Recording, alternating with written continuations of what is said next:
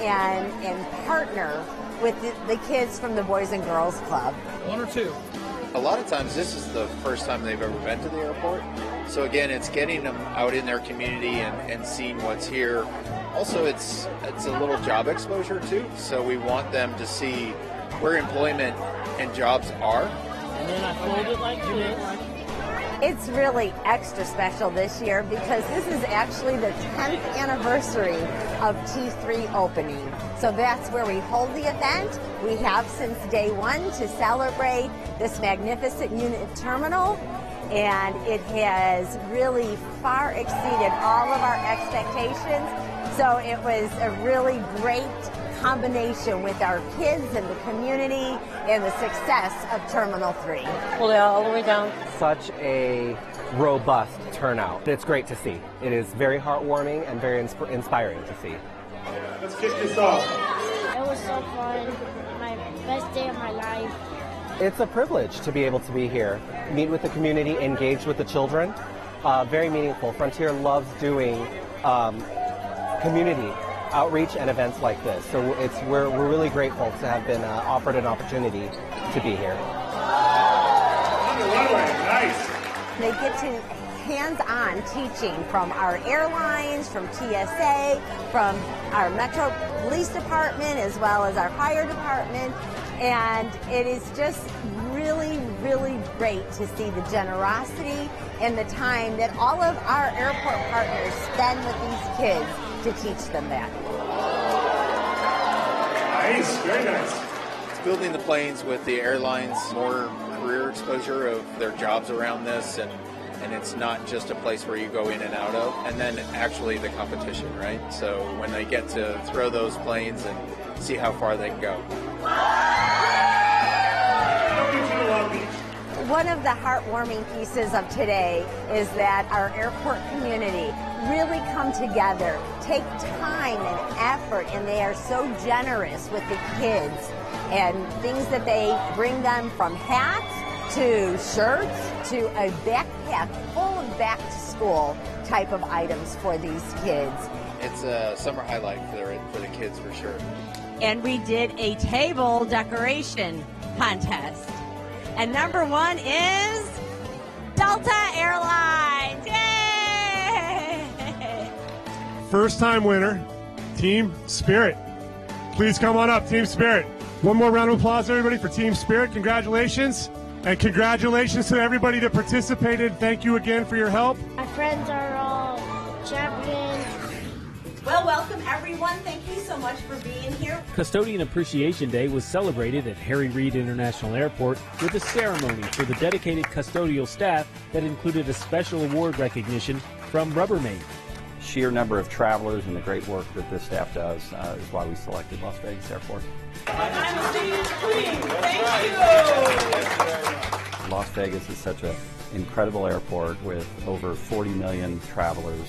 And we thought it was a great opportunity to come meet and greet the staff and give our genuine thanks to the staff ourselves. After the ceremony concluded, the custodial staff was also treated to a luncheon as a thank you for all the exceptional work done at the airport. I just can't tell you how much I love our custodial team and how great they are. They keep our facility running from the top to the bottom. The team works around the clock using a variety of skills and supplies to care for the airport, travelers, and fellow employees. And they keep it in spectacular shape. They keep all of us safe with the disinfecting practices that we have, the cleaning practices that we have. They have done a lot to make us amazing. At LAS, a great work environment. Our team members love working here. Every day they make a huge difference to all of the guests that travel through our airport. Along with happy employees. I really like working here. It's been here 19 plus years, so it's been a good job for me. The best thing, benefits, the pay. Allows this hardworking team to achieve its goals. One of the reasons why our team members love working here is, every day they make a difference, a huge difference to all of the people and all of the guests that travel through our airport. Second reason is no 2 days are ever the same. So if you like to see something different and don't want to do the same old, this is the place for you. If you're looking for opportunities at the airport, visit harryreidairport.com/careers. In September, Harry Reid Airport kicked off the busy Mexican Independence Day holiday weekend by welcoming passengers to Las Vegas with a special performance. We just play for the people passing by, spreading what we know, or like what we learned at school. We pass it on to people that are passing by. The student mariachi band from Rancho High School greeted travelers arriving directly from Mexico with a traditional music performance. It's honestly an honor to be playing here because there's so many people that come around, and then we're trying to represent the Mexican heritage. The talented musicians were joined by the school's Ballet Folklorico dance troupe, who wore brightly colored costumes and performed traditional dances to honor Mexican heritage. I'm very proud. Like, I'm proud to spread my culture, spread my heritage. I'm proud of who I am, proud of where I came from. The students enjoyed the unique opportunity to perform before an airport audience and share their culture and school pride with travelers. It means a lot because there's so many things that happen around the world, and then we're getting to be a part of this, and then actually getting to celebrate our Mexican heritage and Hispanic heritage. While the airport traditionally sees a spike in passenger activity associated with Mexican Independence Day, there's a strong year-round interest in Las Vegas from south of the border. Just playing for them, just so that they could come and feel how it is in Vegas, that they're included. Mexico annually ranks as the second largest source of international visitors to Las Vegas. The uptick in visitors over the Mexican Independence Day weekend not only benefited the local economy, it allowed the airport to foster a sense of community for those getting their first glimpse of Las Vegas. Welcome aboard Allegiant Air's flight to Hawaii. It's our 8th annual Girls in Aviation Day. It's a day that we can explore, engage, inspire girls for the world of aviation. Pull back to go up, push down to go down. MGM made this not only a successful large event, but also this year MGM decided they wanted to make it a free event. It feels really good because not just men can be pilots. This is so important because there's not as many women in aviation fields, and to see someone in an aviation field like a pilot, mechanics, we have engineers, we have Air Force, and they're all women. It's absolutely my favorite thing to do. The biggest passion I have is sharing my love of flight with the next generation. So, I really want to be a pilot, and, this taught me a lot about it. There's so many things that they don't realize are part of aviation that they can be included in. I got to meet friends, and I got to learn a lot about planes and pilots and stuff. We are so appreciative to be able to have it here at MGM. They have welcomed us with their hangars and their aircraft and their support. We are just so appreciative. I learned that I want to be a pilot. Routes World is the largest show in the world for airline route planners. And for the second time in 10 years, Las Vegas hosted Routes World, an aviation industry conference for cities, airports, and airlines from around the globe. All of the airlines every year go to a city and have conversations around planning airline routes. Widely known as the leading event for route development, the network event allowed tourism leaders to showcase their brands and explore new connections while getting a first-hand look at the host city, as well as the amenities and convenience of Harry Reid International Airport. We are meeting with airlines around the world, telling them how we evolved and what the demand is like, and then, of course, what the experience would be through the airport. It was unique in that Las Vegas was the first North American city to host the conference in 2013, and in 2022 was the first city to host Routes World for a second time. So we're really proud that World Routes chose Las Vegas to be their very first U.S. domestic city, and now we're the first one for them to come back to. The change in the city, the change in the destination has been so compelling. There's so much more richness to what Las Vegas has to offer. It was a perfect story for us to be able to bring the youth development community back to Las Vegas. On the exhibit floor at the Las Vegas Convention Center, Destination set up colorful booths, giving attendees a small glimpse of what their city might offer travelers. Airline executives were able to meet face-to-face to discuss what markets they might serve. That will mean new travelers that were coming into Las Vegas and supporting and growing the local economy, but it will also mean new destinations and opportunities for the local communities to go and experience and see for themselves. In partnership with the Las Vegas Convention and Visitors Authority, the city's gateway for nearly half of all visitors was well represented at the show. But we have real opportunity around the world, and in order to really capitalize on that opportunity, we need it to be an easy experience for those customers. Direct connections really matter. Certainly making sure that they can get to Las Vegas with just one stop is critical. Local tourism leaders also had the opportunity to share the story of Las Vegas's pandemic recovery and evolution into a world-class destination for entertainment, business, and sports. The one factor that has not reached 100% yet is international. So that is something that we are working on to show the carriers that are already coming here that we do have demand to resume back to the levels that they had pre-pandemic. Having the event in Las Vegas, one of the world's best conference hosts, was a natural fit, and it allowed the Department of Aviation to show off the investments at Harry Reid Airport in the 10 years since the show was last year. Those include new and upgraded amenities for travelers, a Terminal 1 remodel, and expanded capacity for international arrivals. The world's a big place. There are a lot of potential customers all around the globe. We have 128 direct connections now in the United States. It also created the possibility for expanded air service to and from Las Vegas, a win-win for locals who want to see the world and for our tourist-based economy. Routes World 2022 ended with well wishes and a handoff to next year's host city, Istanbul. We are looking forward to seeing you all in Istanbul in October 2023. Thank you. Just before Veterans Day, the airport was proud to once again take part in the annual Salute to the Troops, an all-expenses-paid weekend experience in Las Vegas for wounded service members and their guests. The troops were flown to LAS on an American Airlines charter, this time on the carrier's specially painted Medal of Honor aircraft. Representatives from TSA, the Clark County Fire Department, Las Vegas Metropolitan Police Department, USO, and the Department of Aviation paid tribute upon the troops' arrival, greeting them at the gate and organizing a plainside salute. The special guests were hosted by MGM Resorts International for a weekend of dining, sightseeing, adventure, and entertainment. While Harry Reid International Airport saw an influx of visitors in 2022, that doesn't tell the whole story. Locals have been traveling in large numbers as well, causing the Terminal 1 long-term parking garage to reach capacity nearly 3 times more in 2022 than in 2019. Work is underway to meet the demand for parking at Terminal 1.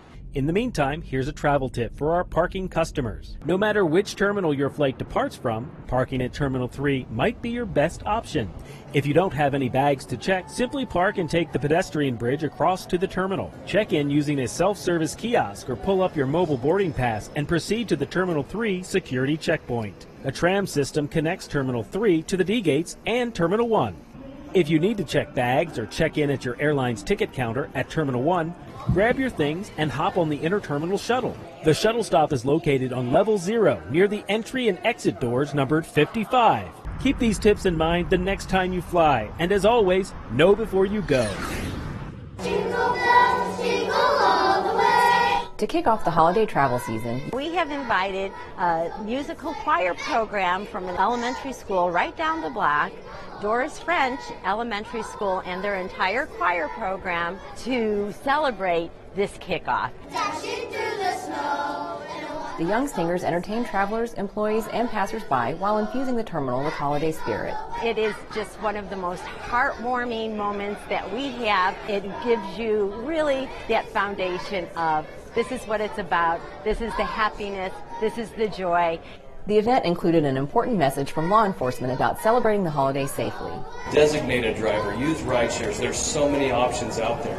And it's our goal that we remember this year as a festive one, and for all the right reasons and not all the wrong reasons. To officially get the holidays rolling at LAS, airport leadership joined the children to light the tree. 2, 1. Each winter, the airport's festive decor also includes a menorah at Terminal 1 and one at Terminal 3. Following tradition, the menorah is lit around nightfall each of the 8 nights of Hanukkah. Traditions like these not only provide a warm welcome for holiday travelers, they show the airport is more than a busy travel hub. It's a part of a community. Thanks for watching this look back at a record-breaking year. When you're ready to pack your bags and take flight, don't forget to check out LAS Airport on Twitter and Facebook for the latest travel tips, and use all the resources of our website, harryreidairport.com.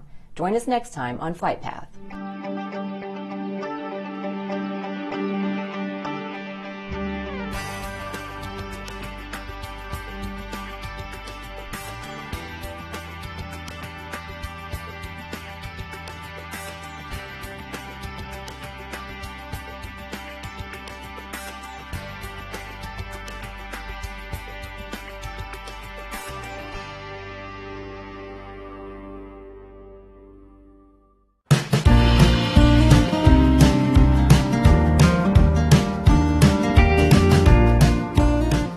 faucet with a constant drip and a phantom flushing toilet are surefire signs you have a leak. But what about those you can't see? Hidden leaks are a common source of water waste. Many homes waste, on average, more than 10,000 gallons of water to leaks each year. Finding and fixing leaks can make a big difference on your water bill and conserve water. Leaks can spring at any time, and usually when you least expect it. To make matters worse, it could take months to realize you even have a leak, especially if you can't see it. Now you can spot a leak as fast as it starts, potentially saving you thousands of dollars in repairs. So this is a new technology that's come out in about the last year. And so they kind of come under the term smart leak detectors, and so they detect leaks on your property. Basically what they're doing is they have a sensor that kind of monitors water use. Some of them are by a propeller, some are by sound, but they can kind of monitor the water that's going throughout your house. So they kind of serve two purposes. The first is they kind of see what consumption is going on. And so through an app, you can actually see, okay, this is how much water is going indoors, this is how much is going outside, this is how much is for a toilet, kitchen, kitchen faucet, whatever. They can kind of monitor all that and give you information on your app. Then, if you have something that's abnormal, so something that shouldn't be occurring, so a sink that's dripping, toilet that's kind of, flowing that shouldn't be, they'll alert you and say, hey, you have a leak going on. Kind of gives you real-time information on what's going on through your property, through consumption, and through leaks.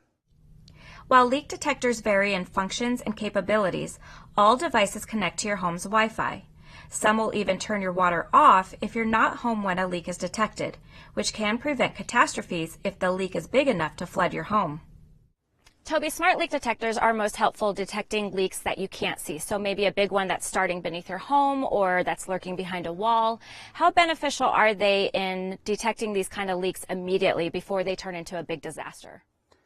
So the big benefit of these is with those big leaks. So the obvious ones in the house, you see a kitchen faucet, you can hear a toilet. I mean, they'll alert you to it, but those you kind of visually see.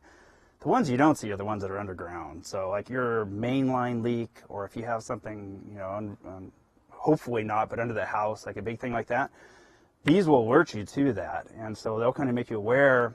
And a lot of people are interested in these, especially if they like travel, like if they're out of town, away from their homes, or just away from the homes, even in the day. A catastrophic leak can be thousands of gallons and cost a lot of money, cost a lot of damage very quickly. So with a device like this, with the auto shutoff, it can shut it off immediately. So there are a lot of benefits, but the biggest benefit is really on the catastrophic side.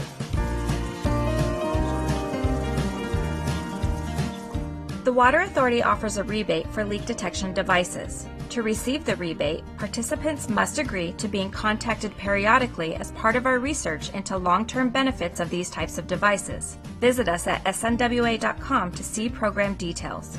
If you don't have a smart leak detector, you still can track down phantom leaks lurking in your home. It just takes a bit of research. First, look at your water bill to see if your water usage is unusually high, especially in the winter months when water use is typically lower. Next, turn off all the water to your home and check your water meter. So water meters can tell you if you have a leak. How? So if you don't have one of the leak devices that's kind of giving you the information, an easy way to find out if you have a leak is to go to the meter. Basically what you're looking for is movement of the dials on the meter face. And so if you have everything off inside your house and your irrigation, so you think everything is off, right? Nothing's running, and you come out here and you see any of the dials moving, then you have a leak of some kind. And then just to kind of understand the meter in a very basic sense, there's a little tiny kind of star-shaped dial. If that's the only thing turning, that means you have a very small leak. So you're talking like maybe a couple gallons in a minute, an hour. I mean, it's really not a lot of water. If you see the longer kind of red dial and you see that moving, then that's like a little bit more. That's like, basically it could be like a gallon every minute. If you see that big dial turning quite a bit, and then actually there's a whole line of numbers, if those numbers are actually turning, then you kind of could have like a catastrophic leak. And I always tell people, that's the thing you should kind of be familiar with is your meter, just to kind of understand how water is flowing and if you kind of have a leak. And then there's a whole process of elimination then to kind of figure out if you say, yes, I do have a leak, but is it inside or outside? And I always say, just go to our website, snwa.com. We have a kind of how-to directions about how you can kind of go through the different parts of your house to figure out where the leak is at. Irrigation systems are susceptible to leaks that can waste large volumes of water. That's why regular checks are vital. The extremes of summer and winter, along with wear and tear, can lead to cracks and breaks in both pipes and drip lines, as well as broken sprinklers and emitters.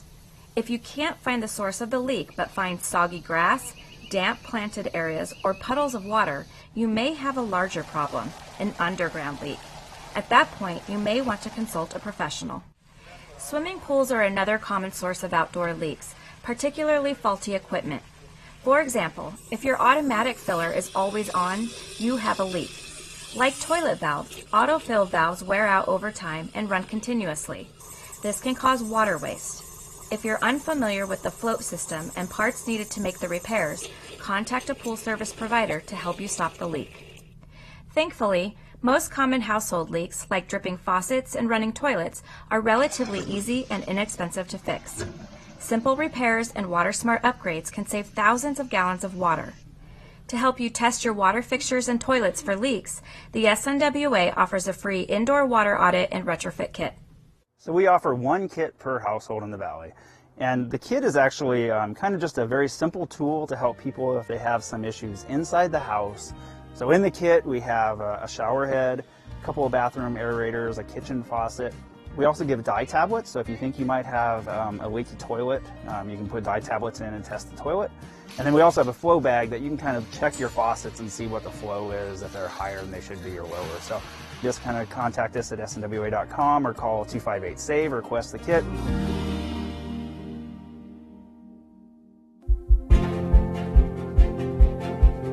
All in Clark County takes a smart, bold, and inclusive approach to creating a sustainable community for the well-being and prosperity of all, today and for future generations. Sustainability is much more than just clean air and water. It means more affordable housing and energy costs, diverse jobs, economic vitality, and a livable climate. Engaging all community members to understand their needs. Empowering our community to take action for their own sustainable future. Harnessing the abundant Nevada sun to power our lives. Building smart, efficient facilities to reduce energy and emissions. Conserving water resources through innovative policies, partnerships, and programs to enhance our community's resilience to drought. Striving to exceed water quality standards to maintain a healthy ecosystem. Reclaiming the water to a very high water quality standard to sustain the water care cycle. Investing in clean public transportation options that also help reduce spending on fuel. Continuing to incorporate electric and zero-emission vehicles into our fleet. Continue to assist departments in implementing green and sustainable procurement practices. Increasing education on and access to waste diversion opportunities.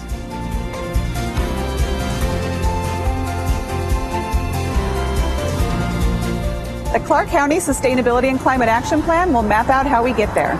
Clark County is many things to many people, but at our core, we are bold and resilient.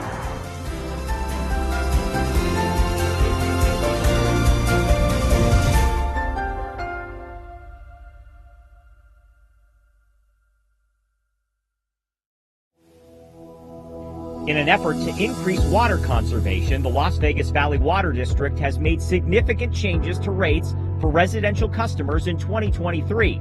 Let's walk through your monthly water bill to see what those changes are and where they're reflected. First, let's point out your assigned watering group, located here. Your group determines which days of the week you can water outdoor landscapes. If you don't know your watering schedule, you can find it at lvwd.com. Here indicates the size of your meter. If you have a meter larger than 5/8 inch, your water rates have changed. Below, tiers 1 through 4 are costs for water used during the billing cycle. The more water you use, the higher the tier you move into, and the more you will pay.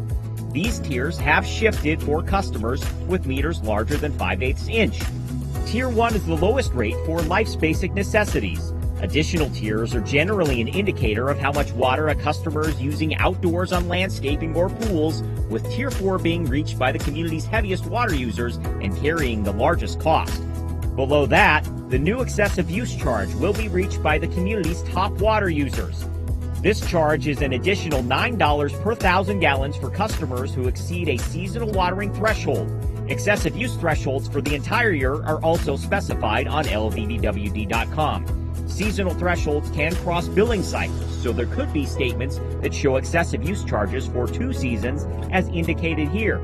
Lastly are charges by the Southern Nevada Water Authority, our community's water supplier for water treatment, infrastructure, and reliability. Take the time to look closely at your bill and water usage. Without action, rate changes could impact 50% of customers. Search residential bill on lvdwd.com for detailed information.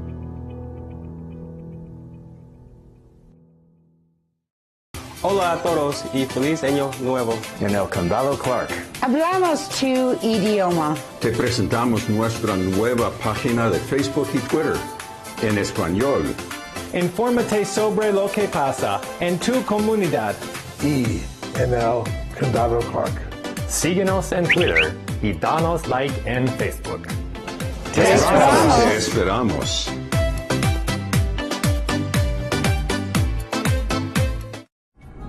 Our community, our home, Clark County, Nevada. Thanks for watching Clark County Television, the best access to your local government. Coming up next on Where Fun Happens, a new exhibit highlighting civil defense is on display at the Clark County Museum. The weather is great and the Clark County Shooting Complex is ready for you to take aim and fire. And a new book club is now in session at Desert Breeze. Those stories and more coming up next on Where Fun Happens.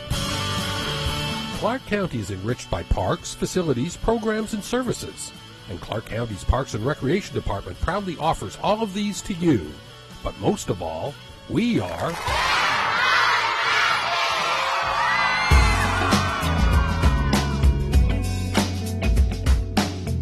The artwork you see here is it's titled Reverence to the Rouge. It is a tribute to the Moulin Rouge Hotel that opened here in Las Vegas in 1955. It was a black-owned hotel. It was only open for about 5 months before they shut it down. And so this is just a tribute to them, to the hotel, its greatness. Yeah, I like to basically create my own world, like my own characters, like that has like a sense of adventure. I'm also hoping to like inspire other artists as well to like, pursue their dreams. Well, this piece behind you right here is I Go By Many Names. And I Go By Many Names is like a homage or reverence to like past ancestors, ancient and old gods and goddesses. And it talks about that us coming up from the soul. This is just a small portion, but it gives you a good sampling of his life and some of the personal stories outside of the ring as well. I'd say the most treasured piece would be a pose that everyone's familiar with. It's the one that was used for the U.S. postage stamp. It was commissioned in 1936. What Joe accomplished in the ring, in my view, the longest reign of a heavyweight champ, the most title defenses, the most knockouts, the most first-round knockouts. All those records have stood since 1949, and they all stood in spite of Joe giving up 4 years of his prime for service to this country in World War II. Most people don't know that Joe supported black golfers and black baseball teams throughout his entire career, helped clear Jackie Robinson of court-martial charges while in the military, and he did it all very quietly, and that's why he didn't get the recognition.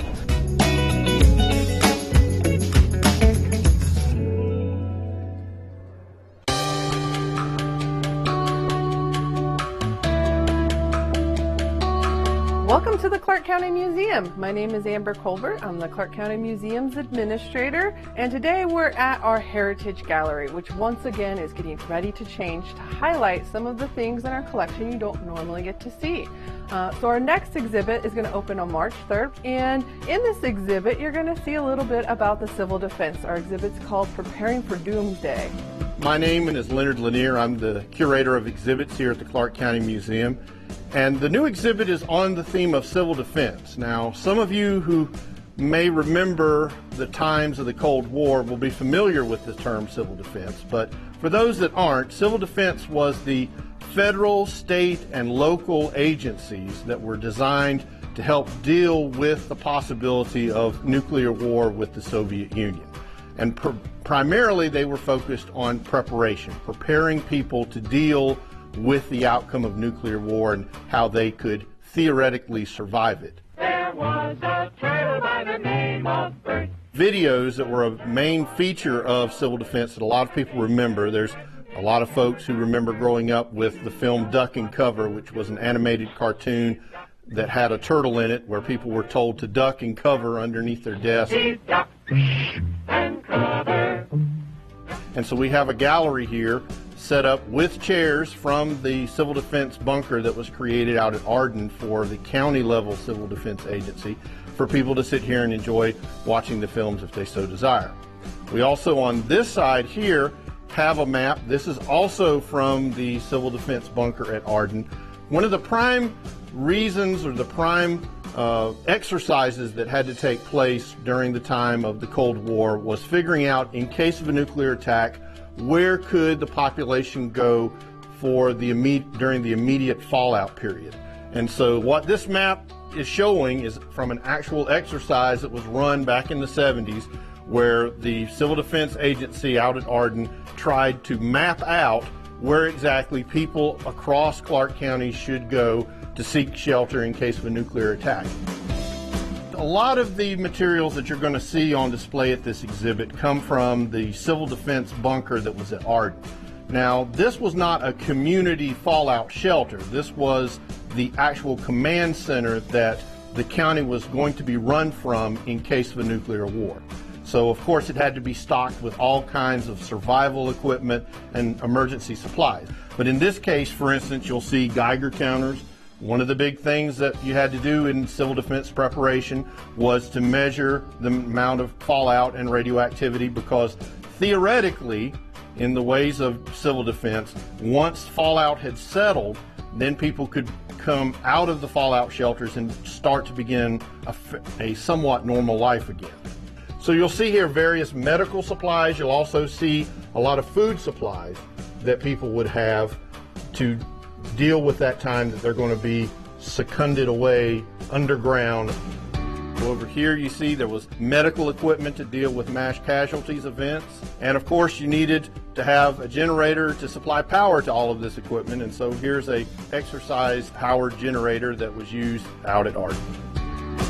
Thank you again for joining us today and taking a little sneak peek at our upcoming exhibit. Again, it's called Preparing for Doomsday, Civil Defense in Southern Nevada. It will open March 3rd, and we'll have a special ceremony opening it at 6 p.m. to 8 p.m. It's free to everyone. If you don't make the opening reception, you can come 7 days a week from 9:30 to 4, and it will be open until June 5th. Again, our admission price is low, $2 for adults, $1 for youth and seniors. See you next time.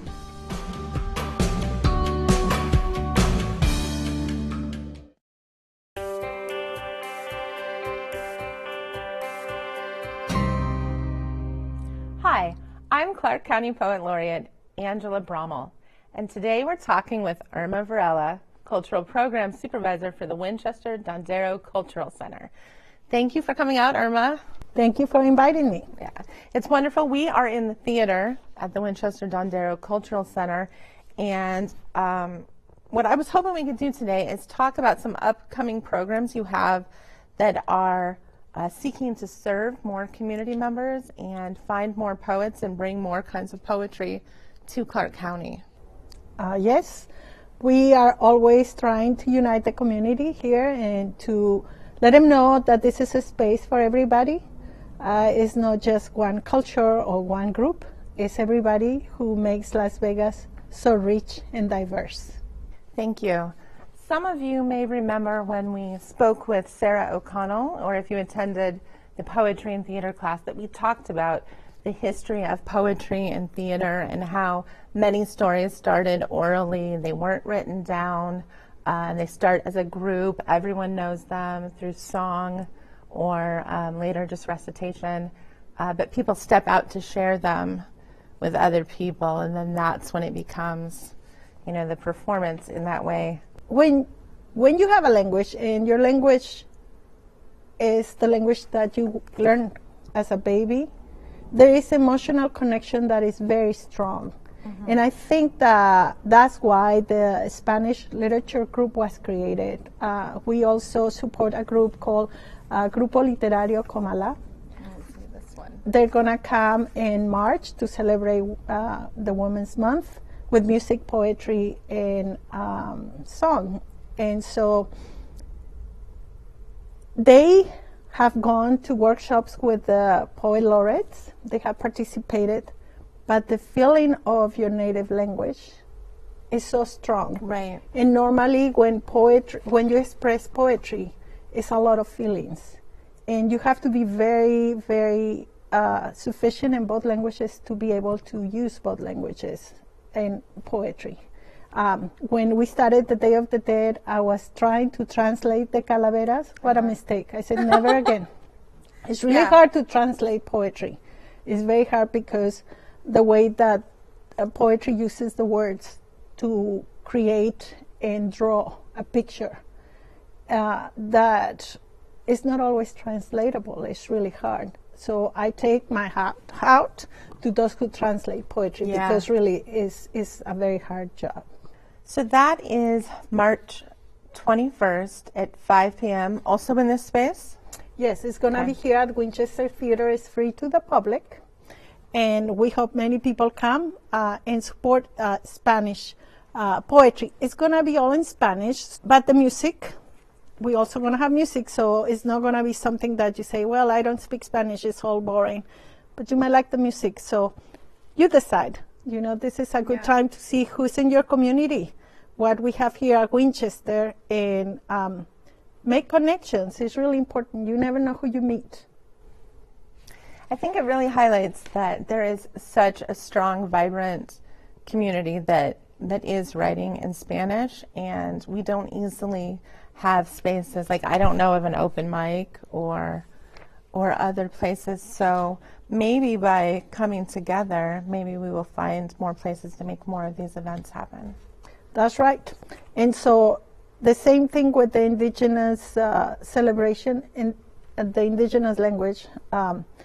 We can find other voices that are doing things, because what happens in the community sometimes, they're doing it for their own group. But you don't find out because either they don't have the space or they're nervous and they don't know that there is possibilities to do other things. And so opening a space and inviting them is like opening for new possibilities. Yeah, I love that. So we have a Clark County Poet Laureate once a month class that happens at the Winchester. It's called Writer Ready, and I lead that. And Saturday, March 4th from 10 to noon, the class is called Write Now. That time is meant for people to write, work on their projects separately, but the phrase that's used in other groups is writing alone together. And so I would like to extend that invitation that if we have poets who write in more than one language or write in a language, only write in one, but it's not English, they are absolutely invited. And it's a space to be together as writers, and maybe that's how we start that ripple. Is first we have to find each other and then figure out how we can grow together. And the other thing that is good about this type of workshops is you don't have to share what you write. I've been in the workshops and it's good. I write in English, I write in Spanish, but I never share because I'm nervous. But it's okay. It's okay because at the same time you listen to the other poets or the other writers and you learn from them, and that's really enriching.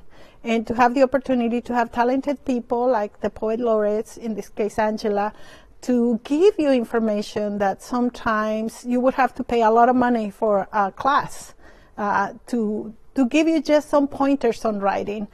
is a great opportunity and it's free of charge. So come and support Angela and support poetry all over Las Vegas. It's important. It's a way that our community share their feelings. Let's listen to each other. Thank you so much. That was beautiful. Thank you. Again, we will have information about these events attached at the end of our session here, and we hope that you come out, and happy writing. Mount Charleston becomes a winter wonderland anytime it snows. Parking spots fill up fast. Snow play areas get crowded. Too much traffic makes it hard for responders and emergency crews to get through. Before you go, visit GoMountCharleston.com to plan your visit and call 511 or see nvroads.com to check on driving conditions. The Spring Mountains Visitor Gateway in Kyle Canyon is a hub for information and programs. Lee Canyon is best known for skiing and snow play. You can book reservations online. And remember these tips. Dress warmly, obey traffic signs, don't sled near roads or trees, stay off private property, and take your litter home. Help us keep Mount Charleston safe and clean for everyone to enjoy.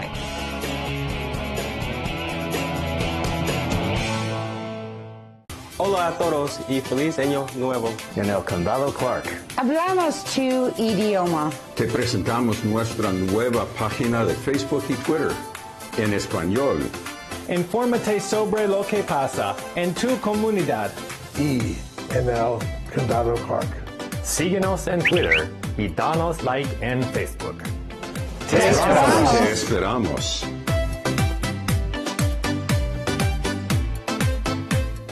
Did you know there are over 1,000 miles of trails here in Southern Nevada? Without knowing where to find them or what to expect, it can be hard to enjoy one of the best reasons to live in Southern Nevada. The Neon to Nature program, found at neontonature.org, is an online map tool that helps you locate walking and hiking trails throughout the valley. You can search the map for detailed information about each trail, including location and length, surface type, level of difficulty, and trail photos. So get out, find a trail, and explore new places at neontonature.org. It's the best cultural center in town. Welcome to Winchester Dondero. We are starting a new celebration this year, which is the International Mother Language Day that was created by UNESCO, and we want to find out who in Las Vegas speaks a native language from another place, whether it's in Mexico, in South America, or in another part of the world. So we're making a gathering on the 21st of February, which is the official day of International Mother Language Day. On February 24 at 5 p.m., we're going to have a book presentation by the writer Zaira Torres. Her book is called Lotería. The Grupo Literario Comala is the one who puts together this event, and this is an opportunity to celebrate Spanish literature here at Winchester. On March 4, we have the workshop that is led by our Clark County Poet Laureate, Angela Bromo, and she does the Writer Ready, which is every month they write different poems. They talk about the community and how we come together through writing. We hope to see you on those events. We'll see you at Winchester. Hi everybody, this is Adam Ward from Winchester Dondero Cultural Center, here to talk to you about some of the awesome events that we have coming up in February and March. So first up, on February 18th, we have an African drum circle that's going to be hosted by Harold Achumpong. That'll be February 18th from 5 to 6 p.m. and that is completely free. So come down, learn some African drum, and learn some basic rhythm techniques and have a good time with everybody. Second up, I want to talk to you about February 25th. That's going to be 2 p.m. jazz concert with Eddie Sarabia Quintet. Those guys are amazing, and we just started working with them for the first time, so we're really excited to see what they've got. Finally, on March 4th at 7 p.m., we have the Celebration of Female Composers. That's going to be pianist Cindy Lee and friends performing various pieces that female composers have done throughout the decades. It's a really interesting look into music, and it's really fun to listen to all the different kinds of music that sometimes people just don't get exposed to as much. That show is also only going to be $10, so listen to some amazing classical music and some very talented performers.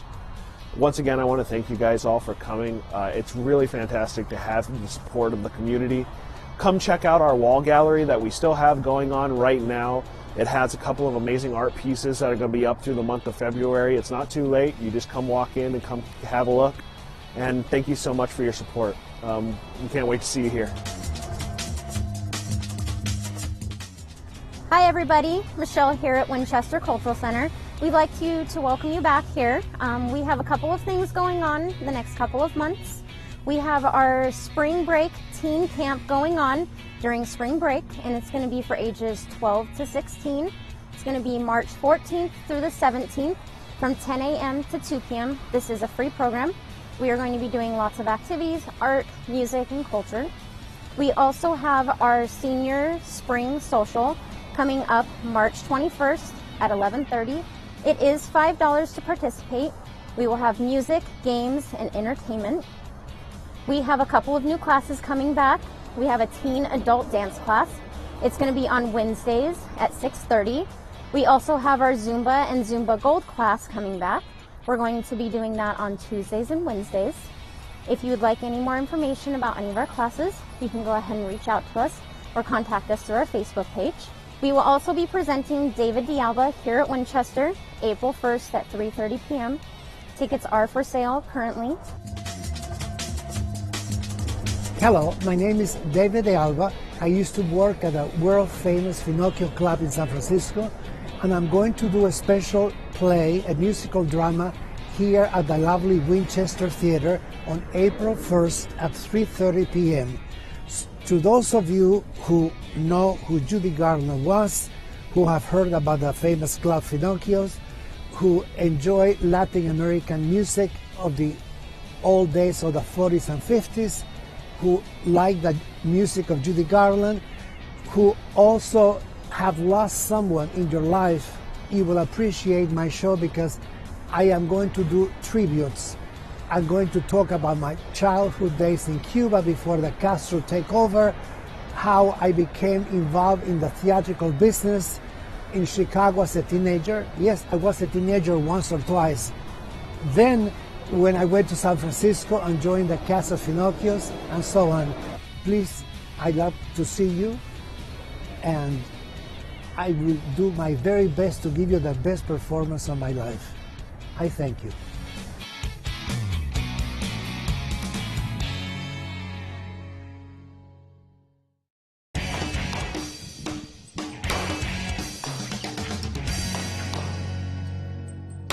Hi, I'm Steve Carmichael, Senior Administrator for the Clark County Shooting Complex. Spring is just around the corner, and we've got so many events coming up starting March 1st. I just want to read them off to you. March 1st is the beginning of the Wednesday night Spring Archery Leagues. There's about 3 different leagues that includes Genesis and Field Archery. March 1st through the 5th is the Ducks Unlimited Continental Sporting Clays event. This is Ducks Unlimited's flagship event. They're expecting 300, 350 shooters for that one. On March 8th is another Wednesday. That's the beginning of the Wednesday night Spring Trap League. This Trap League has been in this valley now for over 35 years. On March 12th, it's a Sunday, that's the Corporate Challenge Trap and Skeet event. It'll be down at the Shotgun Center. March 13th through the 18th is the National Collegiate Shooting Sports Athletic Association National Clay Target Championships. Now this is also the week of spring break. And I really encourage any college-bound students, or if you're a junior, senior in high school, parents, come out and talk to these people and find out what schools are offering scholarships for clay target shooting. A lot of kids don't play football, basketball, baseball, but they can shoot a shotgun. So come out and check that out. There'll be representatives from the schools here to talk to you. They're expecting at least 600 for that event. March 16th is the Thursday night Spring Rimfire League at the Education Center. That's been going on. This is its, I believe, the 11th year for that. On March 19th is a Sunday Corporate Challenge Range event. That's the handgun event that'll be at our Education Center. And March 23rd through the 26th is the USA Youth Education in Shooting Sports Western Regional Junior Clay Target Championships. Now these are high school age students coming from schools and clubs all around the western United States. And here again, if you're a student from 7th grade on up, your parents and you ought to come out that time and talk to some of these people about high school shooting opportunities and the possibility, again, scholarships for you. We also offer our affordable Learn to Shoot classes in trap shooting, handgun, and sporting clays. We're also working on a new one for skeet, and we offer a basics archery class here at the shooting complex. Email or call us for additional information, or visit our website or our Facebook page and come out and see us real soon here at the Clark County Shooting Complex, Nevada's only 5-star rated outdoor shooting facility. Hi everyone, I'm Martin Olson with the Nevada Department of Wildlife here at the Clark County Shooting Complex to give you an update on some of the activities we got going on here for this month. So the big game draw is going to open next month in March. So if you haven't taken your hunter education, now's the perfect time to do it. We have a lot of classes scheduled right here at the Clark County Shooting Complex. And to sign up for those, you'll need to go to register-ed.com and find the date that best suits your schedule. Now the big game draw won't end until later, but don't delay on these classes because they do fill up. We also have some other specialty classes going on here at the shooting complex, including Dutch oven cooking. You can also find these classes listed on register-ed.com. Only look under the Advanced Hunter Education section to find the dates of those classes. And lastly, we also have a bow hunter education certificate, which a class is coming up later in the year. Now, in Nevada, you don't need a specific bow hunter education class, but if you're planning on traveling to another state somewhere and they require it, this certification will be accepted by them. Again, you can check all those classes at register-ed.com. Get your book done or your online certificate finished, and come visit us here at the Clark County Shooting Complex. Until next month, have a great day.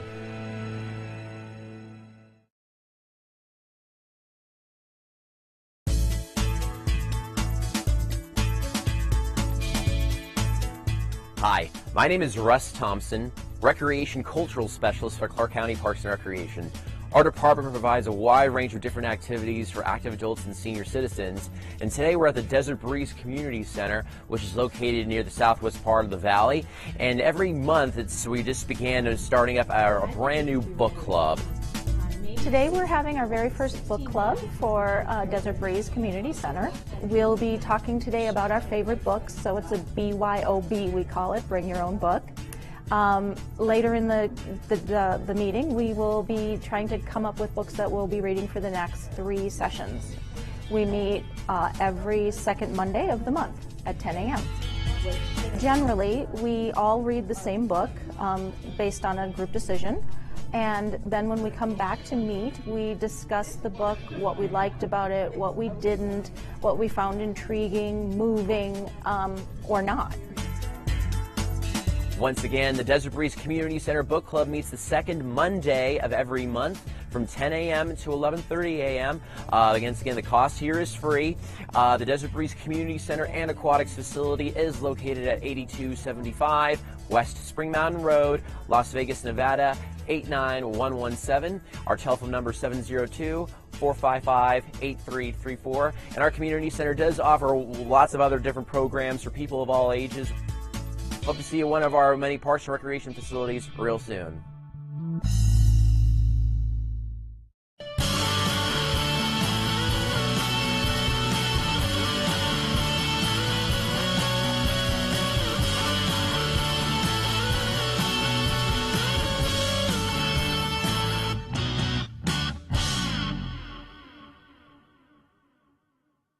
Do you believe that we send all of our water to California?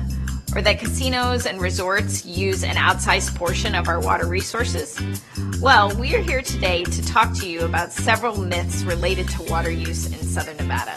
We want to set the record straight and give you the facts. It's time to tap the truth.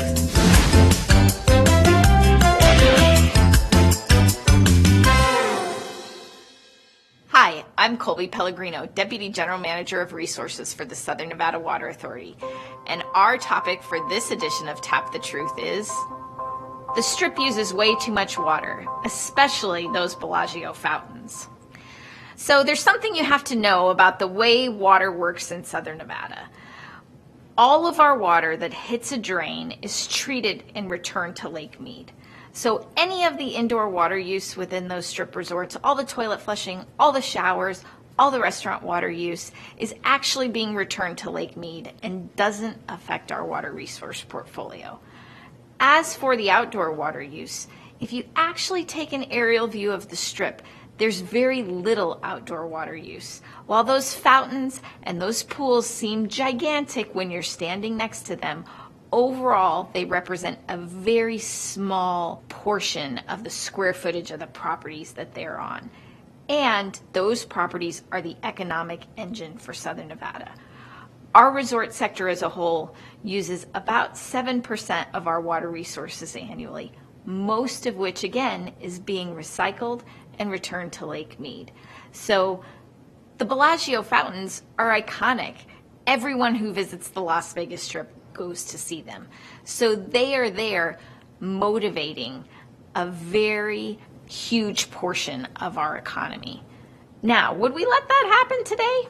Probably not. And there's actually some code in place to ensure that some of the things in the past don't continue. But I'll leave you with one other tidbit, and that is that the Bellagio fountains actually don't even use Colorado River water. They use nuisance groundwater that has to be pumped out of the ground, which occurs at many of our strip resorts. And that's how we tap the truth. For more information about the most popular water myths in the Valley and the real truth about them, find us on YouTube by searching Southern Nevada Water Authority.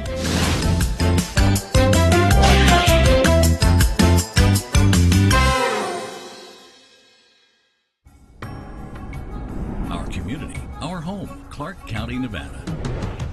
Thanks for watching Clark County Television, the best access to your local government.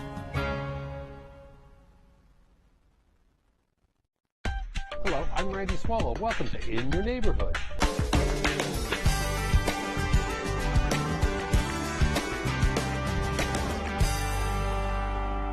For the next half hour, we'll talk county issues and District F issues with the Vice Chairman of the Board of County Commissioners, Justin Jones. Good morning, Commissioner. Morning, Randy. How are you doing today? I'm doing great. Good, good.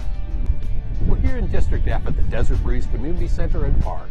District F is located primarily in the southwest portion of Clark County and includes communities old and new, urban and rural. Here's a quick look in your neighborhood, District F.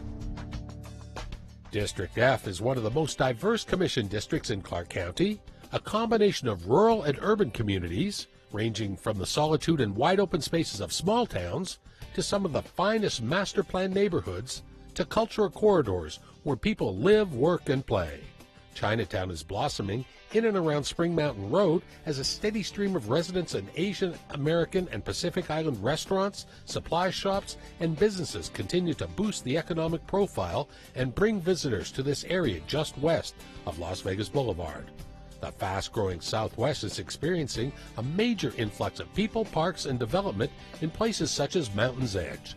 Summerlin is another District F fixture, featuring custom-built neighborhoods and mixed-use expansion, including downtown Summerlin, which includes professional and recreational sports facilities, shopping, dining, commercial, and residential properties. New and existing parks include Desert Breeze, James Regional Park, Southwest Ridge, and many more, providing plenty of wide-open spaces with room to recreate, relax, and get fit. District F remains one of the best places in all of Clark County to live, work, and raise a family. Commissioner, it's been a long time since we've had you on In Your Neighborhood. Since that time, the voters of District F elected you for your second four-year term. Congratulations. I know you and your team have a lot of work with this four-year mandate. Tell me about it. Absolutely. I'm really excited for the voters to give me this opportunity to continue to do good work in District F. We've got a lot of exciting projects that we started over the last 4 years that are going to come to fruition over the next 4 years, and excited to get started on a few new ones. Well, let's talk about this one, as we'll probably hear some beep, beep, beep and some construction while we're discussing here. We're here at Desert Breeze Park here. This special event center is something I know you're very excited about, and I know the community is also. Tell me about it. Yeah, this is a fantastic opportunity here at Desert Breeze to add a really exciting amenity for the folks, not just in the Southwest Valley, but really from across all of Las Vegas. This has been a place where we've had events for years before, but nothing formalized. So this special events area is going to have a world-class stage. It's going to be a place where you can come and have concerts. We can do movies in the park with all of the lighting, all of the bells and whistles that you'd expect for something like this. Is there anything like this in the Valley, Commissioner, or what can people expect? No, there really isn't anything quite like this. I know in the city of Las Vegas, city of Henderson, they have some pavilions, but nothing quite like this. So we're excited for the opportunities to really host big ticket events, but at a low cost, right? I mean, we're the county. We're able to provide those to our community here, thanks to the taxpayers who funded these types of projects. And so we're excited to really give back to the community. It's about a 25-year-old park here, and this just keeps getting bigger and better. I understand some baseball fields, and did I hear pickleball coming over there too? Is that something as well? Well, actually, I don't know if we got pickleball coming over here quite yet, but one of the exciting things about the baseball diamonds, which are so much in need over here, is that we have an accessible field. So that means that those with disabilities will have their own accessible diamond in order to participate, and that's something that's very unique to Clark County right now. A little further south of here, Commissioner, I know the Southwest Ridge Park and Trailhead is open. I know something that's you've been working on and something that is very near and dear to your heart, combining hiking and biking. Tell me about that place. Absolutely. This is a great facility out there next to Forbes Elementary School in the Southwest Valley. And this is just step one of what's going to be a multi-phase of development over there. We've got our Bike Skills Park that's going to be coming up for construction here by the end of the year, hopefully, which is nearby. We've got the Red Rock Legacy Trail, which will connect in all over there. And then the existing hiking trails and the mountain biking trails. So we're really excited for really a network of hiking and biking trails in the Southwest Valley. Tell me a little bit more about the Southwest Skills Bike Park. Sure. So that's at Warm Springs and Fort Apache. We're able to get some federal funding for that. This is going to be a place where if you're a kid or an adult and you want to brush up on those skills, it's going to have wooden elements. It's going to have a little bit of a pump track. It's really an opportunity for folks to safely brush up on those skills before they get out there and ride. I believe was you and your son, you investigated one out in Utah. You're kind of modeling this one after some other ones out there? Yeah, we were out at Snake Hollow, which is located up in St. George, and we thought it was so impressive. The county actually subcontracted with the designers for that project so that we get the same type of quality amenities. Commissioner, I know you're very proud of the parks here. I know LeBaron and Lindale, TP and Patrick, a couple other smaller neighborhood parks here that are very successful for people that are, it's so close to their houses and they get a great amount of usage. Give me an update on those ones. Yeah, these are 10-acre community parks. TP and Patrick should be coming up for construction pretty soon here. That will have some great amenities over there. One of the things we're really proud of is it had a wash that ran through it. And so instead of just paving over the wash as we often do, we thought we'd incorporate it into the park itself and include some educational elements. Obviously, we deal with flash floods here in southern Nevada, and so we're going to incorporate those educational elements to teach our kids at the same time about the dangers of floods, but also the beauty that comes along with our ecosystem here. Talking about all these things, bikes and parks and flash flooding and flash flood protection. I know the Fort Apache widening between Huntington Cove and Warm Springs took place last year, which included storm drains as well as bike paths and a few things like that. And I know one of your constituents even had a sign to please fix this road. And I know it's not that easy. That was something that was under construction anyway, but that was kind of a humorous moment, and I know you're proud to deliver that to the community. Yeah, no, it was a fantastic little moment. We'd seen that sign out there, a hand-painted sign, for a long time, and it was just happenstance that a family member of the gentleman who had done the hand painting himself saw our video and reached out, and so we were able to get that back to him and tell him that we got it fixed as he requested. And the exciting thing is that we are moving on to phase 3 of the Fort Apache widening, which should go out to contract to bid here very shortly and get under construction before the end of the year. And so that'll be from Huntington Cove on the backside of Rhodes Ranch all the way down to Blue Diamond.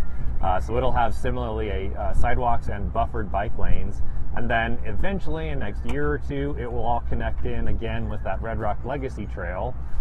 So you can safely get down Fort Apache, and then in the coming years connect right into the Red Rock area. Commissioner, I know in your year-end report you had a 5-year public works plan. Many of these projects were included. Tell me a little bit about some of the other projects that you have on the table out there. Sure. I mean, if you live in the Southwest Valley, you're used to the cones. Not unique to the Southwest, but definitely we've got a lot of projects going on out there. We've been working first to get Durango widened, so that a lot of that project's already done. There'll be some additional widening on Rainbow that's coming up soon, and we're excited that finally, after years and years and years of working with Union Pacific Railroad, that the Jones overpass from Blue Diamond is going to move forward here in the near future. Those are just a few of the many projects. We've got exciting little projects, for example, like there's some paseos in Mountain's Edge where there wasn't a crossing so that kids could get from one side to the other. So we're going to move forward with those types of projects where it really allows our kids to safely access schools. And I know you have flipped many switches. There's been a number of traffic signals that have gone up in that area. And how difficult is it to get traffic signals, and what type of studies are involved every time you add new traffic signals in these intersections? Yeah, every time that we get a request to study an intersection where people feel like there's been a lot of crashes or there are other concerns, it takes our public works team to get out there and really study the traffic and see whether it merits the type of signal, or whether it's a pedestrian flasher or some other means of making sure that people can safely cross. And one thing that I didn't understand when I got into this job, and I think a lot of people don't understand, is every single one of those pole arms that you see there at a traffic signal, those are all specially designed. They're not just run to Home Depot and grab one the same length. So it's a lot of work that goes into it from our public works team, and really proud of the safety improvements we've got going on in the Southwest Valley. Commissioner, closer to the internal core of District F, I know Spring Mountain, you have a major project there going all the way from I-15 all the way up to Rainbow. Tell me what's going on there. Sure, this is really exciting. Well, it's not just Public Works, our economic development team. So a year or so ago, we had asked our economic development team to really look at this corridor for possible expansion of our redevelopment zone. And the report came back, and it's really exciting that is an area where we're now going to move forward with expanding our redevelopment zone. At the same time, our public works team is going forward with a review of the entire corridor. We have a lot of folks who like to cross from, for example, Shanghai Plaza to Chinatown Plaza, and it's really dangerous. And so we're looking at all the opportunities there for what we call complete streets. Complete streets means it's not just a road. It's somewhere where pedestrians, cyclists, people on transit can all safely maneuver through our valley. And we think Spring Mountain, with all its amazing resources, amazing restaurants, can really be a place that should be more walkable and accessible to the small business owners who are down there. Anybody that spends any time there can see just an amazing number of new restaurants, new other small businesses that are going there. Small business is the backbone of the community, and certainly in that part of District F. Absolutely, and the exciting thing about Spring Mountain is it's not just the businesses of people driving there. We've got a lot of residential apartment complexes that are really interested in that mixed use kind of sweet spot that we're trying to aim for. So not only you can live, you can work and play in the Spring Mountain corridor. All right, we must take a break. We'll continue with District F Commissioner and the Vice Chairman, Justin Jones. This is In Your Neighborhood.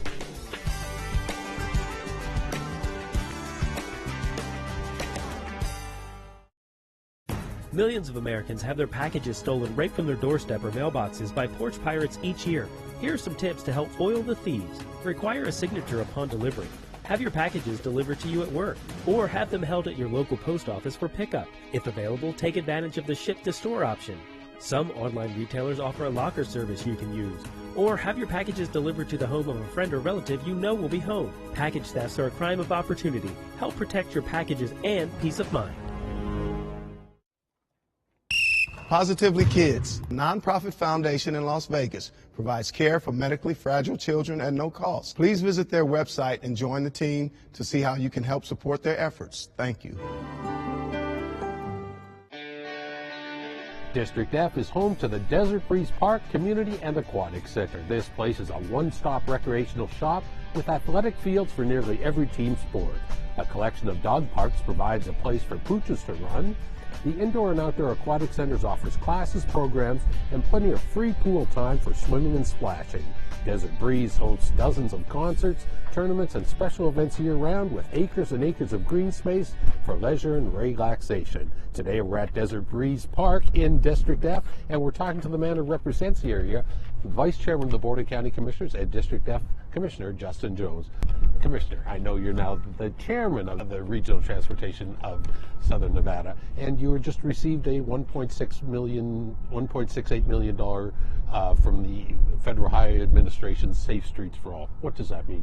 This is going to be a great opportunity, really, to partner with all the jurisdictions of the county and all the cities and the school district to make sure that we have safe opportunities for kids to walk to school, to walk to parks just like this at Desert Breeze, and just make sure that pedestrian safety, cyclist safety is really at the forefront of what we do every day. And I know you also had a chance here at a Clean Energy and Transportation Conference in Reno recently. What types of things did you take away from that conference that we can use here in Southern Nevada? Well, this is a really exciting opportunity to talk with other folks from other jurisdictions. We had folks from Utah and New York who came in and talked about some of the interesting ideas that they had, but really exciting to talk to the folks from Washoe County. Washoe County was one of the first places in the entire nation to have an entirely electric vehicle fleet. And so that's something that RTC is really focused on, is clean transportation. We've got grants to buy a number of electric vehicle buses, but also hydrogen-powered buses. So very exciting. We're one of the few in the country that are moving in the direction of hydrogen-powered buses, and it's going to be an interesting transition as we move in that direction. And how is the RTC doing? I know we've done a number of things with double-decker buses. The game day buses have been immensely successful for sporting events, and of course, bike safety, bike lanes just seem to be continue to being added to the inventory. Well, I think that we have gotten back to where we wanted to be after the pandemic. Obviously, a lot of people stopped using transit during the pandemic, and we've been able to expand service after the pandemic, and as a result of federal funding, have been able to actually provide new resources like our on-demand service in the Southwest Valley, where you can punch into your app and request that one of their larger vehicles, the buses come straight to your door and take you to one of the other areas. I've taken it to go to a restaurant or come home from a restaurant or the tire store. I had to take my car in, and so it's really a great service that we're looking to replicate in other areas of town. So I think we know that transportation is something where we have to be cognizant of the changes that are going on throughout the country, throughout the world, and in our community. And so we need to adapt to those changes. And it's not just buses; it's everything in between. Commissioner, let's shift gears a little bit. I know as a former state senator, you're very involved and very familiar with what goes on up in Carson City, and I know the county's efforts this year, foster care, homelessness, affordable housing. Bring us up to date on a couple of those things. Sure. On affordable housing, we were fortunate to receive a substantial amount of money from the federal government as part of the ARPA, American Recovery Plan Act, and so we devoted more than a third of those dollars, $140 million, to affordable housing. We allowed people to submit their applications, and so we provided funding or have allocated funding for more than 30 different projects, new construction, but also rehabbing existing facilities. So we're excited that those are really getting off the ground right now and provide more than 3,000 affordable units to our community. Several of those, I'm proud to say, are right in the district, in my district F. When it comes to homelessness, I was able to participate in the recent count that happened. That's really the benchmark to see where we are each year in order to not only ask for federal funds in order to help us with our homeless problem, but also really just to see on the ground how people are doing and what we can do to get them into the right kind of care that they need to, whether it be housing or addiction recovery or mental health treatment. And then foster care, something I care deeply about. Our county manager, Kevin Schiller, and I were down at our Child Haven facility on Christmas morning, and it really kind of broke my heart to see so many kids that were there, particularly infants, at Child Haven that hadn't found a foster family yet. And so we're really upping our foster care recruitment and information. We've got a new innovative program. You used to have to go through 12 weeks of training. We now have an alternative where you can go for 2 weekends, and it's a little more intensive training because we know that was a challenge for a lot of folks. So we are really excited for the opportunities that we have in order to increase the number of foster families that will take a loving child into their home. Almost anybody can do that, right, Commissioner? I mean, that is a problem that the entire community must tackle. Absolutely. I had an interesting conversation with a friend of mine, and I wasn't aware that she was a foster parent, and it turns out, I mean, she's like a famous DJ, and she was a foster parent to some great teenage girls. And I think that's what we really need to do is make sure the word gets out that pretty much anybody can be a foster family, whether it be for a short duration or a longer duration. And I'm sure you can put on the information, but if anybody wants to know more, they can go to ClarkCountyFosterCare.com. Go to an information session, just learn about what's going on, whether you sign up to be a foster parent yourself or to help out somebody else who's participating in foster care. Let's shift back again for a second, if we can, Commissioner, to affordable housing. I know you're very proud to welcome 195 units at Arioso on Blue Diamond last year. Tell me about this project and others similar to that. Yeah, absolutely. I mean, I'm fortunate that several of the top affordable housing builders are coming out to the Southwest Valley. This was an Ovation project, and it's providing just beautiful apartments. You would never know that it was an affordable housing project. It just looks like another apartment complex. And to hear the seniors who really couldn't afford somewhere else talk about how wonderful not only the apartments themselves are, but the community resources, the community managers who are there to make sure that they can, get to the grocery store, get some activities going on. So it was a great opportunity. And affordable housing and homelessness are intrinsically linked in many different ways, right? Yeah, absolutely. We like to talk about the stair step, right? Some people are truly homeless. They're on the streets. And so we want to get them as quickly as possible into a shelter, and out of a shelter into supportive housing, and out of supportive housing into treatment. Sometimes it means that you got to get into addiction recovery or mental health treatment, and from there into those affordable housing units. So it's all a stair step. I know that one project that has happened recently is the CARE, the Community Advocacy Resource and Engagement, which has primarily been helping that clientele along the Strip, where arresting is kind of being the last resort, right? Right, we're trying to meet people where they are, and in this case, a lot of people who are homeless or facing other mental health crises are attracted to going to the Strip and asking people for money or other resources. And so working with Metro, working with the resorts to make sure that those folks are not creating issues for a tourist, one, but also getting the care that they need. And so we're proud of the innovations that we got going on in order to make sure that people get the treatment, the housing that they really deserve. Another innovative program I know that you and the board have implemented in the past year, and our social service team have been actually renting rooms at different hotel rooms, like the La Quinta Inn, I know, is one. And it's just a different approach that, hey, there's a motel or a hotel there that isn't being used. It's cheaper that way to house people and give them a safe, affordable place to live, right? Yeah, absolutely. We have these leases with either apartments or with hotels, motels, where we know that when a call comes in at midnight or a different time frame, that we know exactly where we can put them, right? Because a lot of times in the past, it's been such a struggle. We'll have somebody who's in crisis, who's in a bad situation, and it's pick up the phone, see if anybody has a room here or there. Now we know that we've got our own access to rooms, and so we can get somebody rehoused as quick as possible. Commissioner, I know All In Clark County is something that you have been a champion on for a number of years. Bring us update on to what is going with All In Clark County.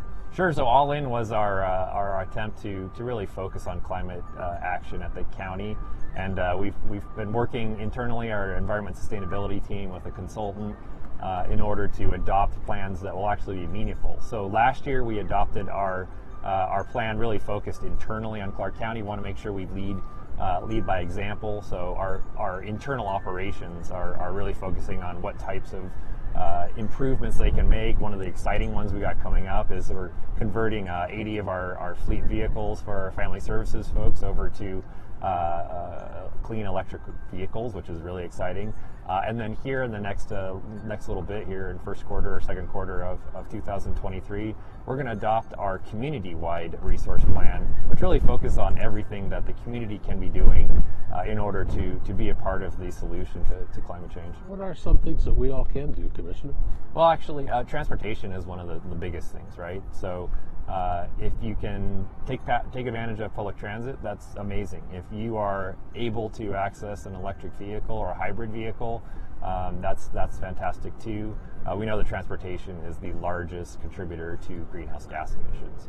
We're also partnering with a lot of the private sector in order to make sure that they're able to improve the quality of their buildings, convert over to clean energy and efficient technologies that will reduce their carbon footprint. All right. Well, we must take a quick break. We'll continue in the neighborhood with the Vice Chairman of the Board of County Commissioners, District F Commissioner Justin Jones. Stay tuned.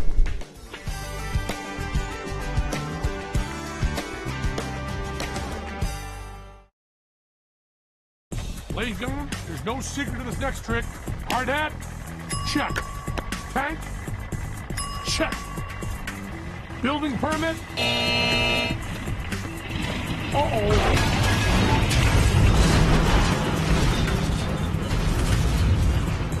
Never fear, Magic fans. They're in here somewhere. Voila! But don't try this at home. There's no secret to building permits. Even I need them. District F is home to the rural communities of Blue Diamond, Sloan, Sandy Valley, and Good Springs. These are some of the original settlements in Nevada, and their pioneer spirit mingles with present-day progress. The historic mining town of Good Springs is known for a famous watering hole, the oldest school in Clark County, and a hiking trail that provides glimpses of the area's beauty. These rural gems are all located in District F, and we're speaking with the man who represents this community, District F Commissioner Justin Jones. Commissioner, I know you and your staff have plenty of events coming up soon, many of them here at Desert Breeze. Tell me about a few things coming up in the spring. Sure, we're really excited for the events we got coming up, and we've had some great ones here at Desert Breeze. We just wrapped up our Spring Festival, second annual Spring Festival, celebrating Chinese New Year, and our Desert Breeze team really is fantastic. They are at the top of their game, and we're lucky to have them here in District F. We've got some silent disco coming up here. We've got Spring Formal coming up. Just great opportunities for whether you're 8 years old or 80 years old to participate in all the resources that we have coming up here. One other thing that we're really excited about that we were able to sponsor is our Zap 13, which is the painting of a lot of the boxes. With hiring fantastic mural artists to participate in painting the boxes, just like we have right around here in Desert Breeze. Instead of those ugly green boxes, they're going to have just really cool artwork. Those are all along Blue Diamond, right? Mm-hmm. Right. And I know you have a very strong social media presence. That's always a great way to reach out to you and your team for any constituent concerns. Yeah, absolutely. Just check out @JustinJonesNV on any of the social media platforms. All right. Always a pleasure, Commissioner. Thank you so much for bringing us up to date. Absolutely. Thanks, Randy. That wraps up this edition of In Your Neighborhood. Thanks to the Vice Chairman of the Board of County Commissioners, Justin Jones, to take time about the area he calls home and represents as your elected official, District F. If you have any questions about this show or ideas for upcoming segments in your neighborhood, call me. I'm at 702-455-6357 or send an email to rsw@clarkcountynv.gov. On behalf of all of us here at Clark County Television, I'm Randy Swallow. We'll see you again next time in your neighborhood.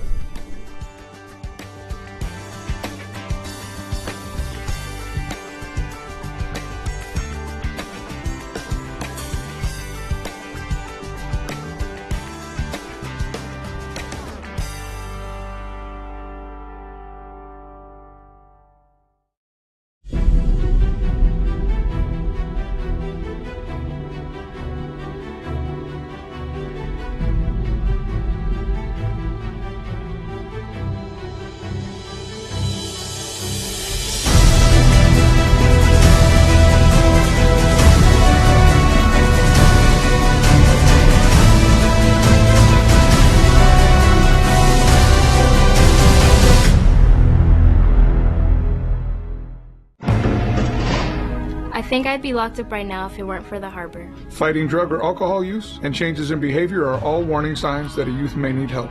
I got in a fight and got expelled from school, and my mom took me to the harbor for help. The harbor is a safe haven for troubled kids and their families. The goal is to give them resources so problems don't escalate. We know kids in crisis can become adults in crisis. Prevention and early intervention work. They helped me get my life back on track. Sometimes you just need a fresh start. The harbor offers hope and second chances.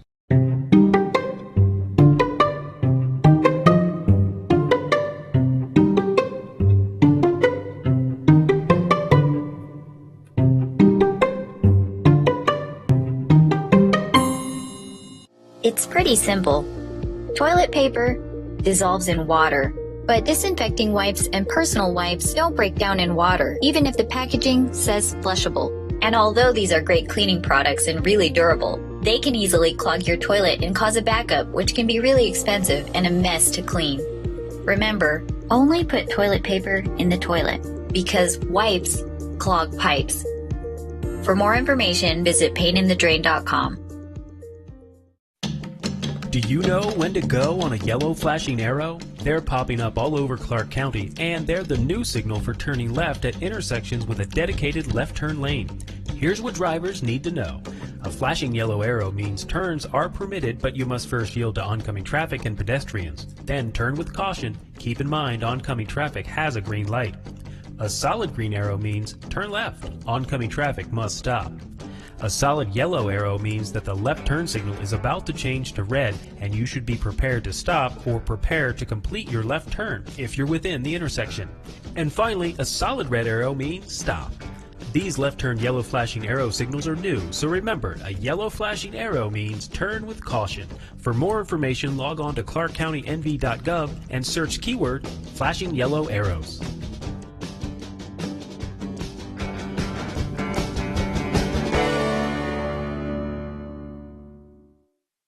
Thanks for watching Clark County Television.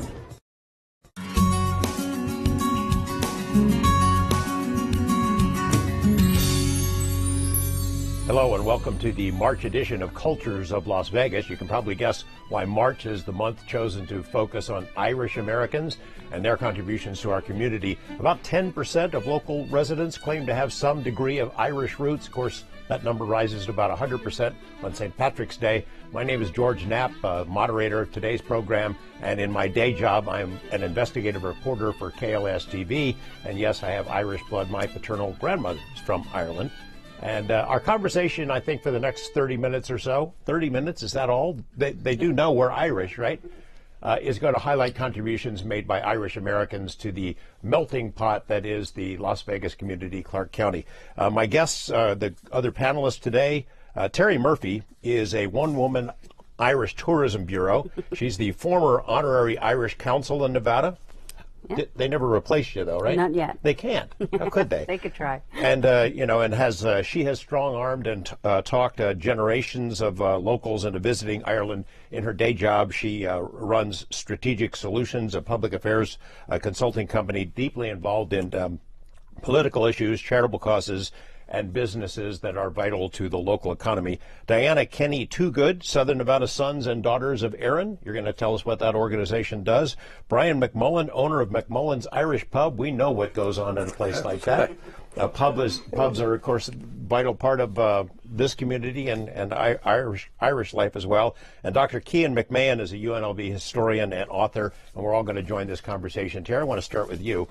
That number, 10%, of locals having Irish blood. Is that solid? That's 10% of Nevadans, yes. We're one of the higher levels in the nation. And that started, actually Dr. McMahon might be able to elucidate on that a little bit, but in the 1840s and 50s up in the northern part of the state with the building of the railroad and the mining industry.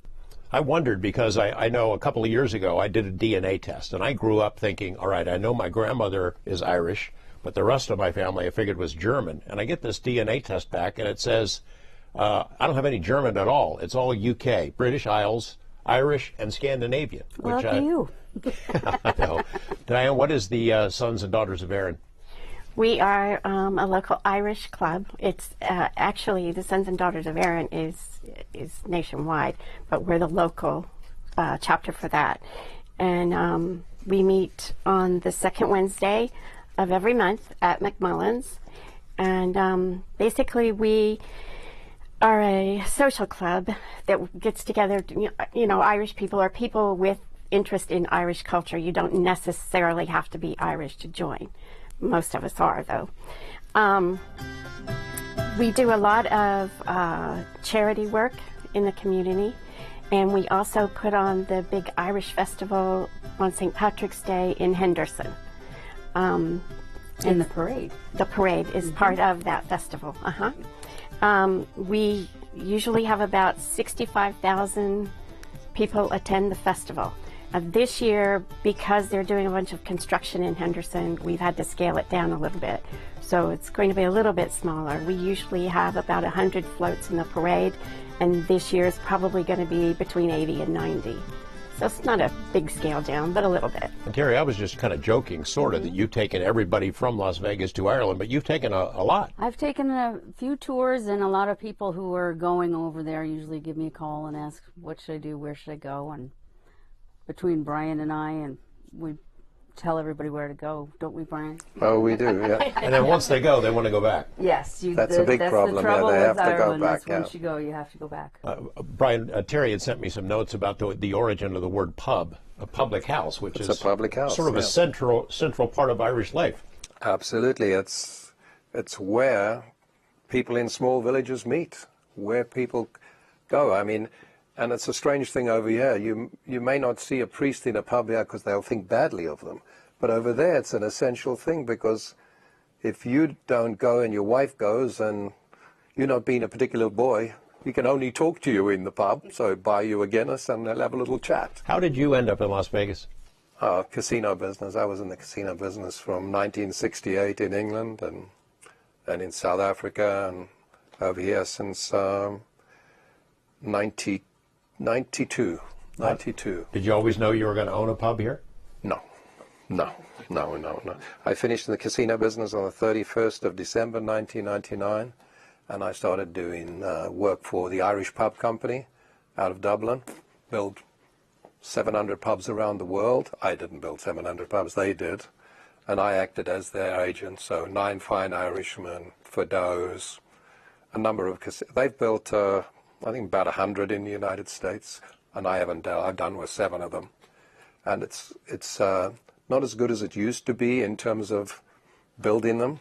I mean, they are building a few a year, but people quite a lot at one particular time, yes. And other than the sons and daughters of Erin, do you find your place is a meeting place for Irish people who are here visiting? Yeah, I'm wearing the shirt because England play Ireland on Sunday, 7 o'clock in the morning rugby, as part of a Six Nations tournament rugby. So we could have 100 Irish there, tourists. And we'll also have locals, because I support the local Las Vegas Irish team, which is the 5th biggest rugby club in the whole country. They have 4 teams, and yes. Irish-English competition, probably very friendly. Yeah, we would love to beat them on Sunday.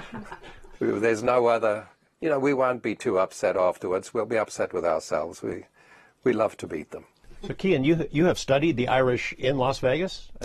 Yeah, I studied the Irish in Ireland and Irish immigration more broadly in the times in which the Irish began coming to the United States in the largest numbers, which was in the mid-19th century. Most of my research is on the East Coast, but I have looked at the American West in some ways, yeah. And you wrote a book about it.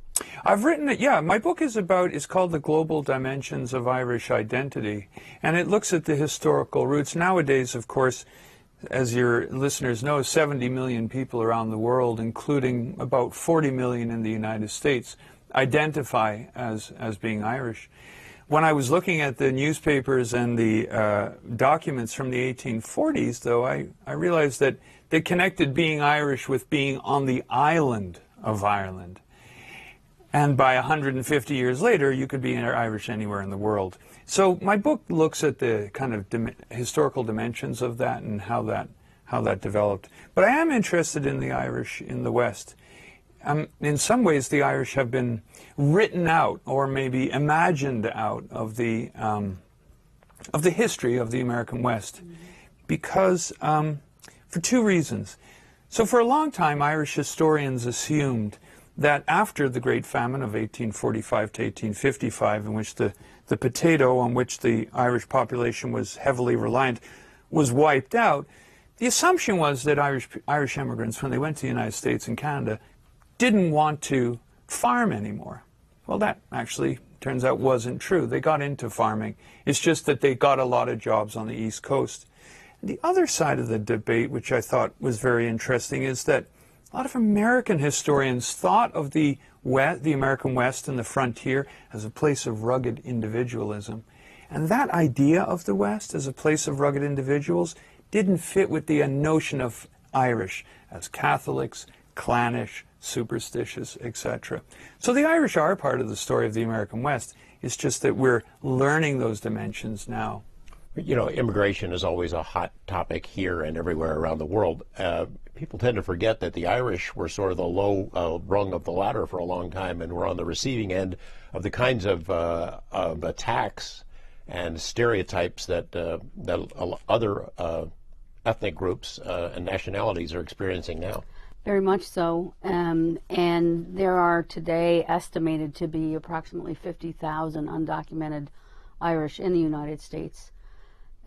So it's still an issue for the Irish in America. Undocumented, that they slip across the border and correct, or they melt into... maybe overstay a visa or what have you and begin working or starting their own businesses or what have you. And yeah, it's something that has to be dealt with when and if comprehensive immigration reform happens. My granddad came from County Armagh in Northern Ireland, and he went to fight in World War I, had 9 children, all of whom were very industrious. My dad was a pipe fitter, helped to build the World Trade Center in New York City. I had an uncle who was a police officer. One was a Secret Serviceman.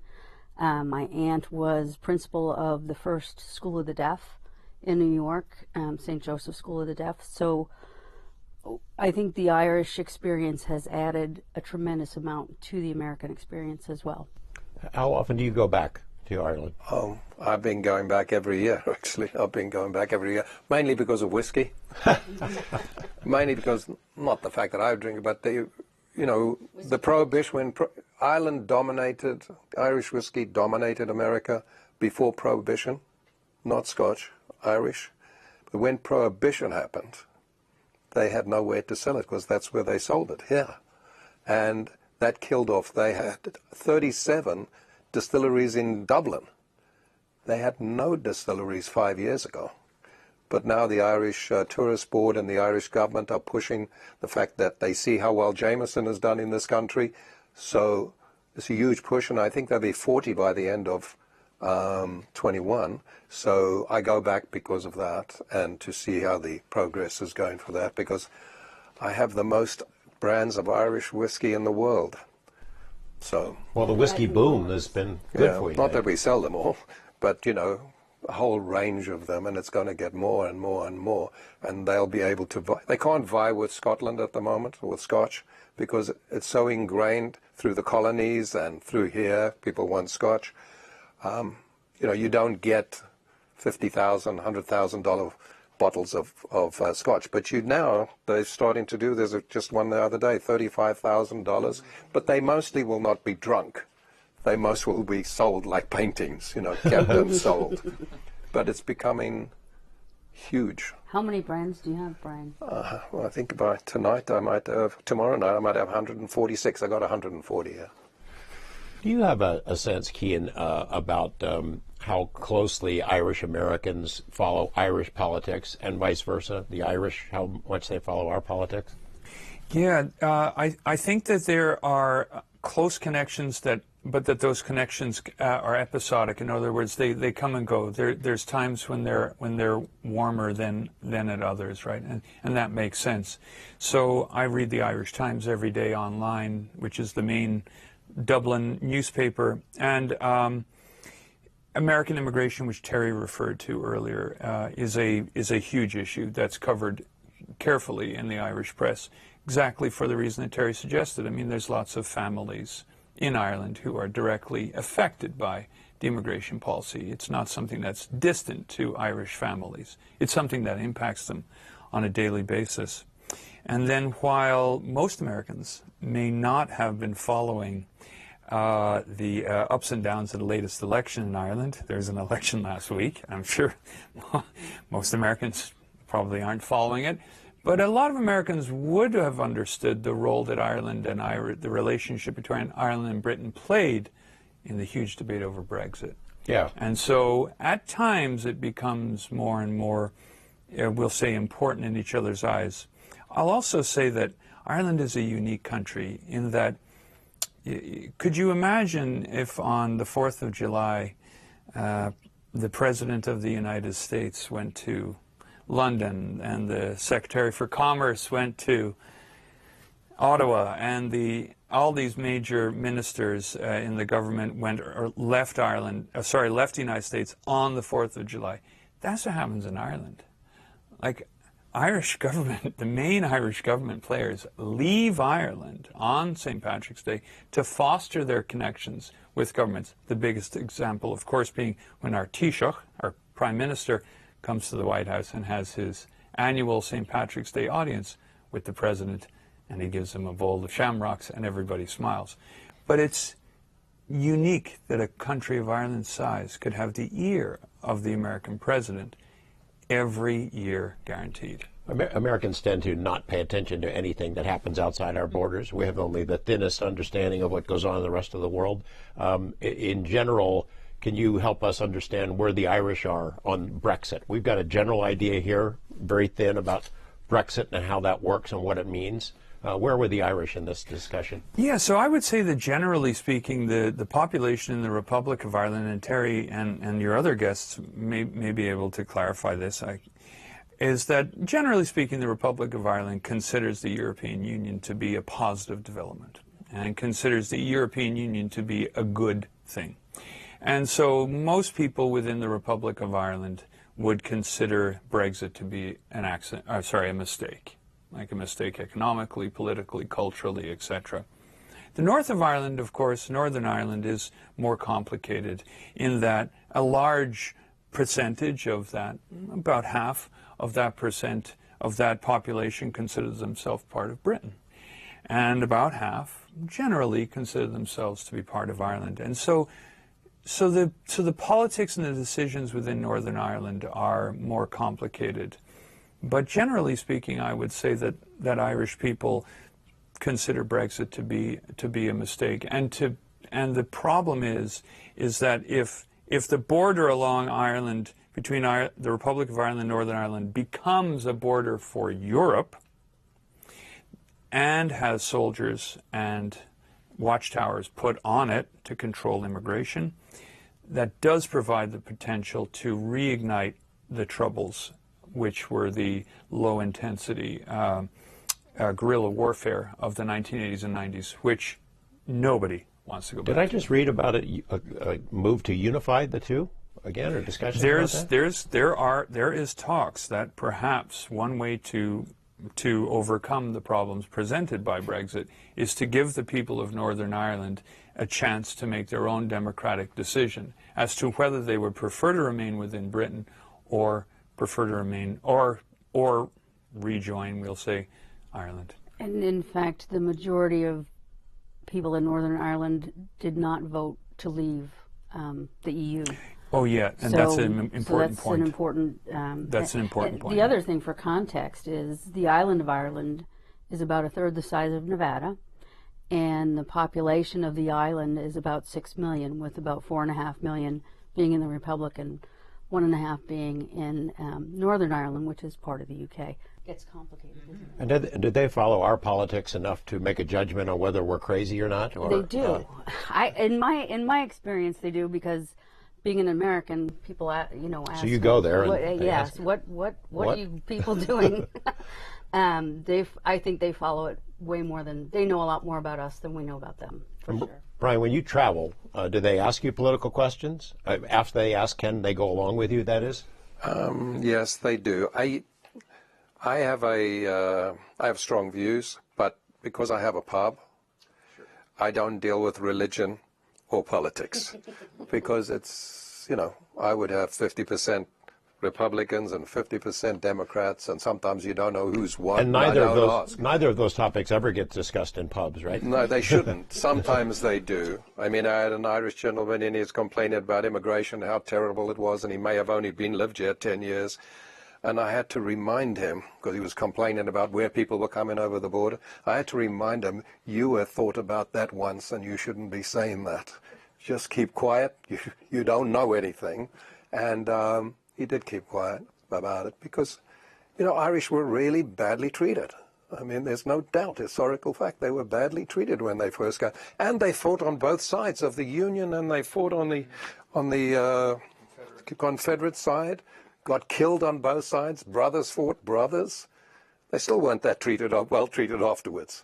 There were a lot of Irish soldiers in the cavalry and that settled the American West as well, as I recall. Yeah, which shows you what happens today too. They fight in Afghanistan, in Iraq.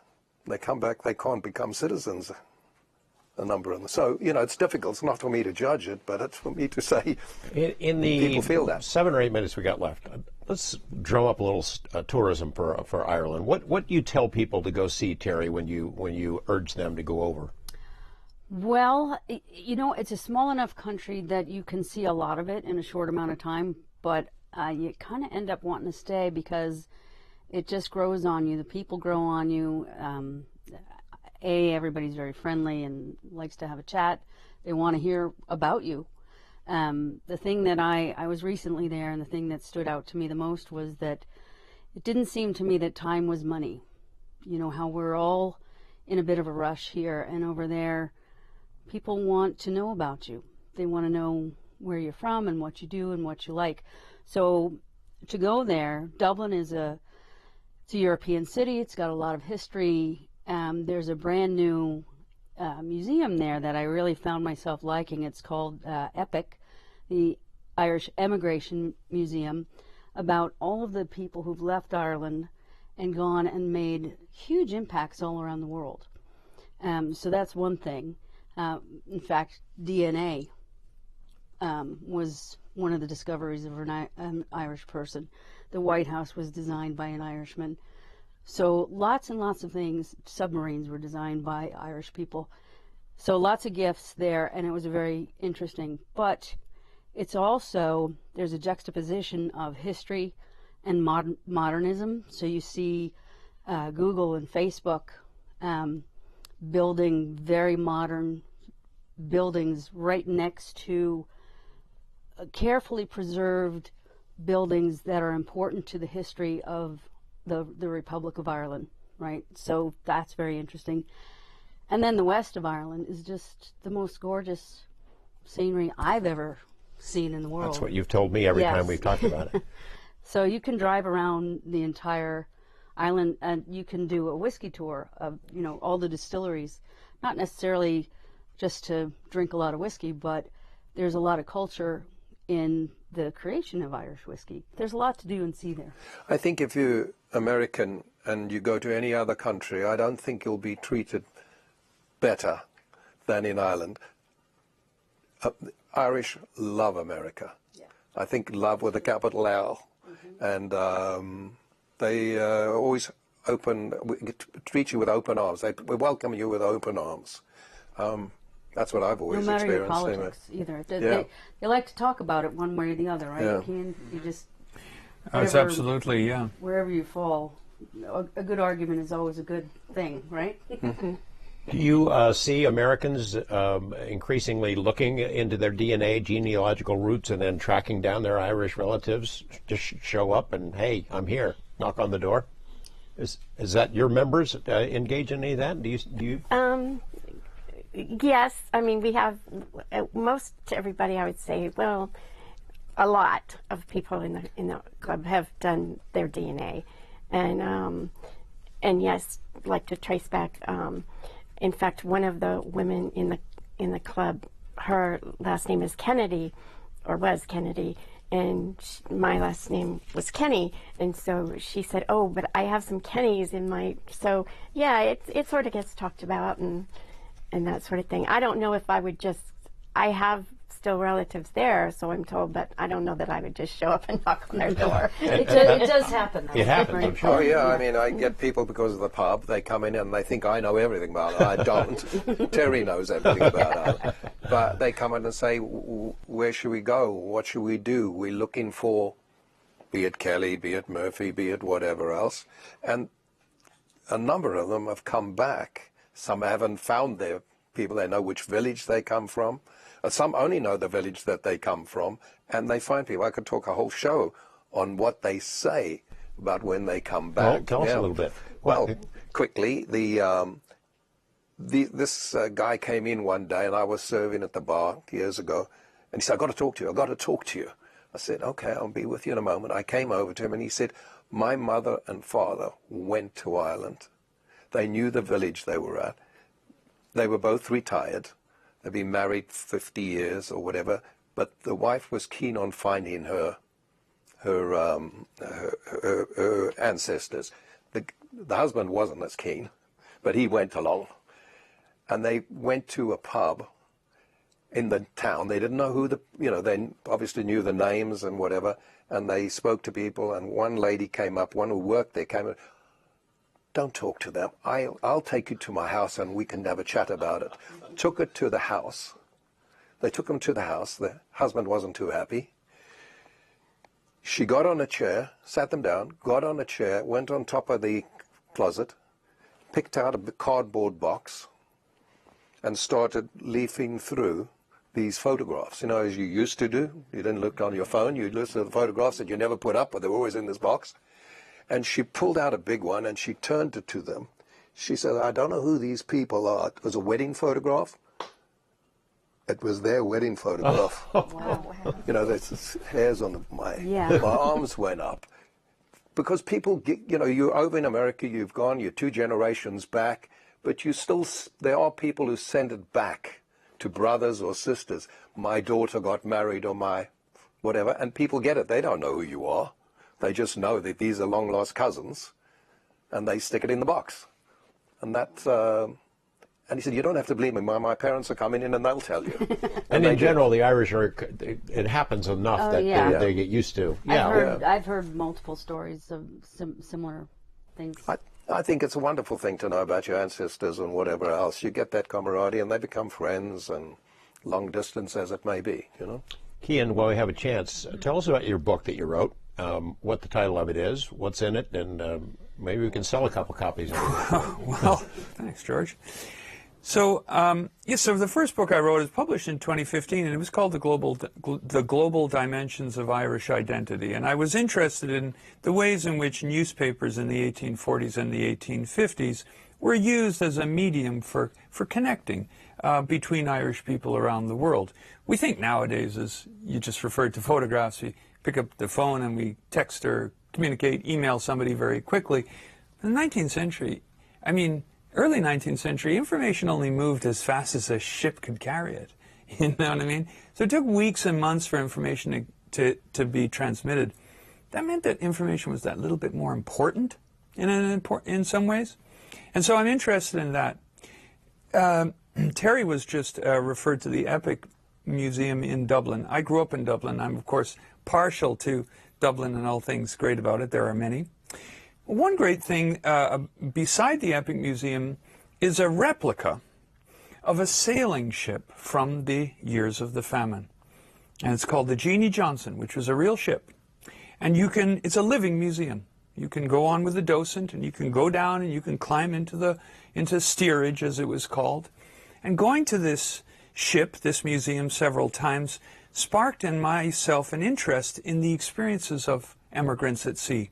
So I'm currently working on a new book, which I'm calling The Coffin Ship, and that seeks to understand the strategies and tactics that immigrants used at sea during the Great Famine. Well, Kian and Brian and Diane and Terry, great to have you here and share this with us. And I guess the only question is, are we going in one car to the pub, or are we all going? We're driving separate. Welcome. Thank you. That's it for us with this edition of Cultures in Las Vegas.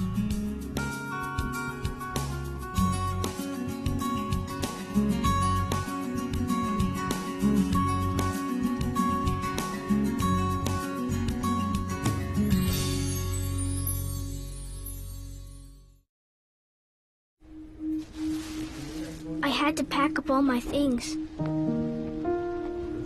I had to leave my home. And I never knew where I was going next. It felt like I never even had a say. But then you came along. Change a child's story. There's a child in foster care waiting for a volunteer like you. Learn how you can help at casaforchildren.org. Whoa, that's an earthquake. Thanks, Captain Obvious. You think you know everything about earthquakes? Because I do. Oh, really? Which state has the most earthquakes after Alaska, California, and Hawaii? Yeah, Nevada. And I happen to know that if a big one hits, you want to drop, find cover, and hold on until the shaking stops. Most injuries happen during earthquakes because of falling objects. Don't put heavy objects above your bed. Fasten bookshelves and water heaters to walls. Yeah, put the heaviest items right on the floor or on the lowest shelves. Go to Clark County's website for more earthquake safety tips. Told you I knew everything.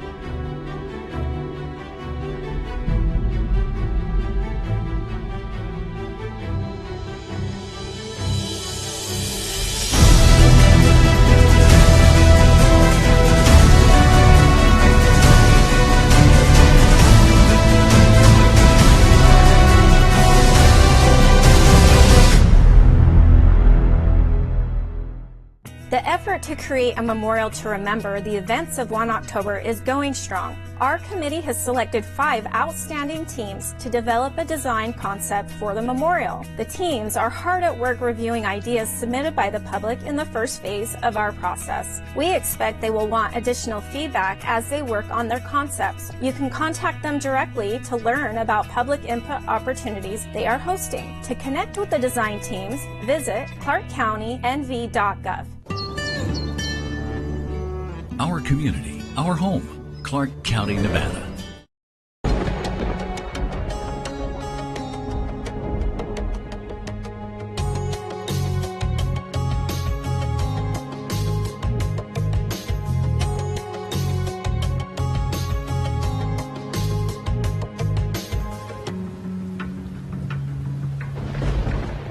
Hello, everyone, and welcome to the Flood Channel. I'm your host, Sue Levitt. Well, it has been an especially active monsoon season this year, with Las Vegas receiving record amounts of rain. Thanks to the many storm systems in place, when it does rain, most water gets safely diverted away from homes and businesses. Rainwater leaves the valley through miles of underground flood channels that lie right underneath our city. And when these channels fill up, it can be especially dangerous to some homeless individuals in our community that have made the flood channels their home.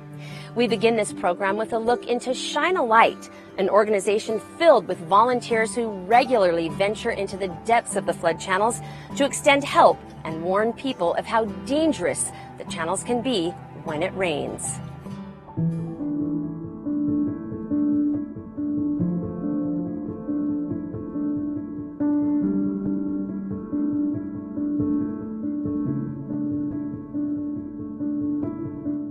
It's quiet, it's lonely, it's dark, it's wet, it's damp. Paul Vautrinot spent almost 3 years of his life here underground in these flood channels. I had resigned to the fact that I would die homeless, living in a flood drain. And living in a flood drain that's meant for floodwater doesn't create the most stable living conditions. When it rains, I lose my bed. It's gone, and I have to start over. About 8 years ago, Paul was arrested and received help through a Henderson drug court. He's been able to get his life back on track and is now the executive director of the Shine a Light Foundation. He returns to the tunnels where he once lived to help others find a way out. These flood channels were created to keep the public safe, right? But some people have made this their home. So obviously, when it does rain, even when it's not raining, there's a lot of dangers to living like this. You know, disease and just the addiction and the things that are going on down here. But for a lot of them, they don't see a way out. So it's our responsibility to hold their hand and show them a way. Shine a Light is a Freedom House sober living program that helps the hundreds of men, women, and children who live in the underground flood channels of Las Vegas. The program prides itself on going into the depths of the storm drain system to engage with the underserved hidden population on a personal level. Volunteers from Shine a Light venture into the flood channels every Saturday to offer supplies along with information on gaining access to treatment and housing. And each time it rains, efforts are increased to be sure those living in these channels realize the danger headed their way. And those experiences are like, you know, you don't gamble with that experience. So every time the rain, the water shows the level of anxiety, the level of immediacy, like it's move now, we gotta go. There are over 677 miles of storm drains and flood channels built underneath and throughout Clark County, designed to divert and carry floodwater safely through the valley. When it rains, the flood channels fill up quickly, and for those living in these channels, floodwater poses a serious threat. I've been stuck down there twice in the middle of floodwater, you know, to my knees, if not higher. One time I didn't make it out. I stayed in the tunnel hanging off of a steel ladder that was built into the concrete on the side for hours waiting for the water to slow down. Paul was lucky the water did slow down and he was able to reach safety. Unfortunately, almost every monsoon season, someone dies by drowning in one of the flood channels during a storm. So it can come completely unexpected. And then two, it's never easy to gauge how long it would take. So like there's been times when it rained and it never dangerously flooded, right? Like you're good, you're safe, you can stay down there, take your time, pack your stuff. Then there's times when it rains and in 30 seconds it's at your knees rushing 30 miles an hour downhill because they're designed to move downhill, and it can sweep you off your feet and carry you, miles down the tunnel. Shine a Light watches the weather and receives updates from the National Weather Service. This way, they can warn and give those living deep in the flood channels plenty of notice to get out. It's terrifying. The part of a tunnel that I lived in turned, so I was literally like probably about 40 feet away from the bend, right? And I'm just doing my thing, existing in my space, and I noticed the water come around the corner, and it's, no higher than the sole of my shoe, no big deal, and I'm like, okay, it's time to go, and so I start grabbing some stuff, and then all of a sudden I hear this deafening roar kind of echoing down the tunnel, and it took over all sound. And when you're underground, you can hear the cars, you can hear the sewers, you can hear what's happening above you. It stole all that sound, and it was just replaced by this roar. And I look up and I see the water was coming around the corner. It's catastrophic, right? And that happened, the sole of my shoe is getting wet to here's this gallons and gallons of water coming around the corner within minutes. It didn't take long at all for that rise. Hearing firsthand the terror those face living in the tunnels is what keeps organizations like Shine a Light heading back time and time again to help. It's estimated that over 2,000 people have made the tunnels their home, and so far this year, Shine a Light has helped almost 250 people get out. If you would like to help or want more information, you can visit shinealightlv.com. Well, do you know which way water flows in the Las Vegas Valley? And do you know how much rain Las Vegas receives on an average year? We'll have the answers when we come back.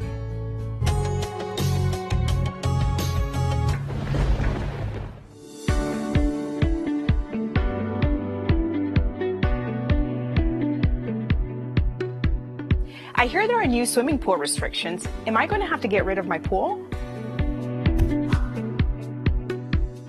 There there are no plans right now to prohibit anybody's existing swimming pool from continuing to have water in it so that homeowners and property owners can continue to enjoy it. What we have done, however, is we have limited the size of swimming pools going forward. This means new construction of swimming pools have to be smaller than 600 square feet. Now, the average size swimming pool in southern Nevada is about 470 square feet. So a 600 square foot swimming pool still provides for a good sized pool.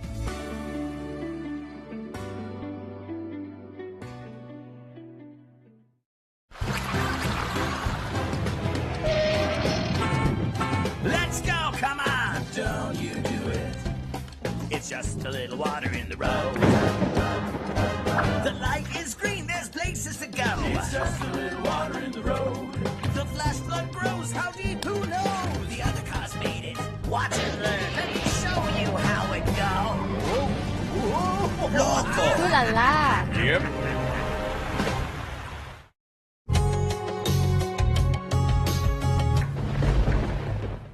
Welcome back. Before the break, we asked if you know which way water flows in the Las Vegas Valley and if you know how much rain we receive each year.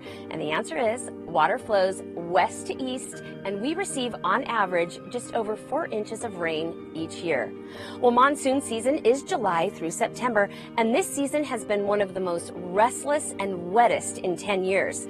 We take a look at some of the storms that caused heavy rain to pour into casinos and flood some area streets. Las Vegas has captured national attention this summer as monsoon season delivers some of the heaviest rainfall in 10 years. August 11th, the Las Vegas Valley was hit with fresh flash floods just 2 weeks after casinos and hotels were flooded with water during torrential rainfall.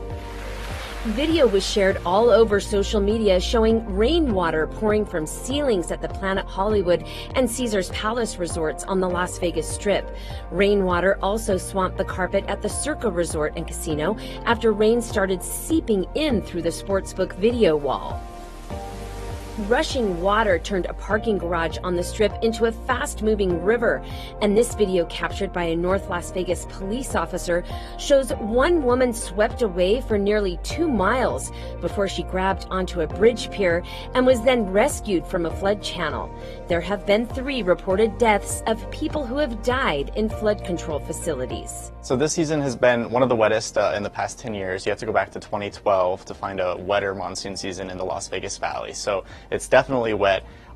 Furthermore, the past few monsoon seasons, 2019 and 2020 especially, were very dry. I think 2020 was the driest monsoon season on record for the whole southwestern United States. So it was very dry, so it seems even more dramatic because we're coming off of so many dry summer seasons. You'll see from this graph provided by the National Weather Service, the last storm on August 11th picked up a little over a half an inch of rainfall with the downpour, which brings this monsoon season official rainfall total to just over 1 inch of rain. We have not received more than 1 inch of rainfall during monsoon season at the official gauge since 2014. It's been really active around here, and what's kind of unusual about this monsoon is that normally living in Las Vegas, we're on the edge of the monsoon. You hear about it in Arizona every day, but out here it's usually much more bursts and breaks through the summer, but it's just been burst all summer long. Almost every day we've had storm activity in the area, so that's made this season really exceptional. More videos shared during the August 11th storm shows a bus trying to make its way through an intersection on Charleston Boulevard, with one of the bus riders describing Charleston as raging rapids. Another video shows a car battling strong currents of downhill flooding. During these storms, the Regional Flood Control District and the National Weather Service urges everyone to please take all flash flood warnings serious. All through the season, all through the summer season, don't let the sunny skies in the morning and the early afternoon fool you. These storms can develop very quickly, and when they do, the flash flood threat is very real. The National Weather Service has issued over 200 flash flood warnings this summer and expects more warnings before monsoon season ends. You can't tell how deep that water is, especially if it's flowing water. It has momentum, it can lift your car and sweep you away. If it's nighttime, it's hard to tell how deep that water might be. And then you don't know what's in that water. There's all kinds of toxins and snakes and kind of things like that in there, so you definitely want to avoid the floodwater at all costs and take flood safety seriously. The Flood Control District does take flood safety seriously, and this is why they hold an annual press conference at the start of every monsoon season to warn residents to be prepared and use caution during flash floods. The Clark County Regional Flood Control District wants everyone to be aware of the dangers of flash flooding. This is why the district kicks off monsoon season with an annual press conference to remind residents that trails, roads, and washes can fill with water within minutes during flash flood season. Flash flood season runs from July to September, and during these months, it's especially important for Southern Nevada residents to be prepared for possible flooding. And we really have no idea. We know the conditions are there, but we don't know where they're going to form or when. And so these storms can pop up at any time, which makes them all the more dangerous because it can catch people off guard.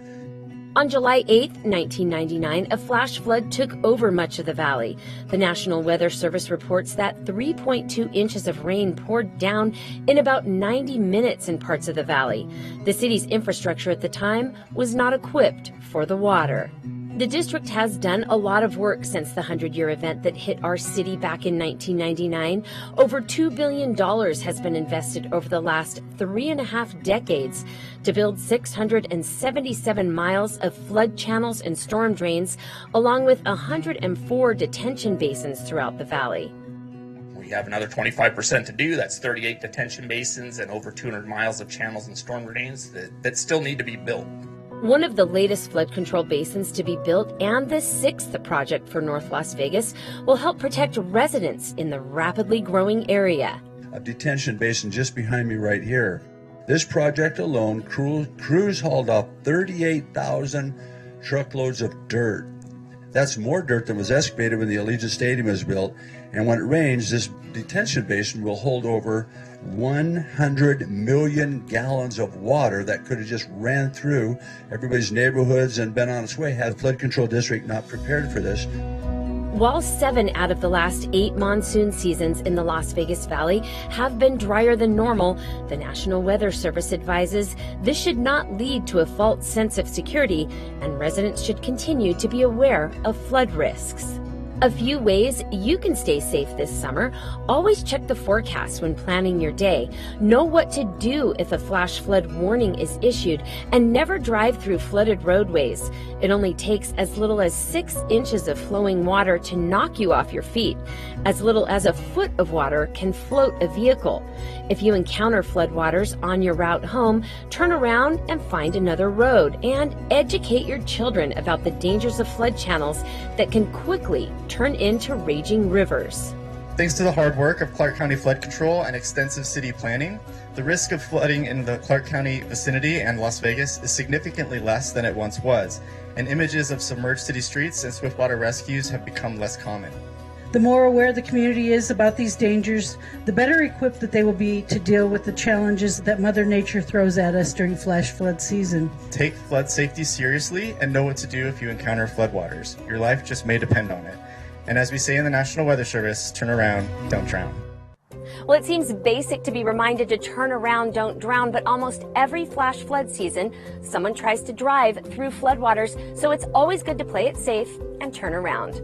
Well, the Flood Control District has many detention basins throughout the valley that are designed to reduce flooding by capturing water during storms. An area of town that experienced quite a bit of flooding this monsoon season will now have a brand new detention basin to help divert floodwater when more big storms occur. Construction of a new flood control detention basin is underway in the fast-growing southwest area of the valley. When complete, the 294 acre-foot basin will help alleviate flooding in the southwest area of town, an area that just recently experienced heavy rainfall after a storm on July 25th. This storm flooded several streets and roadways, impacting traffic throughout the area, prompting Clark County Public Works to close West Silverado Boulevard from Dean Martin Drive to Decatur Boulevard. The Las Vegas Metropolitan Police Department reported that multiple vehicles became stuck when motorists attempted to drive through the flooded roadways. Metro Police and the Clark County Fire Department assisted several motorists during the storm event near Rainbow Boulevard and Blue Diamond Road. So we never know exactly where we're going to get rain. So therefore, most of our facilities are are designed for the worst case scenario. And so that it protects existing development and also accommodates future development. This project includes the completion of a storm drain system that will carry water safely from the Duck Creek Railroad Detention Basin to the new Silverado Ranch Detention Basin. The outlet to this new detention basin will be connected to an existing storm drain system downstream of I-15. Once the project is complete, the chances of severe street flooding like we experienced in July will be greatly reduced. Instead, stormwater will be diverted safely underground and away from street surfaces. Typically, when it rains in the valley, it's going to come fast and it's going to come short. And then so we have these detention basins designed to exactly take in all of that flow and contain it in that and then slowly drain it out into our outfall facility. This monsoon season has been especially intense and has delivered enough rain to the valley to make 2022 Las Vegas's wettest monsoon season in 10 years. Some areas in the southwest received just under an inch of rain in under an hour. The intense rainfall, followed by flooding, indicates where better flood control infrastructure is needed in the valley. The Silverado Ranch Detention Basin, along with the Blue Diamond Railroad Channel, which is currently under design, will both greatly benefit the southwest area by significantly reducing the chance of flooding. An acre is approximately a football field. So if you think about a football field stacked 293 up high, that is the capacity of this detention basin. The inflow structures taken about 600 CFS. When you're thinking about a CFS, it's about one basketball size. So imagine 600 of those basketball coming down in here and discharging into the detention basin. Construction started on the Silverado Ranch Detention Basin and outfall facilities in August of 2021. The project should be complete November 2022. It includes 4 main structures. The first one starting from the west, Decatur inflow structure, which will take flow from north of Decatur and then bring it down south along Decatur and into the detention basin. We are going to connect to an existing facility west of Decatur, which is a 16 by 6 RCA or reinforced concrete pipe.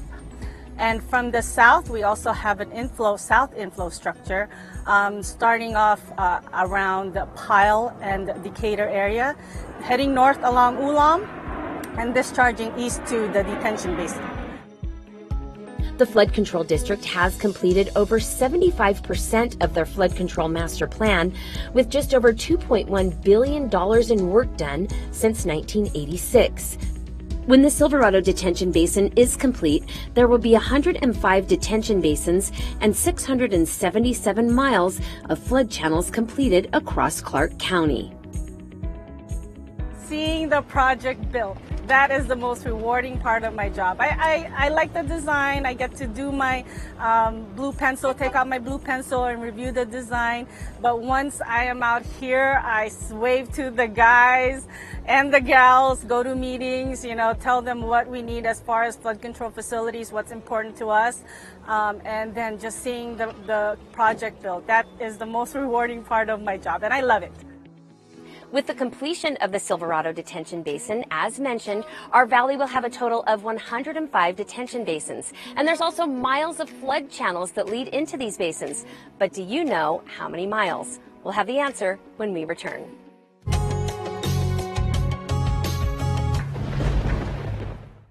There's a place to share gossip about the office party fun, and a place to share the story you tell everyone. There's a place to share a laugh about when things went wrong, and a place to share the video of you dancing to your song.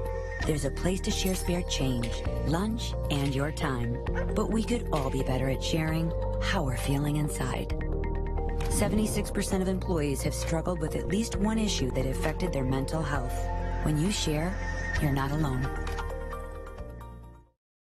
Why are you doing that? Why are you doing that? God.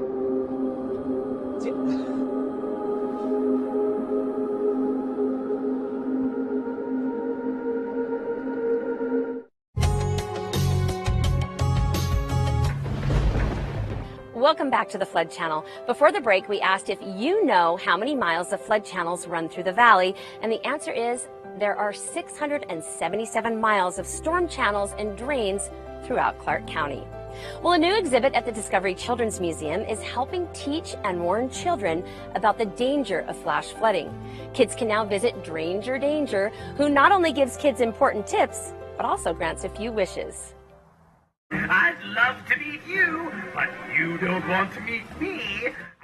Flood safety reminders are important for everyone, but especially children who may not fully understand that playing in floodwater can be dangerous.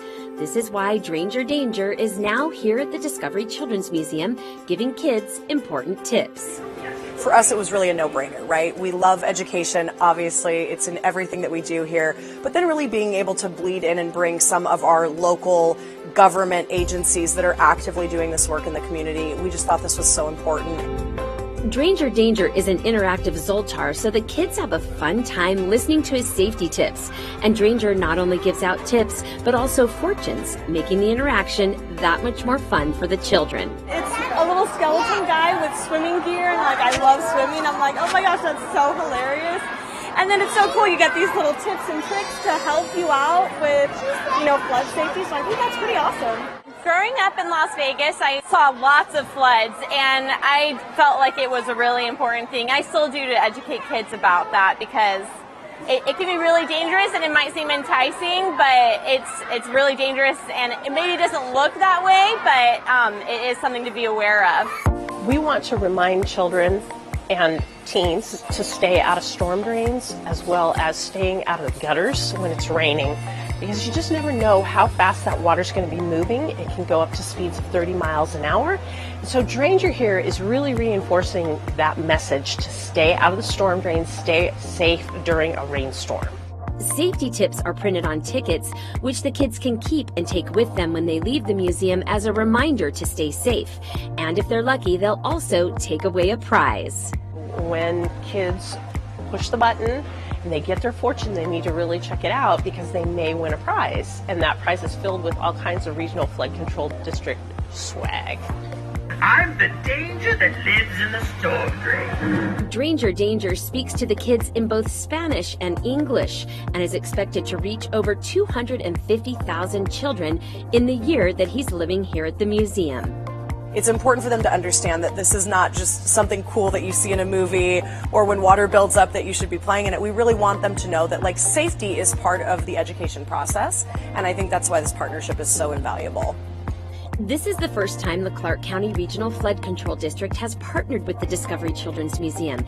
And when Dranger Danger made his debut, the museum had a full day of hands-on, fun educational flood safety activities for the kids. I did not grow up here, so flash floods are new to me. And they're new to my daughter. She sees it raining outside and sees the big river and she wants to go out and play in it. And so we've had to have lots of talks about nope, that's not a good idea. I would tell them to come check it out. It seems like a really fun way to educate kids about flood safety. Take it from me, Dranger Danger. Dranger Danger will only live at the museum for a year, so you'll want to go check it out soon. The exhibit is in the Eco-City section on the second floor of the museum. Well, we want to thank you for joining us for this Flood Channel episode. If you would like updates on the efforts of the Clark County Regional Flood Control District, you can visit the website at regionalflood.org. You can also follow us on Facebook, Twitter, and YouTube. We'll see you next time.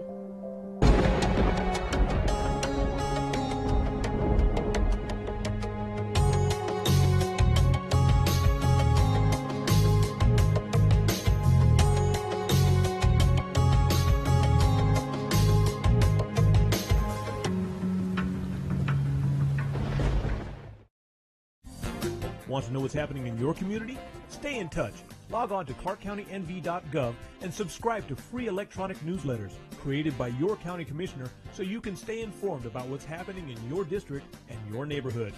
New building developments, fun neighborhood events, how to access services, people making a difference. It's all there when you subscribe, and it'll come right to your computer. Subscribe today, ClarkCountyNV.gov.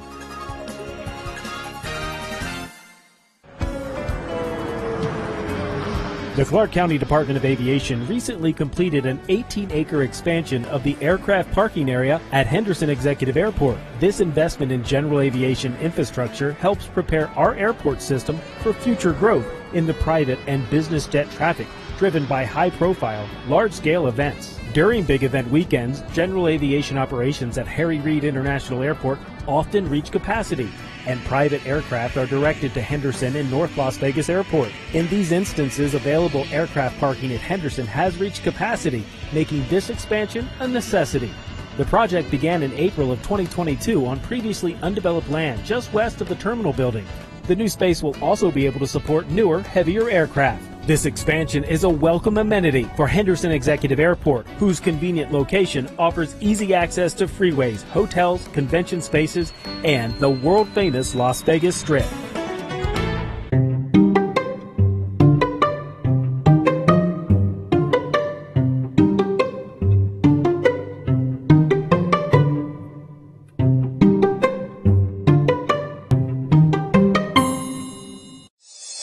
Hi, I'm Clark County Commission Chairman Jim Gibson.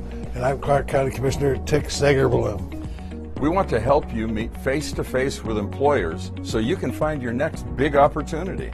We've teamed up with the ClarkCountyNV Business Hub for the 2023 Spring Job Fair on Friday, March 24. With more than 100 employers and over 20,000 jobs, we need a big space, which is why we're thrilled to be back at the Las Vegas Convention Center's beautiful West Hall. Doors open at 9 a.m. Employers will be there until 2, and we listen to your feedback. We're adding more room for on-site interviews, so be sure you come prepared. We're also debuting what we call the Virtual After Party. It's a chance for employers to invite select candidates to follow-up interviews using a free, easy-to-use virtual platform and a way to keep the conversation going. Pre-register to receive VIP access. That includes a QR code that can be scanned upon arrival for quicker entrance. Parking is free. The Underground Vegas Loop will be open, and we'll have a pop-up EmployNV career hub for quick resume reviews. The Spring Job Fair is Friday, March 24. This is your chance. We can't wait to celebrate your next job.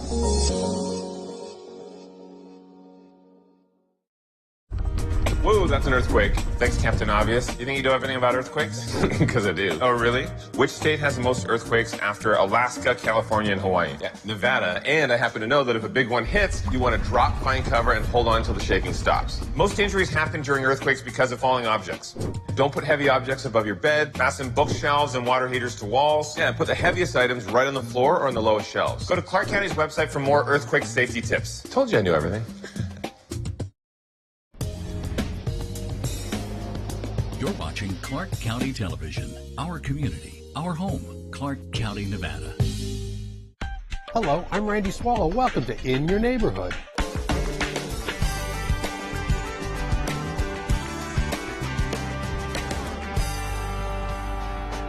For the next half hour, we'll talk county issues and District G issues with the man who represents the area, the chairman of the board of the county commissioners, Commissioner Jim Gibson. Good afternoon, Commissioner. How are you, Randy? I'm excellent, thank you. How about you? Good to be here. Good. We're here at the new Whitney Water Park, which will open soon here in District G. District G stretches from Las Vegas Boulevard all the way east through some of the county's most mature neighborhoods, encompasses portions of Green Valley and Henderson all the way to Boulder City. Here's a quick look in your neighborhood, District G. District G is located primarily in the southeast portion of urban Clark County, spanning glitz and neon to well-established communities, all the way to the natural beauty of Lake Mead. District G begins in the resort corridor, including the southern stretch of Las Vegas Boulevard, including the fabulous Welcome to Las Vegas sign. Most of our visitors arrive to town at Harry Reid International Airport, and many recreate just a few jumbo jets away at the magnificent and massive Sunset Park, both located in District G. Some of the Valley's most well-utilized and beloved parks and community centers are here, including Paradise, Whitney, Silver Bull, and Siegfried and Roy. Horseman's Park is a must-see destination for the equestrian crowd and their four-legged friends, while the stunning Wetlands Park provides an ecological and entertaining setting for nature lovers and thousands of species of plants and wildlife. Parts of Henderson and Green Valley, Bucolic, Boulder City, and Lake Mead round out the roster of new and old, urban and rural areas in this diverse Clark County Commission, District G. Commissioner, since it's been a while since we've had you here in your neighborhood, and a lot has happened. The voters of District G elected you for your second term here back in November, and many of those constituents are probably within shouting distance of where we are right here at the Whitney Community Center. That's right. This is a very important neighborhood to our district, and it's been a long while since we reported out on all the things that have been happening, but we haven't been idle during the time since I last appeared. There's a lot to talk about. Commissioner, let's start right here. Anybody that lived in this area probably remembered used to have a small little pool in the area there, but I mean, this is a full-fledged water park, and will be open come pool season once it gets a little bit warmer, right? The plan here always was to bring to this rec center the same kinds of amenities that exist all across the valley. This is an incredible facility, and we're certain that it'll be well used. We're very excited to be opening it. We'll commission it and open it up early in the summer, and it'll be fun to see what happens. We've been doing this since 2018, so we're very excited to get the ribbon cut. Tell me about some of the amenities here and some of the things that Clark County has added here at Whitney for this water area. We had a little pool in the back. There was work that needed to be done in the pool house. It just wasn't something that was like what we have in so many other areas, and we took a look at what we might do and how we might reuse or repurpose some of the space here, and concluded that we could build a full-on water park here, and funded $14 million to do it. This is we have a 5,000 square foot pool building with showers and lockers and the like. We have 15,000 square feet of deck and swimming pool with 2 slides that are 32 feet high each. There'll be a lot of fun. There's a lazy river. There's a place for tiny little tots to swim. We call it a beach, but there's no sand. We have swimming lessons area. It's everything we think we'll need here to really introduce aquatics in a new way in the Whitney area. Talking about new, let's flip it a little bit. Commissioner, this is a very mature neighborhood. Many of these people probably have lived here for decades. People have come in here. They're not close to some other amenities. So a community center like this is huge for the folks that live here. Yeah, these people, the constituency all around us from here to Russell Road and all the way to Eastern Avenue. I mean, this is a very large area. There is so much need in the area. A lot of people have worked really hard to secure and hang on to their single-family homes, even in environments like we've been through recently. But they don't have any way of getting to this kind of a facility, whereas we offer these kinds of facilities in other of our rec centers around the valley. It was especially important to bring it here. This can really be a new beginning for this entire region. So many people here do buy in with the community. I know you work very closely with the Metro Southeast Area Command, and gosh, you and your staff are out here doing bingo or doing different events in addition to the great events that the folks here at Whitney provide. That's right. We're constantly out in this neighborhood. We've fed the seniors and we've fed the kids. We've celebrated the holidays here. We've encourage people to participate however we can. We get the word out. It's a neighborhood where we've reached out an awful lot. We'll continue to do more. We're glad to get to a place now where the construction is concluding and we can open up the rest of the park, and some of the events that we've had in the park area that we've had to move away from here we'll be able to bring back. Commissioner, I know something else you and your staff are very excited about is the One-Stop Career Center here. You're partnering with Workforce Connection. Tell me about that, and that's going to be here at Whitney. That's right. In fact, it'll be open to the public during the hours of operation of the rec center. So it's not like 3 days a week or 2 days a week. We'll have somebody here all the time. And Workforce Connections is a specialty group that has as its purpose to help people get ready to and then enable them to find employment and work. And it is so critical to us in so many places in the valley, but particularly here. Unemployment is high in this region, We have people who are in need of upgrading their employment. We have a lot of kids in the area that our rec center is especially important to, but we need those parents to be able to have the opportunities, and the one-stop center will be something that will enable people who are really interested in finding employment to find it. They'll be able to find ways to improve their skills. This could all by itself, the one-stop center could literally lift the neighborhood because of what it brings here. Commissioner, I know you've been a champion, as have all the commissioners, about doing job fairs, which seems like an antiquated way of seeking jobs, but gosh, you had a couple out at the convention center last year, hundreds of employers, thousands, tens of thousands of job seekers. This is a good way to get employees. It really is. I mean, the job fairs give people a one-stop opportunity to see the people that are really looking. They're as anxious to find workers as workers are to find employment. And that's a perfect marriage. One of the fairs saw around 5,000. I think we exceeded 5,000, maybe 6,000 or 7,000. In the other fair, we had as many as 10,000 to 14,000 jobs that were represented by the 125 or so employers who were there, and many of them had the capacity to do a background check while you were standing there. They did interviews at the convention center. We're going to do another job fair in the spring, and it'll be a large one. Our hope is to do it at the West Hall, and our expectation is we'll have a similar result. And thousands of people found jobs the day they went to the job fair, which is very different from visiting 125 people and seeing if there's an opportunity to submit an application, get an interview, and a job. The county has more than 2,000 jobs available right now. Yeah, we're working very hard to make ourselves more efficient at screening and then hiring people. And we're probably like a lot of employers. There are some things that we need to do a little differently. The environment is different, and the marketplace is different, and we're all competing for the same number of people, right? The same few people. So we're all working really hard, and the county is an employer, a wonderful employer, and we encourage people to get online and look at Clark County and take a look at jobs that might be available that they might qualify for.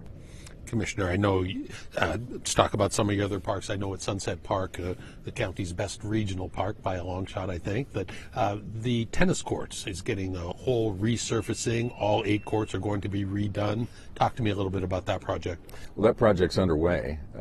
We did the demolition several months ago, and we're in the process of restoring all 8 courts. So we aren't going to add any others, but we've removed every one of the 8 courts, and we're replacing them with really high quality, higher quality than ever before, concrete and surfacing that will enable those courts to hold up. And the material that we're using, it's an acrylic material that we're using to surface them, is something that will grab your foot a little better. So it's not something that you'll slide on, but rather there'll be better traction, more like what happens at the pickleball courts.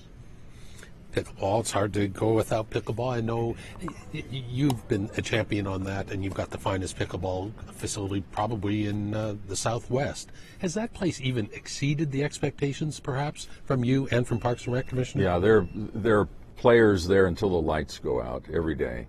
When the weather cooperates, it's full. And we've seen tournament after tournament over there. We expect to have the same kind of thing happen this year. We're doing a Commissioner's Cup tournament in the spring.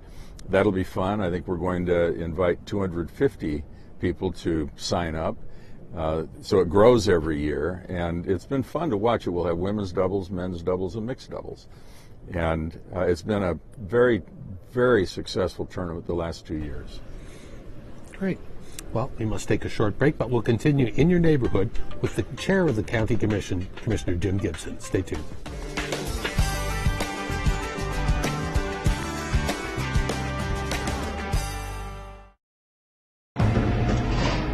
I think I'd be locked up right now if it weren't for the harbor. Fighting drug or alcohol use and changes in behavior are all warning signs that a youth may need help.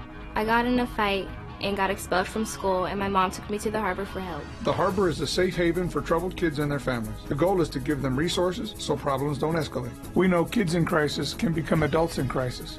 Prevention and early intervention work. They helped me get my life back on track. Sometimes you just need a fresh start. The harbor offers hope and second chances. District G is home to Sunset Park, often referred to as the crown jewel in Clark County's park system. Sunset Park has 323 acres, the largest regional park in the valley. Walking trails meander through some of the only remaining sand dunes in Nevada, and Sunset Lake is popular with anglers and wildlife. Fields and courts for nearly every type of team sport are available at Sunset, with a disc golf course and the immensely popular 24-court pickleball facility, which is packed all day and all night long. Sunset Park is located at Sunset and Eastern in District G. And speaking of District G, we're talking to the man who represents the area, Commission Chair Jim Gibson. Commissioner, chairman of the, also just been recently appointed, the chairman of the Las Vegas Convention and Visitors Authority. What does that mean to you? Well, I've invested a lot of hours at the Convention Authority. I served there 12 years as the mayor of Henderson, and I've been serving for a couple of years now since I joined the county commission. The real strength of our economy is grounded in the things that happen along Las Vegas Boulevard and the resort corridor and other attractions that bring visitors here. The meetings and conventions, the casual visitor, all of them are important to us. And the Convention Authority responsibility is to fill the hotel rooms. And from that, so many things that are good that really feed the economy happen. So it's a challenging role. It's one that's exciting. There's a lot of work to be done. We've done a lot of work, and I'm excited to be able to do it. Let's talk about the convention trade for a little bit first, Commissioner. I know the CES just concluded about 110, 115,000 visitors, where there was 40-some thousand last year. And I know the World of Concrete is going on this week, SHOT Show, a couple others. Is the convention trade back or getting close to back to where we would like it to be? Well, we're not there yet. We're getting close, though, and we're improving. And with the CES show in particular, it's now behind us. We see that recovery is really attainable. So much of the world only very recently reopened after the pandemic. We had 40,000 visitors that came to the CES show from I think 140 countries. So the entire world is back, just not everyone that we might have hoped for is coming yet. And the other trade shows are promising to be awful close to where we want to get to. We'll imagine we'll go through this year, and next year we'll be back all the way. Just read something on social media today from the president of the SHOT Show. He said, we used to move the show around, Atlanta, Dallas, Orlando, New Orleans, San Francisco, but Las Vegas infrastructure and amenities are hard to beat. Satisfaction is higher in Las Vegas than in other cities. Is that what we're striving for, to get these big conventions in town, Commissioner? Well, it's a cooperative effort. Yes, it is the objective, but it takes all of us. It takes the resort industry. They must have the quality of rooms and entertainment and food that meet the needs of the visitor.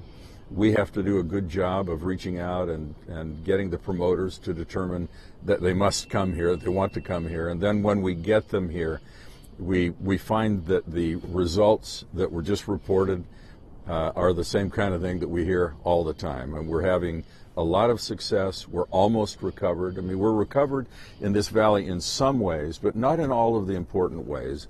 And our numbers will be up as we go through the year. And then by the time we get to next year, our expectation is we'll be fully recovered.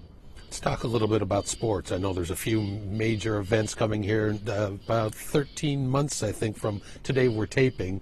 The National Football League's Super Bowl 58 will be played at Allegiant Stadium. This is a huge get for Las Vegas. Yeah, if you think back to just a decade ago, the NFL didn't want us advertising. The thought of us ever having an expansion team was not on anyone's mind, and a lot has changed since then. And along with the team comes the stadium, right? And we've participated, all of us who live here. Have watched very carefully what happens as those who stay in the hotels principally helped fund this beautiful stadium.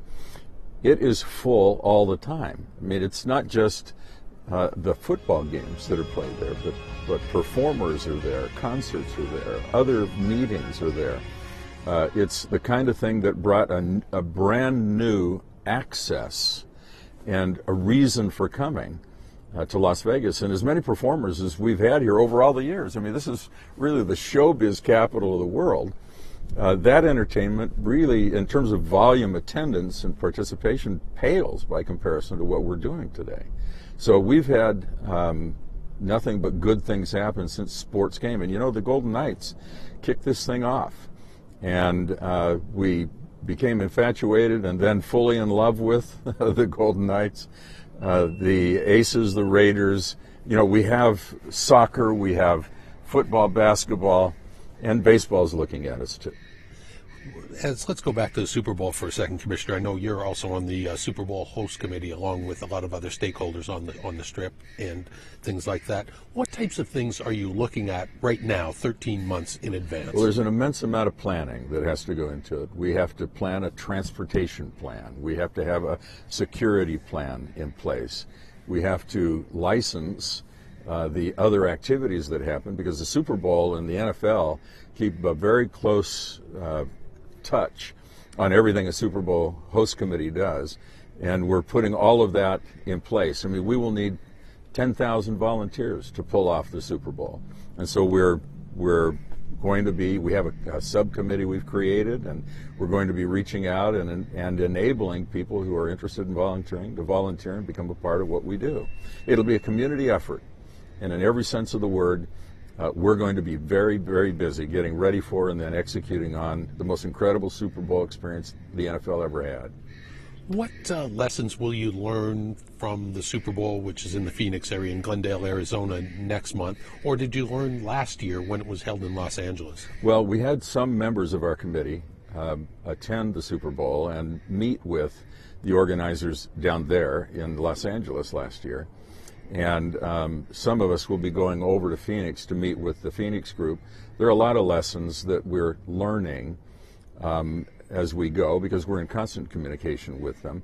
One of the things that is different in Las Vegas from anywhere else in the world is that within 6 or 7 miles of the stadium where the game will be played, there are 150,000 hotel rooms. There are people who had to drive 40 miles from their hotel room to get to the Los Angeles Super Bowl. And my guess is it'll be similar in Phoenix, because the number of rooms that are really close in, so different in those cities from what we have in Las Vegas. So the critical mass that we have in Las Vegas that makes a difference is the number of rooms and the number of different resorts. I mean, there are all kinds of options. There will be so many things to do in the Valley during the lead up and through the week of the Super Bowl. It's going to be an incredible event for all of us, and of course we're imagining that it will be the best Super Bowl ever. And I know, Commissioner, you've said in the past that this isn't a one-time deal. You want to position Las Vegas and Allegiant Stadium to be like Miami, like in New Orleans, to host multiple Super Bowls in the future. That's right. Our plan is to show them what we can do and then do it over and over and over. Even before that, Commissioner, is something, the Las Vegas Grand Prix, Formula One. This probably wasn't even on a lot of people's radar for a long time, but I know you all have been working behind the scenes on that. Tell me what we can expect in that. Oh, and by the way, that's only 10 months away from from today. In this calendar year, yes. There is no bigger event in the world than Formula One. I'm told that 50, 60, maybe 80 million people watch each race. And so we'll have the eyes of the world on Las Vegas, unlike how we've ever had them before. There's work for us to do. When it's over with, we'll own a raceway that are purposed as streets during the rest of the year, but they'll become a raceway with a concrete and asphalt mix that will accommodate the high speeds and the tires and the needs that they'll have to put on a safe race. It's interesting that some of the work we're doing at McCarran Airport is because there has to be parking apron poured to accommodate all of the private jets that will fly in for these two events, the Super Bowl and Formula One. We're told in one city that for Formula One there are 300 or 400 private jets that needed a parking spot.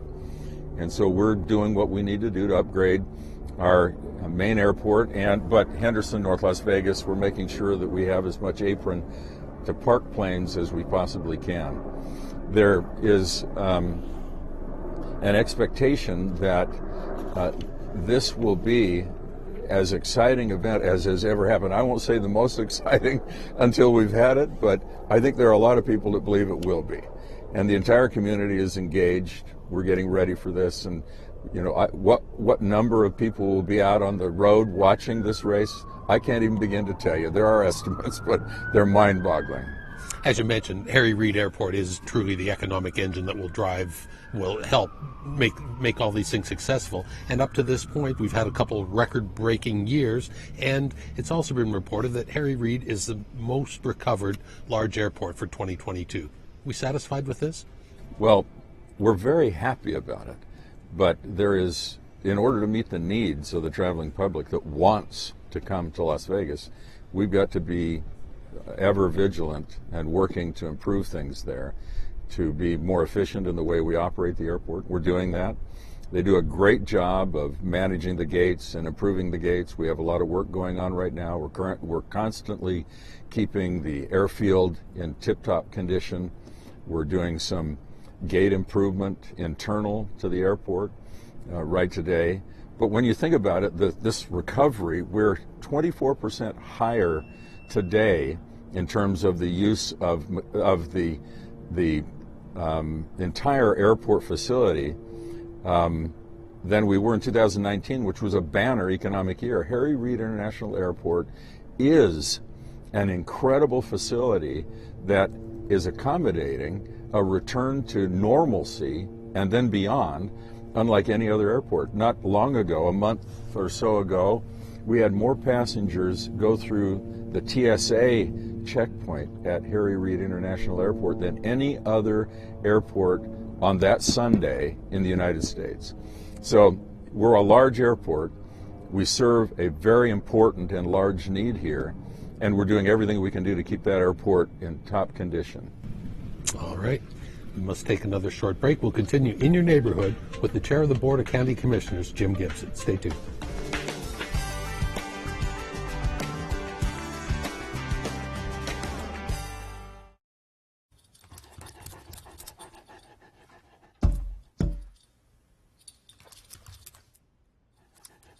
There's a shelter pet who wants to meet you. Meet one today. Visit theshelterpetproject.org. Adopt. District G is home to the Clark County Wetlands Park. The wetlands is an ecological wonder with miles of paved and unpaved trails to explore in a place in the arid desert where the water always flows. Countless species of trees, plants, and animals call the wetlands home.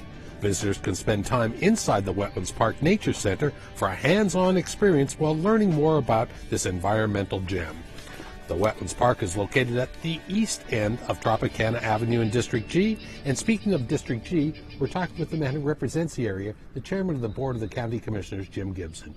Commissioner, I know you and your staff have a lot of things on your plate. Tell me about some things that are coming up here in the springtime. Well, we've got a family fun bike ride on Saturday, February 25th, where we'll be out in the Silver Bowl Park. We'll give away 40 bikes, free kids helmets. There'll be free food trucks out there. It's a family opportunity to come together, ride a bike. Nobody has to show off. There'll actually be a BMX demonstration, but this will be a fun time just for some recreation and some exercise together as families. And that's what we're encouraging people to do. A family can be one, but we're encouraging folks to come with their kids. And also, I know you and your staff have an effective use of social media. And I know we've just added something here in Clark County en Espanol, which is probably very useful in neighborhoods like this, right. Twitter and Facebook.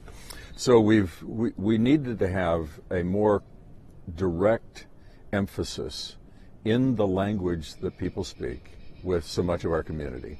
So we decided that en Espanol would be a way to really reach out directly on Twitter and Facebook in their language. So we're not translating all of the other things we're doing and reporting on those things like we might do and like we've often done. Rather, this is initiated in their language, and they're invited to participate and get back to us. And whatever feedback we receive or whatever concerns and questions are expressed on social media, we'll respond to in their language, and we'll be as immediate as we possibly can. We really are anxious to be able to do this right. Hola a todos y feliz año nuevo. In El Condado Clark, we're so anxious that each of the 7 members of the County Commission learned a phrase or a sentence in Spanish as we introduced it and rolled it out. We're excited to be able to see this spread throughout the valley, particularly, of course, in the Hispanic community. Spanish-speaking people live in this area we're sitting in right now. Esperamos. And it's important for us to reach out to them and make sure they understand what's available to them and to respond to the concerns and the needs that they may have. This will allow us to do that in a more direct and trusting way because we're going right to them in their language. There's no need for us or them to worry about translation. There will be no need for a translation.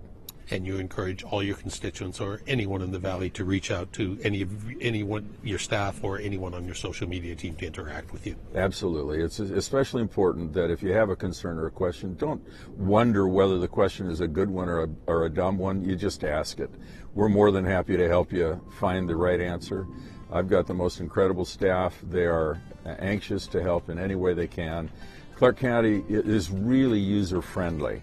But we have to have contact with you in order to be that way. And so we hope that you'll reach out to us. Well, we're continuing to reach out to you. And watch shows like this. Thank you as always, Commissioner. It's always a pleasure to learn about District G and learn what's going on countywide. We appreciate you. Thank you, Randy. That wraps up this edition of In Your Neighborhood. Thanks to our friends here at the Whitney Community Center for hosting us, and to Commission Chair Jim Gibson for taking time to tell us about the area he calls home and represents as your elected official, District G. If you have any questions about this show or ideas for upcoming segments in your neighborhood, call me. I'm at 455-6357 or send an email to rsw@clarkcountynv.gov. Thanks for tuning in to Clark County Television. On behalf of our production staff, I'm Randy Swallow. We'll see you again next time in your neighborhood.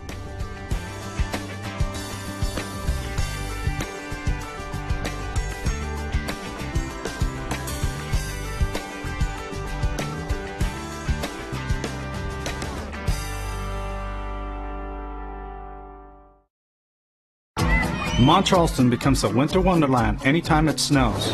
Parking spots fill up fast. Snow play areas get crowded.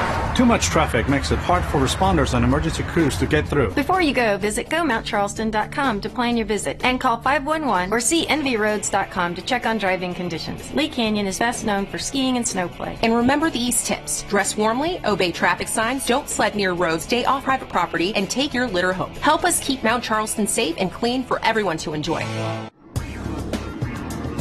Clark County, Nevada, a dynamic and vibrant community where we live, work, and play. Thanks for watching Clark County Television, the best access to your local government.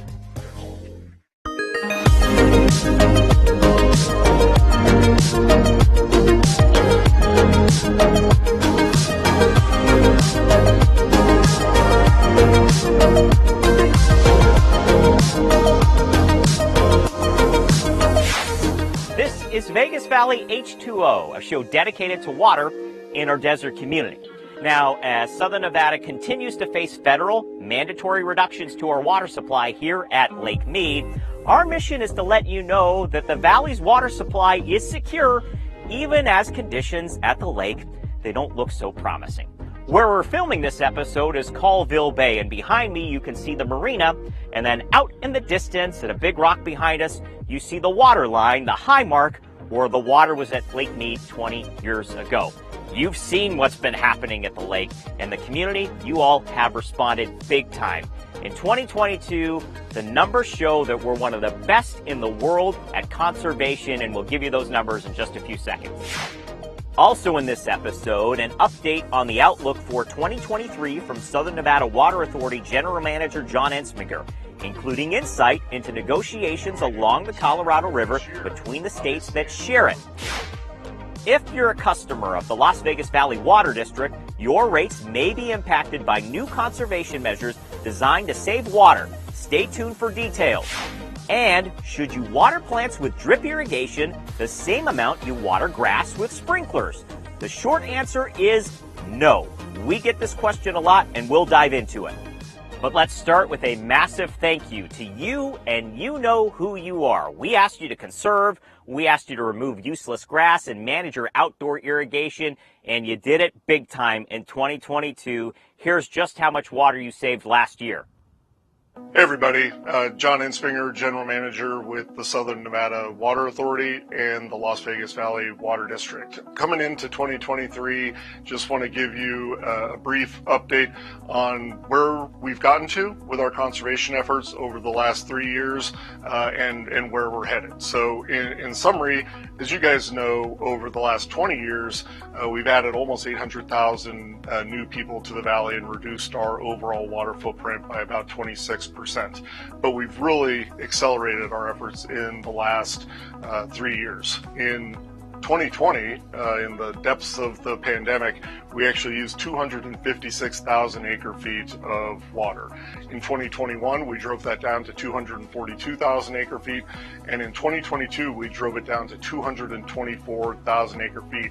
All at the same time that across all of our jurisdictional lines, we were adding 45,000 new connections to the valley. So about a 12% decrease in our water consumption over that 3-year period, coupled with about 8 to 9% increase in total new accounts across all of SNWA's member agencies. So we continue to demonstrate to our community, to the region, and really to the world that we can continue to diversify our economy, to welcome new people to the valley, all while doing it with an overall negative water footprint. So that's great successes for us over the last 3 years.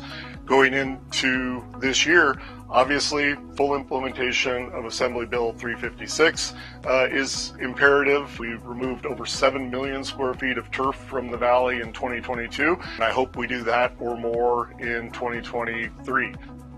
Our board has now passed the moratorium on evaporative cooling, so that's for building permits pulled after September of 2023 and for certificates of occupancy by January of 2026. So full implementation of that and getting that into all of the municipal codes will be a major effort, as well as all of our traditional water smart landscaping programs, working with residences who continue to lead the way in water conservation. So we have been the most successful municipality in terms of water conservation in the world. The last 3 years has only burnished that reputation, and we're going to carry it forward over the next year or two. Turning our attention to Colorado River negotiations. As everyone knows, the hydrology from 2020, 2021, 2022 has been really bad and has seen the total combined storage in the reservoirs fall below 30% for the first time in history. And this is a river system that has 40 million Americans that rely upon it, 5 million acres of irrigated agriculture. So it's all hands on deck to make sure that we can take care of our communities while at the same time living within the amount of water that Mother Nature is giving us. The federal government has launched a NEPA process that will come up with new operating regime by August. Right now, the 7 states are working hard together to try to come up with a consensus proposal that can hopefully be analyzed under NEPA, have a draft environmental impact statement out on the street by the end of March or so with a record of decision in that August timeframe to try to give everybody who relies upon this river more certainty going into 2024. So those are 2 of our big things for 2023. We're going to continue to take care of ourselves in terms of conservation and demand management and work with our neighbors to try to make this river work for everybody else too. Spring has arrived, and as of March 1st, the mandatory spring watering restrictions are in effect. Now, this is a really important time of year for growth in your landscape, but it's also an extremely important time to stay conservation-minded and not overwater, especially while temperatures can still be a little cool.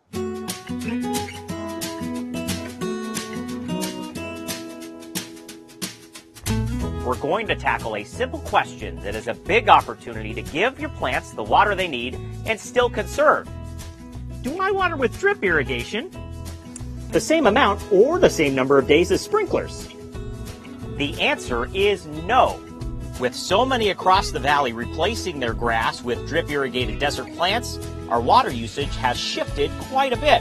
Mandatory watering restrictions for the spring allow watering up to 3 days a week in the months of March and April and never on Sunday. Typical sprinkler irrigation like this is massively inefficient. It just sprays water everywhere. Some of it ends up on grass, some of it on sidewalks, and some of it into thin air. So for grass with sprinklers, up to 3 days a week with 12 minutes max per day will keep functional grass growing without overwatering. But we love drip irrigation because it's extremely efficient at delivering our precious water right where plants and trees need it the most, right at the roots, needing much less water than grass, and here's the key, it needs to be applied differently.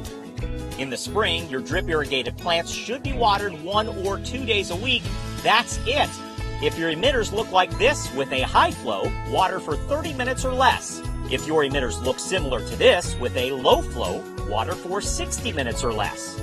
To find what time works, just keep an eye on your landscape. If it looks healthy, dial it back a few minutes and you could save quite a bit of water.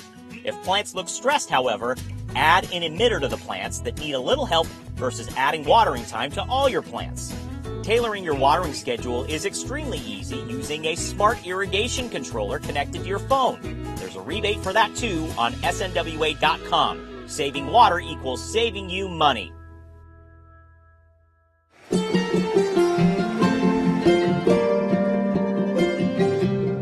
As most people know, the Colorado River has been in terrible shape for a while, and it's only getting worse, sadly. And so we have been out actively trying to get people to reduce their consumptive water footprint.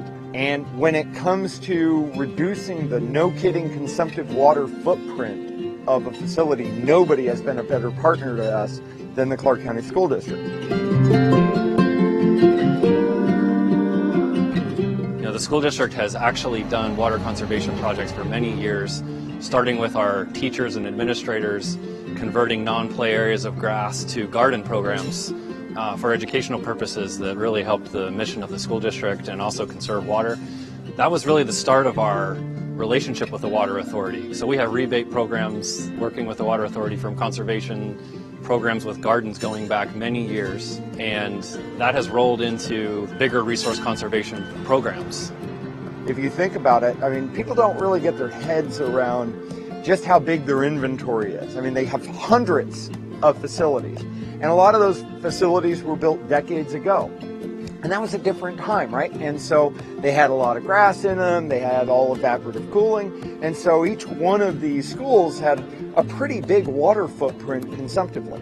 And so the school district has taken its own initiative and said, for the future, how are we going to design and build our schools in a way that are more sustainable in this environment? So when you talk about the school district's water conservation projects, we've started small and now we've gone massive with football fields. We converted 29 football fields from grass to synthetic turf. And here we are today to talk about non-play conversions, which is an even bigger opportunity for the school district. We've so far converted over 1 million square feet of grass across about 20 schools. We're looking to get well over 4 or 5 million square feet across about 200 schools. And we're making a lot of headway with the turf. And then what's next? The evaporative cooling. They have been right out there on the tip of the spear when it comes to evaporative cooling. They've taken the initiative. We're partnering with them. We are actually doing reconnaissance around the world to find the best non-evaporative or waterless cooling systems that exist. And they've been a willing partner to say, okay, well, let's try this here and see how it works. We've had a years-long partnership with the Water Authority to upgrade our cooling towers to reduce the evaporative losses associated with cooling our systems. And so we've converted well over 60 schools to more efficient cooling tower systems, with another 20 or 30 in the works right now. The Southern Nevada Water Authority has helped us every step of the way when it comes to identifying the roadmap and how we want to prioritize work, what kind of work we want to do. We have a lot of opportunity at the school district. The Water Authority has a lot of the horsepower to help us get this stuff done, and not just rebates, not just expertise, but work out in the community to help find ideas, to help us partner with other organizations to get things done. And again, we're all focused on making the making the water footprint of the school district lower, but also everyone in the valley lower so that we can have a more sustainable environment.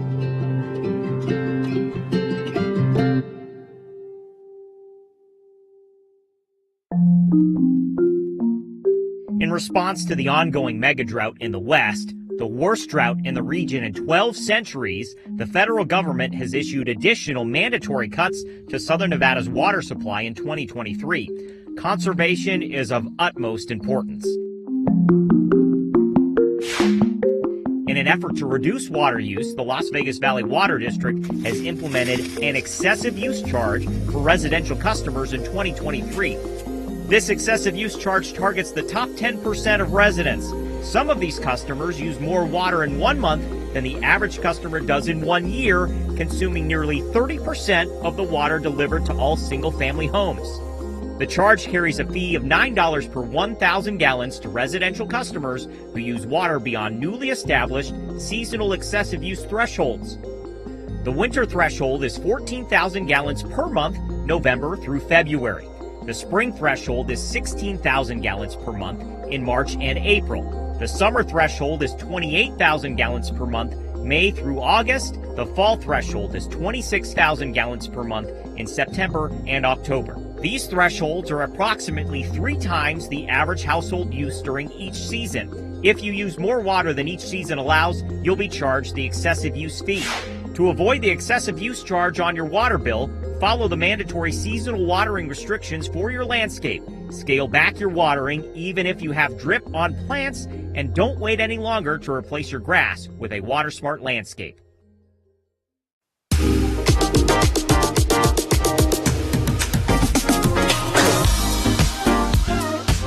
Our number one priority is making sure that we always safely and reliably can deliver water to the Las Vegas Valley. And here in asset management, we take our job very seriously when it comes to proactive maintenance. So today we're out here doing an inspection of a 96-inch lateral, one of our critical large diameter pipelines that delivers water from Lake Mead into the valley. A lot of the technology that we use here at the district and in asset management is used to be able to see the inside of the pipes various different ways. If the pipeline's small, we've got remote operated vehicles that we can drive in there, whether the pipeline's full of water or drained. In this case, we got such a large diameter pipeline, it's big enough for manned entry. Today we're doing an electromagnetic inspection of this large diameter pipeline, which essentially I compare it to an x-ray machine that you go to the doctor's office to look at a small fracture in your bone. However, in this case, this device can see any small breaks in the high tensile wires that wrap around the outside of the pipe that provide that strength that we're looking for to hold back that pressure in the pipeline. So that allows us to do this without having to do any excavation around the pipeline. We can do it inside the pipeline in a controlled environment. We work behind the scenes to do leak detection and condition assessment of various buried assets that people don't see in their day-to-day lives. Now we do this to ensure that we can continue to provide a safe and reliable water system without disruptions to each and every customer that we serve here in the valley.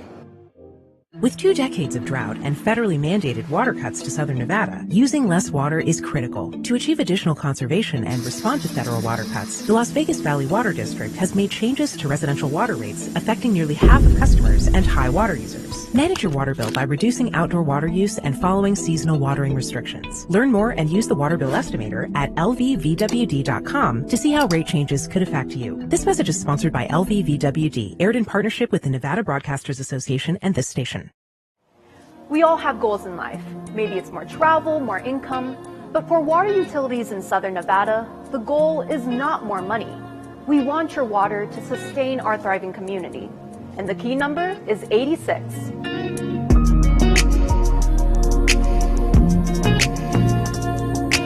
Back in 2000, the word drought wasn't in our vocabulary like it is today. Lake Mead was full, and Southern Nevada acted like it, consuming 322,000 acre-feet of water, 22,000 acre-feet above our federal allotment of 300,000 acre-feet.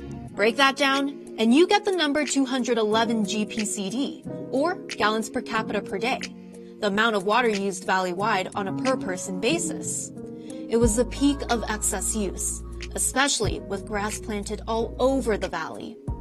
We used a lot of water at a time when we thought the Colorado River produced more than enough for the 7 states that share it. Clearly, we're in a very different situation now.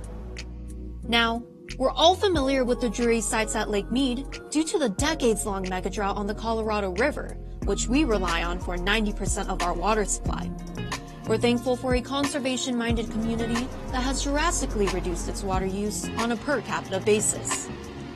Our community's steadfast dedication to the principles of water conservation have allowed us to reduce our per capita water use by nearly 50%, all while adding 800,000 new residents, building and diversifying our economy without the expansion of our water footprint. Look at this graph, and all you need to know is that our gallons per capita per day number has dropped steadily in response to what we've seen at the lake. Preliminary numbers for 2022 put Southern Nevada at 104 GPCD, half of what it was in 2000. But the number 86 is the key to the future. Every year, researchers at the Southern Nevada Water Authority create a water resource plan, laying out how to keep our desert communities sustainable for the next 50 years. To do it, we must reach the goal of 86 GPCD by the year 2035. A man who's a lot smarter than me once said that water conservation is a journey and not a destination. But one of the important destination points on that journey is our community's goal to get to 86 gallons per capita per day by 2035. To reach 86, everyone in the community will be asked and even required to play a role. Golf courses, properties with grass, homeowners who want to add a pool, businesses with evaporative cooling, and residential water rates are all part of it. We have a number of steps that we've instituted over the last 6 to 12 months. Limitations in pool sizes, a ban on development of future golf courses, reduction in water budgets for current golf courses, and the removal of non-functional ornamental turf in our community. No one is being singled out, and no one is being spared. Conservation is our #1 tool to ensure our community continues to thrive. Southern Nevada has been a world leader doing it. We simply need it to continue.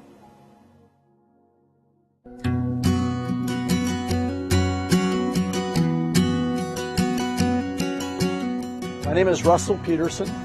I work for Anderson Dairy. I've worked for Anderson Dairy for over a couple decades. I'm in operations, and it's a pleasure to be able to work for Anderson Dairy. As being a good community citizen, we have decided that it was the right thing to do to be able to come in and to remove the turf and to be able to save some of that precious resource that we use. And it's important to us, we know it's important to our community, and so we have decided to remove the turf and install the artificial turf.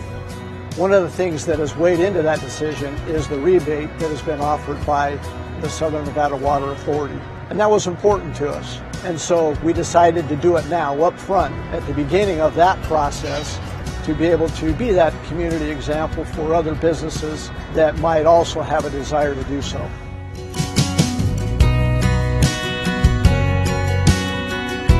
So here at Anderson Dairy, the reason why they gave us a call here is because we're going to help them not only save water, but they're going to do their part to become a smart water business in the staple of Las Vegas. As a dairy operation, people historically associate dairy with clean and green and all of those other wonderful attributes that they associate with dairy products. And so we didn't want to lose that. That's why we went to turf. So we're able to save the water but still maintain that image, that feel, that country feel that's important to a dairy. So here at Anderson Dairy, their biggest concern is that they wanted to not only be a smart water business for Nevada, but they also wanted to save the trees. And so what we're doing here today is we're removing over 4,000 square feet of grass, and we're replacing it not only with turf, but we're redoing the irrigation lines to make sure that these trees are going to get not only enough pressure so we're not wasting any water, but they're still going to thrive in this weather that we do have in Vegas. We felt that it's important because we're a long-standing business. We've been here since 1907. We want to set an example and be part of the community to say that we, having been here for so long, a long-standing member of the community, we want to show the community that we also are doing our part to be able to conserve. With the megadrought in the west drastically reducing flows from the Colorado River, Lake Mead is now less than 30% full, and the federal government has issued additional mandatory cuts to Southern Nevada's water supply in 2023. Single-family homes account for more than 45% of our community's water use, and a majority of the water is used outdoors on landscapes. For perspective, resorts account for less than 5% of our community use. In an effort to conserve, the Las Vegas Valley Water District has implemented a new tier equalization billing structure for residential customers in 2023. Customers with 5/8-inch meters are already familiar with tier rates. Now, single-family residential customers with larger meters will be on the same tier system, ensuring all residential customers pay the same amount for the water they use, regardless of a home size or occupancy. The tier equalization change is designed as a conservation measure to reduce overall water use. To find your meter size, check your water bill. So, how will this impact your water bill? It depends on how much water you use in your billing period. Rates increase through 4 tiers. Tier 1 goes up to 5,000 gallons, representing a customer's typical monthly indoor water use for life's necessities, and is accordingly charged the lowest rate. Tier 2 from 5,000 to 10,000 gallons, and Tier 3 from 10,000 to 20,000 gallons generally represents a customer's outdoor watering use, which can vary greatly with factors like grass irrigation or a swimming pool. Tier 4 rates are reached by customers who are the community's heaviest water users, over 20,000 gallons in a month. If you don't typically look at your water bill or monitor your monthly water use, now is the time to start. You can avoid reaching higher tier rates by following the mandatory seasonal watering restrictions for your landscape. Scale back your watering, especially if you have drip on plants, and don't wait any longer to replace your grass with a water-smart landscape.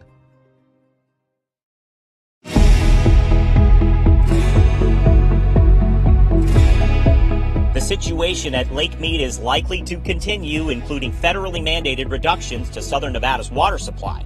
In response, the Southern Nevada Water Authority and its member agencies from all over the valley are taking steps to ensure all sectors, residents and businesses alike, reduce water use to protect the future of our community. And that also includes golf courses. And we did a total of 39 acres. Anthem Country Club is one of many courses working to do its part. It was an easy sell to the members in the sense that let's be good stewards, a good example for the community, and let's get ahead of it. What Anthem is getting ahead of is a reduction of golf course water budgets, dropping by about 1/3 beginning in 2024 from 6.3 acre-feet per irrigated acre to 4 acre-feet per irrigated acre. To reach that number, many courses have to invest in changes, reducing the amount of grass and even changing the type of grass. Converting from cool season ryegrass, in our case, perennial ryegrass, we'll save easily 30%. In 2022, Anthem Country Club shut down for 5 months to update its aging greens and convert its fairways on all 18 holes to a warm season Bermuda grass, a grass that goes dormant in the winter and requires far less water. 30 million gallons less per year across nearly 40 acres to be exact. You'll see it loses its color, but not its function. From a playability standpoint, it's really a no-brainer. It's brown, but it's very playable. Dormant Bermuda's always been a high quality surface. You see it more and more all over the country. And there's methods you can do to keep it attractive by painting and so forth. The driving range here in Anthem, this looks beautiful, right? Well, the grass I'm standing on is warm season Bermuda that is painted green. So this is a grass that conserves water. And we hear you, especially on social media, when you talk about golf as an industry and the ire over its water use. But we have to point out, this industry supports tourists, it supports locals, and it's an industry that uses about 5% of our annual water supply, whereas outdoor watering from residents accounts for about 60%. Course Superintendent James Simon speaks for many in the industry where changes like this are the role golf will have to play in our water story. I think it's fair to say that golf course superintendents in general want to be good stewards of the resources they have because they're motivated across the board to save water because it's a budget, it's a bottom line issue, right? Playability is another big one. They don't want to overwater. And so this is just one more step where golf courses can make the right move and save more water. It will save on labor immensely because the hand watering required for cool season grasses through April, May, June, July was intense. The Southern Nevada Water Authority provides cash for businesses and homeowners to convert grass through the Water Smart Landscapes rebate. Even as the course reopened in December 2022, Anthem will continue to utilize the rebate as the club has identified an additional 10 acres of grass on the course that will be removed, along with another 10 acres of grass areas outside the golf facility. And while the 2024 water budget reductions are coming fast, there's agreement that golf water usage can be trimmed and maintained properly, just like at any good course. In an effort to increase water conservation, the Las Vegas Valley Water District has made significant changes to rates for residential customers in 2023. Let's walk through your monthly water bill to see what those changes are and where they're reflected. First, let's point out your assigned watering group, located here. Your group determines which days of the week you can water outdoor landscapes. If you don't know your watering schedule, you can find it at lvdwd.com. Here indicates the size of your meter. If you have a meter larger than 5/8 inch, your water rates have changed. Below, tiers 1 through 4 are costs for water used during the billing cycle. The more water you use, the higher the tier you move into, and the more you will pay. These tiers have shifted for customers with meters larger than 5/8 inch. Tier 1 is the lowest rate for life's basic necessities. Additional tiers are generally an indicator of how much water a customer is using outdoors on landscaping or pools, with Tier 4 being reached by the community's heaviest water users and carrying the largest cost. Below that, the new excessive use charge will be reached by the community's top water users. This charge is an additional $9 per 1,000 gallons for customers who exceed a seasonal watering threshold. Excessive use thresholds for the entire year are also specified on lvdwd.com. Seasonal thresholds can cross billing cycles, so there could be statements that show excessive use charges for 2 seasons as indicated here. Lastly are charges by the Southern Nevada Water Authority, our community's water supplier, for water treatment, infrastructure, and reliability. Take the time to look closely at your bill and water usage. Without action, rate changes could impact 50% of customers. Search residential bill on lvdwd.com for detailed information.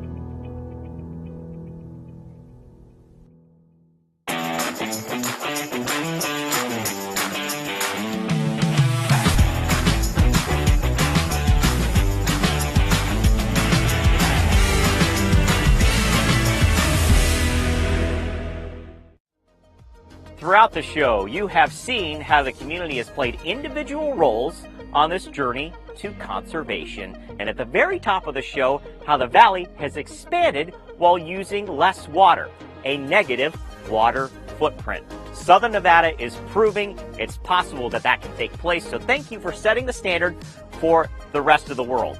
I'm John Castanino. Thanks for watching Vegas Valley H2O, and thank you for staying water smart.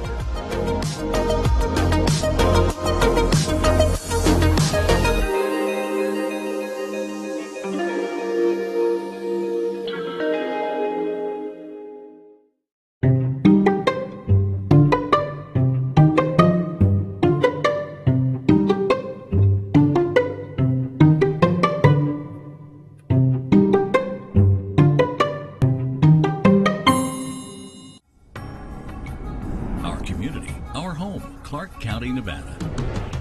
Thanks for watching Clark County Television, the best access to your local government.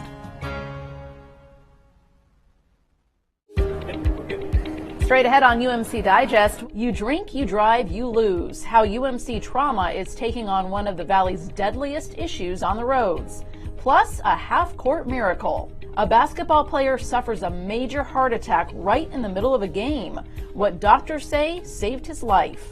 And a tearful reunion. A family meets the people who saved them from a fiery inferno. Their inspiring story of survival. Plus, an out-of-this-world night of entertainment and food for a one-of-a-kind cause. We take you inside the Evening of Hope Gala.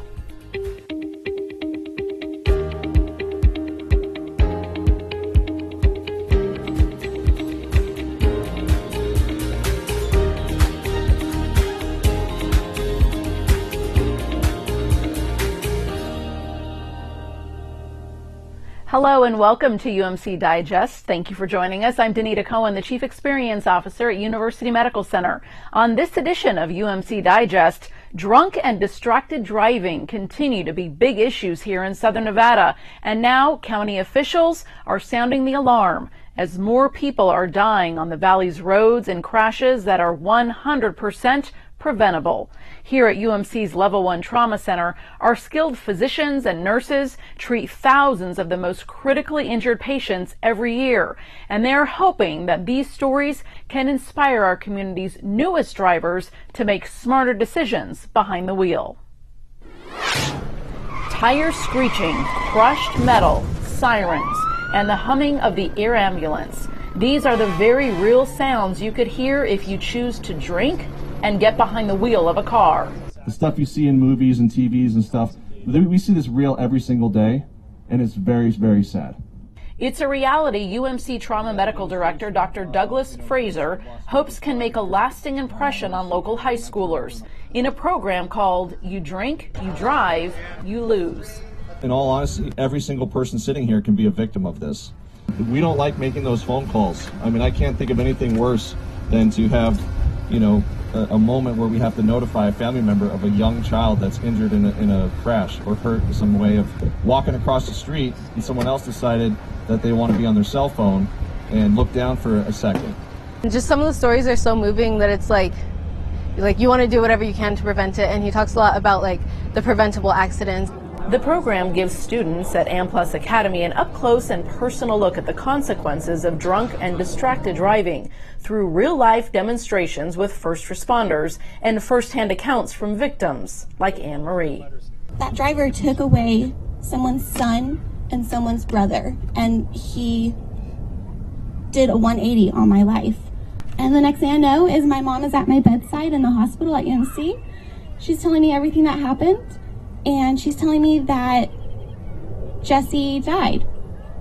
He tried to shield me from the car, and he passed away from his injuries.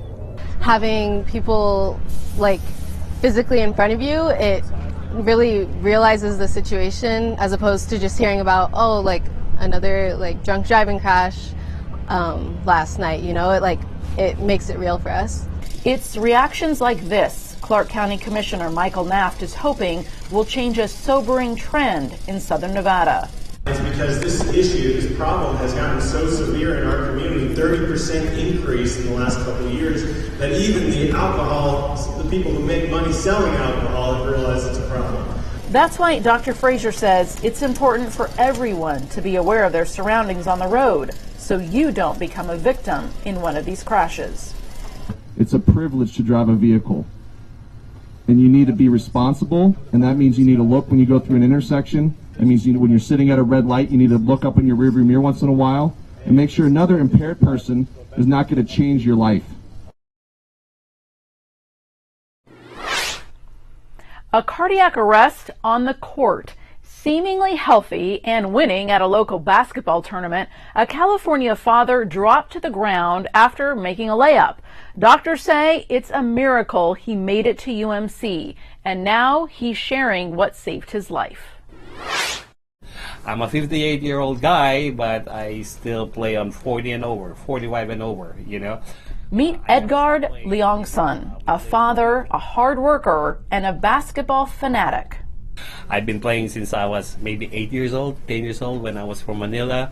Edgar moved to the U.S. when he was 21, and he's been traveling from his San Francisco area home to tournaments all over the country. It was his latest tournament here in Las Vegas that changed his life forever. I went for a layup. That was the last basket that happened. And then as I started running down the court to play back on defense, that's where I fell on my face, flat on the ground. Edgard's heart stopped, and everyone in the gym mounted a full court press to save his life. A coach, who was also a physician, and an off-duty nurse watching the tournament rushed to start CPR. I was on flatline twice. So the third time the ambulance came, that's when they hit me with their defibrillator and then just, give me the electric shock. And then that's when I opened up my eyes and everybody started clapping, Edgard was transported to UMC, where heart surgeon Dr. Giovanni Ciuffo was shocked that he had a patient to operate on. He actually had something that is commonly known as the widowmaker, or the left main coronary artery stenosis. Plus, his right coronary was completely blocked. You have to realize that once your heart stops, the clock is ticking. You really have a very short amount of time. Once your brain and your kidneys and all your organs are deprived of blood flow because the heart stopped, within a few minutes, these organs get damaged. Dr. Chufo performed life-saving open heart surgery, bypassing 4 blockages in Edgar's heart. He says Edgar is very lucky to be alive. And I can tell you my experience, what happened to him is really dangerous. Very few people survive a situation like that. But he had the right people at the right time every step of the way. It was really a miracle. Something as simple as knowing how to do chest compression, assisting someone who's unconscious to breathe, and having one of these automatic defibrillators can save so many lives. And I think it should be something that most people, especially in sport events or anywhere where there is a physical activity, or even in simple shops that have a lot of customers, there should always be someone who can bail out someone from such a deadly situation. As for Edgar, he says he'll be sitting on the bench for a little while, excited about his second chance at life. Maybe I will just spend more time with the family and friends, But Dr. Chufo is confident we'll see Edgar back on the court soon. I am sure he's going to go back to playing basketball. They all talk like that because they still feel they're being hit hard by the operation. But within the next 2 months, he's going to start making plans about back on the league like nothing happened. A family on the trip of a lifetime now fighting for their lives. Their incredible story of survival and their special reunion with the first responders who saved their life on the other side of this break. Calamity. It lurks around every corner. Or not. That's why UMC Quick Care is around every corner, with locations around the valley. UMC Quick Care, for all your small calamities.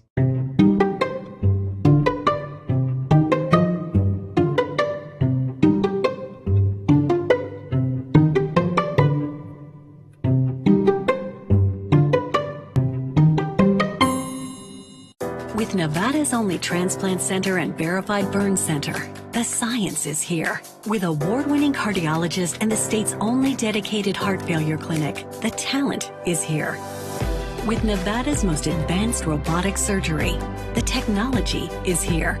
And with the Silver State's only designated pediatric trauma center, hope is here. All because we are here. UMC. Welcome back to UMC Digest. What started out as a trip of a lifetime ended with a loving family in the greatest battle of their lives. The Copeland family spent months here at UMC's Lions Burn Care Center after a massive explosion ripped through their home on wheels. Today, they're alive and making new progress every day, and they want to thank the people who made that possible.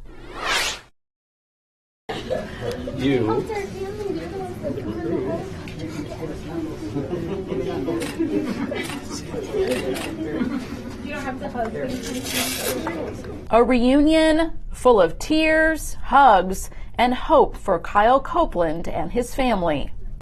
Good to meet you guys. I'm so grateful. 2 months before, no one would have ever believed this meeting could happen. Saving my daughter, pumping her heart for 10 minutes. Thank you. It was December 27th, 2021, just 2 days after Christmas. The Copelands were on the ultimate family adventure. Kyle and Whitney had sold their home and moved into a converted bus with their 4 children, ready to travel the country. On this cold December night, the family was in southern Utah, where their dream quickly became a nightmare.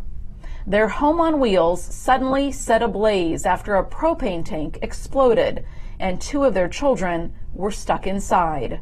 Kyle, an Air Force veteran, ran into the flames and by some miracle was able to pull 12-year-old Pepper and 4-year-old Crew out of the fire.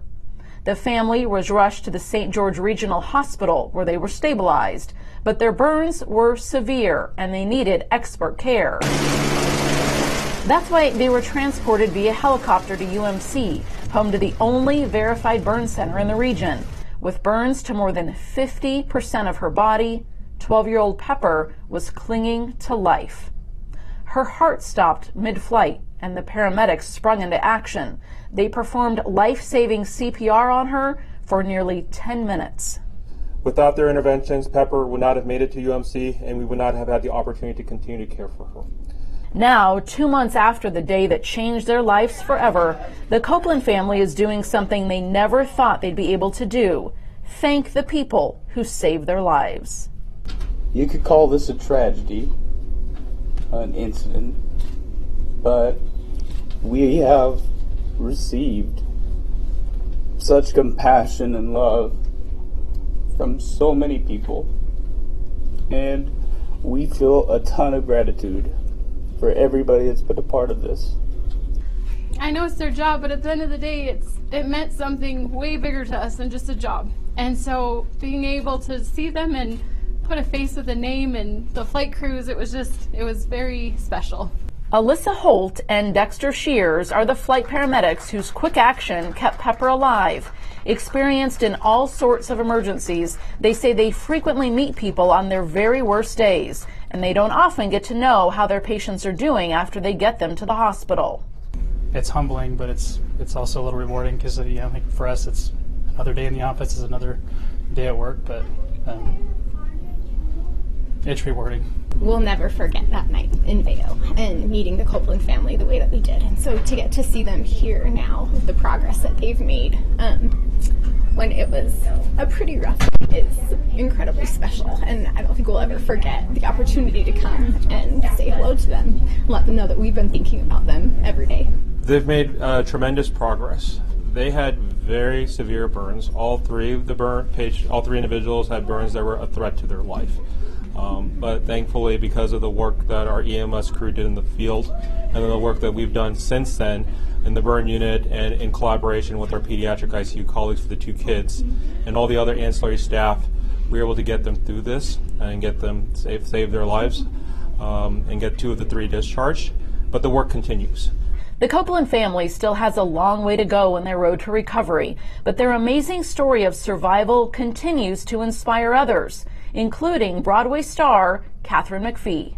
You all have been through a lot, but you managed to still smile and you're doing your best, stay positive. There's still love and peace and chaos, Yeah. The American Idol star, moved by the family's positivity, performed the Nat King Cole classic, Smile. If you smile through your fears and sorrow, smile and maybe tomorrow you'll see the sun come shining through. If you just smile. A message the Copeland family takes to heart every day. Our lives have been changed forever. We know that, and that's okay. And we're grateful for the opportunity to take something on that's new, and that might be difficult, and hard is okay.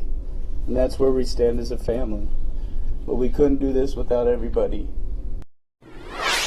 Kyle, Crew, and Pepper have been released from UMC, and they continue to heal every day.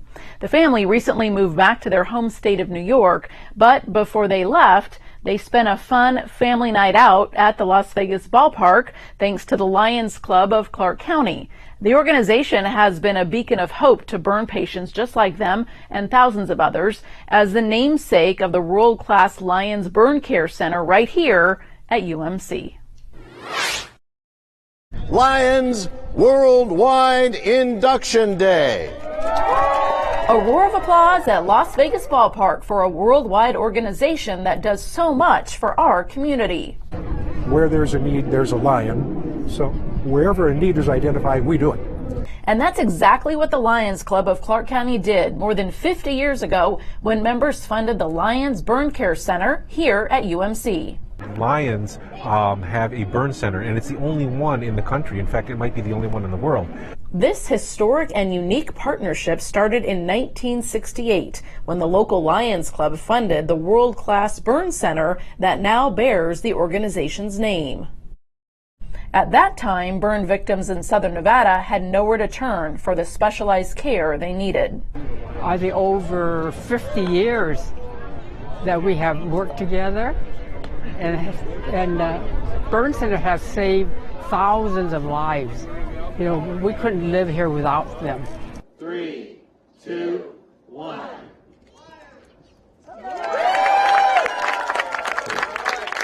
Esther Louis Henry and her late husband Dan spent decades fundraising for the Lions Bird Care Center, helping it to become Nevada's only verified burn center, also serving patients from California, Arizona, and Utah. I know I have family that live in Arizona, California, Utah, all those places that the residents come over and their lives are saved. Esther says hearing inspirational stories of survival, like the Copelands, brings tears to her eyes. That caught my attention. And so when I saw him crying, I cried also. So I think for him, it was very emotional. And for me, it validated that all the years that I worked side by side with my late husband was worth it. Because here's one family that was saved. World-class entertainment, celebrity chefs, exclusive experiences, and inspirational stories of survival. The UMC Foundation's Evening of Hope Gala had it all and raised a record-breaking amount for programs aimed at helping our valley's most critically ill and injured patients. Take a look. It's epic. It's everything. Tonight we made history for UMC. A night to remember under the stars with the stars. Hello, everyone. You right there all night through. Come on. Broadway stars Katharine McPhee and Eric Bergen. Oh, what a night. Late December back in 63. Bringing down the house with powerful performances as the headliners for the UMC Foundation's inaugural Evening of Hope Gala. We have such a fabulous evening planned for you. The lineup tonight, folks, is stacked. From performances by Spiegelworld's Atomic Saloon Show and Absinthe to the opera stylings of Sarah Fulco, the Evening of Hope Gala was a show to remember. Let's talk about these chefs we have, ladies and gentlemen. Over a dozen celebrity chefs here tonight supporting UMC. Show them some love, folks. This fundraising event also making history for a very delicious reason, giving guests a record-breaking amount of James Beard award-winning chefs all in one place for one very good cause, UMC's patients. Gala's been out of this world. My kids and my family are so amazed at how good this is. And I grew up in Vegas and in the convention industry, and this is top-notch. The gala raised funds to enhance the healing environment at UMC and UMC's Children's Hospital through integrative therapy programs and renovations to patient care areas. It's raising funds for the pediatric sedation room where children come in for some scary procedures, and we're going to help make that not so scary and bring some electronic devices and things to help calm them in those fears. The night also featured stories from some of UMC's most famous trauma survivors, including Andrew Lynn. UMC is a lifesaver. They saved my life. Wouldn't be here without them. Andrew made national news 10 years ago when he was impaled in the face after crashing into a fence. I mean, the x-ray is so unbelievable. It looks fake. To me, it still looks fake. It's hard to understand that. How that could happen and how somebody would still be alive. So, yeah, it's humbling, to be honest with you. It's very humbling. Andrew says he's so happy to see the community coming together to support the hospital that saved his life. Especially knowing firsthand the benefits of UMC and what it can do for somebody and how they help people, it's invaluable. I don't know if people realize how lucky we are to have UMC and the trauma center and how good they are. The doctors are best in the world. So to see the community help raise money for them It's really inspiring to see that. A smashing success for Nevada's highest level of care, with more than $1 million raised. The sky is now the limit for next year. This year's goal was $1 million. Next year we'll go for $2 million. Coming up on UMC Digest, Halloween. It's a favorite tradition of kids all over the country, from costumes to the trick-or-treating. But what if you're stuck in the hospital? You could miss out on the fun. So a popular Halloween store is making sure that doesn't happen for our youngest patients. Stay with us for the story.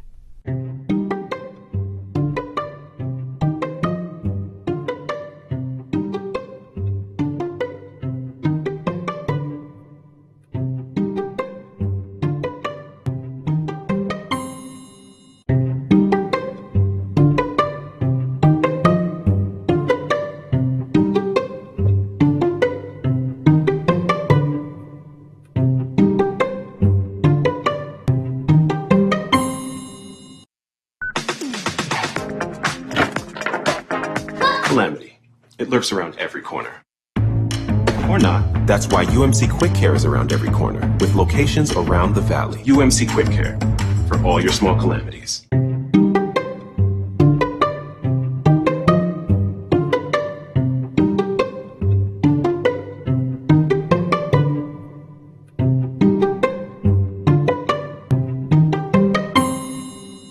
Welcome back to UMC Digest. Monsters, princesses, superheroes, and even human tacos haunted the halls this Halloween at UMC's Children's Hospital.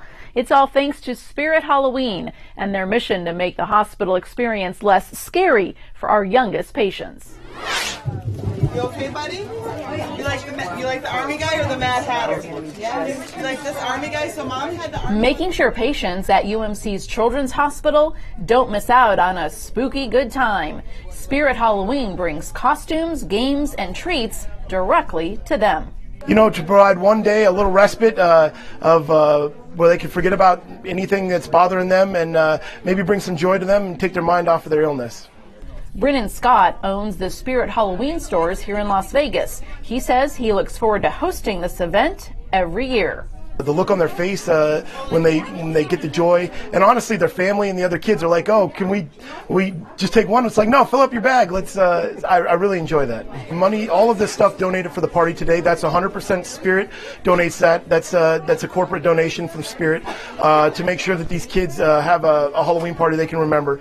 For those patients to get away and be a character during the Halloween season makes it really special. So we're so appreciative of the relationship with Spirit Halloween and the entire team. They do a great job in our community. And their generosity doesn't stop there. Spirit Halloween's nonprofit, Spirit of Children, raises money every year to support child life programs at UMC's Children's Hospital, making the experience a little less frightening for our young patients. Every year we raise money. 100% of every dollar we raise goes directly to UMC. If you come into one of our stores and donate $1, that $1 goes to UMC. Since 2010, Spirit of Children, through Spirit Halloween, has raised more than $844,000 for the UMC Children's Hospital, with a record-breaking $200,000 in 2021.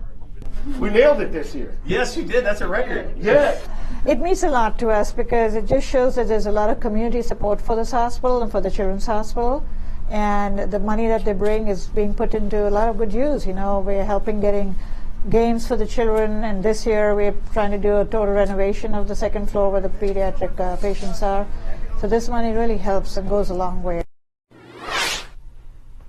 Bringing the gift of hope to UMC and UMC's Children's Hospital, the UMC Foundation's second annual Gift of Hope 5K was a massive success, raising close to $25,000, and all of that money going directly to improve the healing process for some of our valley's most critically injured and ill patients. Take a look at the fun. Go!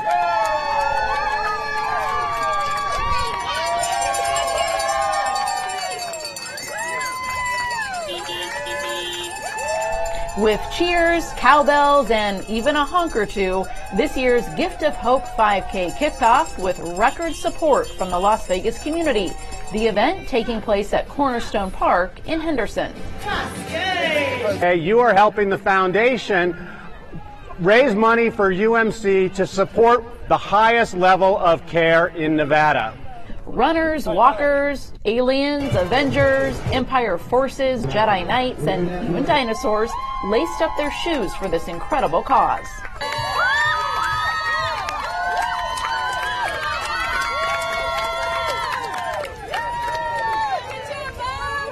The Gift of Hope 5K also welcomed a special group of rider athletes from Team Hoyt, an organization helping people with disabilities compete in endurance athletics. They love it. They love the course with the characters on the course, the Marvel superheroes. You can't argue with the Marvel superheroes. So all these kids are standard 17 to 22-year-old kids. So that's right up their alleys. There was a party on the other side of the finish line too.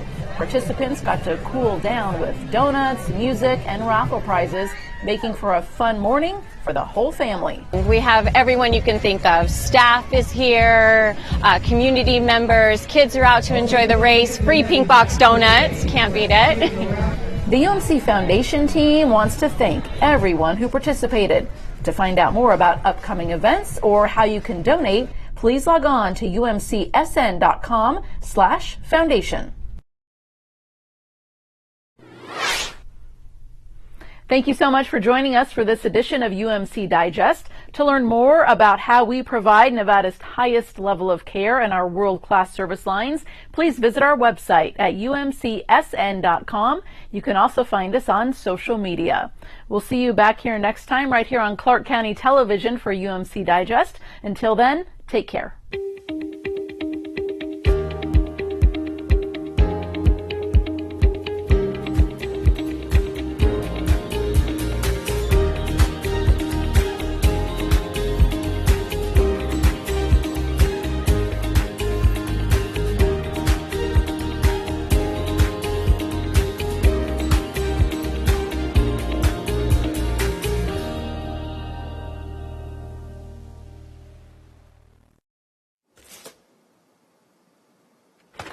Calamity. It lurks around every corner. Or not. That's why UMC Quick Care is around every corner, with locations around the valley. UMC Quick Care, for all your small calamities. Hi, I'm Clark County Commission Chairman Jim Gibson. And I'm Clark County Commissioner Tick Sager-Bloom. We want to help you meet face-to-face with employers so you can find your next big opportunity.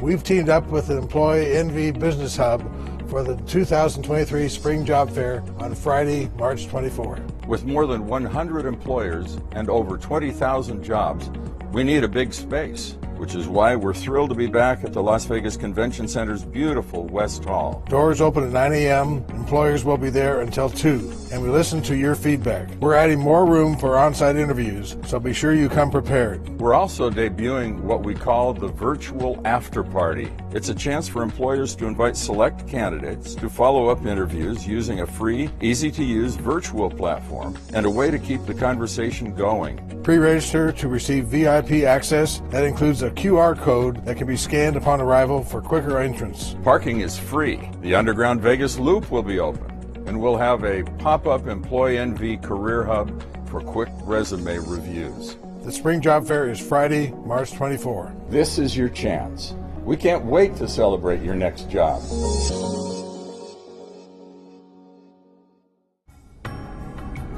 Our community, our home, Clark County, Nevada. Thanks for watching Clark County Television, the best access to your local government.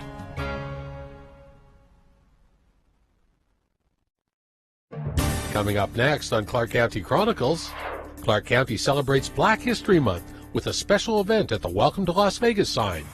Clark County's Public Works Pothole Patrol strives to make your drive smoother, and a new community center will soon open in Silverado Ranch. Those stories and more coming up next on Clark County Chronicles.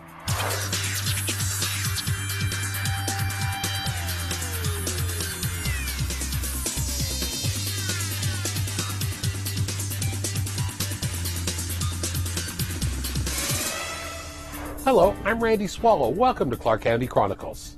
A $15 million federal grant will help the Southern Nevada Homelessness Continuum of Care with some much-needed funding to help combat homelessness in our community.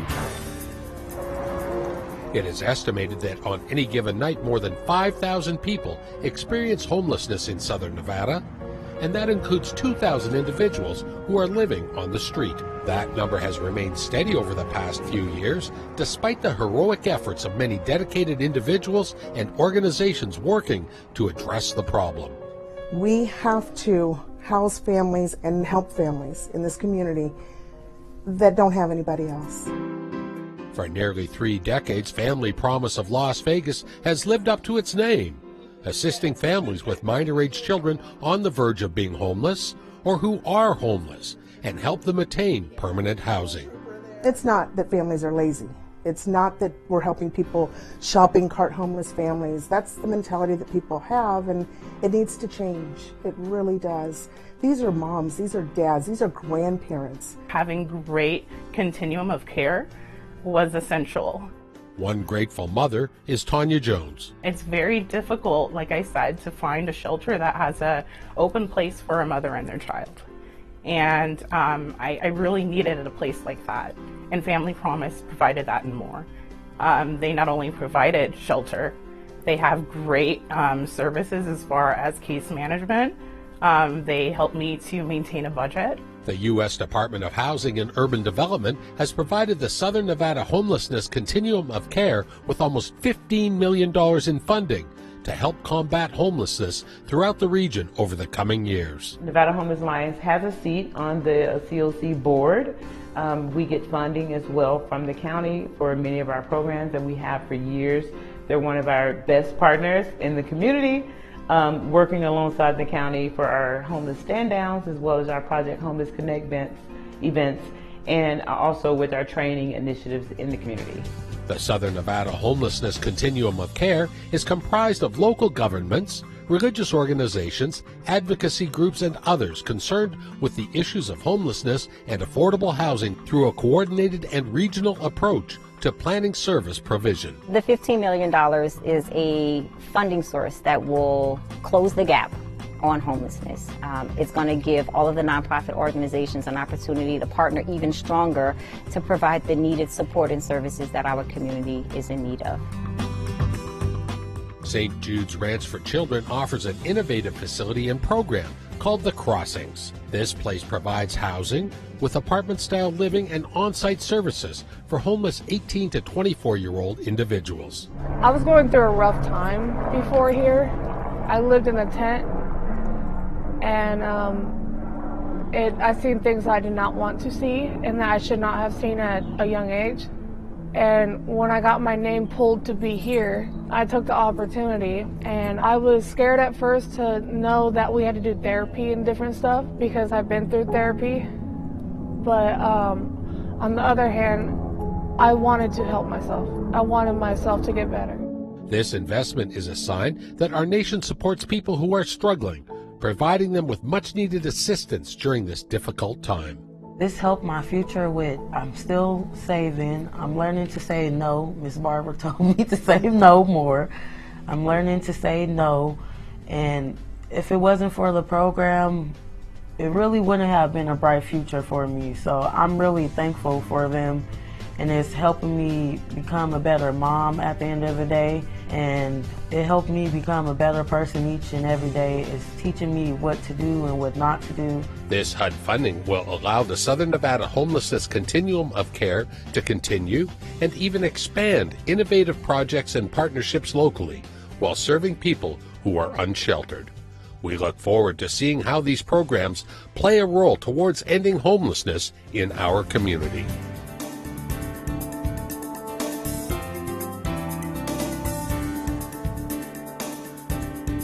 Clark County neighborhoods are represented by town advisory boards and citizens advisory councils, which are comprised of dedicated volunteer residents who serve their neighborhoods at the grassroots level. Clark County's decision-making process starts with citizens just like you, regular folks who are elected or appointed to Clark County town advisory boards and citizens advisory councils. There are a total of 13 town advisory boards, or TABs, and 6 citizen advisory councils, also called CACs, stretching from Laughlin to Bunkerville. Whitney Township is the oldest TAB in Clark County. I've been on the board for 7 years now. Jerry Ramirez is one resident making her voice and that of the Whitney community heard loud and clear by the Board of County Commissioners. The Whitney TAB is typical, consisting of 5 board members who hold scheduled monthly public meetings. Each board member serves a 2-year term, unpaid, but their volunteer grassroots governance is an invaluable conduit between the community and the County Commission. It's an advisory board. It's people that are looking out for the community. People that care about the community and don't want any overbuilding. I don't want to use a derogatory term, slum laws or anything like that, that you want to bring to the attention of the commission. You're just looking out for the neighborhood. That's basically all it is. Everybody will rise and raise their right hand. Each year, Clark County holds a TAB CAC orientation training session, swearing in new members and providing all members with the information they need to be successful. Open seats are available, and Clark County is accepting applications from residents to serve. Applicants must be eligible to vote, live within the area encompassed for which they are applying, and attend annual training. Applications can be found at ClarkCountyNV.gov, and through the Administrative Services Department, send an email to administrativeservices@ClarkCountyNV.gov to learn more.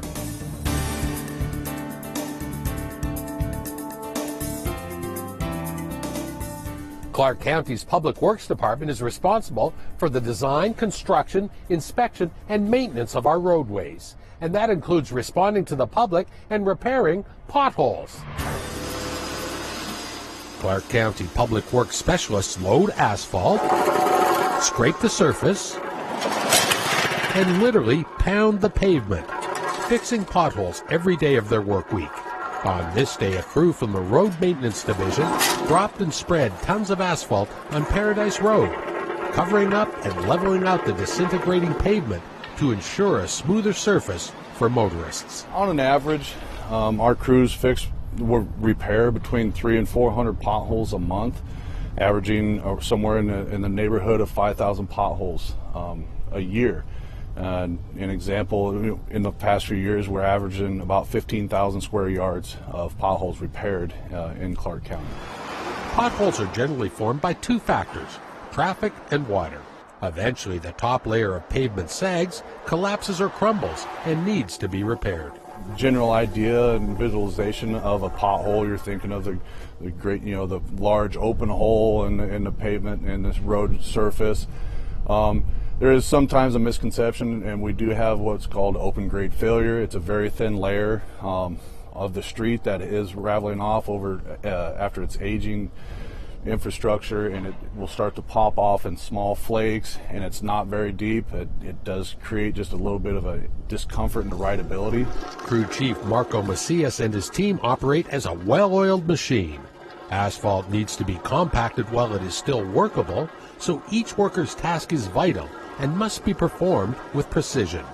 The driver dumps the load and inches along the street while others seal the cracks, spread and compact the patch material to create an even blacktop. That orchestration between the crew is developed from the time that they're hired on here, when our staff gets here and they're dedicated to the patch crew. We have our leaders on their crews that have been here and have several years under their belt of doing this type of job. They're trained in this operation, and they're trained how to do it properly, efficiently, safely, and always in every manner that we can. First thing that in our concern is the safety of our employees and safety of the public. No one likes potholes. They are eyesores, and when left unrepaired, they can become a safety hazard. The Public Works Department is diligent in their duty and rapidly responds to complaints from constituents. There's a couple different ways you can report your potholes. The public is welcome to contact Public Works about potholes or any roadway nuisance from your cell phone, computer, or home phone. Potholes can be reported using the Fix It Clark County app. That seems to be the new way and the most efficient way that does get down to our office staff, and it can be dispatched out to the appropriate personnel. There is in the works email that can be, an email can also be sent in if you don't have the Fix It Clark County. and we will respond to those accordingly, just as we do Fix-It. So download the Clark County Fix-It app on your smartphone, or from your computer, visit the Public Works page at ClarkCountyNV.gov to learn more.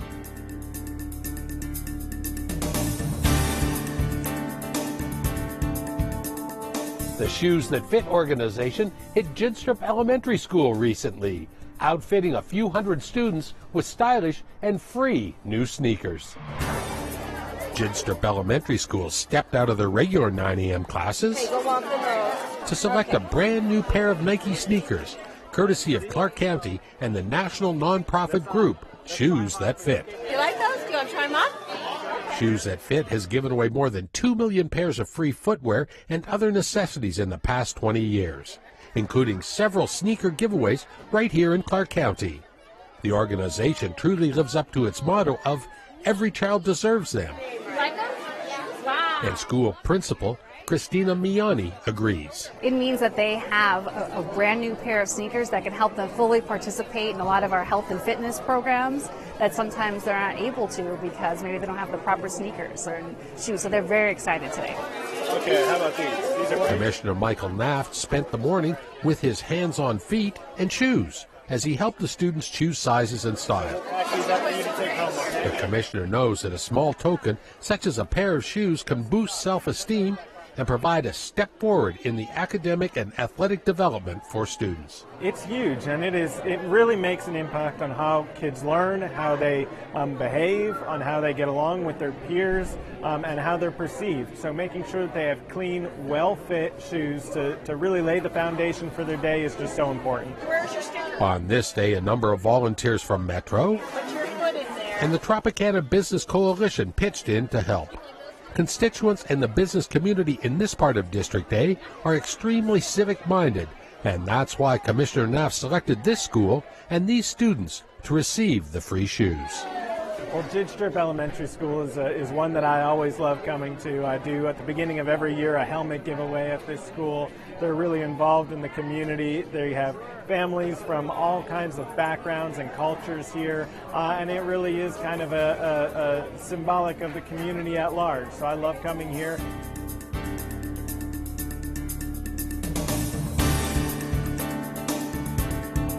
The 1 October Memorial is one step closer to reality, as 5 teams will compete to design and build a permanent structure here on site of the tragedy from 1 October 2017.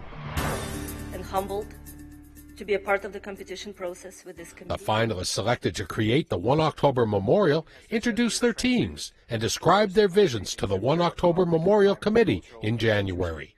One of these contenders will design, create, and build a permanent memorial that honors those who died, the survivors, the first responders, and the everyday heroes from that horrific event in 2017.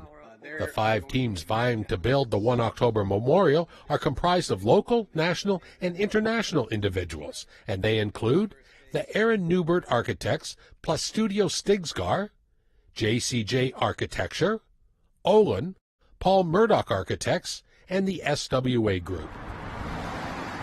The memorial will be constructed on the actual site of the Route 91 Harvest Music Festival on South Las Vegas Boulevard.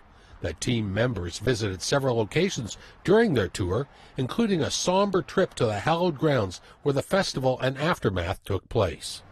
The group also took a trip to the Vegas Strong Resiliency Center, a location that has served as a place of healing and support for thousands of visitors and residents and others affected by the shooting.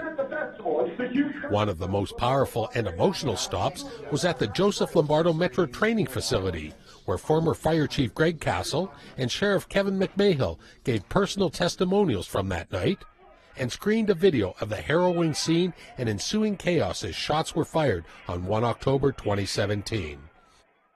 The 5 teams will make their final presentations to the committee in June. Public input is strongly encouraged. To reach out to the teams, simply visit the 1 October Memorial Committee's website on the Clark County website at ClarkCountyNV.gov for contact information. We must take a short break, but when we come back, I'll tell you about a new partnership between UNLV School of Medicine and the Clark County Coroner's Office. This is Clark County Chronicles. had to leave my parents. I had to move schools. I don't know anyone here. Everything keeps changing. Why is this happening to me? I'm sure glad you're here. Change a child's story. There's a child in foster care waiting for a volunteer like you. Learn how you can help at casaforchildren.org. Ladies and gentlemen, there's no secret to this next trick. Hard hat, check. Tank, check. Building permit. Uh-oh.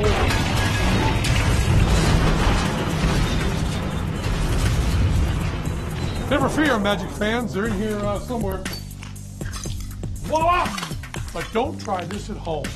There's no secret to building permits. Even I need them.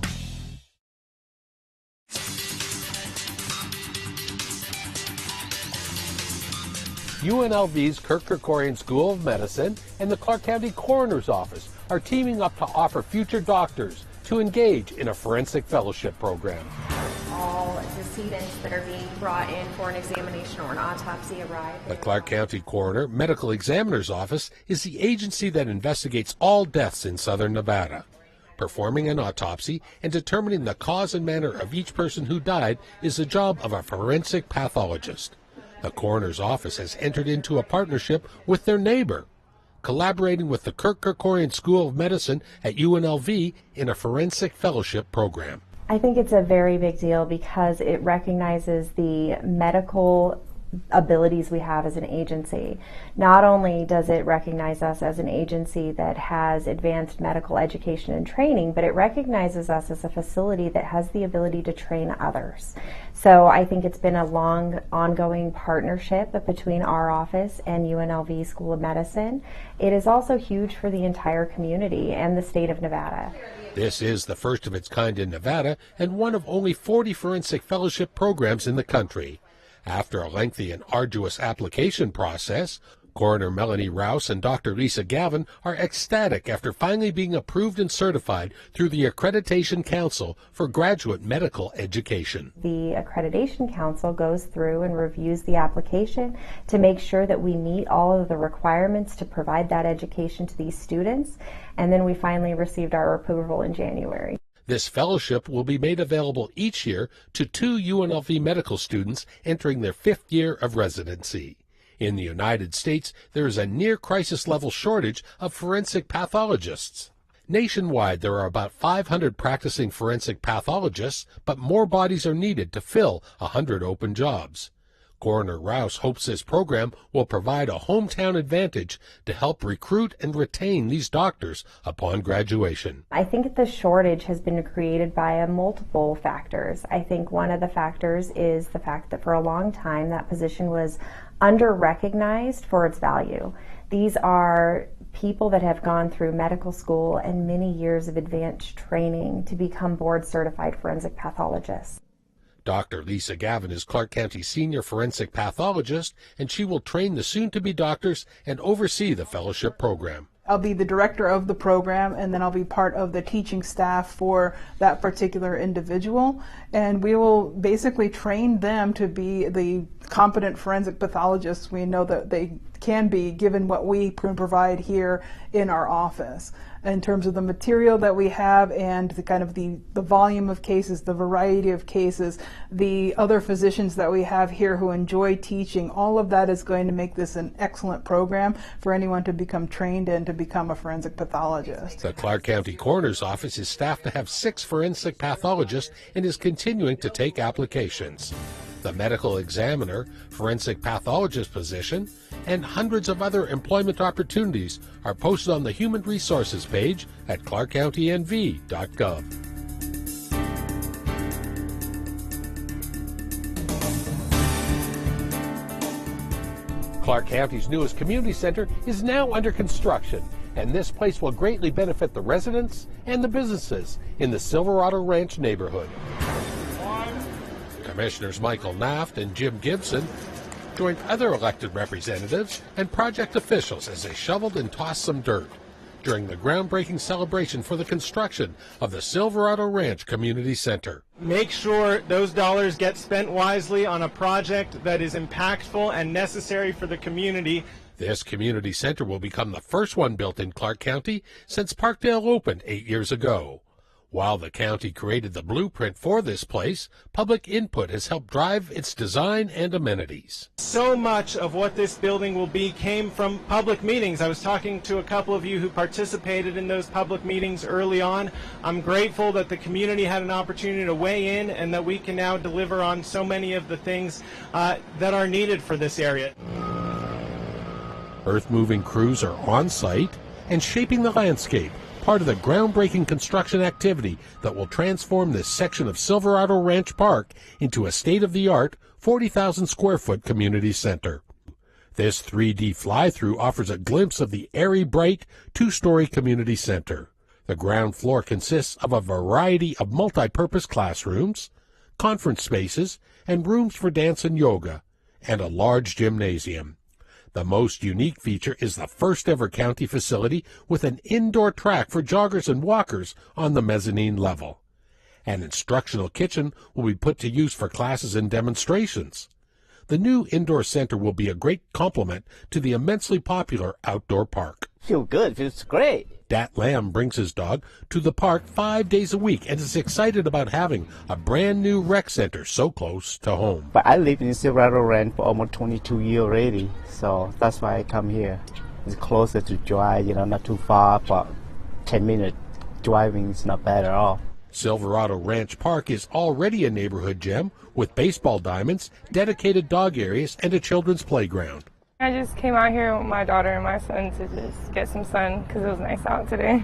Adriana Escudero has lived in the neighborhood for 3 years, visits the park often, and can't wait to see what the new community center has to offer. Oh yeah, I think that's going to be super awesome. I feel like it kind of brings up the value of the place even more. It's going to probably want me to come by more often or get my kids in classes and stuff because it's like so much more convenient. There's not much of that available around here. So I feel like it'd be a good addition to our community. An influx of new visitors to the community center will benefit nearby Silverado Ranch businesses, including Slater's 50/50. Owner Andy Cow believes this new project will help introduce new customers to his restaurant and boost sales of his famous bacon, burgers, and craft beer.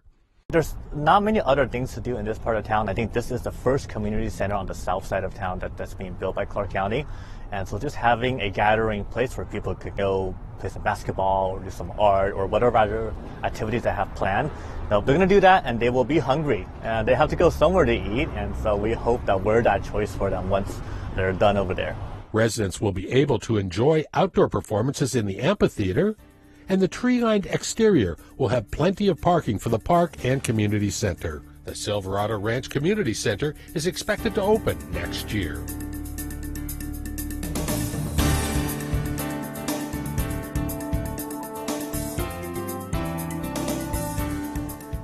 Throughout the month of February, our most famous sign was given a red, green, yellow, and black light color change to recognize Black History Month in Clark County. Commissioner William McCurdy joined a group of young and old community members, flipping the switch to signal the month of February as Black History Month. This was the second year that the Board of County Commissioners led this ceremony at our iconic sign. We honor our ancestors, those who came before us, who have blazed the trail and who have made sure that we have all that we have today, not only to occupy for this moment, but to build upon for the lives of future generations. Today and every day this month, we are called to focus on their journey, on their struggles, on their successes. Because to be clear, Black history is American history. Commissioner McCurdy presented awards to a number of local organizations, businesses, and individuals, including the Urban League Young Professionals, the African Diaspora of Las Vegas, PM Entertainment, Expertise Barber College, Robert Twix Taylor, the Housing Assistance Corporation, and Gas Station Studios. Commissioner McCurdy and the entire board offered personal testimonials describing what Black History Month means to them. Black history is American history. Let us remember those who fought for equality and for a better tomorrow, and celebrate those who continue this important work to shape our community and our nation today.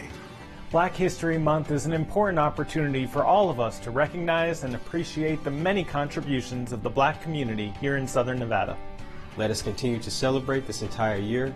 Pick up a book, open it up, learn about some of the past leaders who have blazed a trail. They say that a page of history is worth a volume of logic, but it's important that we remember our past. And there's elements of Black history that just weren't taught in the history books, be it the Tulsa Massacre that I certainly didn't learn about, or elements of our own Black history here in Las Vegas. If we don't learn from our past, we're doomed to repeat it. It's really important to Nevada because it's where we come from, where we started, the Rat Pack, Sammy Davis Jr. But it's really about celebrating our past, our present, and inspiring so many of our young youth to get back and get involved in our community. We have come so far. When I was growing up, we were known as the Mississippi of the West. African American entertainers on the Strip couldn't stand the Strip. We were very segregated. Today we're much more integrated, much more involved, but the truth is we have so much more to go. This is an opportunity to really celebrate those individuals who have been true leaders and have provided the rich diversity that our community here in Southern Nevada has enjoyed.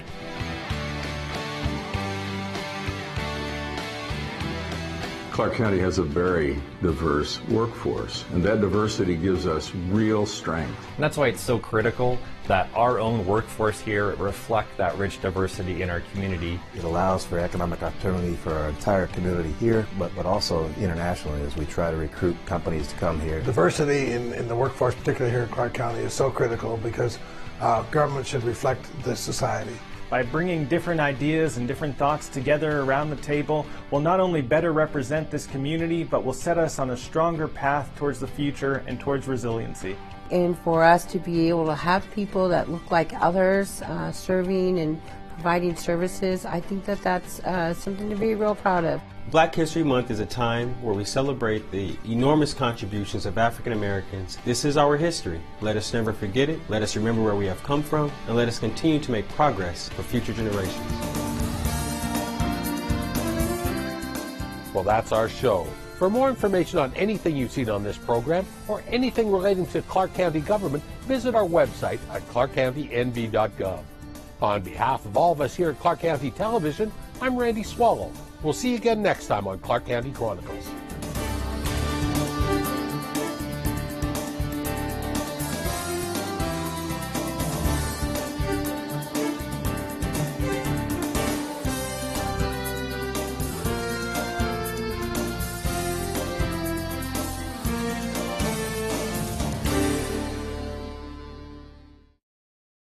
The effort to create a memorial to remember the events of 1 October is going strong. Our committee has selected 5 outstanding teams to develop a design concept for the memorial. The teams are hard at work reviewing ideas submitted by the public in the first phase of our process. We expect they will want additional feedback as they work on their concepts. You can contact them directly to learn about public input opportunities they are hosting. To connect with the design teams, visit ClarkCountyNV.gov. There's a shelter pet who wants to meet you. Meet one today. Visit theshelterpetproject.org. Adopt. Ma'am, driving a car in a diamond lane requires 2 or more people. Oh, I'm sorry, but diamonds really are a girl's best friend. Now where's a girl gonna find another person to share a ride with? Club Ride can help you find people to carpool with. Visit their site at rtcsnv.com. It looks like someone visited the Club Ride website. That's right. These diamonds really are a driver's best friend. Our community, our home, Clark County, Nevada. Thanks for watching Clark County Television.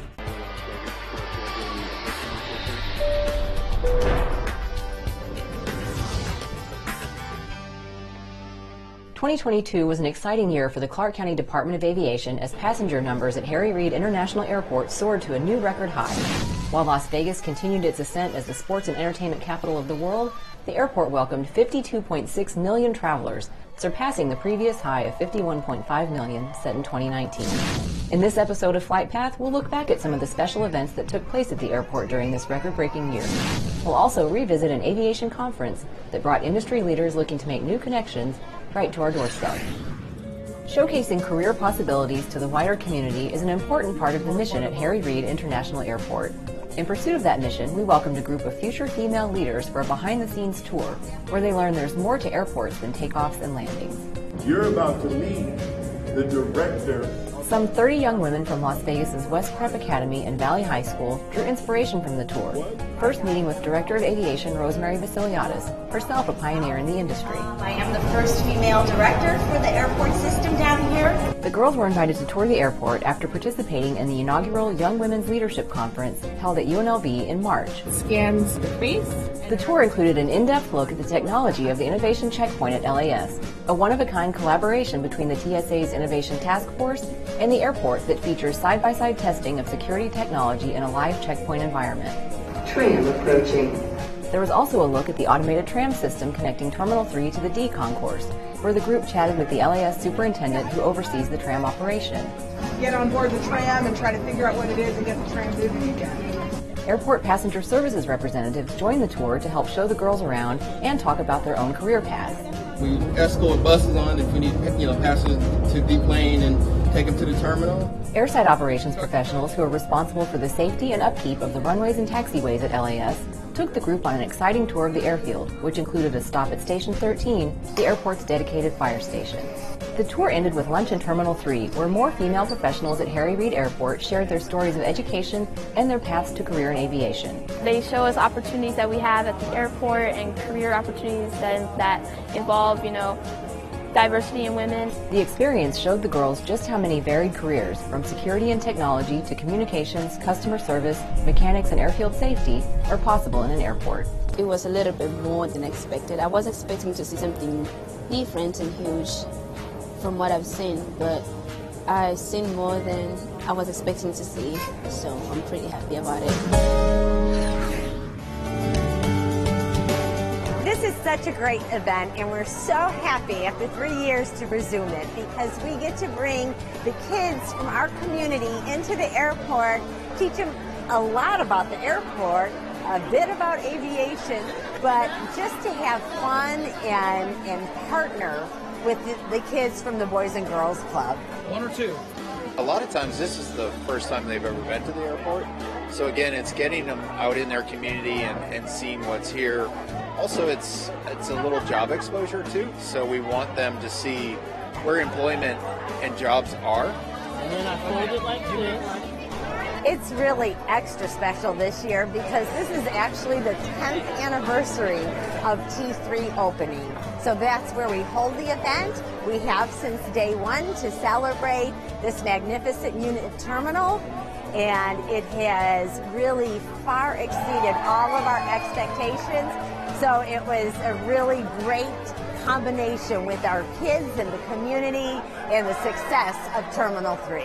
Well, all the way down. Such a robust turnout. It's great to see. It is very heartwarming and very inspiring to see. Let's kick this off. It was so fun. My best day of my life. It's a privilege to be able to be here, meet with the community, engage with the children. Very meaningful. Frontier loves doing community outreach and events like this. So we're really grateful to have been offered an opportunity to be here. Nice.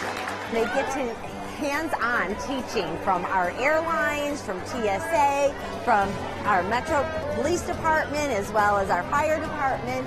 And it is just really, really great to see the generosity and the time that all of our airport partners spend with these kids to teach them that. Nice, very nice. It's building the planes with the airlines, more career exposure of their jobs around this, and it's not just a place where you go in and out of, and then actually the competition, right? So when they get to throw those planes and see how far they can go. One of the heartwarming pieces of today is that our airport community really come together, take time and effort, and they are so generous with the kids and things that they bring them, from hats to shirts to a backpack full of back to school type of items for these kids. It's a summer highlight for the kids for sure. And we did a table decoration contest. And number one is Delta Airlines. Yay! First time winner, Team Spirit. Please come on up, Team Spirit. One more round of applause, everybody, for Team Spirit. Congratulations. And congratulations to everybody that participated. Thank you again for your help. My friends are all champions. Well, welcome everyone. Thank you so much for being here. Custodian Appreciation Day was celebrated at Harry Reid International Airport with a ceremony for the dedicated custodial staff that included a special award recognition from Rubbermaid. Sheer number of travelers and the great work that this staff does is why we selected Las Vegas Airport. Las Vegas is such an incredible airport with over 40 million travelers, and we thought it was a great opportunity to come meet and greet the staff and give our genuine thanks to the staff ourselves. After the ceremony concluded, the custodial staff was also treated to a luncheon as a thank you for all the exceptional work done at the airport. I just can't tell you how much I love our custodial team and how great they are. They keep our facility running from the top to the bottom. The team works around the clock using a variety of skills and supplies to care for the airport, travelers, and fellow employees. And they keep it in spectacular shape. They keep all of us safe with the disinfecting practices that we have, the cleaning practices that we have. They have done a lot to make us amazing. At LAS, a great work environment. Our team members love working here. Every day they make a huge difference to all of the guests that travel through our airport. Along with happy employees. I really like working here. It's been here 19 plus years, so it's been a good job for me. The best thing, benefits, the pay, allows this hardworking team to achieve its goals. One of the reasons why our team members love working here is, every day they make a difference, a huge difference to all of the people and all of the guests that travel through our airport. Second reason is no 2 days are ever the same. So if you like to see something different and don't want to do the same old, this is the place for you. If you're looking for opportunities at the airport, visit harryreidairport.com/careers. In September, Harry Reid Airport kicked off the busy Mexican Independence Day holiday weekend by welcoming passengers to Las Vegas with a special performance. We just play for the people passing by, spreading what we know, or what we learned at school, we pass it on to people that are passing by. The student mariachi band from Rancho High School greeted travelers arriving directly from Mexico with a traditional music performance. It's honestly an honor to be playing here because there's so many people that come around, and then we're trying to represent the Mexican heritage. The talented musicians were joined by the school's Ballet Folklorico dance troupe, who wore brightly colored costumes and performed traditional dances to honor Mexican heritage. I'm very proud. I'm proud to spread my culture, spread my heritage. I'm proud of who I am, proud of where I came from. The students enjoyed the unique opportunity to perform before an airport audience and share their culture and school pride with travelers. It means a lot because there's so many things that happen around the world, and then we're getting to be a part of this, and then actually getting to celebrate our Mexican heritage and Hispanic heritage. While the airport traditionally sees a spike in passenger activity associated with Mexican Independence Day, there's a strong year-round interest in Las Vegas from south of the border. Just playing for them, just so that they could come and feel how it is in Vegas, that they're included. Mexico annually ranks as the second largest source of international visitors to Las Vegas. The uptick in visitors over the Mexican Independence Day weekend not only benefited the local economy, it allowed the airport to foster a sense of community for those getting their first glimpse of Las Vegas. Welcome aboard Allegiant Air's flight to Hawaii. It's our 8th annual Girls in Aviation Day. It's a day that we can explore, engage, inspire girls for the world of aviation. Pull back to go up, push down to go down. MGM made this not only a successful large event, but also this year MGM decided they wanted to make it a free event. It feels really good because not just men can be pilots. This is so important because there's not as many women in aviation fields, and to see someone in an aviation field like a pilot, mechanics, we have engineers, we have Air Force, and they're all women.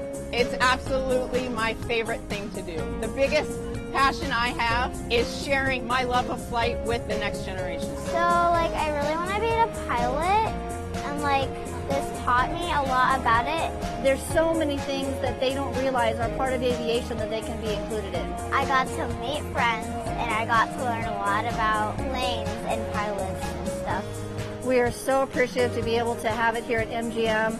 They have welcomed us with their hangars and their aircraft and their support. We are just so appreciative.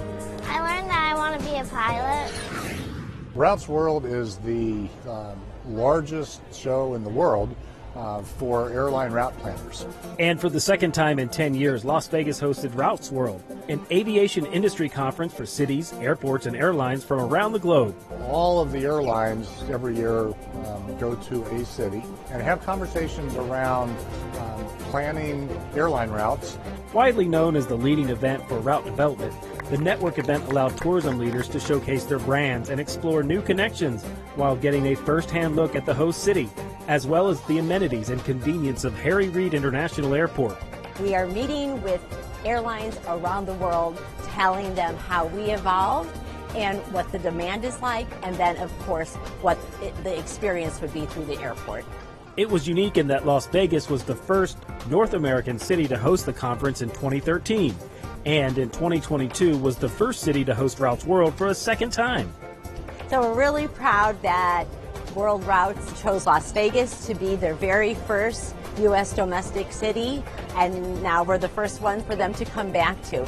The change in the city, the change in the destination has been so compelling. There's so much more richness to what Las Vegas has to offer. It was a perfect story for us to be able to bring the route development community back to Las Vegas. On the exhibit floor at the Las Vegas Convention Center, destinations set up colorful booths, giving attendees a small glimpse of what their city might offer travelers. Airline executives were able to meet face-to-face to discuss what markets they might serve. That would mean new travelers that were coming into Las Vegas and supporting and growing the local economy, but it'll also mean new destinations and opportunities for the local communities to go and experience and see for themselves. In partnership with the Las Vegas Convention and Visitors Authority, the city's gateway for nearly half of all visitors was well represented at the show. But we have real opportunity around the world, and in order to really capitalize on that opportunity, we need it to be an easy experience for those customers. Direct connections really matter.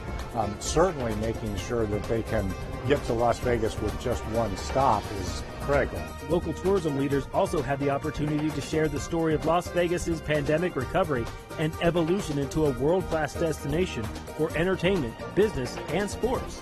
The one factor that has not reached 100% yet is international.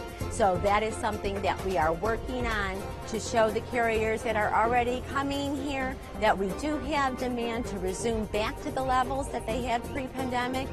Having the event in Las Vegas, one of the world's best conference hosts, was a natural fit, and it allowed the Department of Aviation to show off the investments at Harry Reid Airport in the 10 years since the show was last here. Those include new and upgraded amenities for travelers, a Terminal 1 remodel, and expanded capacity for international arrivals. The world's a big place. There are a lot of potential customers all around the globe. And we have 128 direct connections now in the United States. It also created the possibility for expanded air service to and from Las Vegas, a win-win for locals who want to see the world and for our tourist-based economy. Routes World 2022 ended with well wishes and a handoff to next year's host city, Istanbul. We are looking forward to seeing you all in Istanbul in October 2023. Thank you. Just before Veterans Day, the airport was proud to once again take part in the annual Salute to the Troops, an all-expenses-paid weekend experience in Las Vegas for wounded service members and their guests. The troops were flown to LAS on an American Airlines charter, this time on the carrier's specially painted Medal of Honor aircraft. Representatives from TSA, the Clark County Fire Department, Las Vegas Metropolitan Police Department, USO, and the Department of Aviation paid tribute upon the troops' arrival. greeting them at the gate and organizing a plainside salute. The special guests were hosted by MGM Resorts International for a weekend of dining, sightseeing, adventure, and entertainment. While Harry Reid International Airport saw an influx of visitors in 2022, that doesn't tell the whole story. Locals have been traveling in large numbers as well, causing the Terminal 1 long-term parking garage to reach capacity nearly 3 times more in 2022 than in 2019. Work is underway to meet the demand for parking at Terminal 1. In the meantime, here's a travel tip for our parking customers. No matter which terminal your flight departs from, parking at Terminal 3 might be your best option. If you don't have any bags to check, simply park and take the pedestrian bridge across to the terminal. Check in using a self-service kiosk or pull up your mobile boarding pass and proceed to the Terminal 3 security checkpoint. A tram system connects Terminal 3 to the D gates and Terminal 1. If you need to check bags or check in at your airline's ticket counter at Terminal 1, grab your things and hop on the interterminal shuttle. The shuttle stop is located on level 0 near the entry and exit doors numbered 55. Keep these tips in mind the next time you fly, and as always, know before you go. Jingle bells, jingle all the way. To kick off the holiday travel season, we have invited a musical choir program from an elementary school right down the block, Doris French Elementary School, and their entire choir program to celebrate this kickoff. Dashing through the snow. the young singers entertain travelers, employees, and passersby while infusing the terminal with holiday spirit. It is just one of the most heartwarming moments that we have. It gives you really that foundation of this is what it's about, this is the happiness, this is the joy. The event included an important message from law enforcement about celebrating the holiday safely. Designate a driver, use ride shares. There's so many options out there. And it's our goal that we remember this year as a festive one, and for all the right reasons and not all the wrong reasons. To officially get the holidays rolling at LAS, airport leadership joined the children to light the tree. 2, 1. Each winter, the airport's festive decor also includes a menorah at Terminal 1 and one at Terminal 3. Following tradition, the menorah is lit around nightfall each of the 8 nights of Hanukkah. Traditions like these not only provide a warm welcome for holiday travelers, they show the airport is more than a busy travel hub. It's a part of a community. Thanks for watching this look back at a record-breaking year. When you're ready to pack your bags and take flight, don't forget to check out LAS Airport on Twitter and Facebook for the latest travel tips, and use all the resources of our website, harryreidairport.com. Join us next time on Flight Path.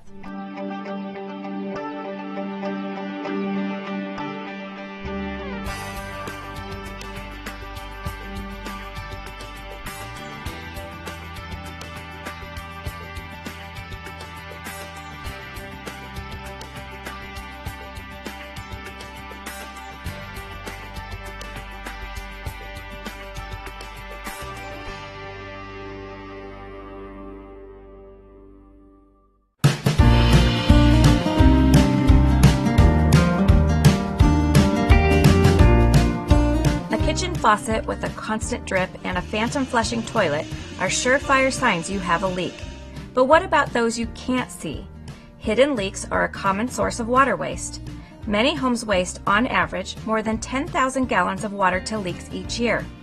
Finding and fixing leaks can make a big difference on your water bill and conserve water. Leaks can spring at any time, and usually when you least expect it. To make matters worse, it could take months to realize you even have a leak, especially if you can't see it. Now you can spot a leak as fast as it starts, potentially saving you thousands of dollars in repairs. So this is a new technology that's come out in about the last year. And so they kind of come under the term smart leak detectors, and so they detect leaks on your property. Basically what they're doing is they have a sensor that kind of monitors water use. Some of them are by a propeller, some are by sound. But they can kind of monitor the water that's going throughout your house. So they kind of serve two purposes. The first is they kind of see what consumption is going on. And so through an app, you can actually see, okay, this is how much water is going indoors, this is how much is going outside, this is how much is for a toilet, kitchen, kitchen faucet, whatever. They can kind of monitor all that and give you information on your app. Then, if you have something that's abnormal, so something that shouldn't be occurring, a sink that's dripping, toilet that's kind of, flowing that shouldn't be, they'll alert you and say, hey, you have a leak going on. Kind of gives you real-time information on what's going on through your property, through consumption, and through leaks. While leak detectors vary in functions and capabilities, all devices connect to your home's Wi-Fi. Some will even turn your water off if you're not home when a leak is detected, which can prevent catastrophes if the leak is big enough to flood your home. Toby, smart leak detectors are most helpful detecting leaks that you can't see, so maybe a big one that's starting beneath your home or that's lurking behind a wall. How beneficial are they in detecting these kind of leaks immediately before they turn into a big disaster? So the big benefit of these is with those big leaks. So the obvious ones in the house, you see a kitchen faucet, you can hear a toilet. I mean, they'll alert you to it, but those you kind of visually see. The ones you don't see are the ones that are underground. So like your mainline leak, or if you have something, hopefully not, but under the house, like a big thing like that, these will alert you to that. And so they'll kind of make you aware. And a lot of people are interested in these, especially if they like travel, like if they're out of town, away from their homes, or just away from the homes, even in the day. A catastrophic leak can be thousands of gallons and cost a lot of money, cost a lot of damage very quickly. So with a device like this, with the auto shut-off, it can shut it off immediately. So there are a lot of benefits, but the biggest benefit is really on the catastrophic side. The Water Authority offers a rebate for leak detection devices. To receive the rebate, participants must agree to being contacted periodically as part of our research into long-term benefits of these types of devices. Visit us at snwa.com to see program details. If you don't have a smart leak detector, you still can track down phantom leaks lurking in your home. It just takes a bit of research. First, look at your water bill to see if your water usage is unusually high, especially in the winter months when water use is typically lower. Next, turn off all the water to your home and check your water meter. So water meters can tell you if you have a leak. How? So if you don't have one of the leak devices that's kind of giving you the information, an easy way to find out if you have a leak is to go to the meter. Basically what you're looking for is movement of the dials on the meter face. And so if you have everything off inside your house and your irrigation, so you think everything is off, right? Nothing's running, and you come out here and you see any of the dials moving, then you have a leak of some kind. And then just to kind of understand the meter in a very basic sense, there's a little tiny kind of star-shaped dial. If that's the only thing turning, that means you have a very small leak. So you're talking like maybe a couple gallons in a minute, an hour. I mean, it's really not a lot of water. If you see the longer kind of red dial and you see that moving, then that's like a little bit more. That's like, basically it could be like a gallon every minute. If you see that big dial turning quite a bit, and then actually there's a whole line of numbers, if those numbers are actually turning, then you kind of could have like a catastrophic leak. And I always tell people, that's the thing you should kind of be familiar with is your meter, just to kind of understand how water is flowing and if you kind of have a leak. And then there's a whole process of elimination then to kind of figure out if you say, yes, I do have a leak, but is it inside or outside? And I always say, just go to our website, snwa.com. We have a kind of how-to directions about how you can kind of go through the different parts of your house to figure out where the leak is at. Irrigation systems are susceptible to leaks that can waste large volumes of water. That's why regular checks are vital. The extremes of summer and winter, along with wear and tear, can lead to cracks and breaks in both pipes and drip lines, as well as broken sprinklers and emitters. If you can't find the source of the leak but find soggy grass, damp planted areas, or puddles of water, you may have a larger problem, an underground leak.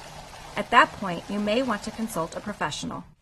Swimming pools are another common source of outdoor leaks, particularly faulty equipment.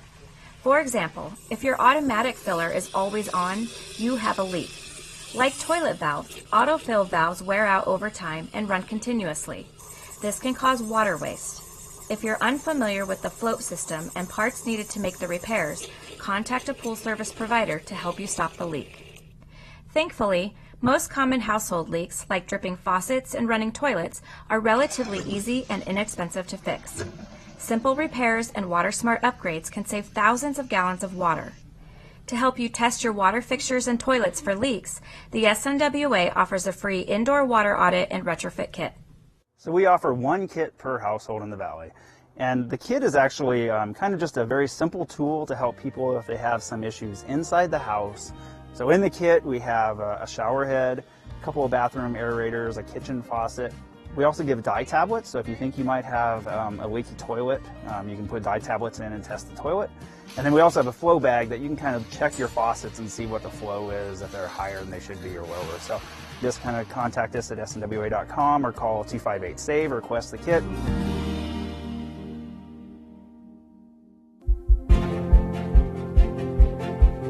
All in Clark County takes a smart, bold, and inclusive approach to creating a sustainable community for the well-being and prosperity of all, today and for future generations. Sustainability is much more than just clean air and water. It means more affordable housing and energy costs, diverse jobs, economic vitality, and a livable climate. Engaging all community members to understand their needs. Empowering our community to take action for their own sustainable future. Harnessing the abundant Nevada sun to power our lives. Building smart, efficient facilities to reduce energy and emissions. Conserving water resources through innovative policies, partnerships, and programs to enhance our community's resilience to drought.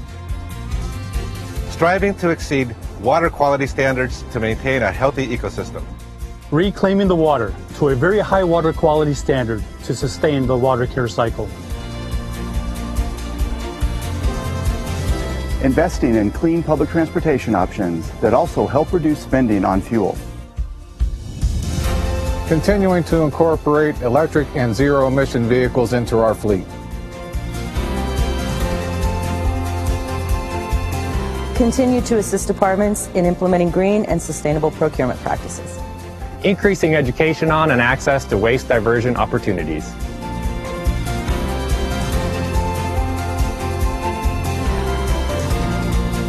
The Clark County Sustainability and Climate Action Plan will map out how we get there. Clark County is many things to many people, but at our core, we are bold and resilient.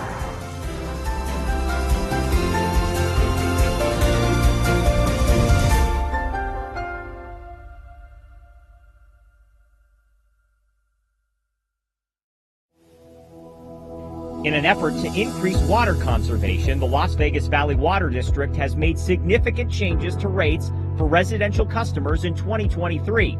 Let's walk through your monthly water bill to see what those changes are and where they're reflected. First, let's point out your assigned watering group, located here.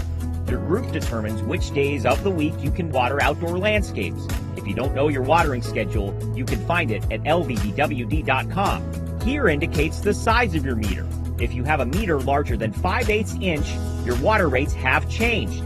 Below, tiers 1 through 4 are costs for water used during the billing cycle. The more water you use, the higher the tier you move into, and the more you will pay.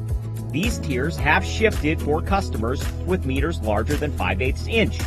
Tier 1 is the lowest rate for life's basic necessities. Additional tiers are generally an indicator of how much water a customer is using outdoors on landscaping or pools, with Tier 4 being reached by the community's heaviest water users and carrying the largest cost. Below that, the new excessive use charge will be reached by the community's top water users. This charge is an additional $9 per 1,000 gallons for customers who exceed a seasonal watering threshold. Excessive use thresholds for the entire year are also specified on lvvwd.com. Seasonal thresholds can cross billing cycles, so there could be statements that show excessive use charges for 2 seasons as indicated here. Lastly are charges by the Southern Nevada Water Authority, our community's water supplier, for water treatment, infrastructure, and reliability. Take the time to look closely at your bill and water usage. Without action, rate changes could impact 50% of customers. Search residential bill on lvvwd.com for detailed information.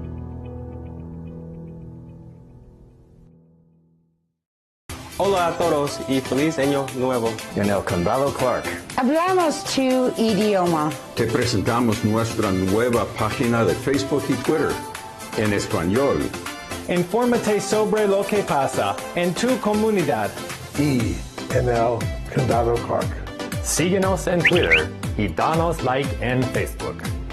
Te esperamos. Te esperamos.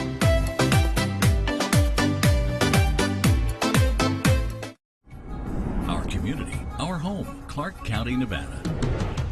Thanks for watching Clark County Television, the best access to your local government. Coming up next on Where Fun Happens, a new exhibit highlighting civil defense is on display at the Clark County Museum. The weather is great and the Clark County Shooting Complex is ready for you to take aim and fire. And a new book club is now in session at Desert Breeze. Those stories and more coming up next on Where Fun Happens. Clark County is enriched by parks, facilities, programs, and services. And Clark County's Parks and Recreation Department proudly offers all of these to you. But most of all, we are...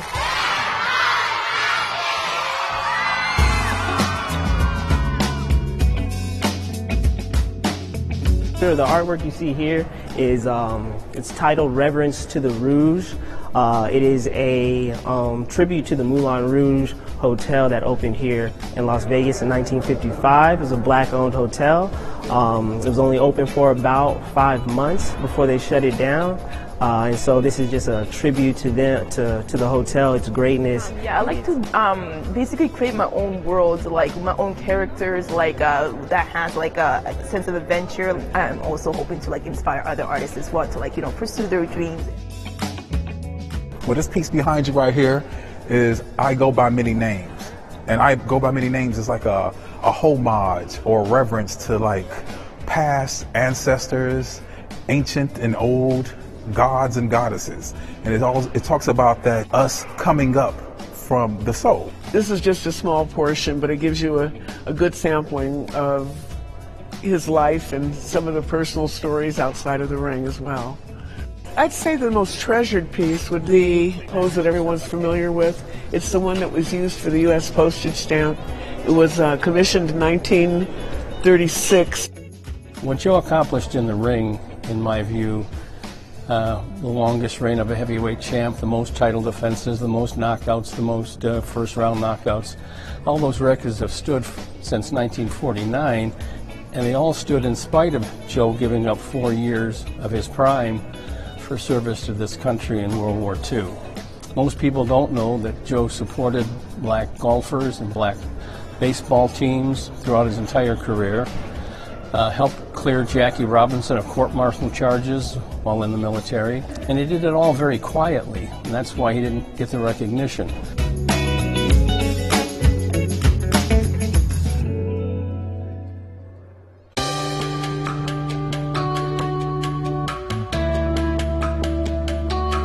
Welcome to the Clark County Museum. My name is Amber Colbert. I'm the Clark County Museum's administrator, and today we're at our Heritage Gallery, which once again is getting ready to change to highlight some of the things in our collection you don't normally get to see.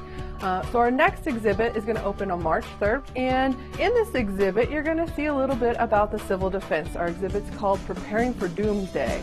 My name is Leonard Lanier. I'm the curator of exhibits here at the Clark County Museum. And the new exhibit is on the theme of civil defense. Now, some of you who may remember the times of the Cold War will be familiar with the term civil defense. But for those that aren't, civil defense was the federal, state, and local agencies that were designed to help deal with the possibility of nuclear war with the Soviet Union. And primarily they were focused on preparation, preparing people to deal with the outcome of nuclear war and how they could theoretically survive it. There was a turtle by the name of Bert. Videos that were a main feature of civil defense that a lot of people remember. There's a lot of folks who remember growing up with the film Duck and Cover, which was an animated cartoon that had a turtle in it where people were told to duck and cover underneath their desk. Duck and cover.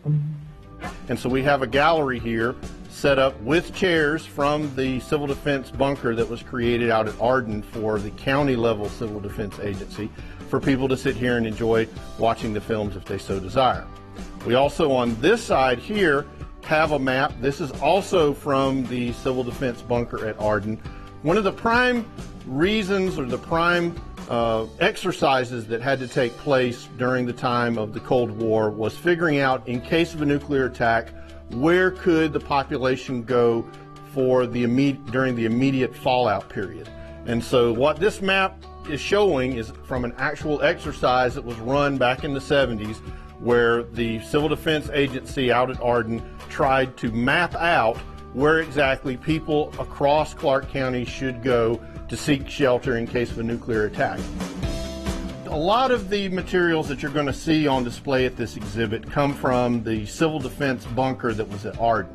Now, this was not a community fallout shelter. This was the actual command center that the county was going to be run from in case of a nuclear war.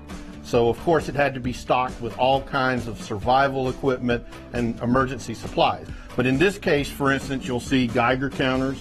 One of the big things that you had to do in civil defense preparation was to measure the amount of fallout and radioactivity, because theoretically, in the ways of civil defense, once fallout had settled, then people could come out of the fallout shelters and start to begin a somewhat normal life again.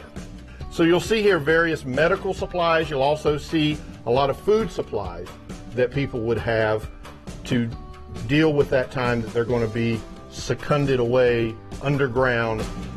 Over here you see there was medical equipment to deal with mass casualties events. And of course you needed to have a generator to supply power to all of this equipment. And so here's a exercise powered generator that was used out at Arden. Thank you again for joining us today and taking a little sneak peek at our upcoming exhibit. Again, it's called Preparing for Doomsday, Civil Defense in Southern Nevada. It will open March 3rd, and we'll have a special ceremony opening it at 6 p.m. to 8 p.m. It's free to everyone. If you don't make the opening reception, you can come 7 days a week from 9:30 to 4, and it will be open until June 5th. Again, our admission price is low, $2 for adults, $1 for youth and seniors. See you next time.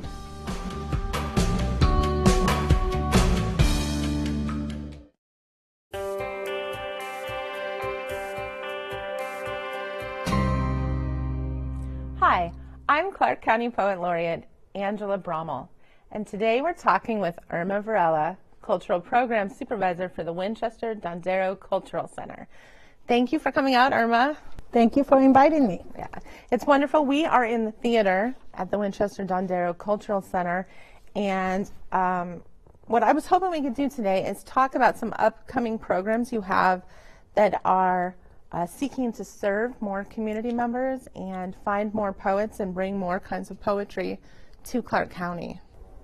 Yes, we are always trying to unite the community here and to let them know that this is a space for everybody. It's not just one culture or one group. It's everybody who makes Las Vegas so rich and diverse. Thank you. Some of you may remember when we spoke with Sarah O'Connell, or if you attended the poetry and theater class, that we talked about the history of poetry and theater and how many stories started orally. They weren't written down. They start as a group. Everyone knows them through song or later just recitation.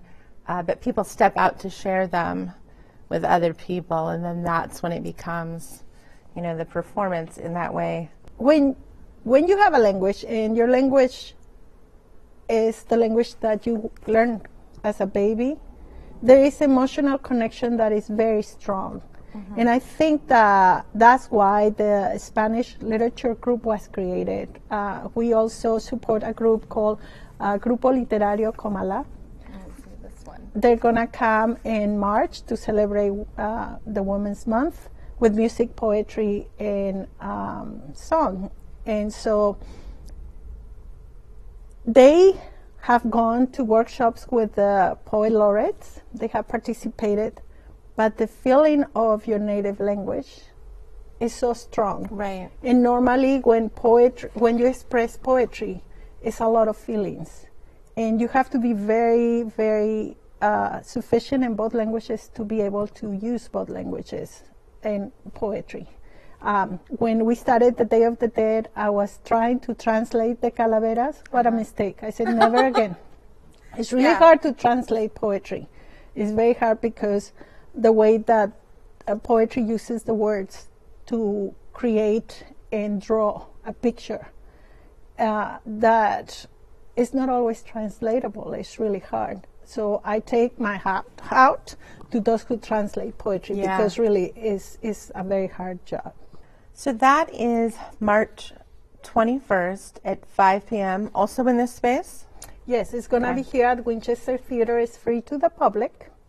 And we hope many people come and support Spanish poetry. It's going to be all in Spanish, but the music, we also going to have music, so it's not going to be something that you say, well, I don't speak Spanish, it's all boring.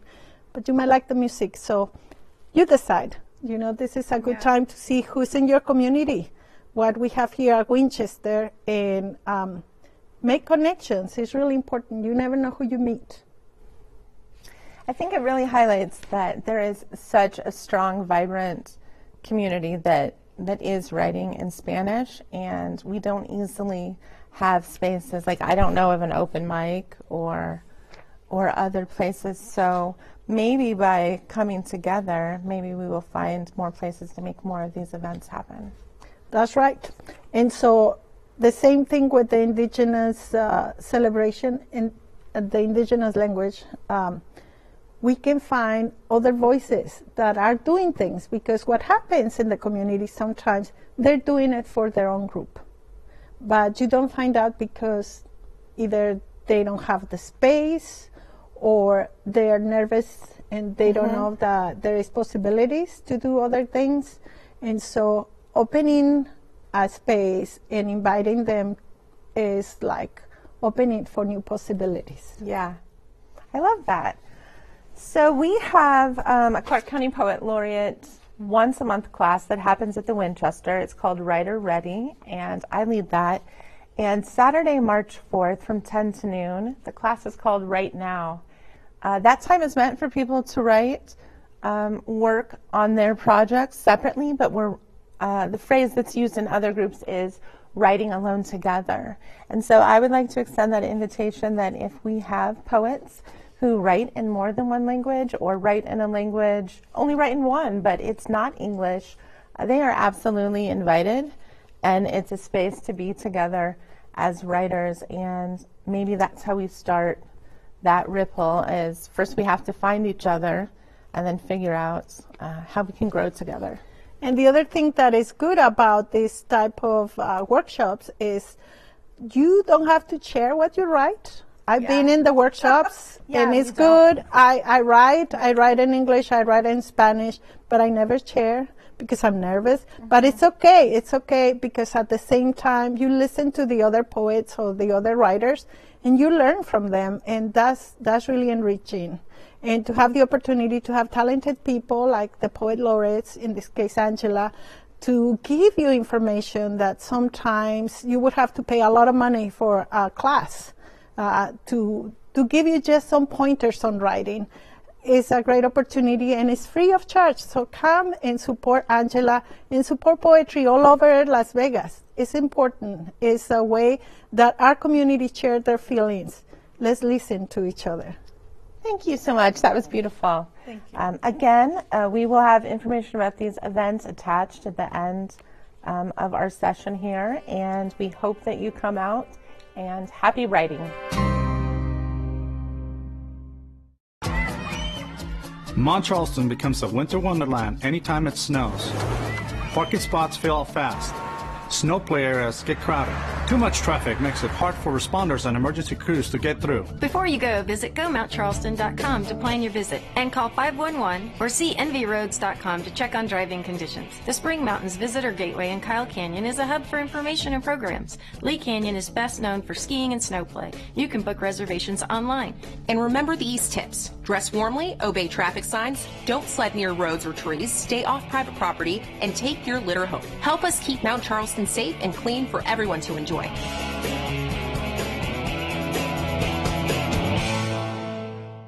Hola a todos y feliz año nuevo. En el Condado Clark. Hablamos tu idioma. Te presentamos nuestra nueva página de Facebook y Twitter en español.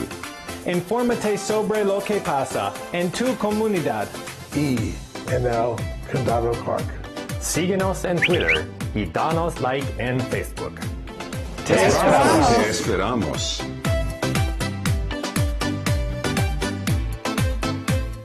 Did you know there are over 1,000 miles of trails here in Southern Nevada? Without knowing where to find them or what to expect, it can be hard to enjoy one of the best reasons to live in Southern Nevada.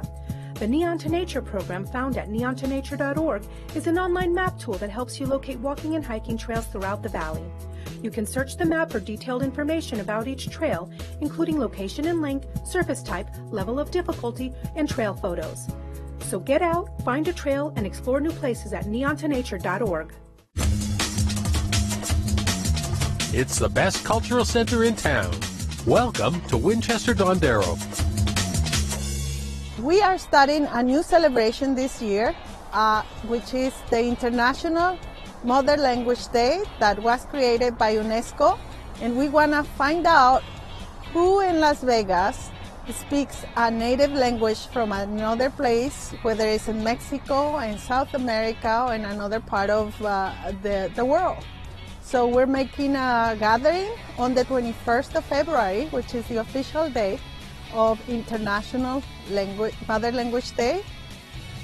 On February 24 at 5 p.m., we're going to have a book presentation by the writer Zaira Torres. Her book is called Lotería. The Grupo Literario Comala is the one who puts together this event, and this is an opportunity to celebrate Spanish literature here at Winchester.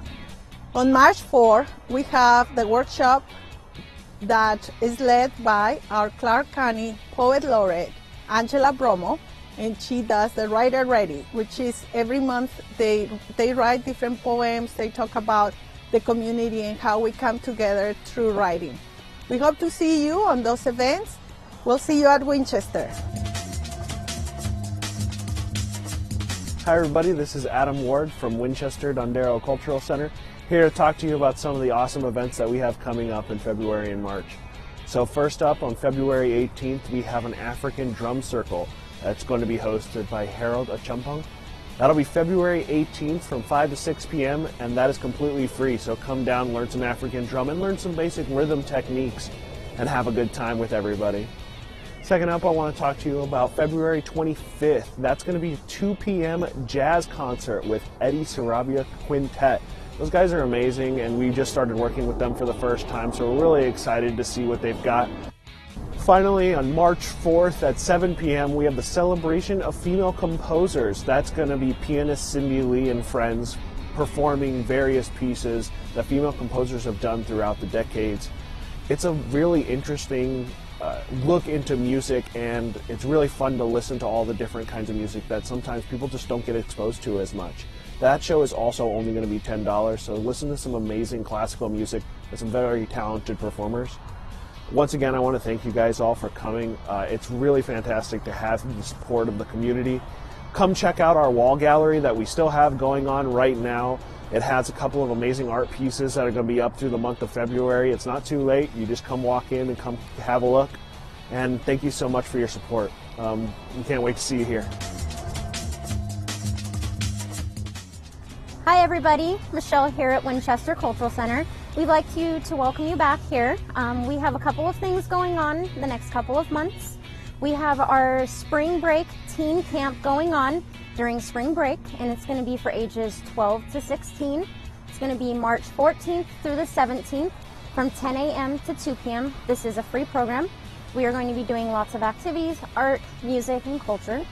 We also have our senior spring social coming up March 21st at 11:30. It is $5 to participate. We will have music, games, and entertainment. We have a couple of new classes coming back. We have a teen adult dance class. It's going to be on Wednesdays at 6:30. We also have our Zumba and Zumba Gold class coming back. We're going to be doing that on Tuesdays and Wednesdays. If you would like any more information about any of our classes, you can go ahead and reach out to us or contact us through our Facebook page. We will also be presenting David D'Alba here at Winchester, April 1st at 3:30 p.m. Tickets are for sale currently. Hello, my name is David D'Alba. I used to work at a world-famous Finocchio Club in San Francisco, and I'm going to do a special play, a musical drama, here at the lovely Winchester Theater on April 1st at 3:30 p.m. To those of you who know who Judy Garland was, who have heard about the famous Club Finocchios, who enjoy Latin American music of the old days of the 40s and 50s, who like the music of Judy Garland, who also have lost someone in your life, you will appreciate my show because I am going to do tributes. I'm going to talk about my childhood days in Cuba before the Castro takeover, how I became involved in the theatrical business in Chicago as a teenager. Yes, I was a teenager once or twice.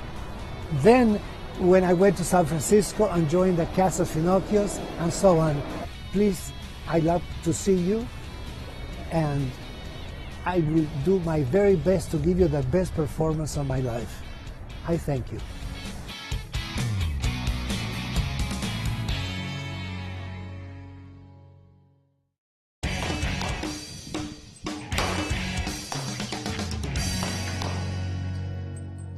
Hi, I'm Steve Carmichael, Senior Administrator for the Clark County Shooting Complex.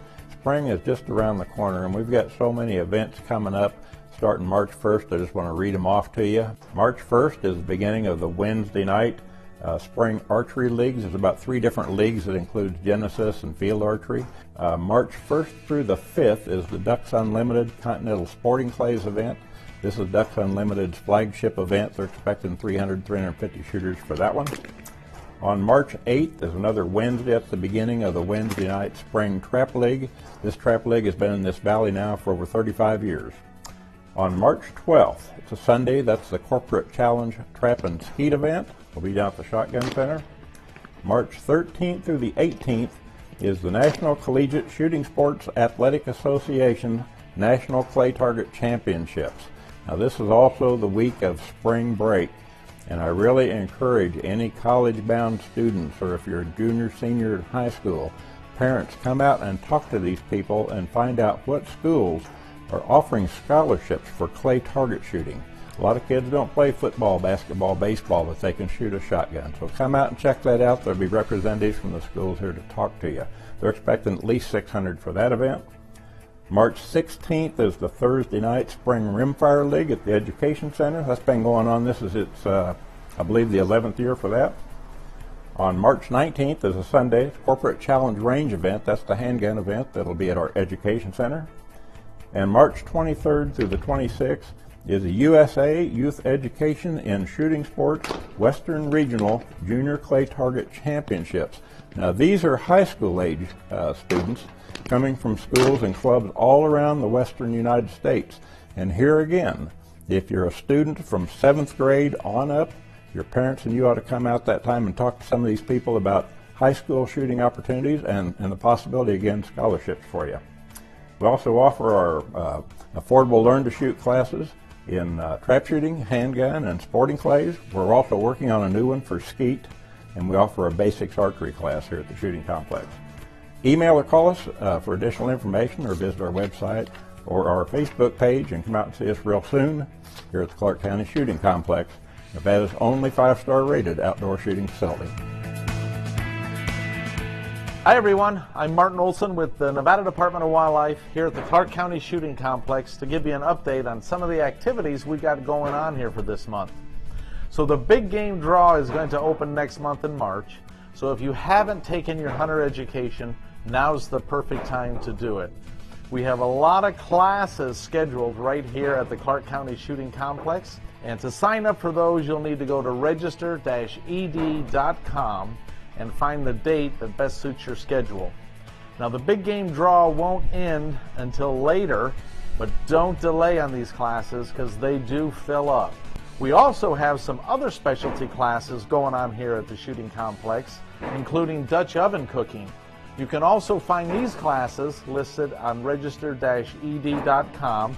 Only look under the Advanced Hunter Education section to find the dates of those classes. And lastly, we also have a bow hunter education certificate, which a class is coming up later in the year. Now, in Nevada, you don't need a specific bow hunter education class, but if you're planning on traveling to another state somewhere and they require it, this certification will be accepted by them. Again, you can check all those classes at register-ed.com.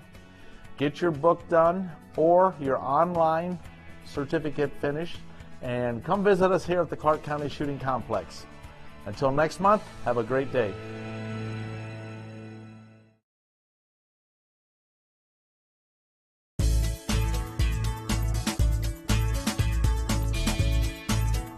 Hi, my name is Russ Thompson, Recreation Cultural Specialist for Clark County Parks and Recreation. Our department provides a wide range of different activities for active adults and senior citizens. And today we're at the Desert Breeze Community Center, which is located near the southwest part of the valley. And every month we just began starting up a brand new book club. Today we're having our very first book club for Desert Breeze Community Center. We'll be talking today about our favorite books, so it's a BYOB, we call it, Bring Your Own Book. Later in the meeting, we will be trying to come up with books that we'll be reading for the next 3 sessions. We meet every second Monday of the month at 10 a.m. Generally, we all read the same book based on a group decision. And then when we come back to meet, we discuss the book, what we liked about it, what we didn't, what we found intriguing, moving, or not. Once again, the Desert Breeze Community Center Book Club meets the second Monday of every month from 10 a.m. to 11:30 a.m. Again, the cost here is free. The Desert Breeze Community Center and Aquatics Facility is located at 8275 West Spring Mountain Road, Las Vegas, Nevada, 89117. Our telephone number is 702-455-8334. And our community center does offer lots of other different programs for people of all ages. Hope to see you at one of our many parks and recreation facilities real soon.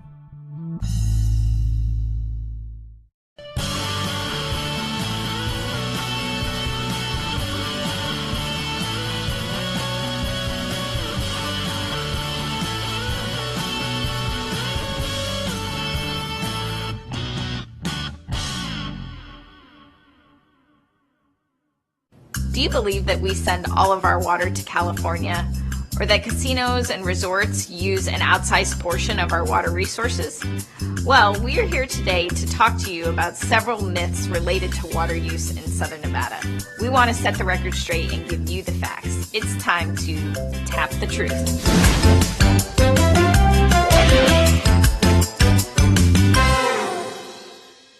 Hi, I'm Colby Pellegrino, Deputy General Manager of Resources for the Southern Nevada Water Authority.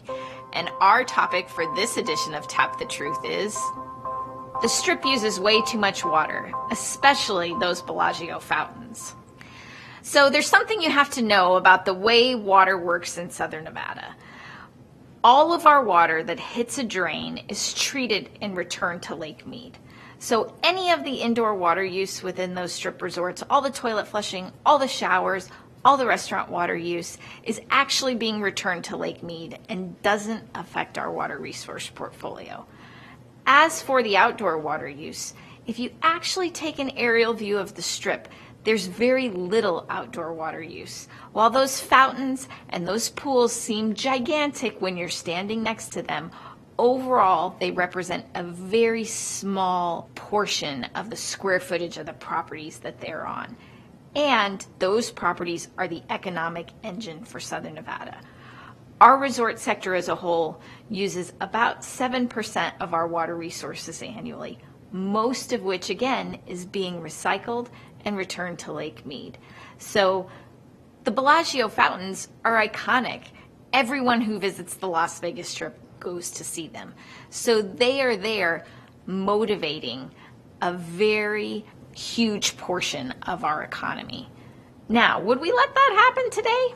Probably not. And there's actually some code in place to ensure that some of the things in the past don't continue.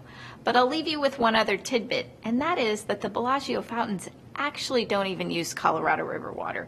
They use nuisance groundwater that has to be pumped out of the ground, which occurs at many of our Strip resorts. And that's how we tap the truth. For more information about the most popular water myths in the valley and the real truth about them, find us on YouTube by searching Southern Nevada Water Authority.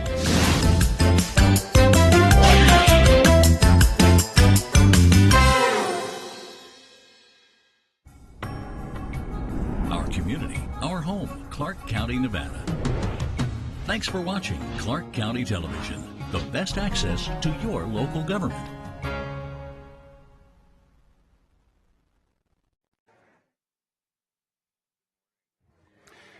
We welcome you to our board meeting this morning, and this meeting will come to order. The first item of business is to share an invocation which will be offered by Chaplain Victoria Camp, Messages of Faith Ministry. We'd invite all to stand and remain standing for the Pledge of Allegiance.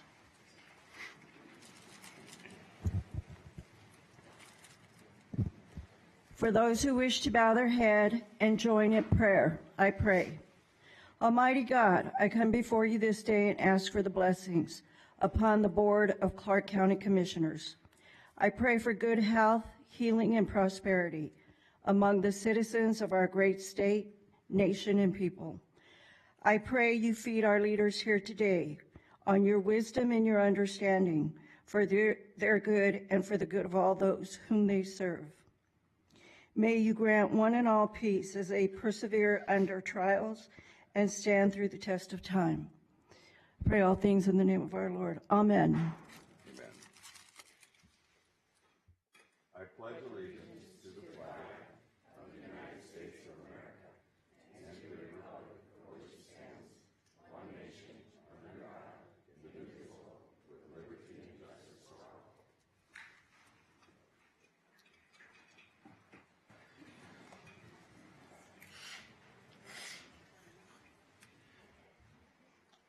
Mr. Schiller. Good morning, Commissioners. Our first item today is to recognize Women's History Month, celebrating and honoring exceptional women in Clark County.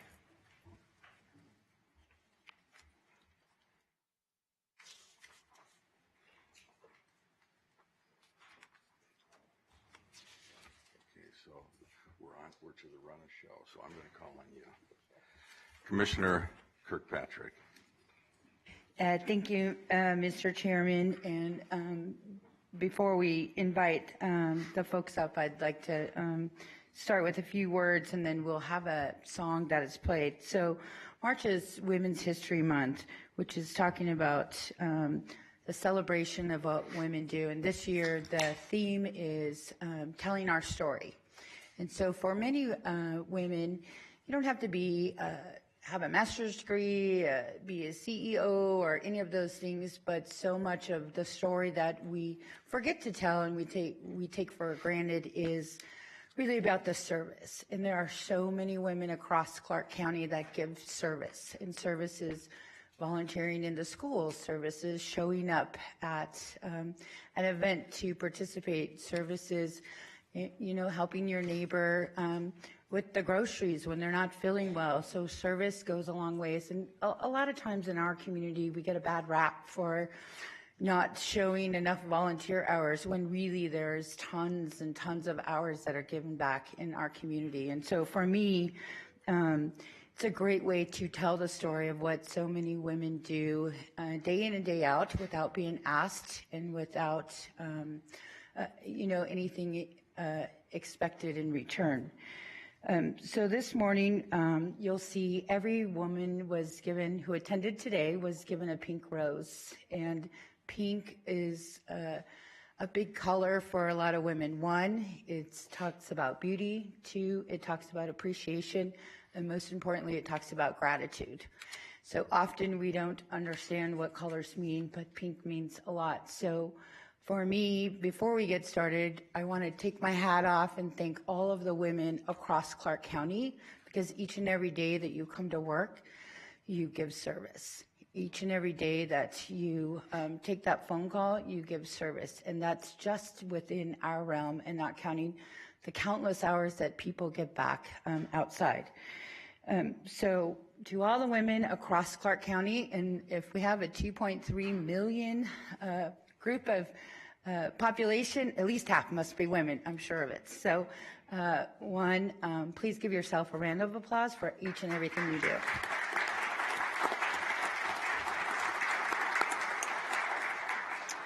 And I'll tell you, I love having all the flowers up here because it's very pretty, and I couldn't do any of this without the support of the amazing men alongside of me who push me, who rein me in and who helped me get things through. But so with that, I want to thank my own board too, because without them, we couldn't be as successful as we are. So we're going to start this morning with Danica Ruiz, and she's going to perform a song by Christina Aguilar, and we'll have an interpretation by Yancy Salazar, and the song is Beautiful.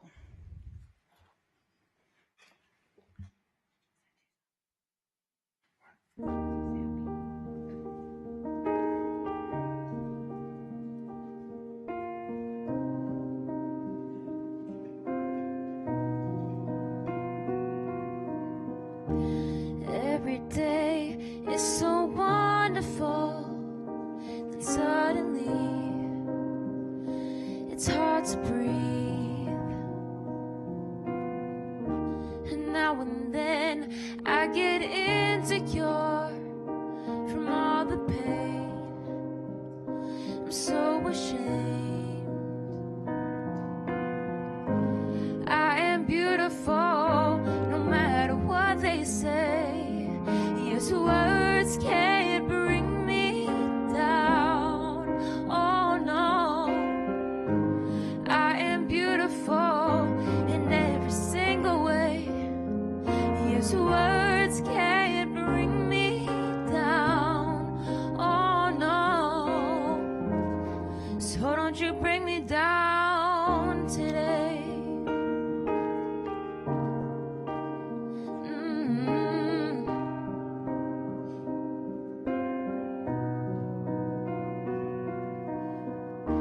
To all your friends, you're delirious, so consumed in all your doom, trying hard to fill the emptiness. The piece is gone, left the puzzle undone. Is that the way it is? You are beautiful in every single way. Yes, words can't bring you down. Oh no, you are beautiful no matter what they say. Yes, words can't bring you down. Oh no, so don't you bring me down today. No matter what we do, we're full of beautiful mistakes, and everywhere we go,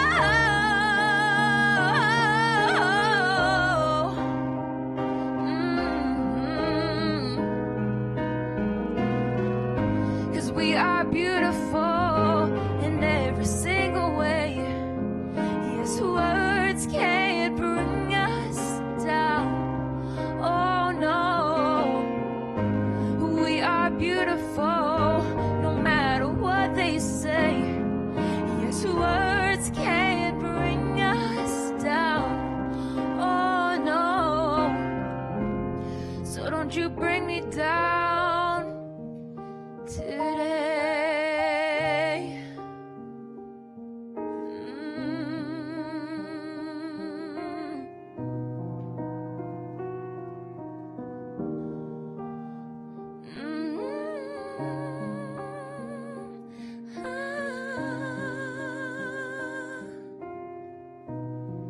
Don't you bring me down today. Thank you.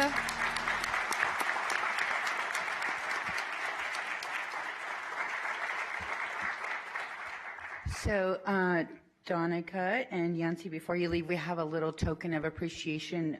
But I really want to talk about Donica because she is 15 years old, and she has phenomenally performed across Clark County. But in our district, District B, we always bring music wherever we go because it's just relaxing to me, and good or bad. It takes me out of a bad mood and puts me into a good mood. But we want to thank Donica. She attends Southwest Career and Technical Academy, and she continues to be out there. So thank you for all your work. And Yancy Salazar, thank you for interpreting it. So thank you again.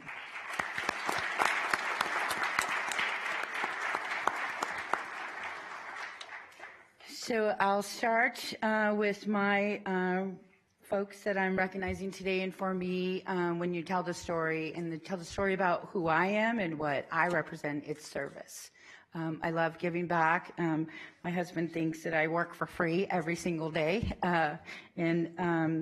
but 1 minute of volunteering goes a long ways to somebody else to help them. And I'm that person that you can call at midnight and be there at 4 a.m. to serve breakfast if you need it. So service is really important in District B. So the first person I want to start with is Bertha Gariano. So Bertha is on the 6th floor, and we had to keep this a surprise for her because she attends everything in District B for volunteering. And Miss Bertha, she's walked in with her jacket on, purse in hand, and says, "Where do you need me?" And I'm like, 5 seconds ago, I needed you to make mashed potatoes, so what can you do? And she always does it. And she's the person that takes all the phone calls on the 6th floor. And you can imagine not all of them are friendly, but we in particular want to thank her for her amazing service in our district.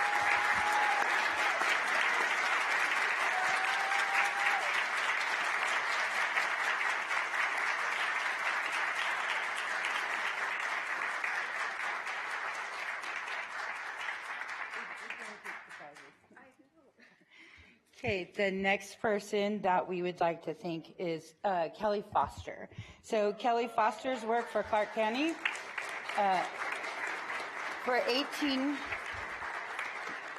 she's worked for Clark County for 18 years. She's a graduate from the county's Management Academy during COVID, no less. So she keeps on working. She has spent 15 years as the outreach liaison for Clark County Fire District and hosted over 3,000 events. Here's what I'll tell you. Kelly is the person that I call when I say, "Hey, Kelly, I got an idea." And she says, "Oh, no, call me back." But she is the person that says, "How can we get it done?" And she is there from start to finish in District B anytime that we do events. And Chief Steinbeck is lucky to have her. She was recently promoted to the assistant for both Chief Steinbeck and Chief Blackman. See how Kelly is? She's a lover, not a fighter. She always gives in to me. So thank you, Kelly.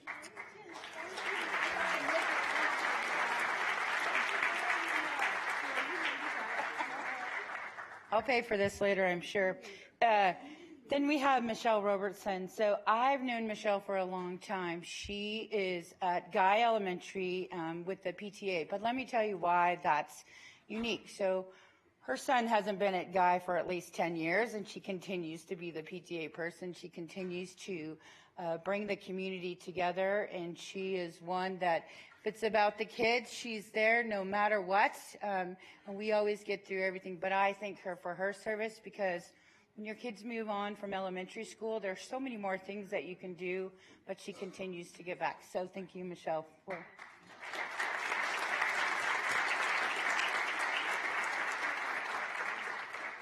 So then the next person I have is Chef Jamie Paltruck.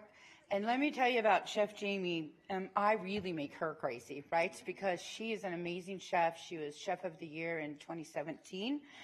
She is a Chef for Kids board member, which goes around to feed and teach kids about nutrition. She's a Healthy Kids Festival volunteer. She fosters dogs. She was a 9-time Chevy for the St. Baldrick's Foundation. But Chef Jamie, what people don't realize about Chef Jamie is she works from, I think she sleeps less than I do. And if people know me, that's saying something. But she will always be there to volunteer.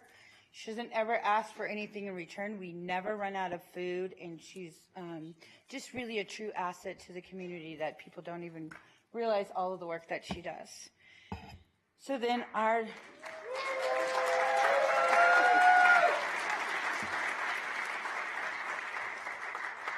last one is Heidi Straff, and she's a crime prevention specialist. She was born and raised in Southern California, but she's lived in Las Vegas for 12 years. She became an LVMPD volunteer in 2015 and did that until she was hired. Heidi also goes above and beyond any time that we're trying to do an event. So there's no event for 50, it's for 500. And Heidi's like, I'm in, whatever we got to do, we'll get it done. But we thank her for her all that she does as her hired position, but also the volunteer hours that she does outside of that. So let's give, and she represents Northwest.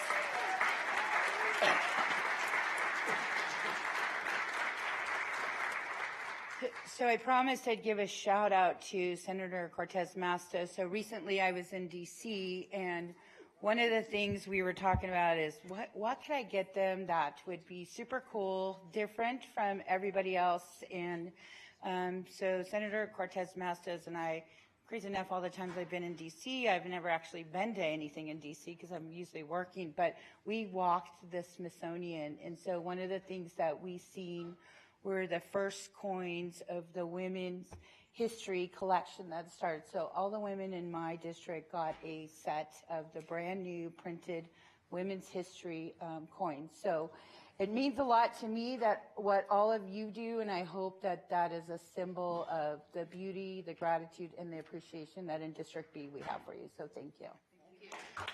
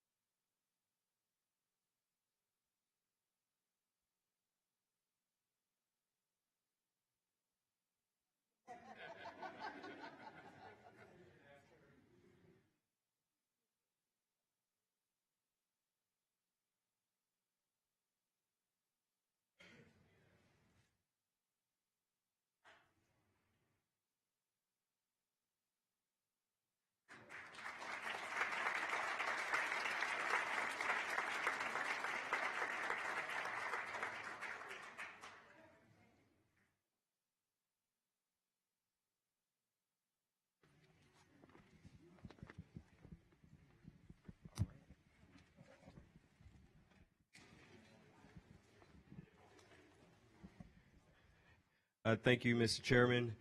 The first amazing recognition that we're going to give this morning is to Sergeant Stephanie Ward, who has been a law enforcement professional with the Las Vegas Metropolitan Police Department for almost 18 years. She has held a variety of assignments, including with community-oriented policing at Bolden Area Command. She helped author the 1 October After Action Review for LVMPD, reviewing the department's response to the worst mass shooting in U.S. history. Stephanie is also a board member for Women of Metro, which is an outreach organization that provides mentoring to women within LVMPD. Please help me recognize Sergeant Stephanie Ward.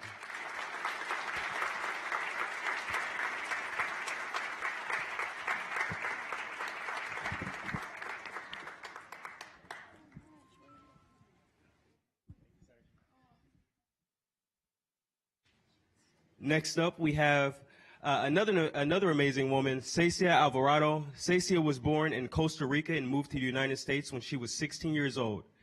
She is the Nevada Executive Director of Somos Votantes, an organization that organizes and mobilizes working families and Latinos to make political change. She is also a small business owner, having founded the political consultancy group Latino Outreach Solutions. Cecia's innovative campaigns have helped bring a lot of political leaders to where they are now, and we thank her for her work. And please put your hands together for Cecia Alvarado.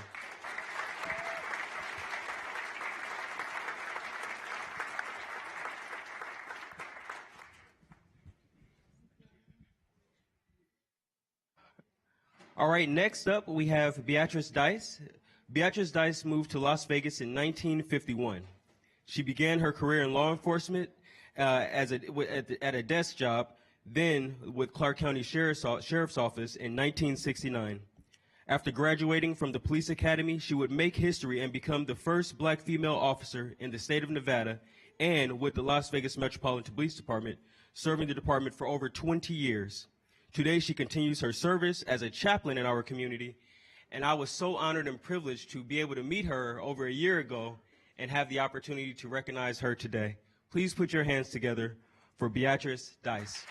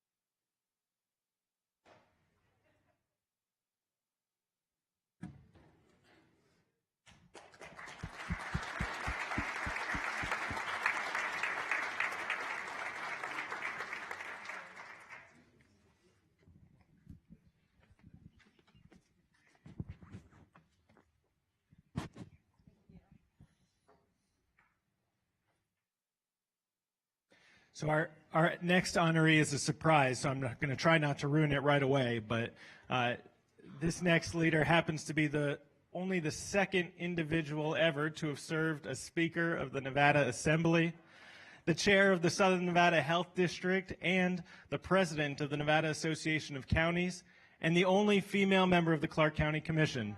Please. So there was that one. That one got it. All right. Join me in recognizing Commissioner Marilyn Kirkpatrick.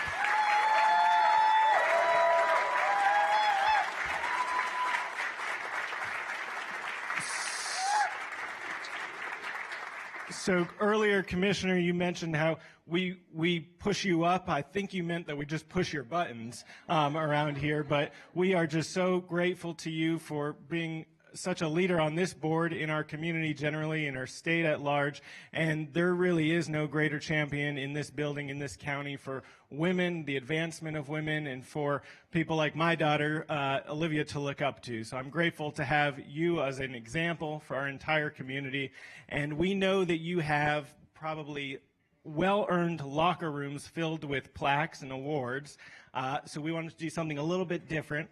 We have from our friends at the Home Means Nevada store a lifetime supply of made in Nevada things that we'll let you explore.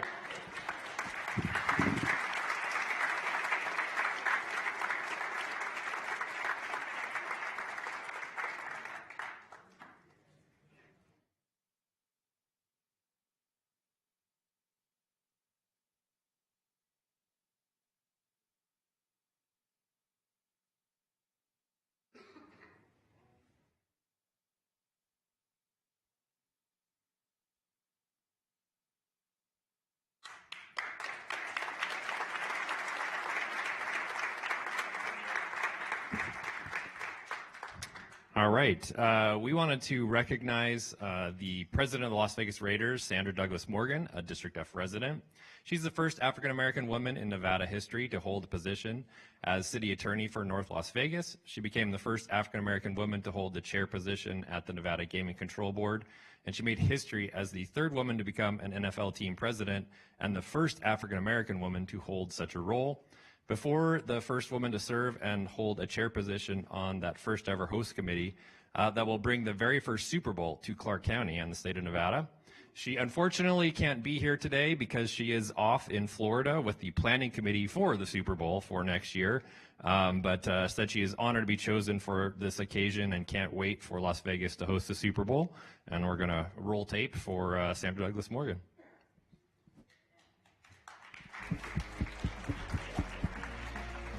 I'm Sandra Douglas Morgan, team president for the Las Vegas Raiders. The opportunity to work for Mark Davis and the Raiders organization has been even more fruitful because of their commitment to diversity, equity, and inclusion. Being the first Black woman to lead an NFL franchise is incredibly humbling, and just knowing that so many Black women have been involved in sports, and women in general have been involved in sports in different levels of leadership and management, to be able to now be more visible and giving, hopefully, women and girls an opportunity to think about different career paths they may have. I've told a story about some season ticket holders that we had who have mentioned that for the first time they heard their daughter say, "Hey, I can be a president too." And that not only gave me chills, but really resonated with me. I think the best is yet to come, and with this next generation, just seeing it, it's going to be commonplace to them to know that women can be in all levels of any sports organization. Let's hear it for Sandra. All right, next up we have Keely Brooks from the Southern Nevada Bicycle Coalition and the Southern Nevada Water Authority. She founded the Southern Nevada Bicycle Coalition several years ago, advocating for the improvement of Southern Nevada's roads to be more bicycle friendly by enhancing infrastructure to include widening lanes for bicycles and travel amongst the vehicles on the road. She serves as an integral representative of the most underspoken community that traverses our roadways. Keely brings a voice to those to the table to advocate for changes to the way roads are planned for future use, incorporated into our improvement projects. Keely launched several campaigns with local and state enforcement agencies to raise awareness of bicycle traffic amongst motorists on Nevada's roadways with several of her initiatives last year. As Southern Nevada Water Authority's climate change policy analyst, Keely assists in developing future policies that will improve the quality of service of the agency as climate change impacts the way the supply of water is planned for use in Southern Nevada. And we are delighted to recognize someone who I call a good friend. We got to know each other years ago and have done many interviews over the course of many decades or years now, and just impressed with so much that she does for our community on bicycle safety and climate change. Keely Brooks.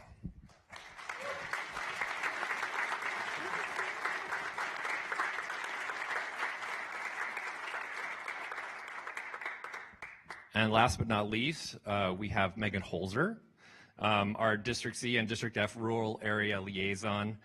She has worked tirelessly and advocated for the citizens of Sandy Valley and all of our rural areas, and to receive their very first Family Dollar Tree store recently.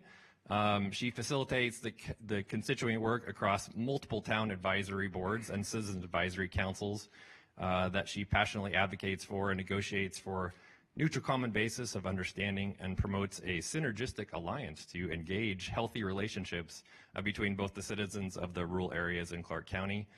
She's a dedicated public servant that is highly appreciated by her fellow team members and deeply supported by both me and my colleague, Commissioner Miller.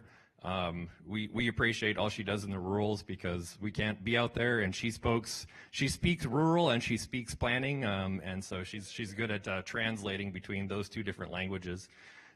She devotes her passion of what her experience has taught her and uses it as a basis for how she guides her decisions with respect to the way that affects her own livelihood and her neighbors. And let's just face it, she's a really great person who crafts a lot and does so much for people throughout our community, and we're just lucky to have her. So Megan Holzer, thank you.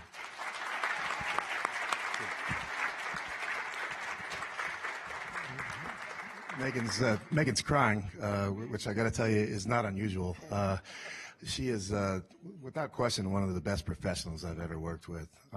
She is so passionate about her work, so it's not uncommon to see the emotions pour out, which is a tremendous thing to see in government. She takes time to educate people and to battle for constituents. When I came into office, she spent a considerable amount of time trying to educate me about the county because she has so much experience. That's not unusual. She does that across the board for both staff in the building and for constituents outside. So she's truly just an incredible public servant, and we're happy to recognize her.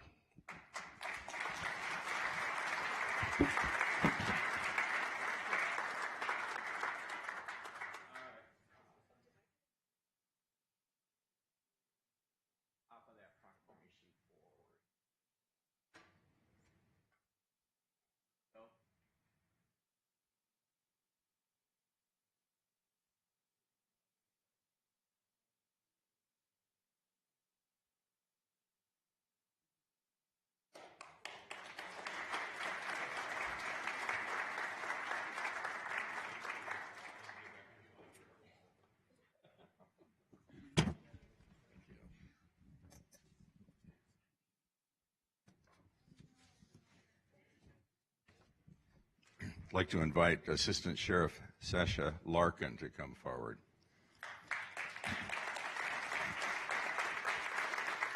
Sasha she is the first female assistant sheriff in the history of the Las Vegas Metropolitan Police Department, along with Assistant Sheriff Yesenia Yatomi. Oversees the Special Operations Group, which includes the Homeland Security Division and the Investigative Services Division.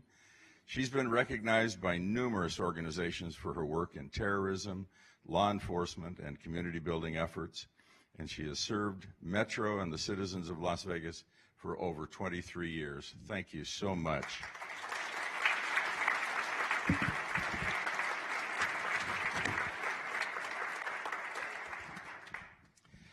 On a personal note, she's been teaching yoga for decades. I don't say it's personal because I do yoga. Look at me. I don't do yoga. She travels worldwide sharing her yoga disciplines. Assistant Sheriff Larkin is married and the proud mother of 3 children. I am thrilled to recognize Assistant Sheriff Sasha Larkin in honor of Women's History Month.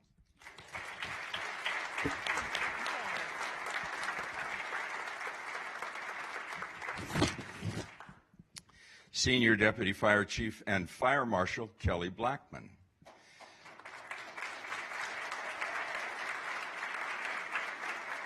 Clark County Fire Department Senior Deputy Fire Chief and Fire Marshal Kelly Blackman is the first woman in the history of the Clark County Fire Department to hold the position of Senior Deputy Fire Chief and second woman to hold the position of Fire Marshal. She started her career with the Clark County Fire Department in 1995, about 28 years ago. Chief Blackman was promoted to Senior Deputy Fire Chief in 2020, and she continues to oversee the Fire Department administration, which encompasses finance, human resources, employee assistance, peer support, infection control, and workers' compensation. She is married, has 2 children, and is a proud grandmother. I'm thrilled to be able to recognize Senior Deputy Fire Chief and Fire Marshal Kelly Blackman in honor of Women's History Month.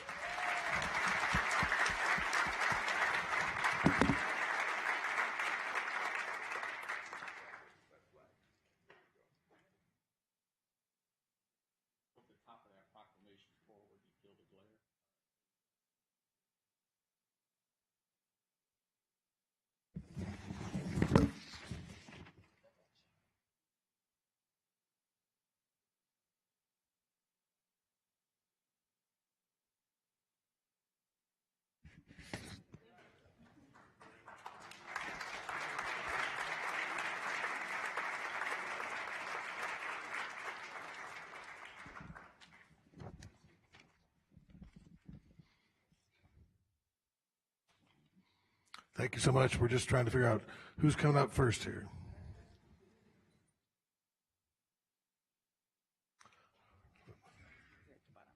All right, Maria Cristina Blasquez.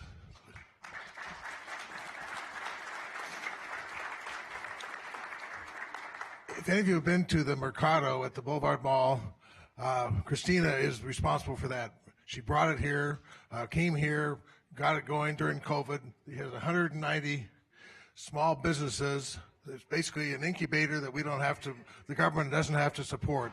It's fantastic what she does. She's from Mexico City, so she's an immigrant. She shows how important immigrants are to our county, to our state, and to our nation. I can't thank her enough for doing what she does. And what happens is these little businesses, 190 of them, prosper, and then they go out and open up their own stores. But it is so exciting what she's done for us. So if you haven't been there, go to the Mercado at Boulevard Mall. Thank you so much, Christina.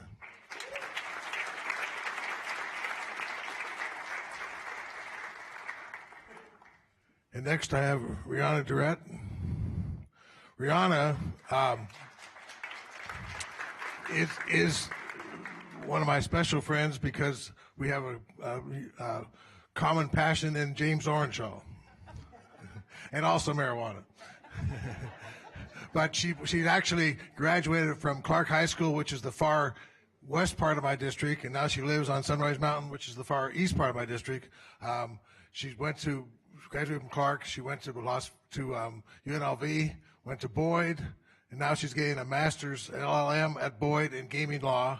She was the first executive director of the Nevada Dispensary Association. She's one of the founding members of the Cannabis Control Board, and her future is so bright. She's also one of the 40 under 40. Is that right?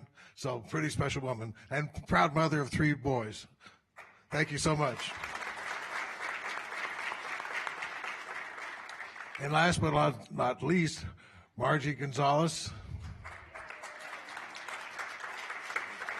Oh, good. Sorry. Margie is everything. She came from the Philippines, where she was active in the government, worked for the president's office and the legislature in the Philippines before she came here. She's retired from TSA, and now if you want to do anything in the Filipino community, you reach out to Margie. She knows everybody, has volunteered for everything. She was the chairman of the first Asian commission we had, so she's killed for the county too, and I just can't thank her enough. And plus, she taught me how to eat with my fingers. So thank you so much, Margie.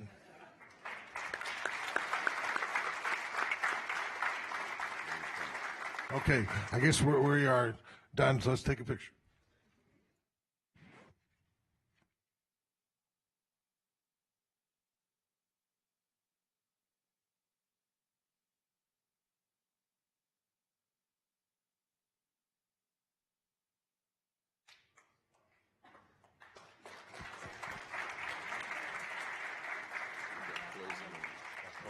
Okay.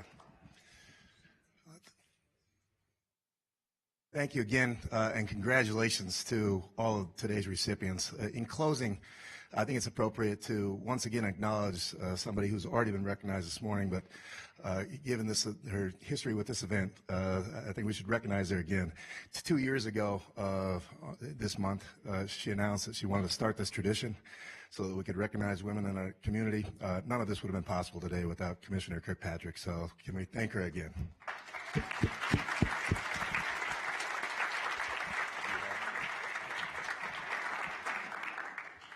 She gets the last word.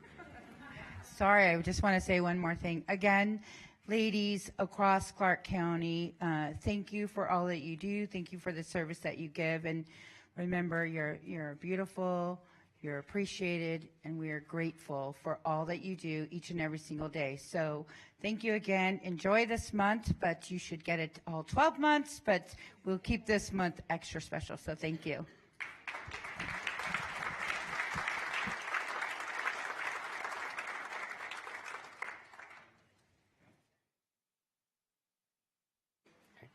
Commissioners, item 2 is to present a proclamation to the Las Vegas Metropolitan Police Department recognizing the Clark County Detention Center being issued the reaccreditation overall score of 99.85%, the highest score awarded to the facility during its tenure in Clark County.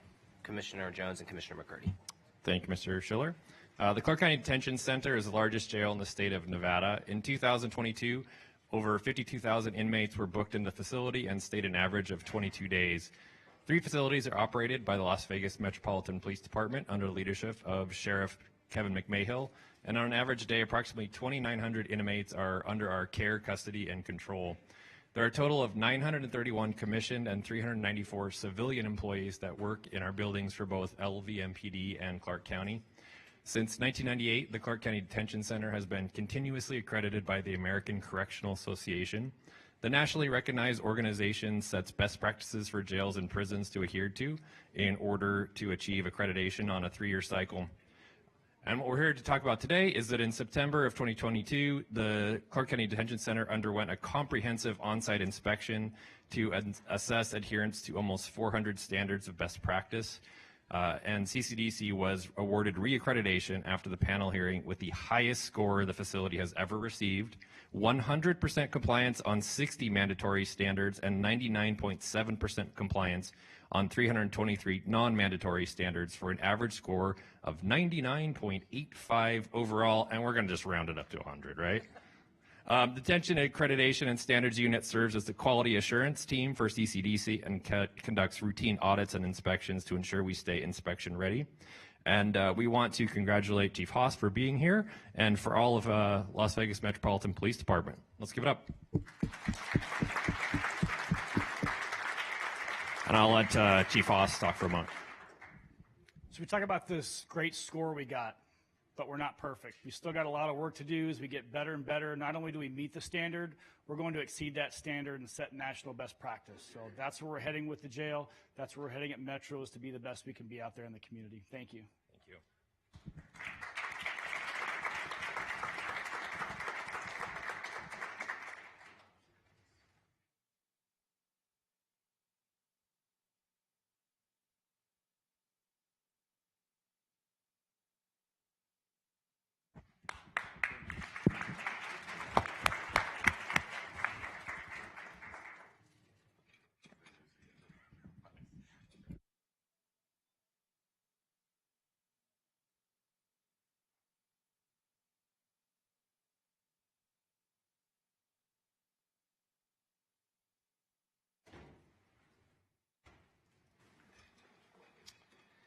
The next item on our agenda is public comment.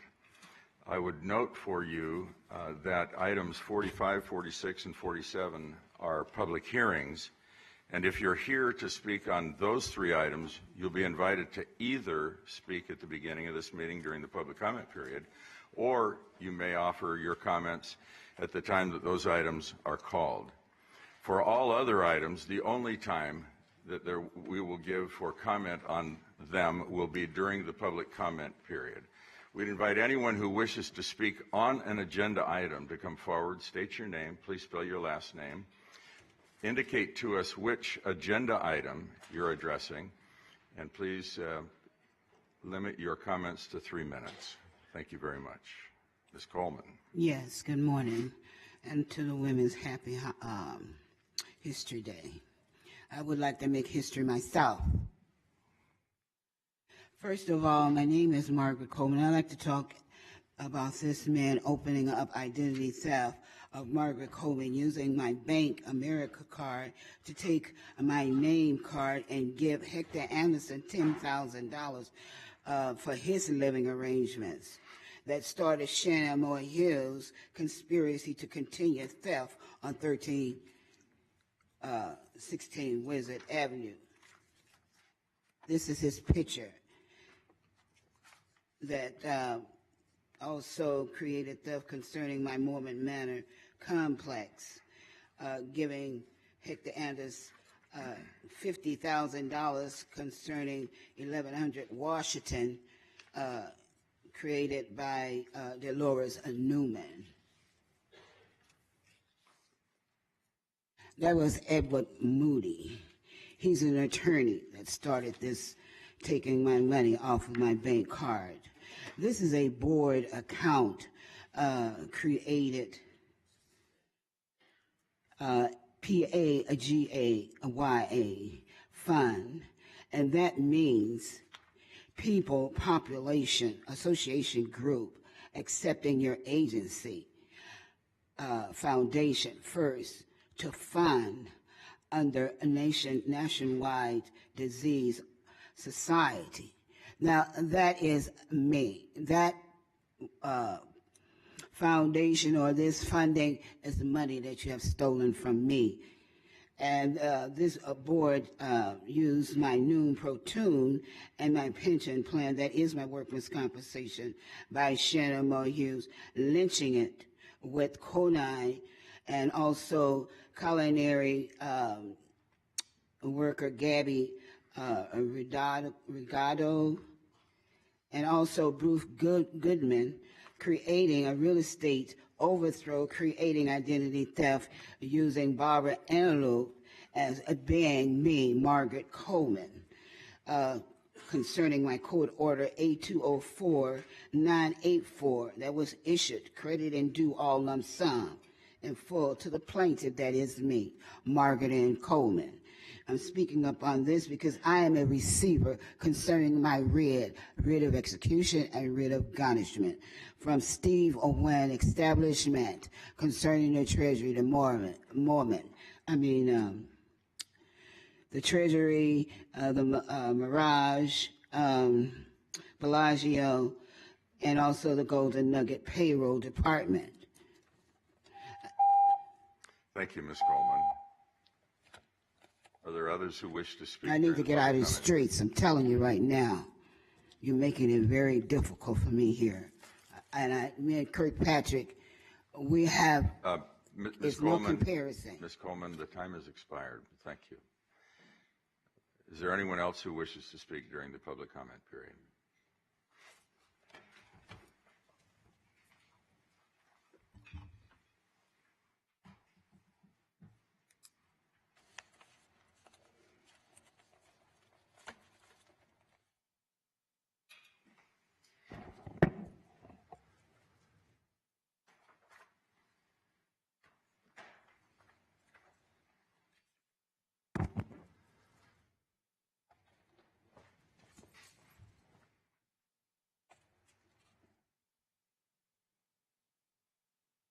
Yes, my name is Ed Euling. There are several items I want to make a comment about, but mainly about the short-term rental thing. Item number, I think it's 53. Anyway, it's just incredible that the detention center could get a rating of 99%. That is truly a hellhole, that detention center. I had the privilege of being arrested and put in the waiting hall to be processed. And obviously none of you have watched 5 minutes of what goes on in that room. The prejudice against people, the prancing around, the screaming and yelling, the name calling, the glee that they have in being able to punish someone who doesn't cooperate entirely. It's just, watch 5 minutes of what goes on in that room. I've told you about this before, and obviously none of you have ever done it. Item number 40 is a report on the deaths of inmates. This basically says nothing and is a whitewash and justification for people dying in custody. Number 52, congratulations for that. It shows that the county is capable of producing an actual business impact statement that makes sense, that's fair, that tells the truth. And congratulations to the business department and to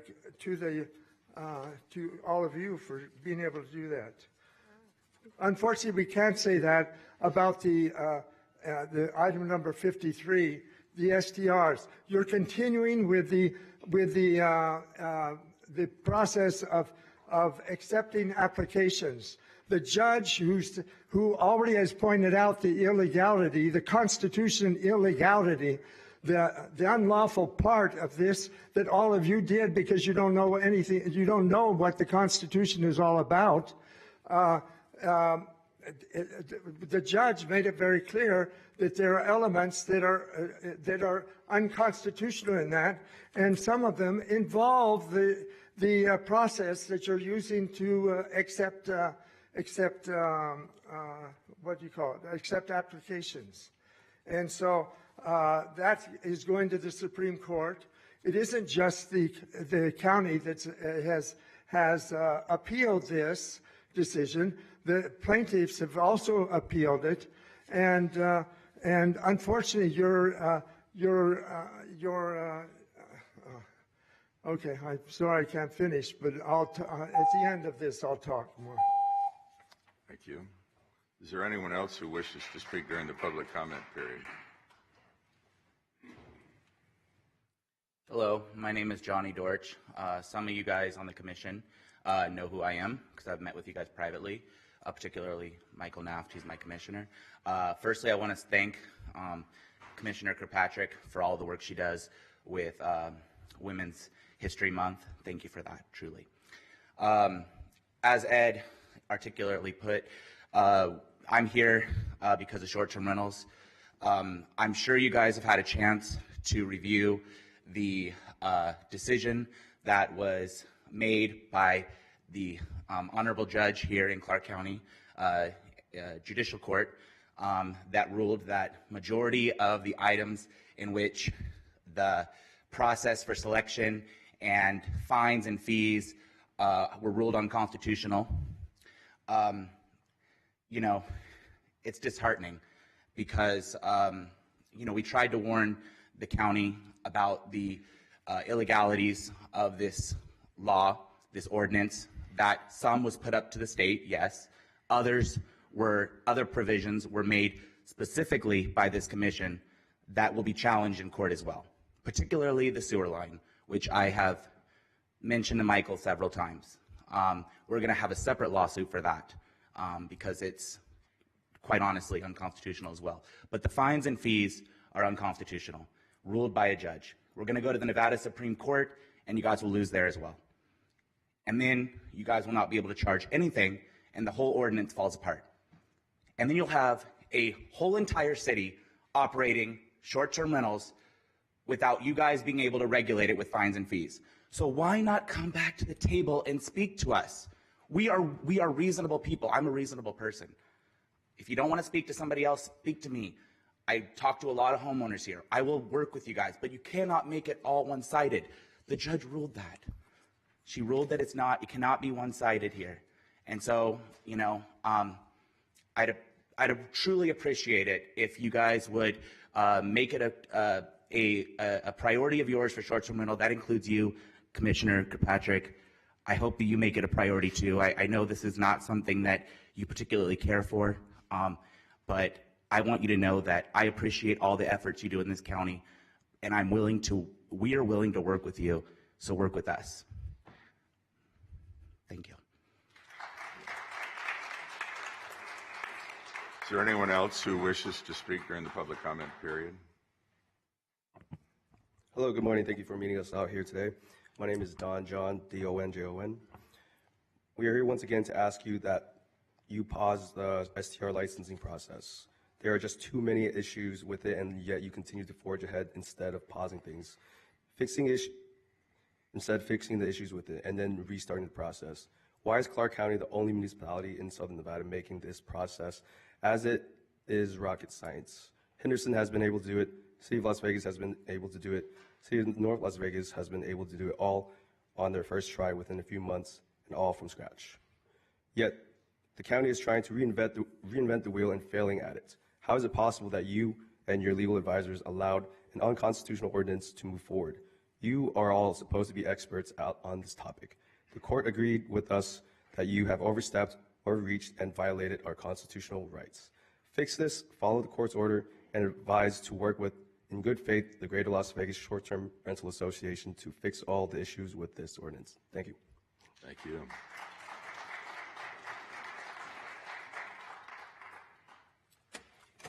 Good morning. My name is John Lima. I'm a former employee of MGM Resorts for some 16 years, 6 months. I'm currently working for Wynn Resorts in the entertainment theater business. I'm working part-time for Wynn for $16 an hour.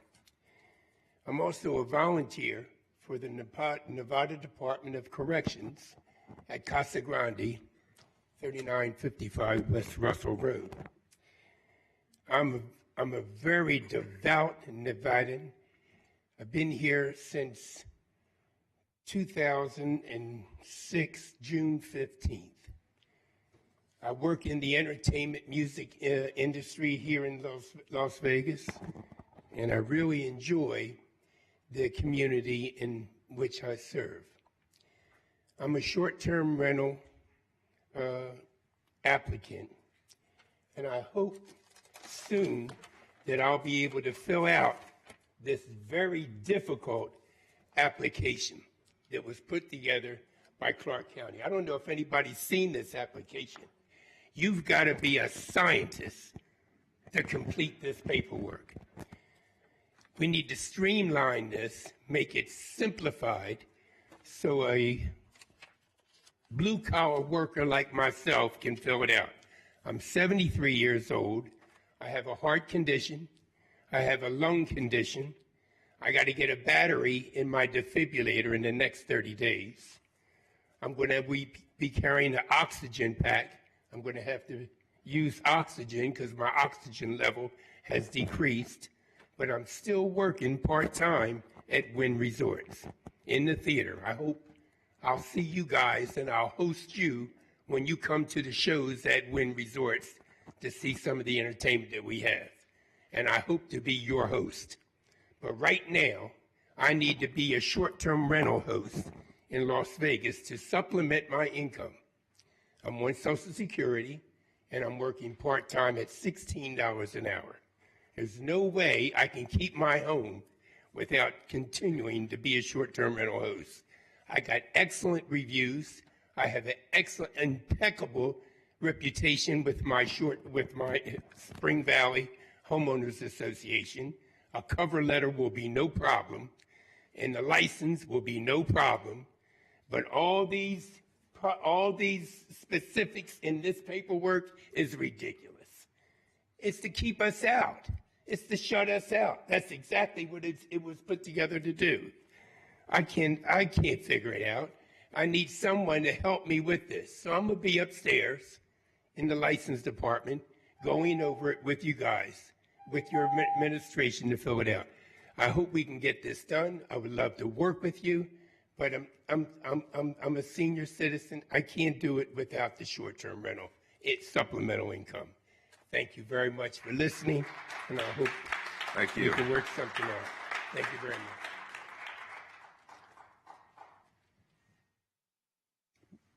Good morning. I'm Jacqueline Flores. I'm the founder of the Greater Las Vegas Short-Term Rental Association. I'm here to speak on behalf of short-term rental operators. As you already know, the district court issued a court order which found several provisions in the ordinance unconstitutional and overbroad. We have been trying to work with this commission. We have been telling you guys from the very beginning our concerns with the ordinance. And now we are happy that the judge sided with us. And so we're hoping that now you're able to understand what we're talking about, and now you're able to come to the table to work with us. As you can see, this is affecting several people. And I know everybody likes to paint short-term rentals as, you know, big investors, big corporations, but the fact is that it's people like these, senior citizens, veterans, people that are disabled, people that are trying to make ends meet. Those are the people that we are representing. If we were representing actual corporations, we wouldn't be having this problem here, because those people have so much money and power to make anything happen with our government, but we don't. That's why we have been trying to come to you guys to work together, to try to represent and help these folks that are trying to make ends meet. None of these people are millionaires. None of these people are making tons of money like you try to sometimes paint it. I know there are some people that actually do have mansions, and they do probably rent for thousands of dollars a day, but the vast majority of short-term rentals are just average folks that are trying to make ends meet. And there are people that have several houses, but those people have them because they have been able to acquire them with their family members or friends. That means they're putting all their money together. They have saved for years to buy these properties just so that all of them can have extra money for their own families. And so, you know, we're here again to ask, to come to the table to try to fix this ordinance, to pause the licensing process. Even the judge suggested that when we had a hearing. She said, I suggest to your district attorney, she said, I suggest you both of you guys, sit together and fix this. Because she already sees, the many issues with the ordinance. And so I don't know how long this is going to go, but the short-term rental operators now are fired up and they want to see this through to the end. And this is going to cost more taxpayers' money, more wasted time, more resources. Your staff is working so hard to try to get this process going, but imagine if they have to go back and fix things every single time because the court rules that now this also is unconstitutional. Now that other part is unconstitutional. It's just going to be going back and forth, and you're not going to be able to achieve the goal that you want, which is to license short-term rentals and to regulate them. And as we've said before, we're not against regulations. The only thing we've asked for is for fair regulations and to allow us to all get licenses. These people want to get licensed. They want to pay taxes.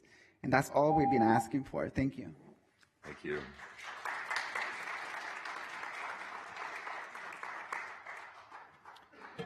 Good morning. My name is Tai Yang. Also here to support the short-term rentals, short-term rental advocate. I'm here because on the 16th, Judge Peterson ruled in favor of a preliminary injunction that the ordinance was unconstitutional. And basically she said this ordinance gave unlawful power to the county to just set the rules and also set unconstitutional regulations. I get it. In law and legislation, we get things wrong. It's okay to make mistakes, but it's also time to come back and correct those mistakes. It's okay to come back to the table and say, hey, these parts of the ordinance didn't make sense to host. I think most of us realize that during this uncertain economic time, that this is almost like income for a lot of Nevada residents. It's not about getting money to become rich. It's just making ends meet. It's not about not regulating. We're all for regulation. We're all for regulating to empower short-term rentals, to support short-term rentals, to support the community. Short-term rentals provide economic growth for the local community. We all have service providers, pool service, landscape service, cleaning service. People that come work for us that we paid them, you know where their money goes? To the Smiths, to the Albertsons that are in those communities. That money stays in the community. So it's about developing a regulation that's going to allow us to support short-term rentals instead of banning them and limiting them. We should be celebrating short-term rentals. Thank you for your time. Thank you.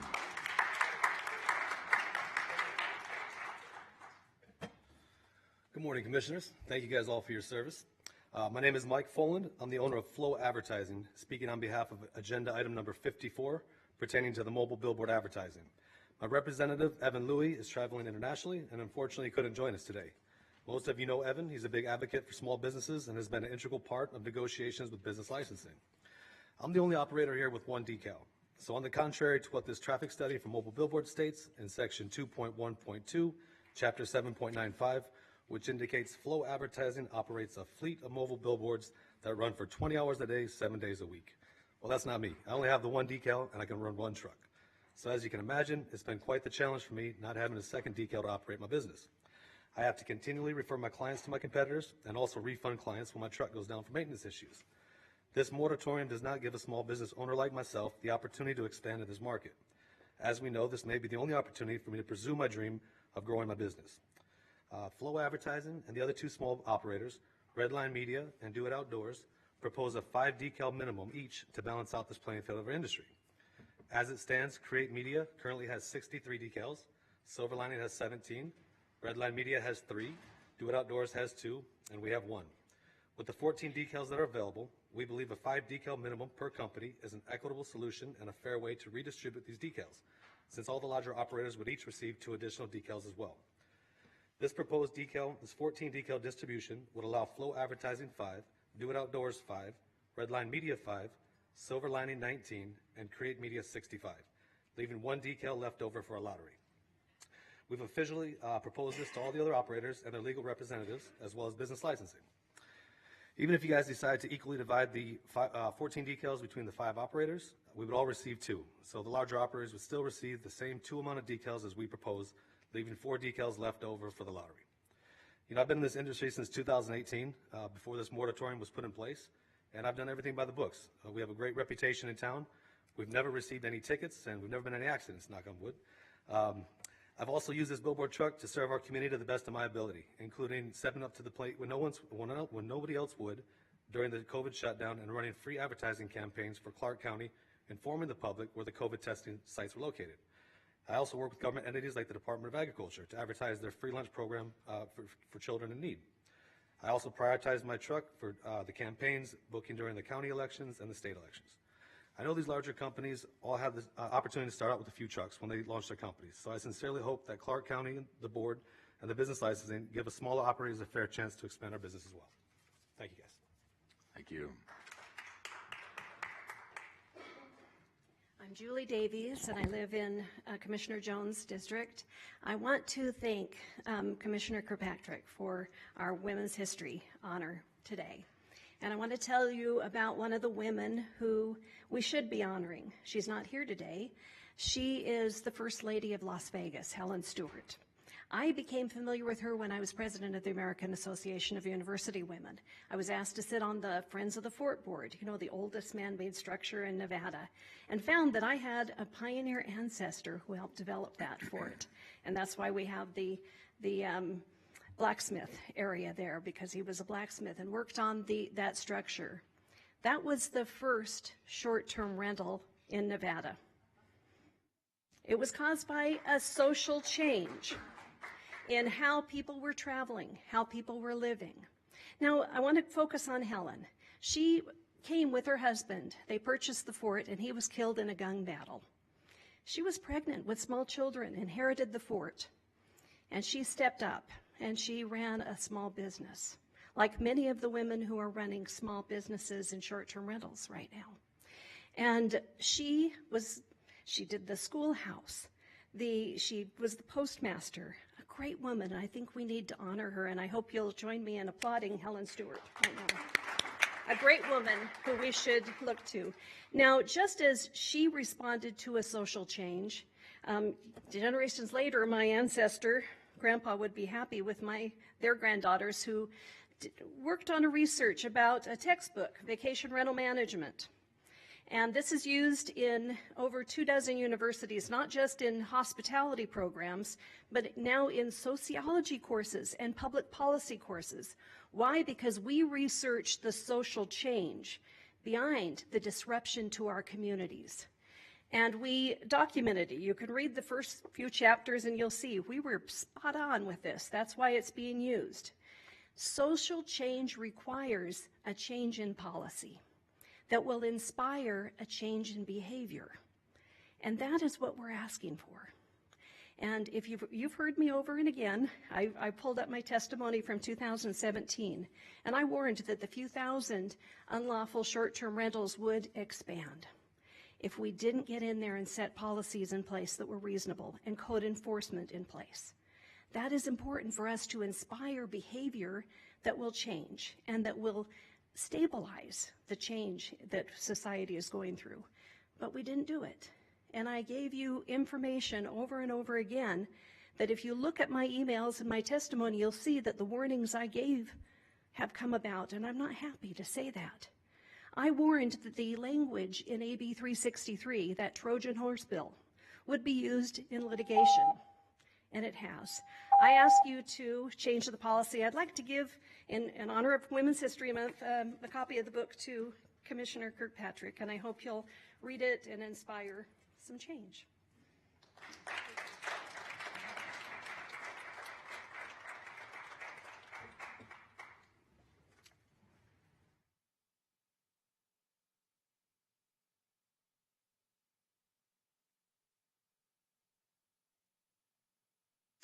Hello, my name is Christine C. I'm one of the homeowners in Las Vegas. So today I'm here trying to talk about short-term rental and fines liens. I am a homeowner, which is I rent out a house to my friend, and then I went out of state for 2 years. And when I got back in town, I found out I got a fine, which is a big fine. 2 years ago, you can use this fine to buy a house right here, which is the amount of $195,000 in 2019. And I hired a lawyer. I went to court. I got the first appeal, which is during the COVID time, 2020 and 2021. They lowered down my fine to be $173,000, which is like, I'm an immigrant. I have an American dream in this country. I don't think I'm going to make it right now because of this heavy fine they put it into the lien in my house. So I don't know what to say, and I don't know what to do. I just feel like this kind of stress is not going to help me to go anywhere. I am trying to see any way you can help me to get off the lien because I didn't do any short-term rental. You can go to the VRBO or Airbnb or whatever to find out anything, because when they send me the letter to tell me to stop short-term rental, which is what I do, they send it to the wrong address. I never ever get any letter until I come back and then they tape something on my rental property. So I figured it out, and then, you know what? This is just going to be a nightmare for me from now on. Even code enforcement officers, I don't think they are trying to find what is the real true going on back then in my property. So right now, I am trying to go for appeal, and then I want to get rid of my lien. If there are any chances I can do, or maybe you can help me to tell me what am I supposed to do, because I am not a short-term rental homeowner back then. I just rented to a friend, and then that's caused me all kind of issue. This is a serious problem for any homeowner like me. So, yes, that's what I'm trying to tell you. Do you have a copy of those pages that you can leave with us? I have all, yes. Okay, I have if you'll all just the hand link. that over to the clerk, we'll take that and we'll look Can I at get it. a copy back also? Or this is my original? Oh, well then, if you'll bring to our office a copy, all right? Okay. All right, thank you. Thank you.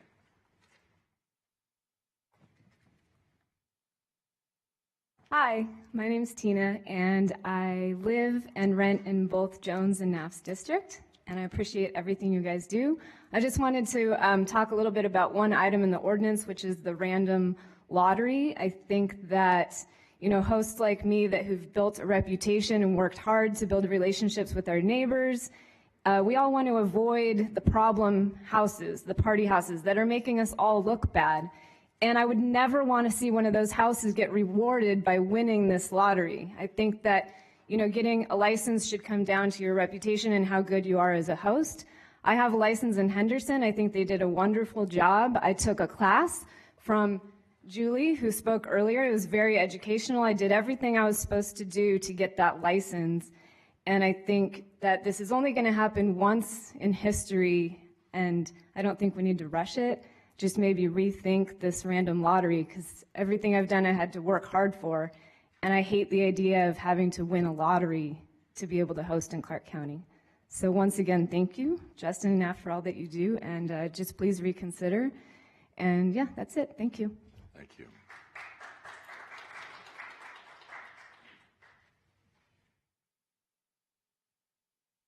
I would like to talk about the water company. I would like to know who is responsible for us to take the lawns out. I live in Desert Shores, the Racket Club. They're taking all the water, the plants out that have been there for 32 years and charging us $1,600 a year. They tell us it's the water company. The water company tells me it's your association. We have two associations, the Racket Club and Desert Shores. I'd like to know which one to address. Does anybody know about it?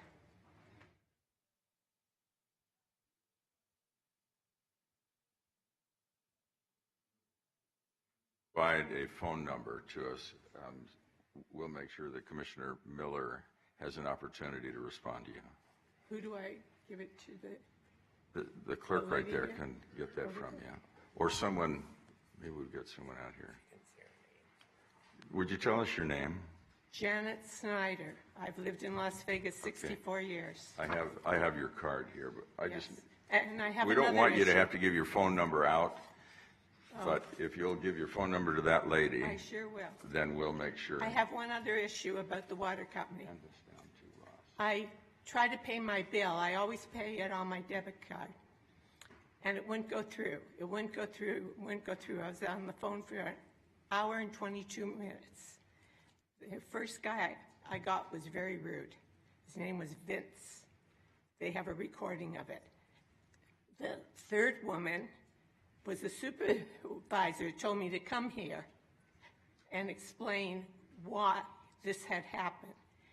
They didn't take the zip code. They said my zip code was wrong. I've lived there for 23 years. I said, give me a different zip code. I'm talking to a tape. Give me another zip code. Then they said my credit card wasn't good. It was good. Finally, the supervisor came on, and she said, I can't take your payment, but put it through again, and I will call you back if it doesn't take it. And we'll go from there. And then she told me to come to this meeting on the 7th and tell my story. So this is my story. All right, thank you. Thank you very much. Is there anyone else who wishes to speak during the public comment period? And the public comment period is closed. Mr. Schiller. Commissioners, we can now move to your agenda. Item 5 is approval of the minutes of the regular meeting on February 7th, 2023. There's a motion for approval by Commissioner Jones. Any discussion on his motion? Please cast your votes.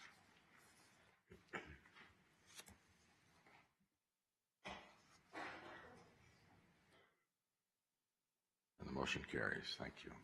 Commissioners, item 6 is approval of the agenda with the inclusion of any emergency items and deletion of any items. Staff is requesting item 3 under your Commissioners' County Manager's recognition be deleted. Staff is also requesting that item 13 under your consent agenda be deleted. And staff is requesting that item 40 under your consent agenda be taken separately and heard after item number 54 under the business section. Thank you. Are there any other changes to the agenda for today at the pleasure of the board? If not, there's a motion for approval by Commissioner Jones. Any discussion on his motion? Please cast your votes.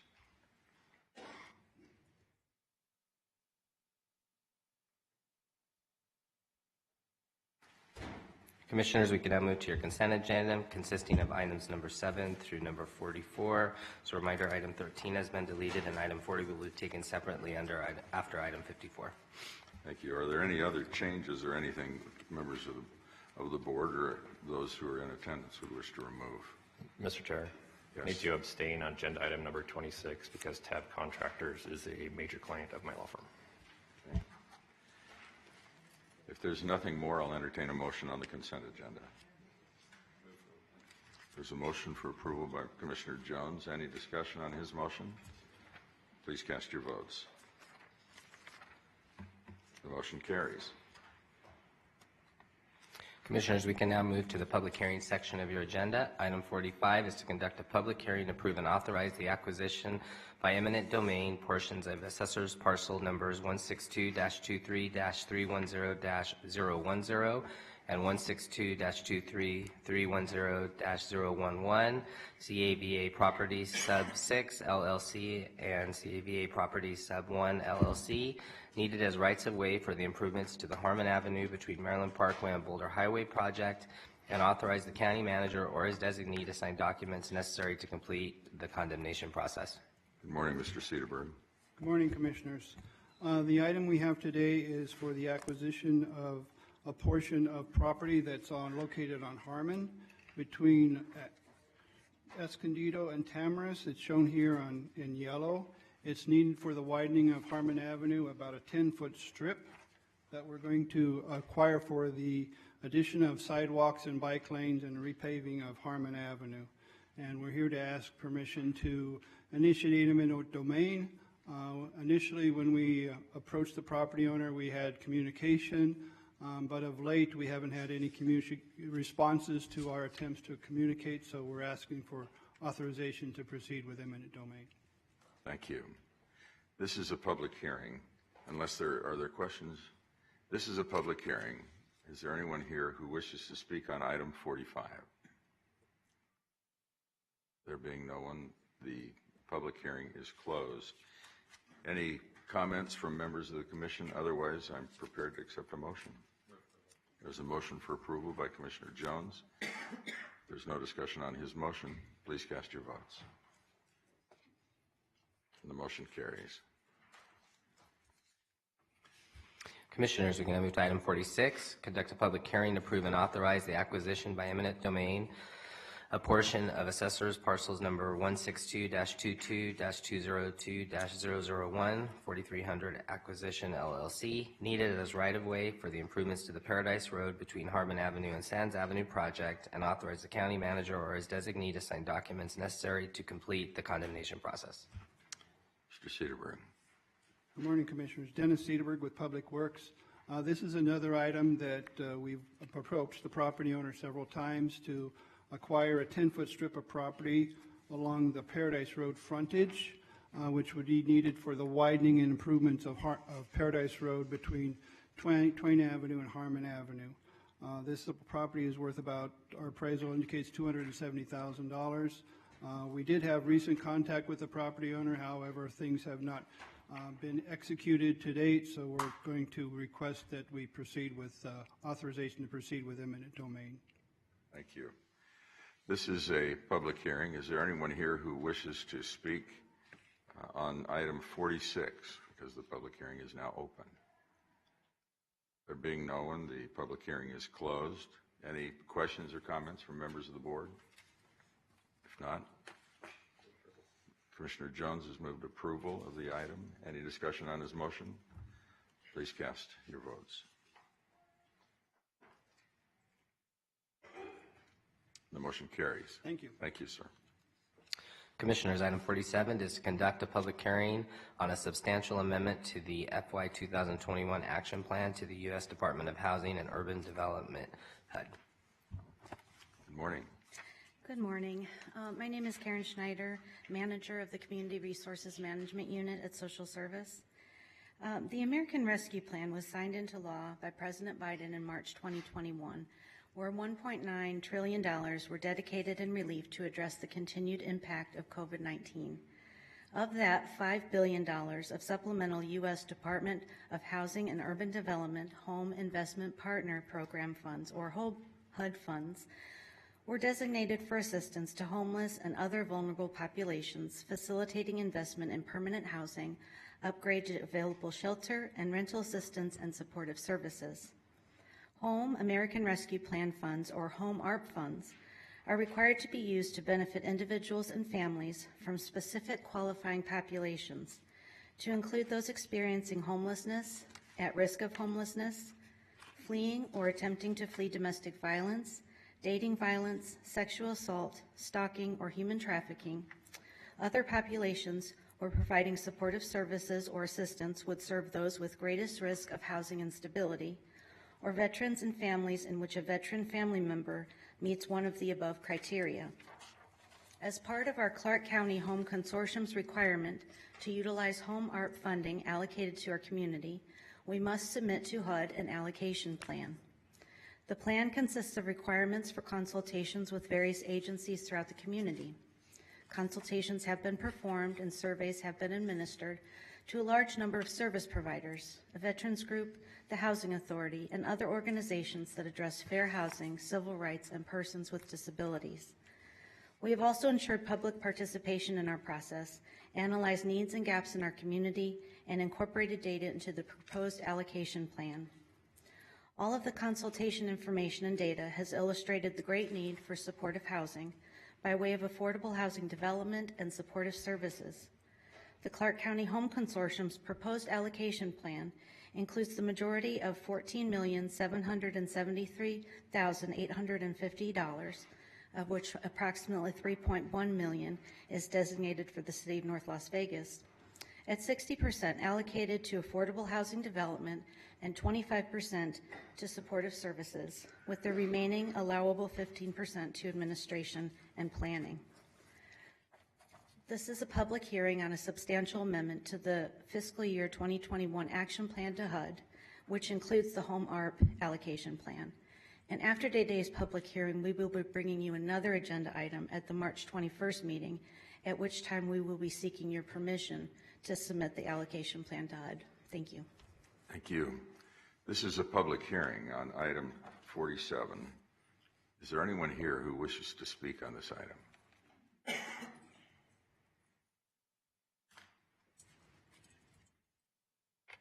My name is Margaret Coleman, and I'd like to say all this housing authority and assisting these people and pulling these programs for people that's on the streets that is innocent.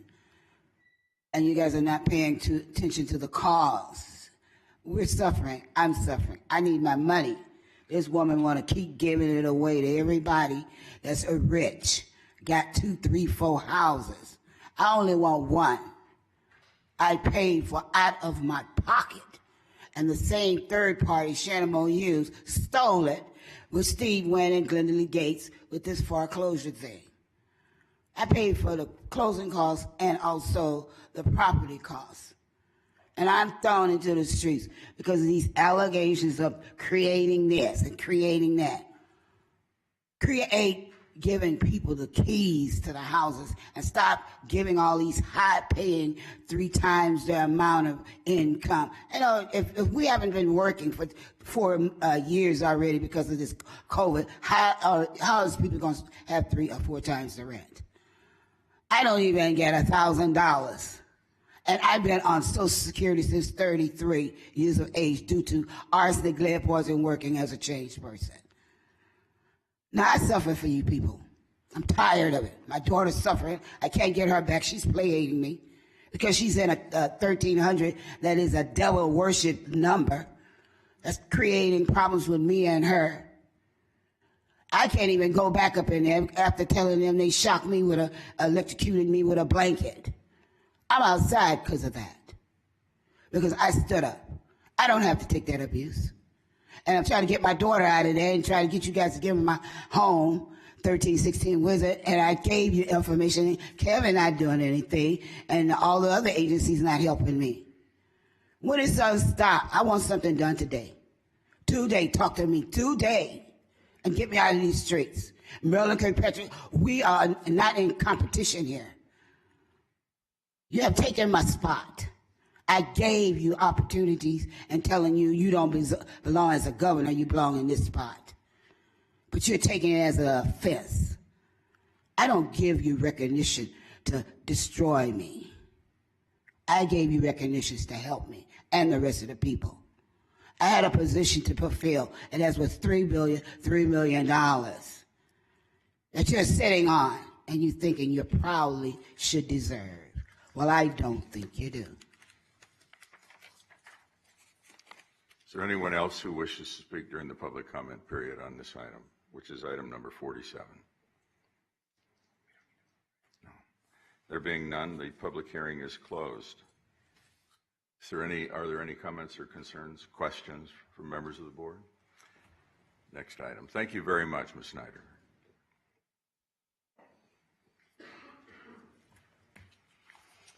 Commissioners, we can now move to introduction of ordinances.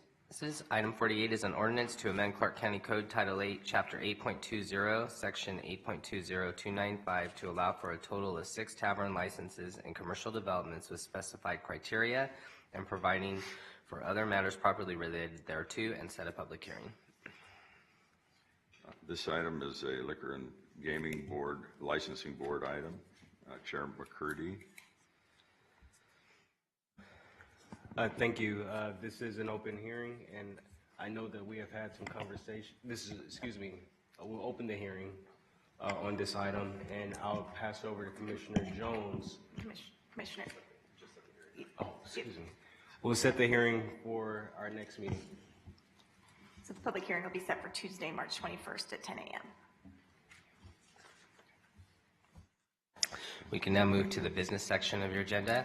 Item 49 is to identify emerging issues to be addressed by staff or by the board at future meetings, receive updates on activities of the various regional boards and commissions, and direct staff accordingly.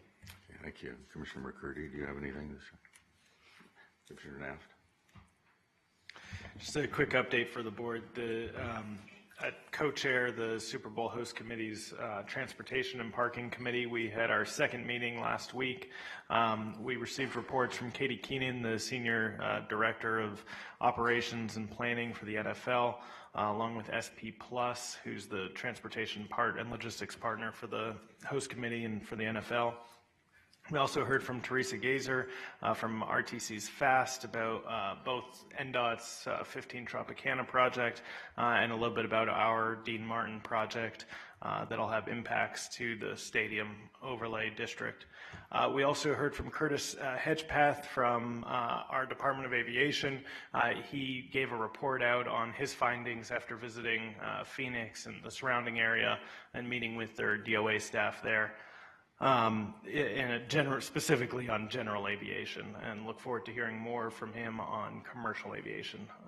Glad to discuss further if anybody from this board has items that they would suggest be included in that conversation. Happy to help facilitate that. Thank you.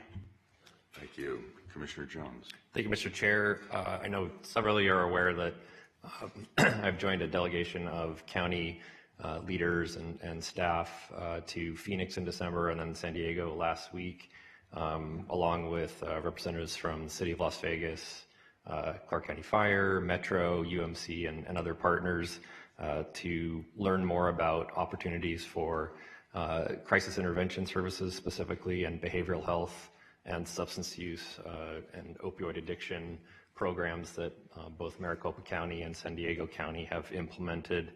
I think it was very helpful, and appreciate the work that Deputy County Manager Frierson, our social services teams are putting into really focusing on these types of issues.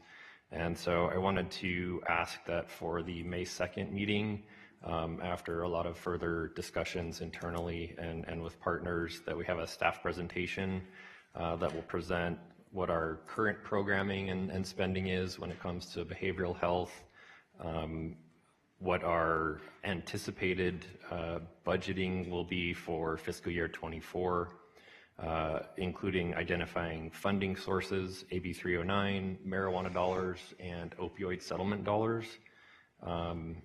And as we are in the process of looking for a new director of our social services department, that we consider behavioral health and in that search, and also consider the structure of the department. When we were in San Diego, we heard a lot about what they're doing in that regard and sort of the broadness of the department and the other healthcare factors that are incorporated into their Department of Health and Human Services.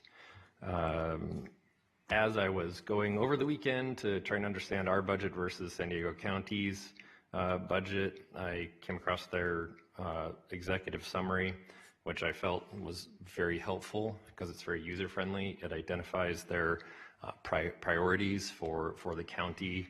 Having been through, this will be my 5th budget cycle here, not as many as some of my colleagues, but I can tell you that I don't still understand our process here, and so I would hope that Ms. Cooper, you could work with our finance team so that we can have something that the public can understand a little bit better, that's a little more reflective of the priorities of this board here, and that frankly we can understand ourselves. And then also, as part of those budget considerations, I'd like to hear more about the revenue sources and expenditures as compared to municipal services that we provide as Clark County versus the regional services that every county provides. So, thank you. Thank you. Commissioner Miller, Commissioner Sagerblum, Commissioner Kirkpatrick. Thank you, Mr. Chairman. So I have a couple things. So one, you and I sit on the OHV committee that we've been working with, and so this board approved the ability for the OH community to go out and pick up trash and do cleanups, and we know that illegal dumping is a big issue across the board for a variety of many different reasons. So I just wanted to let you all know that to date, in the last 7 years, they picked up over 93,000 tons of trash. And so this weekend, although it wasn't in my district and it was a little of a hike to get to Jean, Nevada, I went out to support about 300 people that attended for the cleanup. So wanted to let you know that we do good things, and we don't always talk about it. Second, on the Southern Nevada Health District, so it is getting time for kindergarten roundups. They're coming in the next month or so, so right after spring break, which is next week. So if any of the commissioners would like specific schools to go to or immunization clinics, it would be helpful if you could let me or Commissioner Sagerblum know so that we could ask the health district to put those. I try to do them in my district when we do spring venues because it's more convenient for parents. So not opposed to doing that. Two, I want to thank Clark County for partnering with the health district on the 0 to 3. We're really focused on the 0 to 3 child abuse. How do we make sure that we know where those kids are? We had a little bit of a spirited meeting at the last health district meeting, right? And I was probably the most spirited, but Commissioner Sager-Bloom backed me up. And so here's what I've asked the water district to help. There's a water bill in the legislature that we really need for a variety of reasons, conservation. One of the biggest things some folks put on Facebook, and I try not to legislate via Facebook, but one of the beginning of the bill says this applies to people who are users of the Colorado River. So I don't know how many hundreds of people don't understand what that means. So if you are a well owner, this bill does not apply to you. So I know that all of us have some rule components where people are on wells. It does not comply. And currently what it says is you have 30 years to get within the septic system. So I've asked the Water Authority, which is the board I sit on, if maybe we can do some FaceTime teletown halls, or we can put some stuff on Facebook, because that seems to be where people get their gospel information that's wrong 90% of the time, so that we could tell. But if you get any calls in your office, it does not apply to current well owners. They have well rights, and it is specific to if you are receiving water from a municipality and you are on septic, we are going to work with you to try and get you connected so that we can put the water back into our system. So I just wanted to point out those couple things. Also, March 1st for the Water Authority is change your clocks. So please notify your clocks. We have not changed ours at our house yet because it's been so wet. But know that you can go back and revisit your clocks and stay on top of it. So that's all I have. Thank you. Mr. Schiller. Commissioners, item 50 is to receive an update on community engagement and communication strategy for Clark County.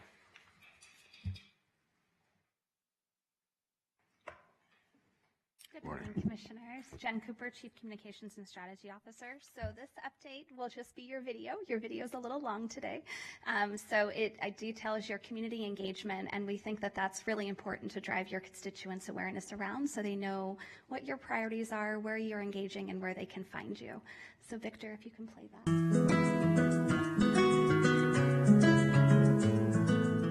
It's been a great week in District A. We went to the southern portion of Clark County in Searchlight and Laughlin, held a series of events, opened up Double Shot Coffee, a brand new coffee shop, new business in Laughlin, joined the Laughlin Chamber of Commerce for a roundtable on tourism and all things happening in Laughlin Township, and also discussed with the community at large the Laughlin Residential Rehabilitation Project. Lots going on in Laughlin. It was great to be there. On our way back from Searchlight, we got caught in a bit of a blizzard, but nonetheless, we had a huge showing at our community center there. People came ready and willing and able to join our cleanup. While the blizzard kept some of that from happening, I'm looking forward to being back and having that cleanup rescheduled. But I really want to thank Get Outdoors Nevada for making the trip down there and always being willing to pitch in and help out.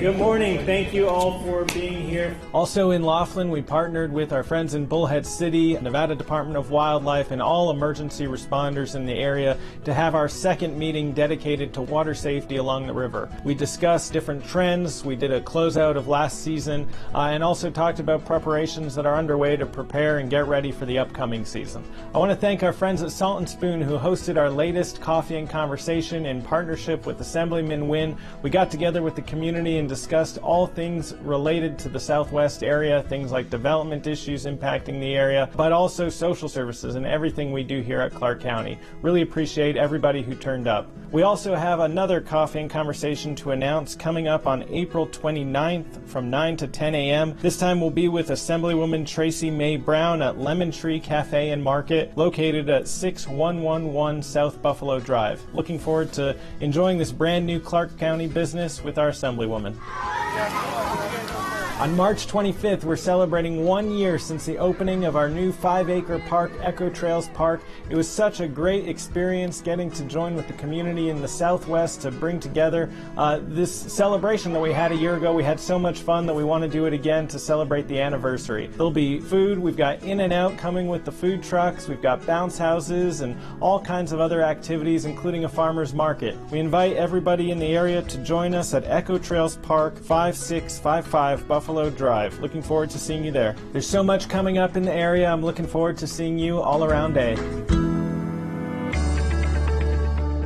Welcome to District B. We're so excited to be here again and to tell you all the things that are going on in District B. First, we want to start out by thanking all the people that helped with our Clothes for Comfort. We've been working really hard the last month to collect clothes from around the community so that the kids that come into our system have an opportunity to feel good, look good, and really be ready for whatever comes their way. There's a special thanks to the A-Team for all their work to help collect it, to James Thoreau, who was out there, Sherry Wright at the harbor, and Daryl Glover. So thank you, because without you it wouldn't be possible, and we're glad to do our part. Also, we had our Shoes That Fit out in the Wappa Valley, and included a dessert station, which many of those kids were super excited to pick their own dessert and make it. And then we had some Minute to Win It games, because we always like the kids to get out and play in our district. And the topper of the whole thing is we sent them all home with a brand new pair of Nike tennis shoes, thanks to Clark County and the partnership that we have with Shoes That Fit. On February 28th, we attended a UMC Quick Care grand opening. We're very excited. We've been working on that location for a few years. Commissioner McCurdy joined me along with the UMC team. That facility is on Losi and Tropical, and it's going to be a great asset to the North Las Vegas residents. And what I would tell you is UMC is top-notch, and you should be able to get the very best care there, and we think that the North Las Vegas residents are deserving. Coming up, March 13th, we will be hosting a town hall meeting in our trailer estates, which is in the area of Nellis and Lake Mead, right adjacent to Bob Price and the Cora Coleman Senior Center. So we encourage you to come out to be part of it. We will have Metro there as our partner so that we can address any needs that you may have. The next day, March 14th, we'll be doing our spring fling. And as you know, District B is a very large area, so we'll be going from the east side of town to the northwest, and we'll be hosting a spring fling for all of the northwest folks that are out there. And don't forget that it is spring break for many of the kids, so we want to make sure that they have things to do. Then we have coming up our Young Women's Conference, which is near and dear to what I do every day. We'll be celebrating young women and exposing them to new opportunities.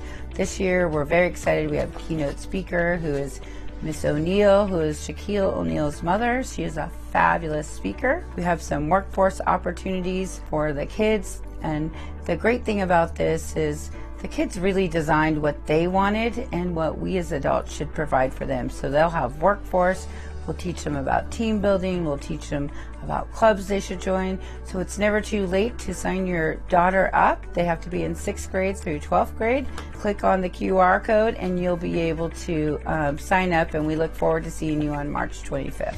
Women's History is all of March, so you'll see throughout the community and in our district that we will be celebrating women who tell our story. And a lot of times our story is very broad because we're doing a little bit of everything. So please take the time to thank the woman that is telling the story, that is doing that little extra for all that she does.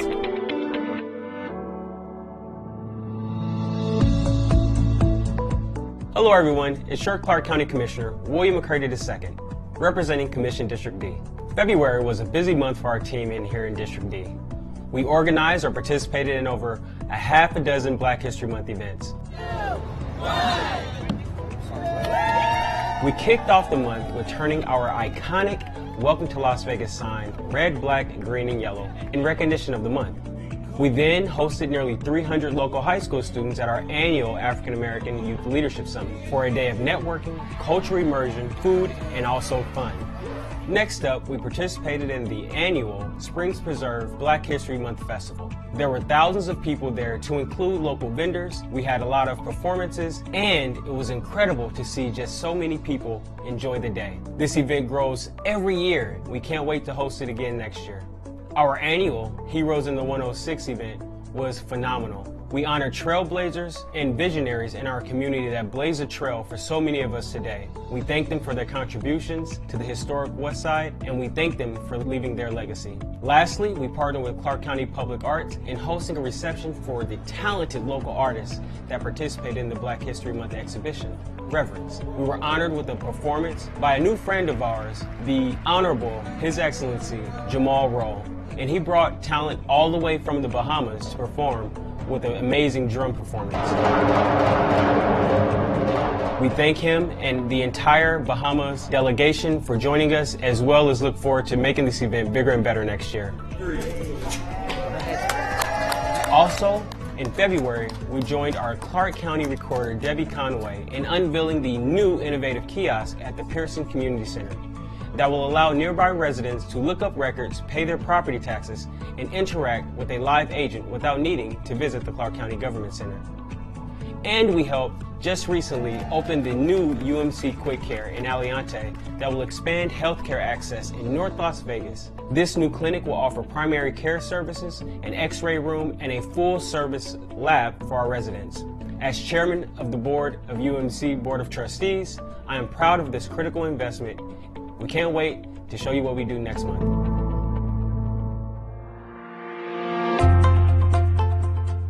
Hi District F, the past few weeks have been busy here in Clark County.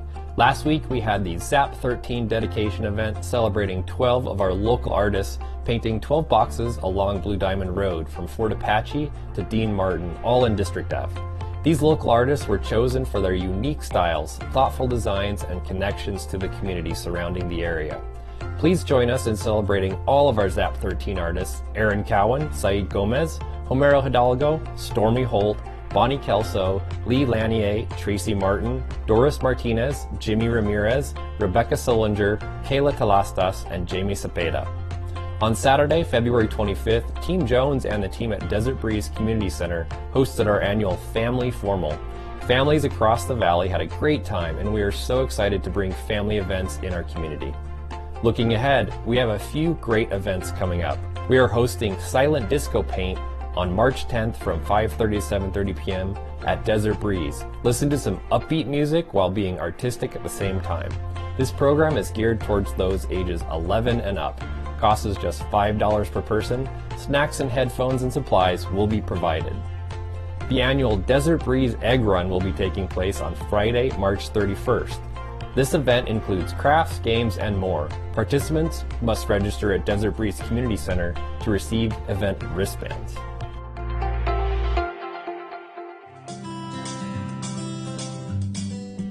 Despite the threatening weekend weather, we had a great time last Saturday, February 25th, at Silver Bowl Park for our family fun bike ride event. In partnership with Metro and the Stop Coalition, the event included a BMX demonstration, free food trucks, free bike helmets, free bike safety check, a raffle giveaway for children's bikes, and more. We then took a 1.3-mile bike ride around the park. It was a lot of fun, and it was wonderful to see the kids' faces when they received their new bikes. Since I sit on the LVCVA board, I'd like to provide updated information on how we're faring since the pandemic. With strong weekends and rebounding attendance for conventions, including the citywide trade shows like CES, World of Concrete, and the SHOT Show, Las Vegas hosted an estimated 3,275,000 visitors in January, ahead of the lingering pandemic-suppressed volumes of January 2022, and just 4% shy of where we were in January of 2019. Overall, hotel occupancy reached nearly 80% for the month of January 2023. Weekend occupancy continues to trail our performance in 2019, but by a very modest number. The ongoing trend of strong room rates continued in January, as the average daily rate was higher than last year and ahead of where we were in January of 2019. And finally, on Friday, on the 24th of March, Commissioner Segerblum and I will be hosting our free annual spring job fair at the Las Vegas West Hall of the Convention Center. The event seems to get bigger every year, as this year we'll have more than 100 employers offering more than 15,000 jobs. Some employers will be hiring on the spot, so make sure to dress to impress and bring plenty of resumes. If you're unsure as to how to prepare a resume, there will be help available, and you'll be able to do it there at the event. This job fair starts at 9 a.m. and ends at 2 p.m. Registration is now open, and you can pre-register to expedite your check-in. Use the website address listed here. We'll look forward to seeing you there.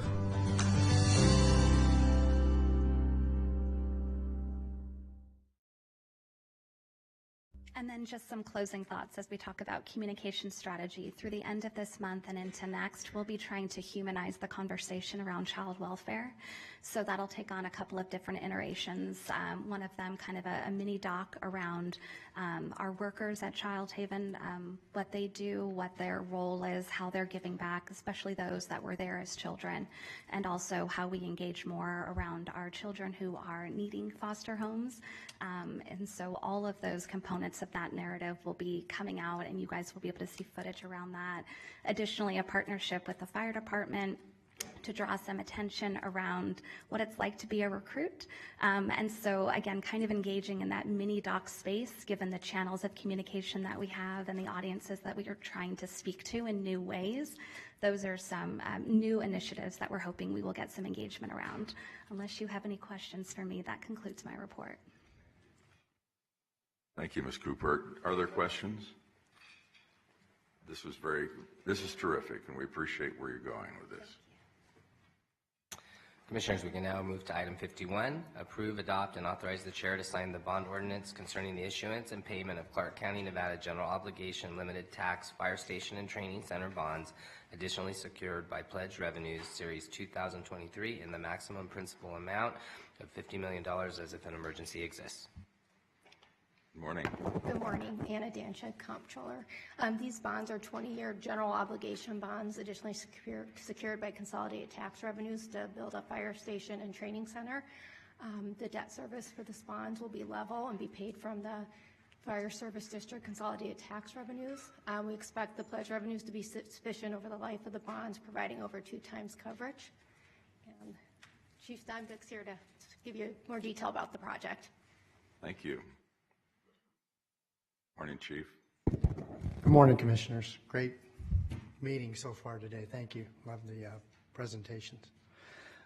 Yes, so I've spoken to each one of you individually about this. I know we brought this item up before, so I'm certainly here to answer any questions, but just a quick overview. This is a new training center for us there on Tropicana. I mentioned before, that's the same training center I was taught at and even long before me, so that's 32 years back. We haven't expanded it. We're currently doing our training out at the Silver Bowl, which is working out very, very well, but it's temporary. We just don't have the space anymore there. I know that if we were to get your votes here today, this is still about 5 years away before we would be completed, and we'll be certainly expanded past our capacities even further by then. This is not only a training center, this is a new station. It's one of the locations that we could find that will also help us to relieve some of the burden on our resort corridor stations with the proximity there. And then also a new mechanics shop. Our mechanics is the same size again as it was 32 years ago without expansion, so we definitely need this. I also want to just point out that we utilize our training center just like we try to do all of our assets for the good of the community. So the training center, when it's not being utilized by our personnel, we offer it out to the state, we offer it out to nonprofits, we offer it out to other county agencies. Recently, we were the headquarters for the search for missing children for Nevada Child Seekers. We do the Explorers there, and this center will even be able to expand that mission. Thank you very much. So, are there questions or concerns? If there is nothing, I'll introduce the ordinance and ask the clerk to read it by title.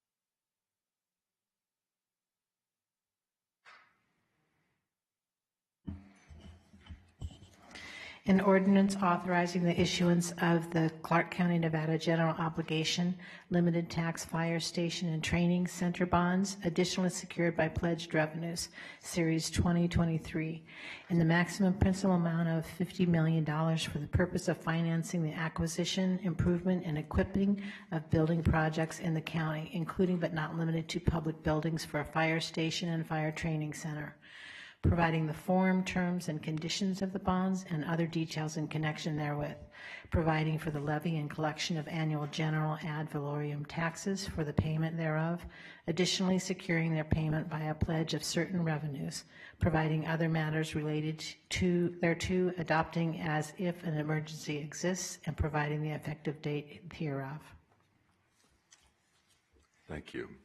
Are there questions? Then, Commissioner, did you have a question? All right, Commissioner Jones, or? Okay, Commissioner Knapp moves for adoption, as if an emergency exists. Move for adoption as if an emergency exists. Thank you very much. There's no discussion on his motion. Please cast your votes. The motion carries.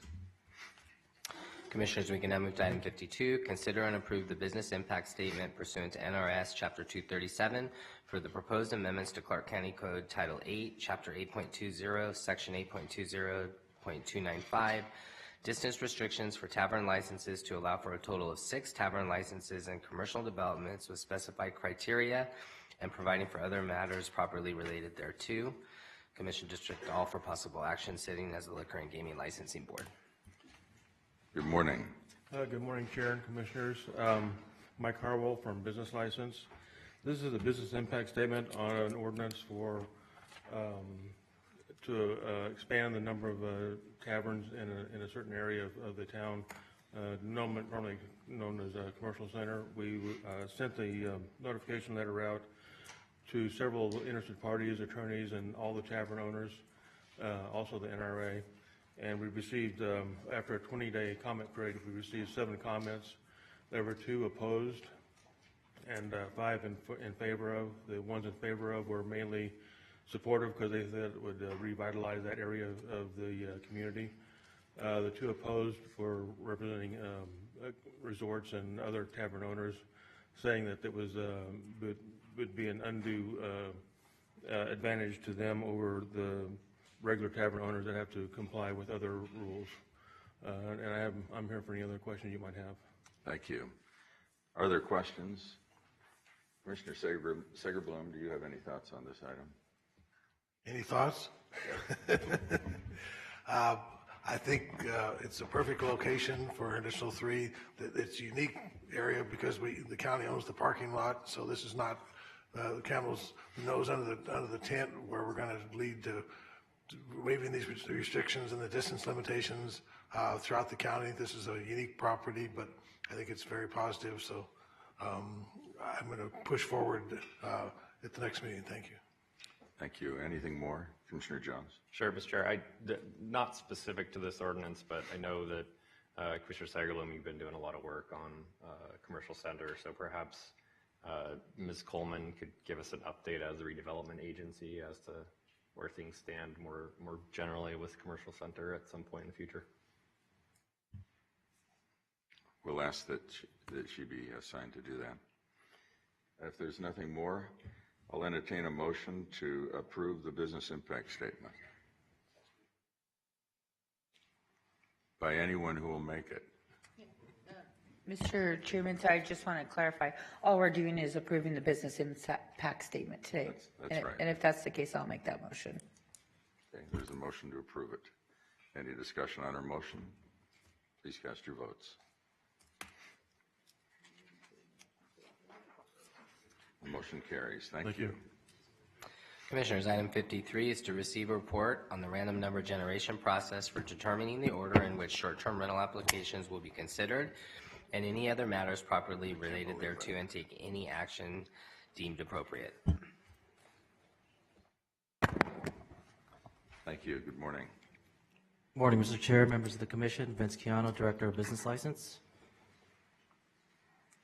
The Department of Business License has been directed by the Board of County Commissioners to establish an application requirements for short-term rentals and also to develop and implement a verifiable, secure, and transparent process for determining the random order of short-term rental pre-applications received by the Department of Business License during the open application period from September 13, 2022, which will end March 13, 2023. This presentation introduces the parties involved in the random number generation process and provides a high-level view of the random draw. The county will be utilizing a random number server, origin software provided by SmartPlay International, Inc. SmartPlay has worked with many government agencies, including the Nevada Cannabis Compliance Board, Arizona Department of Health Services, and 31 USA and Canadian lotteries to preserve the integrity of the random draws. SmartPlay International, Inc. designs, manufactures, and services mechanical lottery drawing machines and computerized digital lottery drawing systems. They were founded in 1993 and is based in Edgewater, New Jersey, serving over 450 customers in 126 countries. And they're in the business of lottery, gaming, trade show, media, and government industries. In 2003, SmartPlay introduced the Origin Digital Drawing System, which is now widely used in the industry for conducting lotteries, raffle drawings, and random number generation drawings. SmartPlay has been certified multiple times by a variety of third-party certification companies. The random draw results will be independently certified by Baker Tilly, U.S. LLP. Baker Tilly specializes in certifying random draws for various clients, including government agencies. Baker Tilly, U.S. LLP is a top 10 advisory and public accounting consulting firm.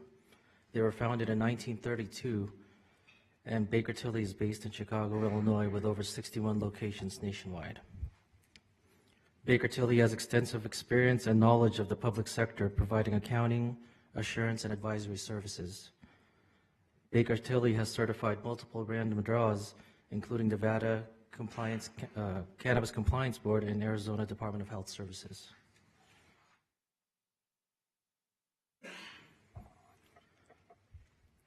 The short-term rental pre-application random draw will be held on March 29, 2023 at 1 p.m.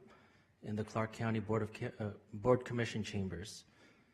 This will not be open to the public, but will be available via live stream broadcast through our Clark County Cox Channel 4 and through the Clark County YouTube website. The random number generation process will include the following components, with numbers 2 through 4 as part of the live broadcast. Number 1 is the extraction of the pre-application unique identification numbers from the Clark County short-term rental database. That will be completed by our IT department. The custodians of the process will be Clark County and Baker Tilly, U.S. LLP. Second step is the download of the pre-application unique ID identification numbers into the SmartPlay device for randomization. And the third step is Baker Tilly, U.S. LLP will run the drawing utilizing the SmartPlay device. And along with Baker Tilly, we will have members of our district attorney's office, our IT department, and as well as business license. And then finally, step 4, Baker Tilly, U.S. LLP will certify the draw results. Clark County will take possession of the results. Baker Tilly, U.S. LLP will retain a copy for their records. And that completes my presentation. Thank you. Are there questions that any members of the board have? This was to receive a report, so I don't think any action is contemplated nor will it be taken today. Thank you very much. Commissioner, I just have one question. I get a lot of questions from potential applicants for this. One question came up was, whether or not it would be available for live viewing. I think you just said that you're not going to allow the public to attend. What's the basis for excluding public from attending in person? It's just it's pretty extensive operation, and I think we'll have an abundance of people as far as this chambers to accommodate the number of people that would want to be to participate into viewing this. So just so everyone it would be available to all the public. We just decided to go with a closed session and provide a live viewing. Nothing more. Thank you very much.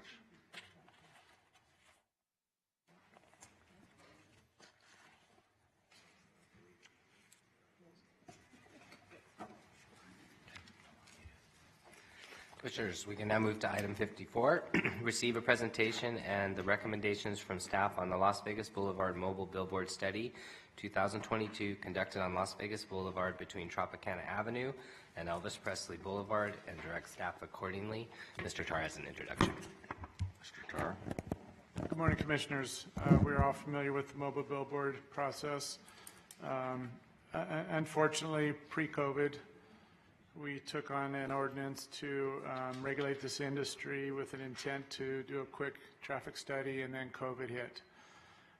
Coming out of COVID, the traffic volumes are now back to regular traffic, we assume, and so Public Works has done a study, and this morning we have, I also want to say that in the last several months, our business license department has manage the process where Public Works and myself, we've participated in these town halls with industry. So this morning, we have Public Works and Business License given short presentations with some preliminary recommendations for you guys to help direct staff to proceed. And I do want to remind everybody, as I said in briefings yesterday, this is truly the beginning of our three-step process of making change to ordinances. So any input from industry is still, there's plenty of opportunity down the road, and this is a beginning point to try and get to some conclusion on this project.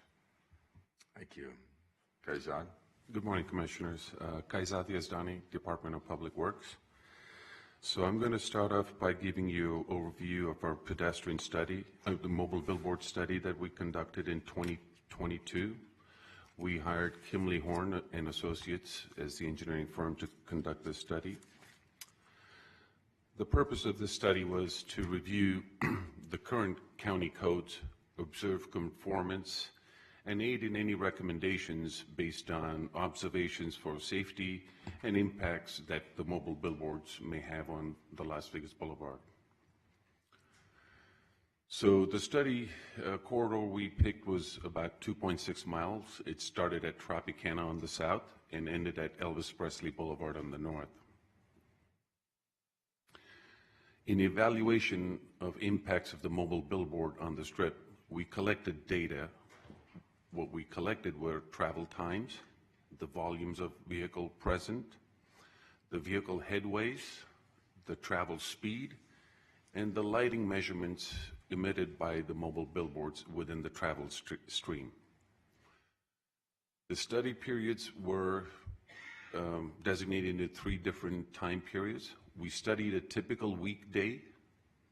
We studied a holiday Saturday weekend, which was Memorial Weekend. And then we picked a non-holiday Saturday. So based on our field observations, what we observed were that mobile billboards typically travel about 35%, which equates to about 10 to 15 miles an hour slower than the other traffic in that corridor. The average travel time for a regular vehicle on a non-peak day was observed to be about 10 minutes from Tropicana to Elvis Presley, while the mobile billboards for that same distance traveled 6 minutes longer. The other observations we had were the mobile billboards preliminary traveled in the middle lane. They stopped about 30 to 60 feet from other cars, and they were about a car length, which equates to about 20 feet from a stop bar at an intersection. There were several billboards observed to be playing sound, having flashing lights, having higher emitted light levels, and for the engineers who were evaluating the study, they observed that this could cause some eye strain for drivers adjacent to those mobile billboards. The data that we gathered was then evaluated for light levels, and per code, the mobile billboards can only increase the lighting, ambient lighting level by 0.3-foot candles. What was observed that the ambient lighting on the strip was about 5-foot candles. When the mobile billboard's lighting levels were measured in the traffic stream, it measured at 27-foot candles. The vehicle travel times on holiday weekend was observed to be about 30 minutes from Tropicana to Elvis Presley Boulevard, as compared to 10 minutes on a regular weekday. A regular vehicle travel time on a holiday weekend was again observed to be 30 minutes as compared to 20 minutes on a non-holiday weekend. So after the evaluation, here are some of the conclusions that we've come up with. Mobile billboards in general, stop 30 to 60 foot between vehicles and at least leave a car length from the stop bar and contribute to the travel time on a street, which is the strip, which already has a poor level of service. The lighting levels that were observed were about 5 times higher than the ambient lighting on the strip. What we're recommending for the lighting levels is to conduct a lighting study to come up with new codes to control the lighting emitted by the mobile billboards. Revise the code that we have accordingly. On the permit side, and I'll let business license expand on this, we are recommending no more than 100 mobile billboard licenses be permitted on Las Vegas Boulevard at any given time. Each mobile billboard should have a permit, have an identifying decal on the rear bumper of the vehicle. Conduct a lighting study to establish acceptable illuminance levels for mobile billboards, and consider amending the current code with strict code enforcement measures. On the recommendations for driving, we recommend that mobile billboards not be allowed to travel back to back. We also require that mobile billboards travel in the lane closest to the pedestrian walkway.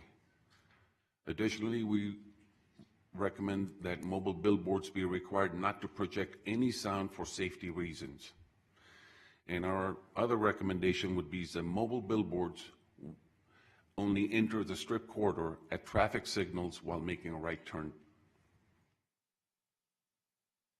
With that, I'll hand it over to Vince to present the business license part of it. Thank you. Mr. Chiano. Hello, Commissioners. Vince Chiano, Director of Business License for the record. So this is, staff put together items for discussion after discussion with the industry and also after a review of the traffic study that Kazal just presented. So, Mr. Chair, I didn't know if you wanted me to read all 13 items for discussion and let the board have the discussion, or if you want to go item one by one. I suggest that you read them all first so that we get the idea of what we're talking about in mass, and then we'll come back. All right. Number one is there are currently 14 decals that have been surrendered to date due to businesses going out of business. There are currently 86 decals that are in use by licensees. All surrendered decals may be redistributed back into the system in the future. We'll do a code amendment to include a no more than 100 decal maximum. Number 5 is include language regarding the ability for licensees to transfer decals. 6 is increased enforcement. Ability to revoke decals at a hearing for noncompliance. Include language that unlicensed mobile billboards will be towed.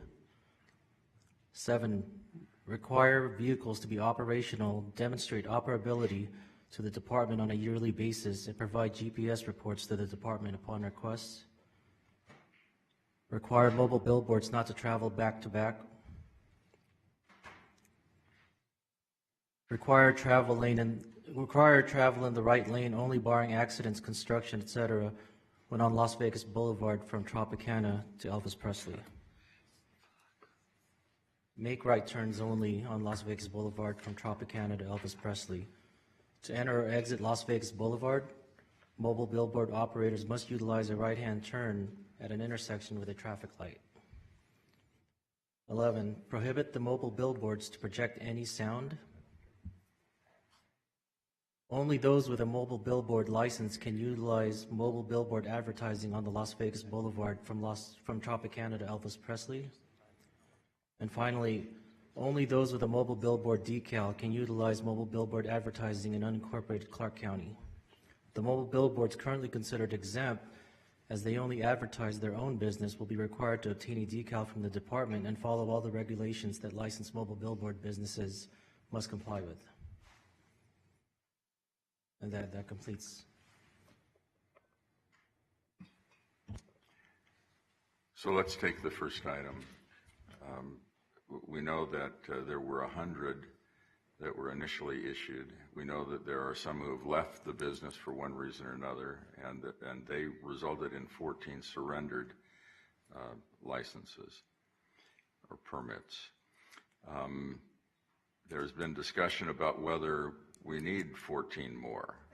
Quite honestly, I think there are some who candidly think that 86 is enough anyway, but we have issued 100 in the past. The order of all of this probably could have been done a little differently. It would have been a good idea to have measured the impacts early on. That did not really come up until we learned more about the industry.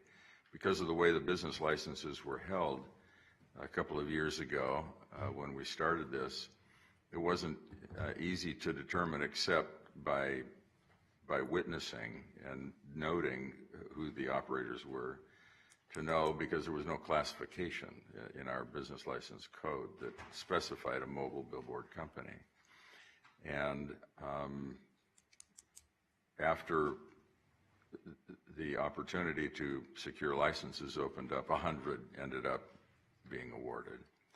There are 14 that have been surrendered by people who either couldn't do it or chose for other reasons to leave the industry. It has been urged upon me to allow those be, I think all of us have had conversation with representatives of operators, that we allow those back into circulation, if you will, by some method. And for my part, I've been open to that. Is there anyone who believes that we shouldn't offer them back or has a different view? Commissioner Miller? Yes, thank you, Mr. Chairman. And I wanted to ask Vince to just kind of briefly explain the history of how we awarded, the mobile billboard licenses and the decals, right? It was just a 1-month period. We saw 100 applications for decals and a limited number of business licenses that were given for mobile billboards to be awarded. But, at that time, I think there was a record that we didn't know how many we would get. I mean, it could have literally been thousands that would have set the standard as to the number of potential decals that have been applied for, and we would have been required to accept those. Is that not accurate? That's accurate. I can provide a brief history. Why don't you do that? So I'll start with November 19, 2019 Board of County Commission meeting.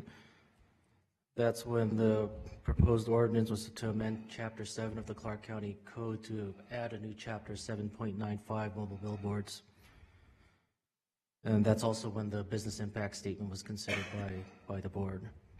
On December 3rd, 2019, the Board of County Commissioners voted to approve the ordinance for mobile billboards. On 12/10/2019, the business license hosted an informational session at Clark County Business License regarding the ordinance. And on January 14, 2020, the Clark County Business License accepted the first application for the new mobile billboard advertising services license type. On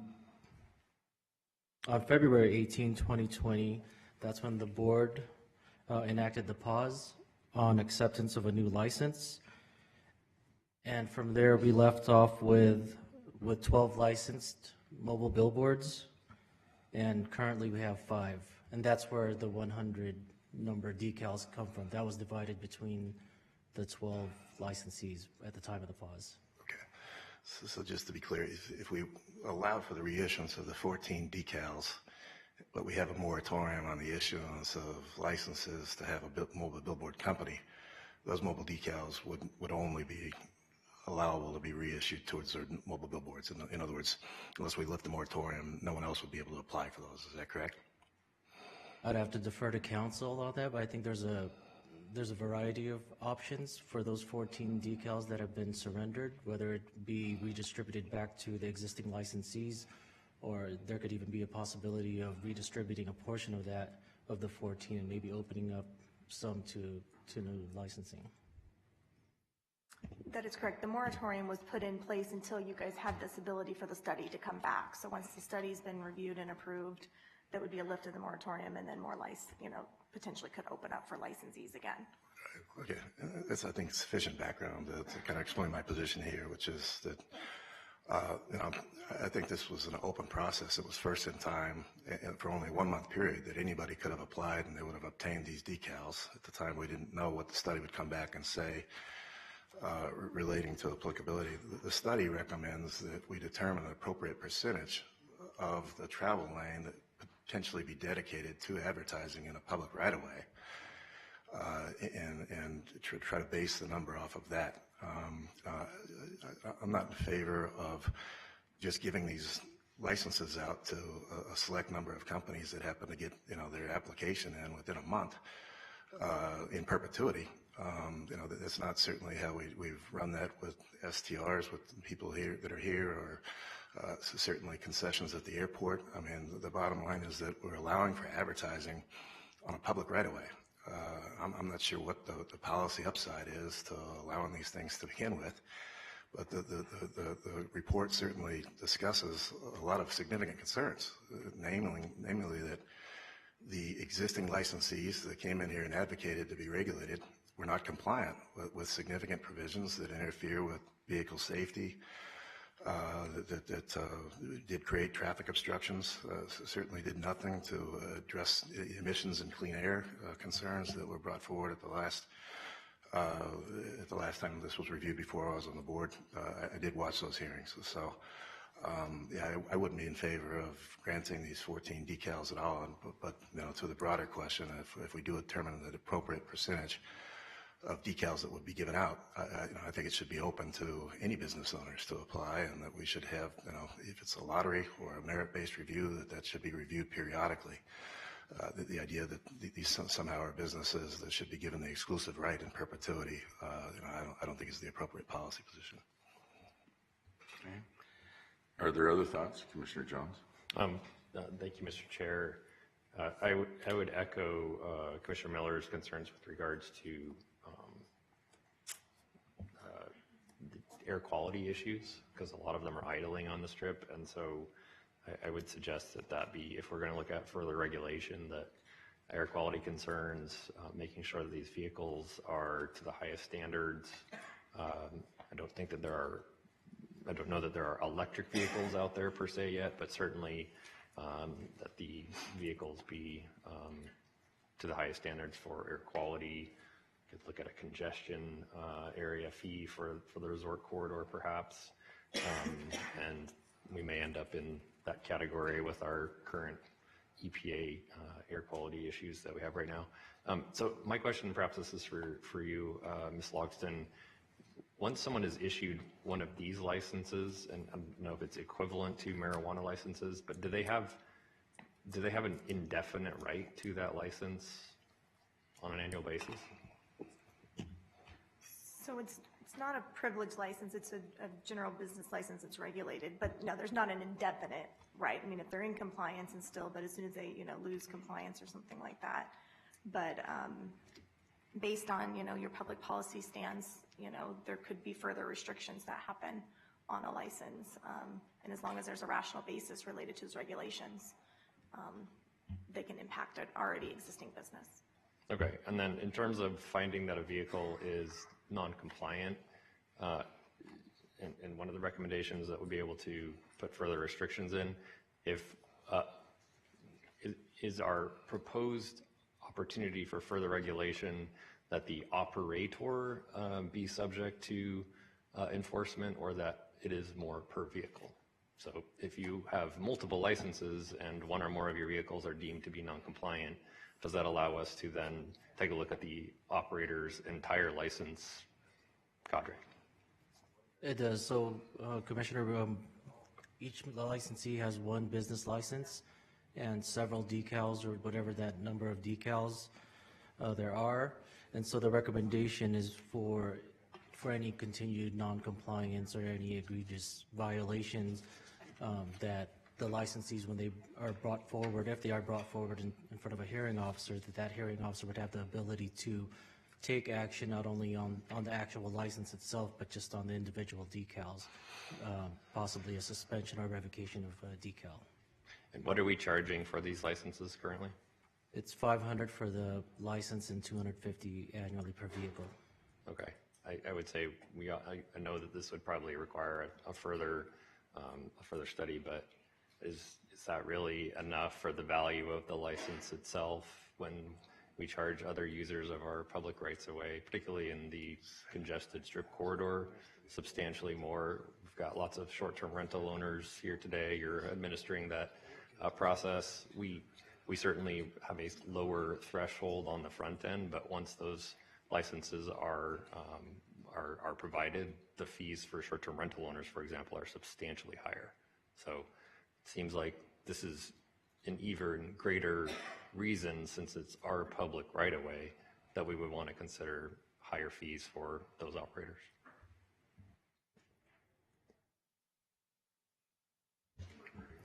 Thank you, Mr. Chairman. I'm interested to know, are there any provisions that are currently enacted that require that if you do have a decal, you have to operate that decal? Are there any provisions that speak to that? There is not. So in reality, you could have, say, as many decals as you can possibly have, but you have no obligation to actually utilize it. No, which ultimately means that someone else or some other small business that wouldn't be allowed to, do business. Yes, sir, and I think that's why I listed on number 7 is to require vehicles to be operational and demonstrate operability to the department on a yearly basis, and for licensees to provide GPS reports to the department as requested. So with that consideration on item 7, you demonstrate that the vehicle is operational. What then would come if it's not in use over the course of, say, a year? Or are there a consideration of miles that you would have to drive it in order to be continued compliance with with the provision? That would be something that staff would have to talk more through as far as what that operational demonstration would look like. But I think also number 6 would probably apply to vehicles if that was enacted for vehicles to be operational. And so maybe if certain vehicles aren't operational, maybe then it goes to a hearing officer who then makes a determination of whether action should be taken on the particular decals versus the actual licensee itself. Got it. Which also speaks to Commissioner Jones's point of just the fee that we're charging for these licenses. But furthermore, with Commissioner Miller speaking to the idea that we should just open it up, those remaining decals for those who are currently not in operation. There is already provision that speaks to the number of decals we'll have. We're saying no more than 100. So if that be the case, then it makes total sense to me to open it up to the general public. And I would just ask our legal counsel, are there any issues for not opening up to the general public? Would there be any issues that you would see in that if we did not? No, I think it's within your discretion to open it up to the general public. I don't see any concerns if you open it up to the general public. And with the item that speaks to the ability to tow, I know that, you know, through conversations, we found that there are a lot of, you know, individuals coming across state lines to illegally operate their business. Are you going to, within the ability to tow, you know, really put in detail, you know, how long the vehicle could be towed? Are we going to work with, you know, entities to look at their prices for these types of vehicle being impounded? And how can we, you know, really work through that to where we can make sure that bad actors stay out of our state? Yes, Commissioner, that was the thought, is to see if we can work with a tow truck company or a tow yard to see if we can have that account to where they're readily available in case we need to tow a mobile billboard. And also, we would have to work with our partners at Metro, also because our agents, our business license agents, do not have the authority to pull over vehicles. But if we can work in collaboration, at least this will address, like with the traffic study, the issues weren't just the licensed mobile billboards. It was also, it's a mixture of licensed and unlicensed. So we do have a lot of unlicensed mobile billboards, and this, the tow recommendation is more towards the unlicensed mobile billboards that enter the county. And with item 11, speaking to the prohibition of billboards to be able to project sound, are we then going to, during the course of their, I guess, annual review, inspect those vehicles to see if they have devices that you know, that project sound? And if so, what would that, you know, look like for them? Yes, we would host random inspections and also annual inspections prior to reissuance of their business license. Got it. And with the mobile decal being on the back right bumper of those trucks, have there been any considerations with having something that's illuminated also on you know, the front windshield, maybe the right corner of those trucks as well, with the Clark County, of course, decal? No, yes, sir. That's been being considered. We're trying to determine the best placement or the best type of decals to put. I think especially if these decals are transferable, or if they're allowed to move these decals to another vehicle for operation, it's pretty difficult when it's a sticker. So we are considering different types of decals that are more mobile and easily transferable, but also, you know, the accountability also we have to look at. All right, and one last question, Mr. Chair. Just we spoke to the fact that, you know, you can have a decal awarded to you and not utilize it. But are there any provisions, or have there been any considerations about a cap of any one individual having, you know, access to these licenses? There has been conversation, and I think that's why I did put that in there for the board to discuss and provide direction to staff as far as if there's going to be a cap, or maybe up to, but not, you know, but not more than. I think that's the direction that staff's asking for. All right, thank you. Commissioner Naft. Thank you. I'm sure it's implied, but I just want to make sure. The policy we set forth would apply when future licenses are surrendered to, right? I don't want to be in this perpetual cycle every year of having to decide where X number of licenses end up. Correct. So the process for every year, there's this number of surrendered license. This is how people go about applying for them. Yes. Okay. And then this is really towards the study, but maybe I'm missing it. But basically, all we found out, the only new information in the study from Kimley Horn is that we need to do another study on light. And if the implication is it's 5 times brighter, do we have to pay for another study? Can we just not deduce that it's too bright or not too bright, or talk to people, or there's got to be another way other than going back and doing yet another study on this? I mean, we could look at that. I think the current code says that you cannot increase the lighting level, the ambient lighting level on the strip by 0.3 foot candles. So this study observed the ambient lighting to be 5 foot candles. So as to not increase the ambient lighting by 0.3, you now have to look at the light source, which is the mobile billboard that gets introduced, and how do you measure their lighting levels? Because there's no code or standard for how much light they can emit to not increase the ambient light by 0.3-foot candle. So we need to have some kind of lighting study done to establish those lighting levels from a mobile billboard. It wouldn't take as long as this last study, though. No, Commissioner. Okay. And then I would just offer, and maybe you have, I don't know, but just again, that we ought to be utilizing our Office of Traffic Safety here, particularly on items that pertain to traffic safety. And maybe you have, I don't know, but. Will do, Commissioner. Thank you. Mr. Segerblum. Coming over. So the area you measured from Elvis Presley to Tropicana, what about from Tropicana to the end of the Mandalay Bay, or from Elvis to Sahara? So, Commissioner, we picked the area between Tropicana and Elvis Presley Boulevard for this study because on our observations we saw mobile billboards that are pretty much operating in that corridor. There is a number that does operate south of there, but that number is very little. So we, trying to get the study done in a timely manner, we picked the corridor between Tropicana and Boulevard. We can extend it. So that was just a study, but these billboards would still be regulated between Sahara and the end of the Strip? Absolutely. They would be regulated in the resort corridor. Okay, so I just want to make sure we're not going to allow unlimited in the north end of the Strip or unlimited at the south end of the Strip. No, the code is for the entire resort corridor. Okay.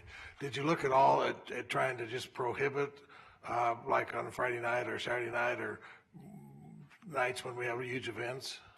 We do have recommendations on those to not allow billboards at all on holiday weekends because our numbers for travel times are high, vehicle volume is high. But at this point, we're saying at least let's start with a cap on the numbers and then evaluate the condition if need be down the road.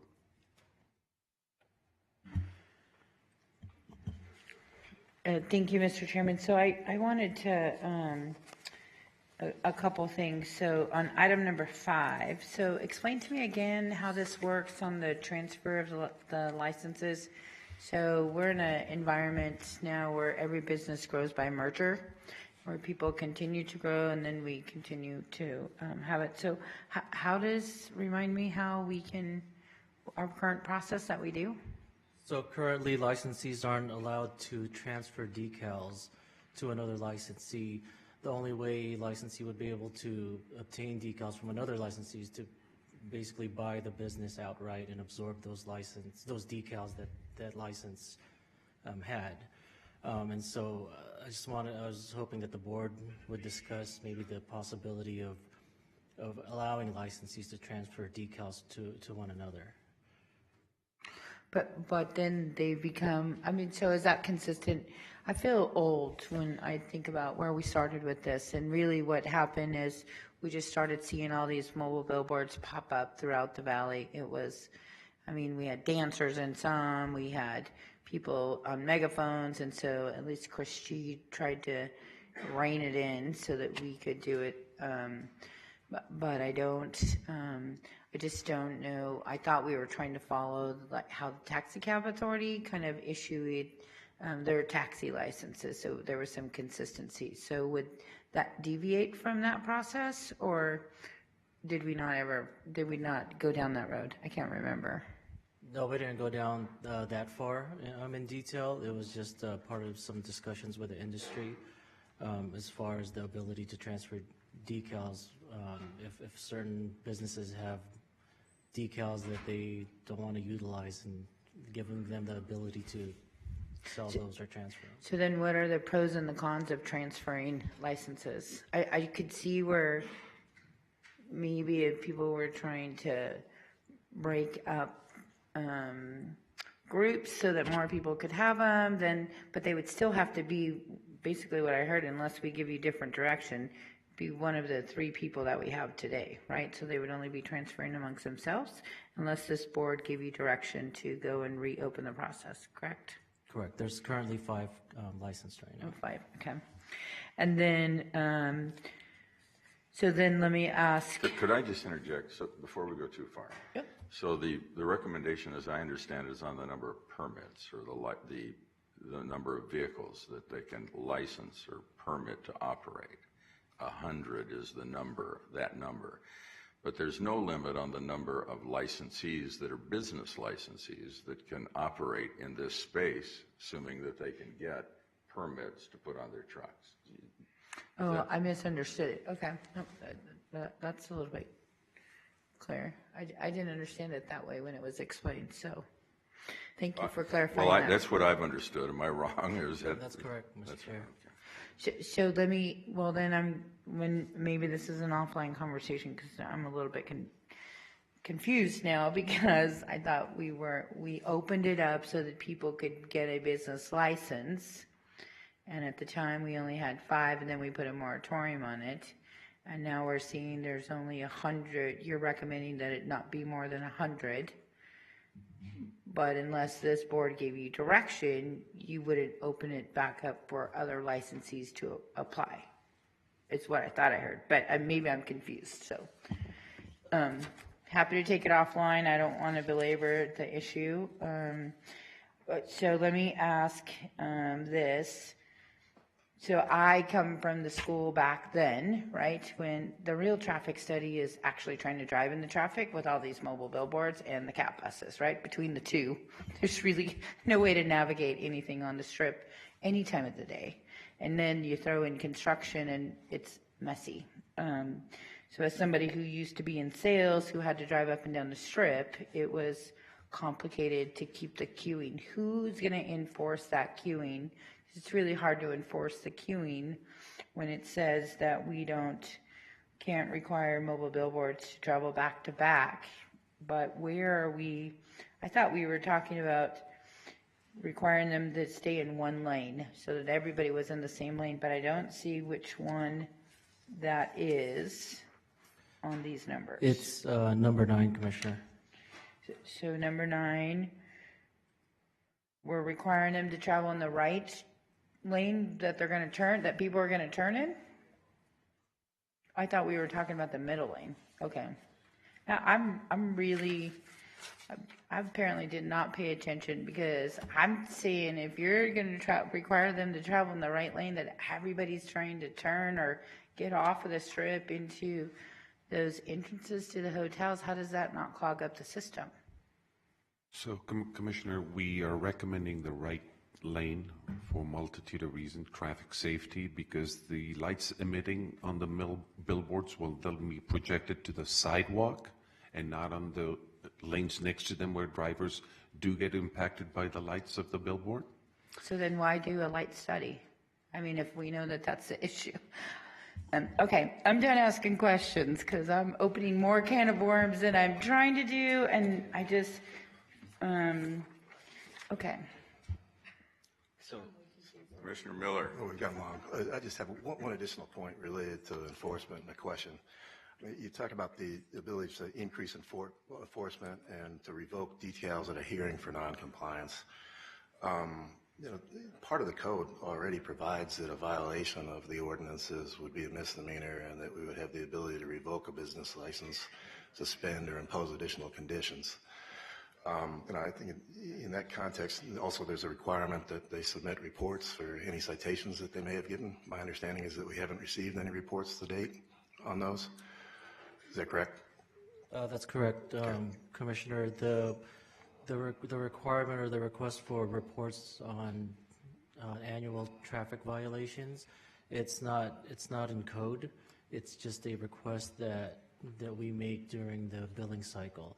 And so that would be a recommendation, is to add that language in code to make it a requirement for licensees to provide violations from the past year to businesses. Okay, I see 7.95.120 annual report upon renewal of a license. Report shall be submitted to the department on a form detailing any citations. Then you've got this other provision that allows for penalties and license revocation, 7.95.150. In that context, I think that talking about the ability to revoke decals, I'm not sure that, how we could give ourselves even broader authority. I just want to bring one case point. I found this in the research of trying to look at this issue. This is a photo that was accompanied by a press release by a licensed operator that we have. To just give an indication of the kind of things that are out there. You can see actually this truck actually in the reports. But yeah, there's restrictions already in the ordinance that the report points out that of the 8 prohibitions that they looked at, 5 of them are non-compliant.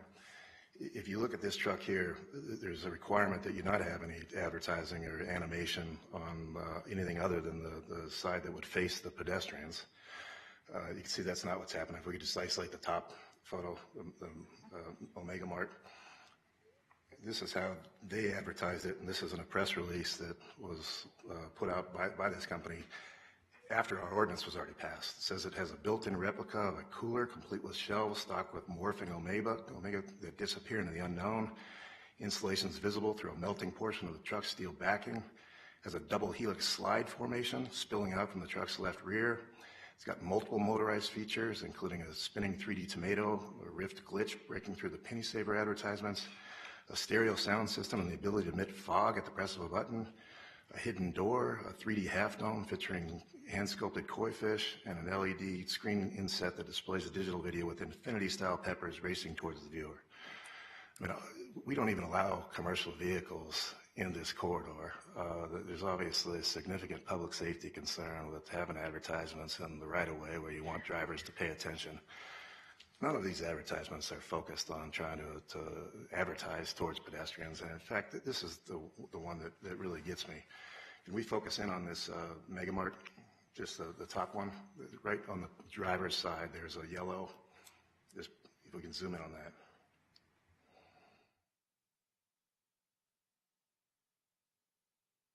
So this says, how's my driving?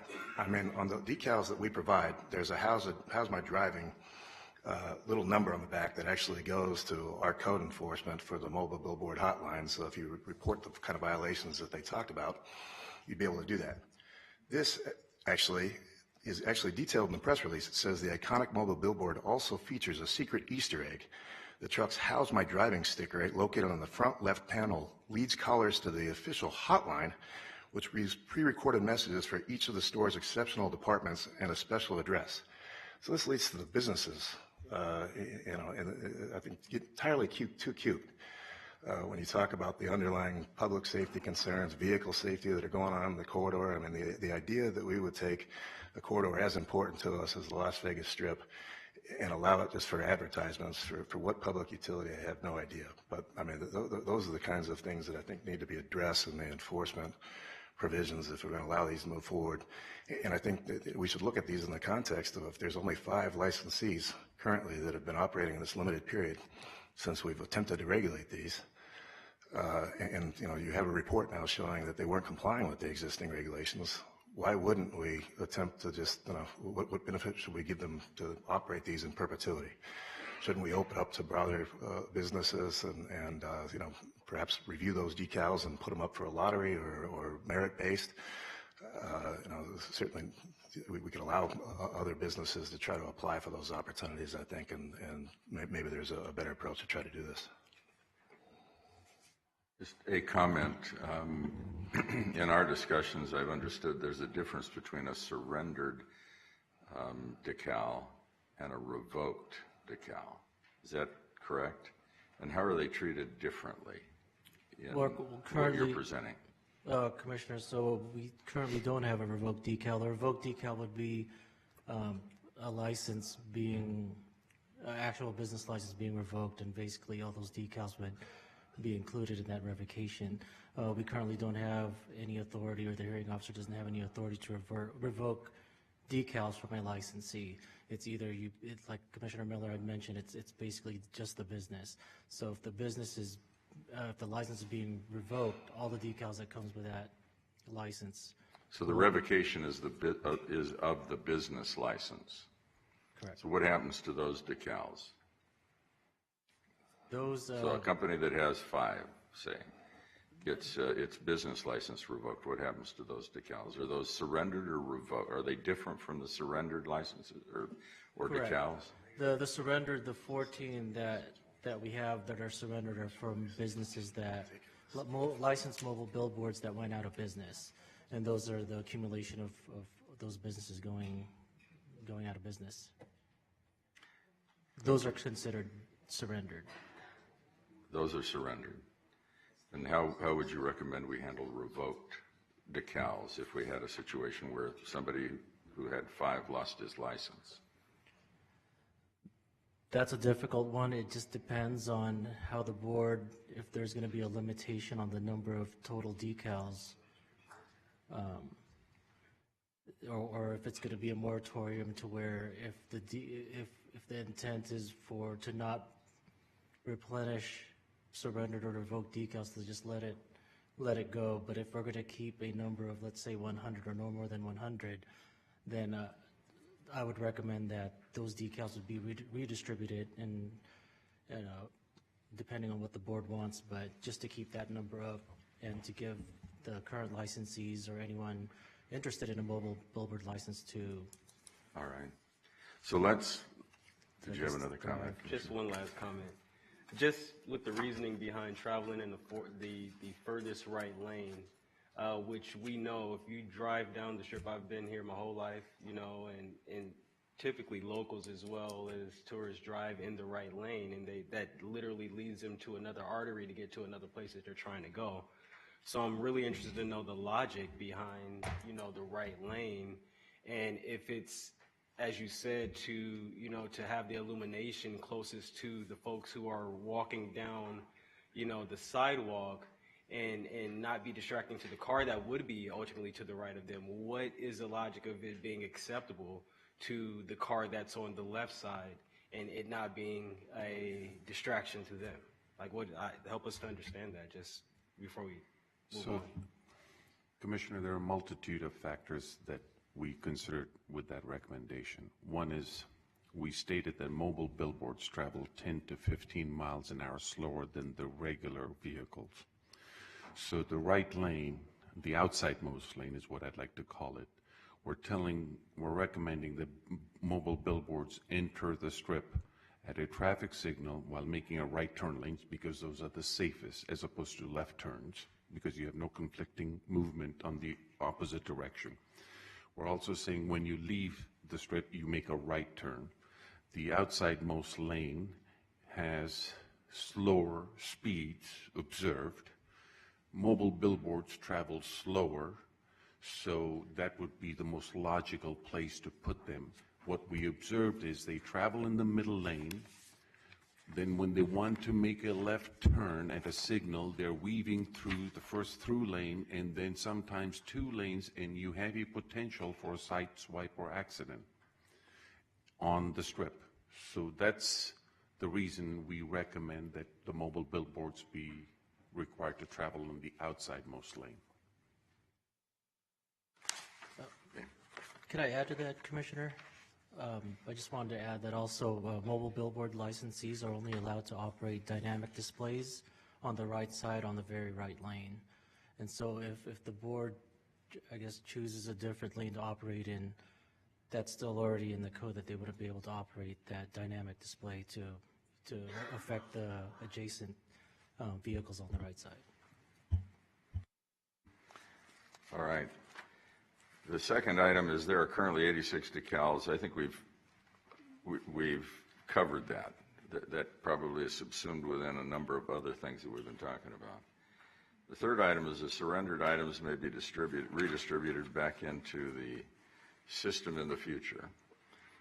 We've now established that there may be surrendered decals and there may be revoked decals. And I take it that you're recommending that whatever they are, whether they're revoked or surrendered, that they would go back to be redistributed into the system in the future, whatever that means, however we would enable that kind of thing, and to whomever we would approve in an ordinance. Is that essentially what you're saying? Yes, Commissioner. I don't know what thoughts there may be, but if I suppose if there were an interest in the number and limiting the number further, one of the things that could happen is that if there is someone who loses his license, maybe those decals not be added back. It's 100 less whatever the number of revoked licenses are. But that's something that has been discussed, I know.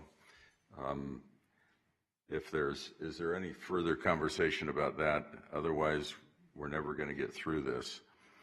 The fourth one is we'll do a code amendment to include no more than 100. That's been in the discussion. I don't know. I think that there is an interest in doing what can be done in order to manage the number, whether that number is 100 or it is something else. Right now, there are 86 of them that are held by licensees. And then language regarding the ability for licensees to transfer decals. And you've talked somewhat about that. In the case of a business sale, that would be a situation where in that transaction, all of the assets of the business could transfer and those decals could transfer as a part of the transaction. And you're acknowledging that that could happen. Before we go to the next page, are there any other thoughts or comments about these items? Commissioner Jones? Just to clarify, are we talking about the ability for one company to entirely buy out the assets of another company or to actually sell the decal itself? It's the decal itself. So currently that's already allowed. So one company can buy another company and absorb the decals of that company that they're purchasing. And so the item for discussion is if the board would allow one licensee to sell one out of their 5 decals to another licensee. So we have More of short-term like a rental folks here. medallion The type. short-term rental folks aren't allowed to transfer their licenses. So I don't know why we would allow these licenses to be transferred when we're only charging them $500 to get the license. And then because we are limiting them, the value of the decal itself could be well in excess of $500. So why in the world would we create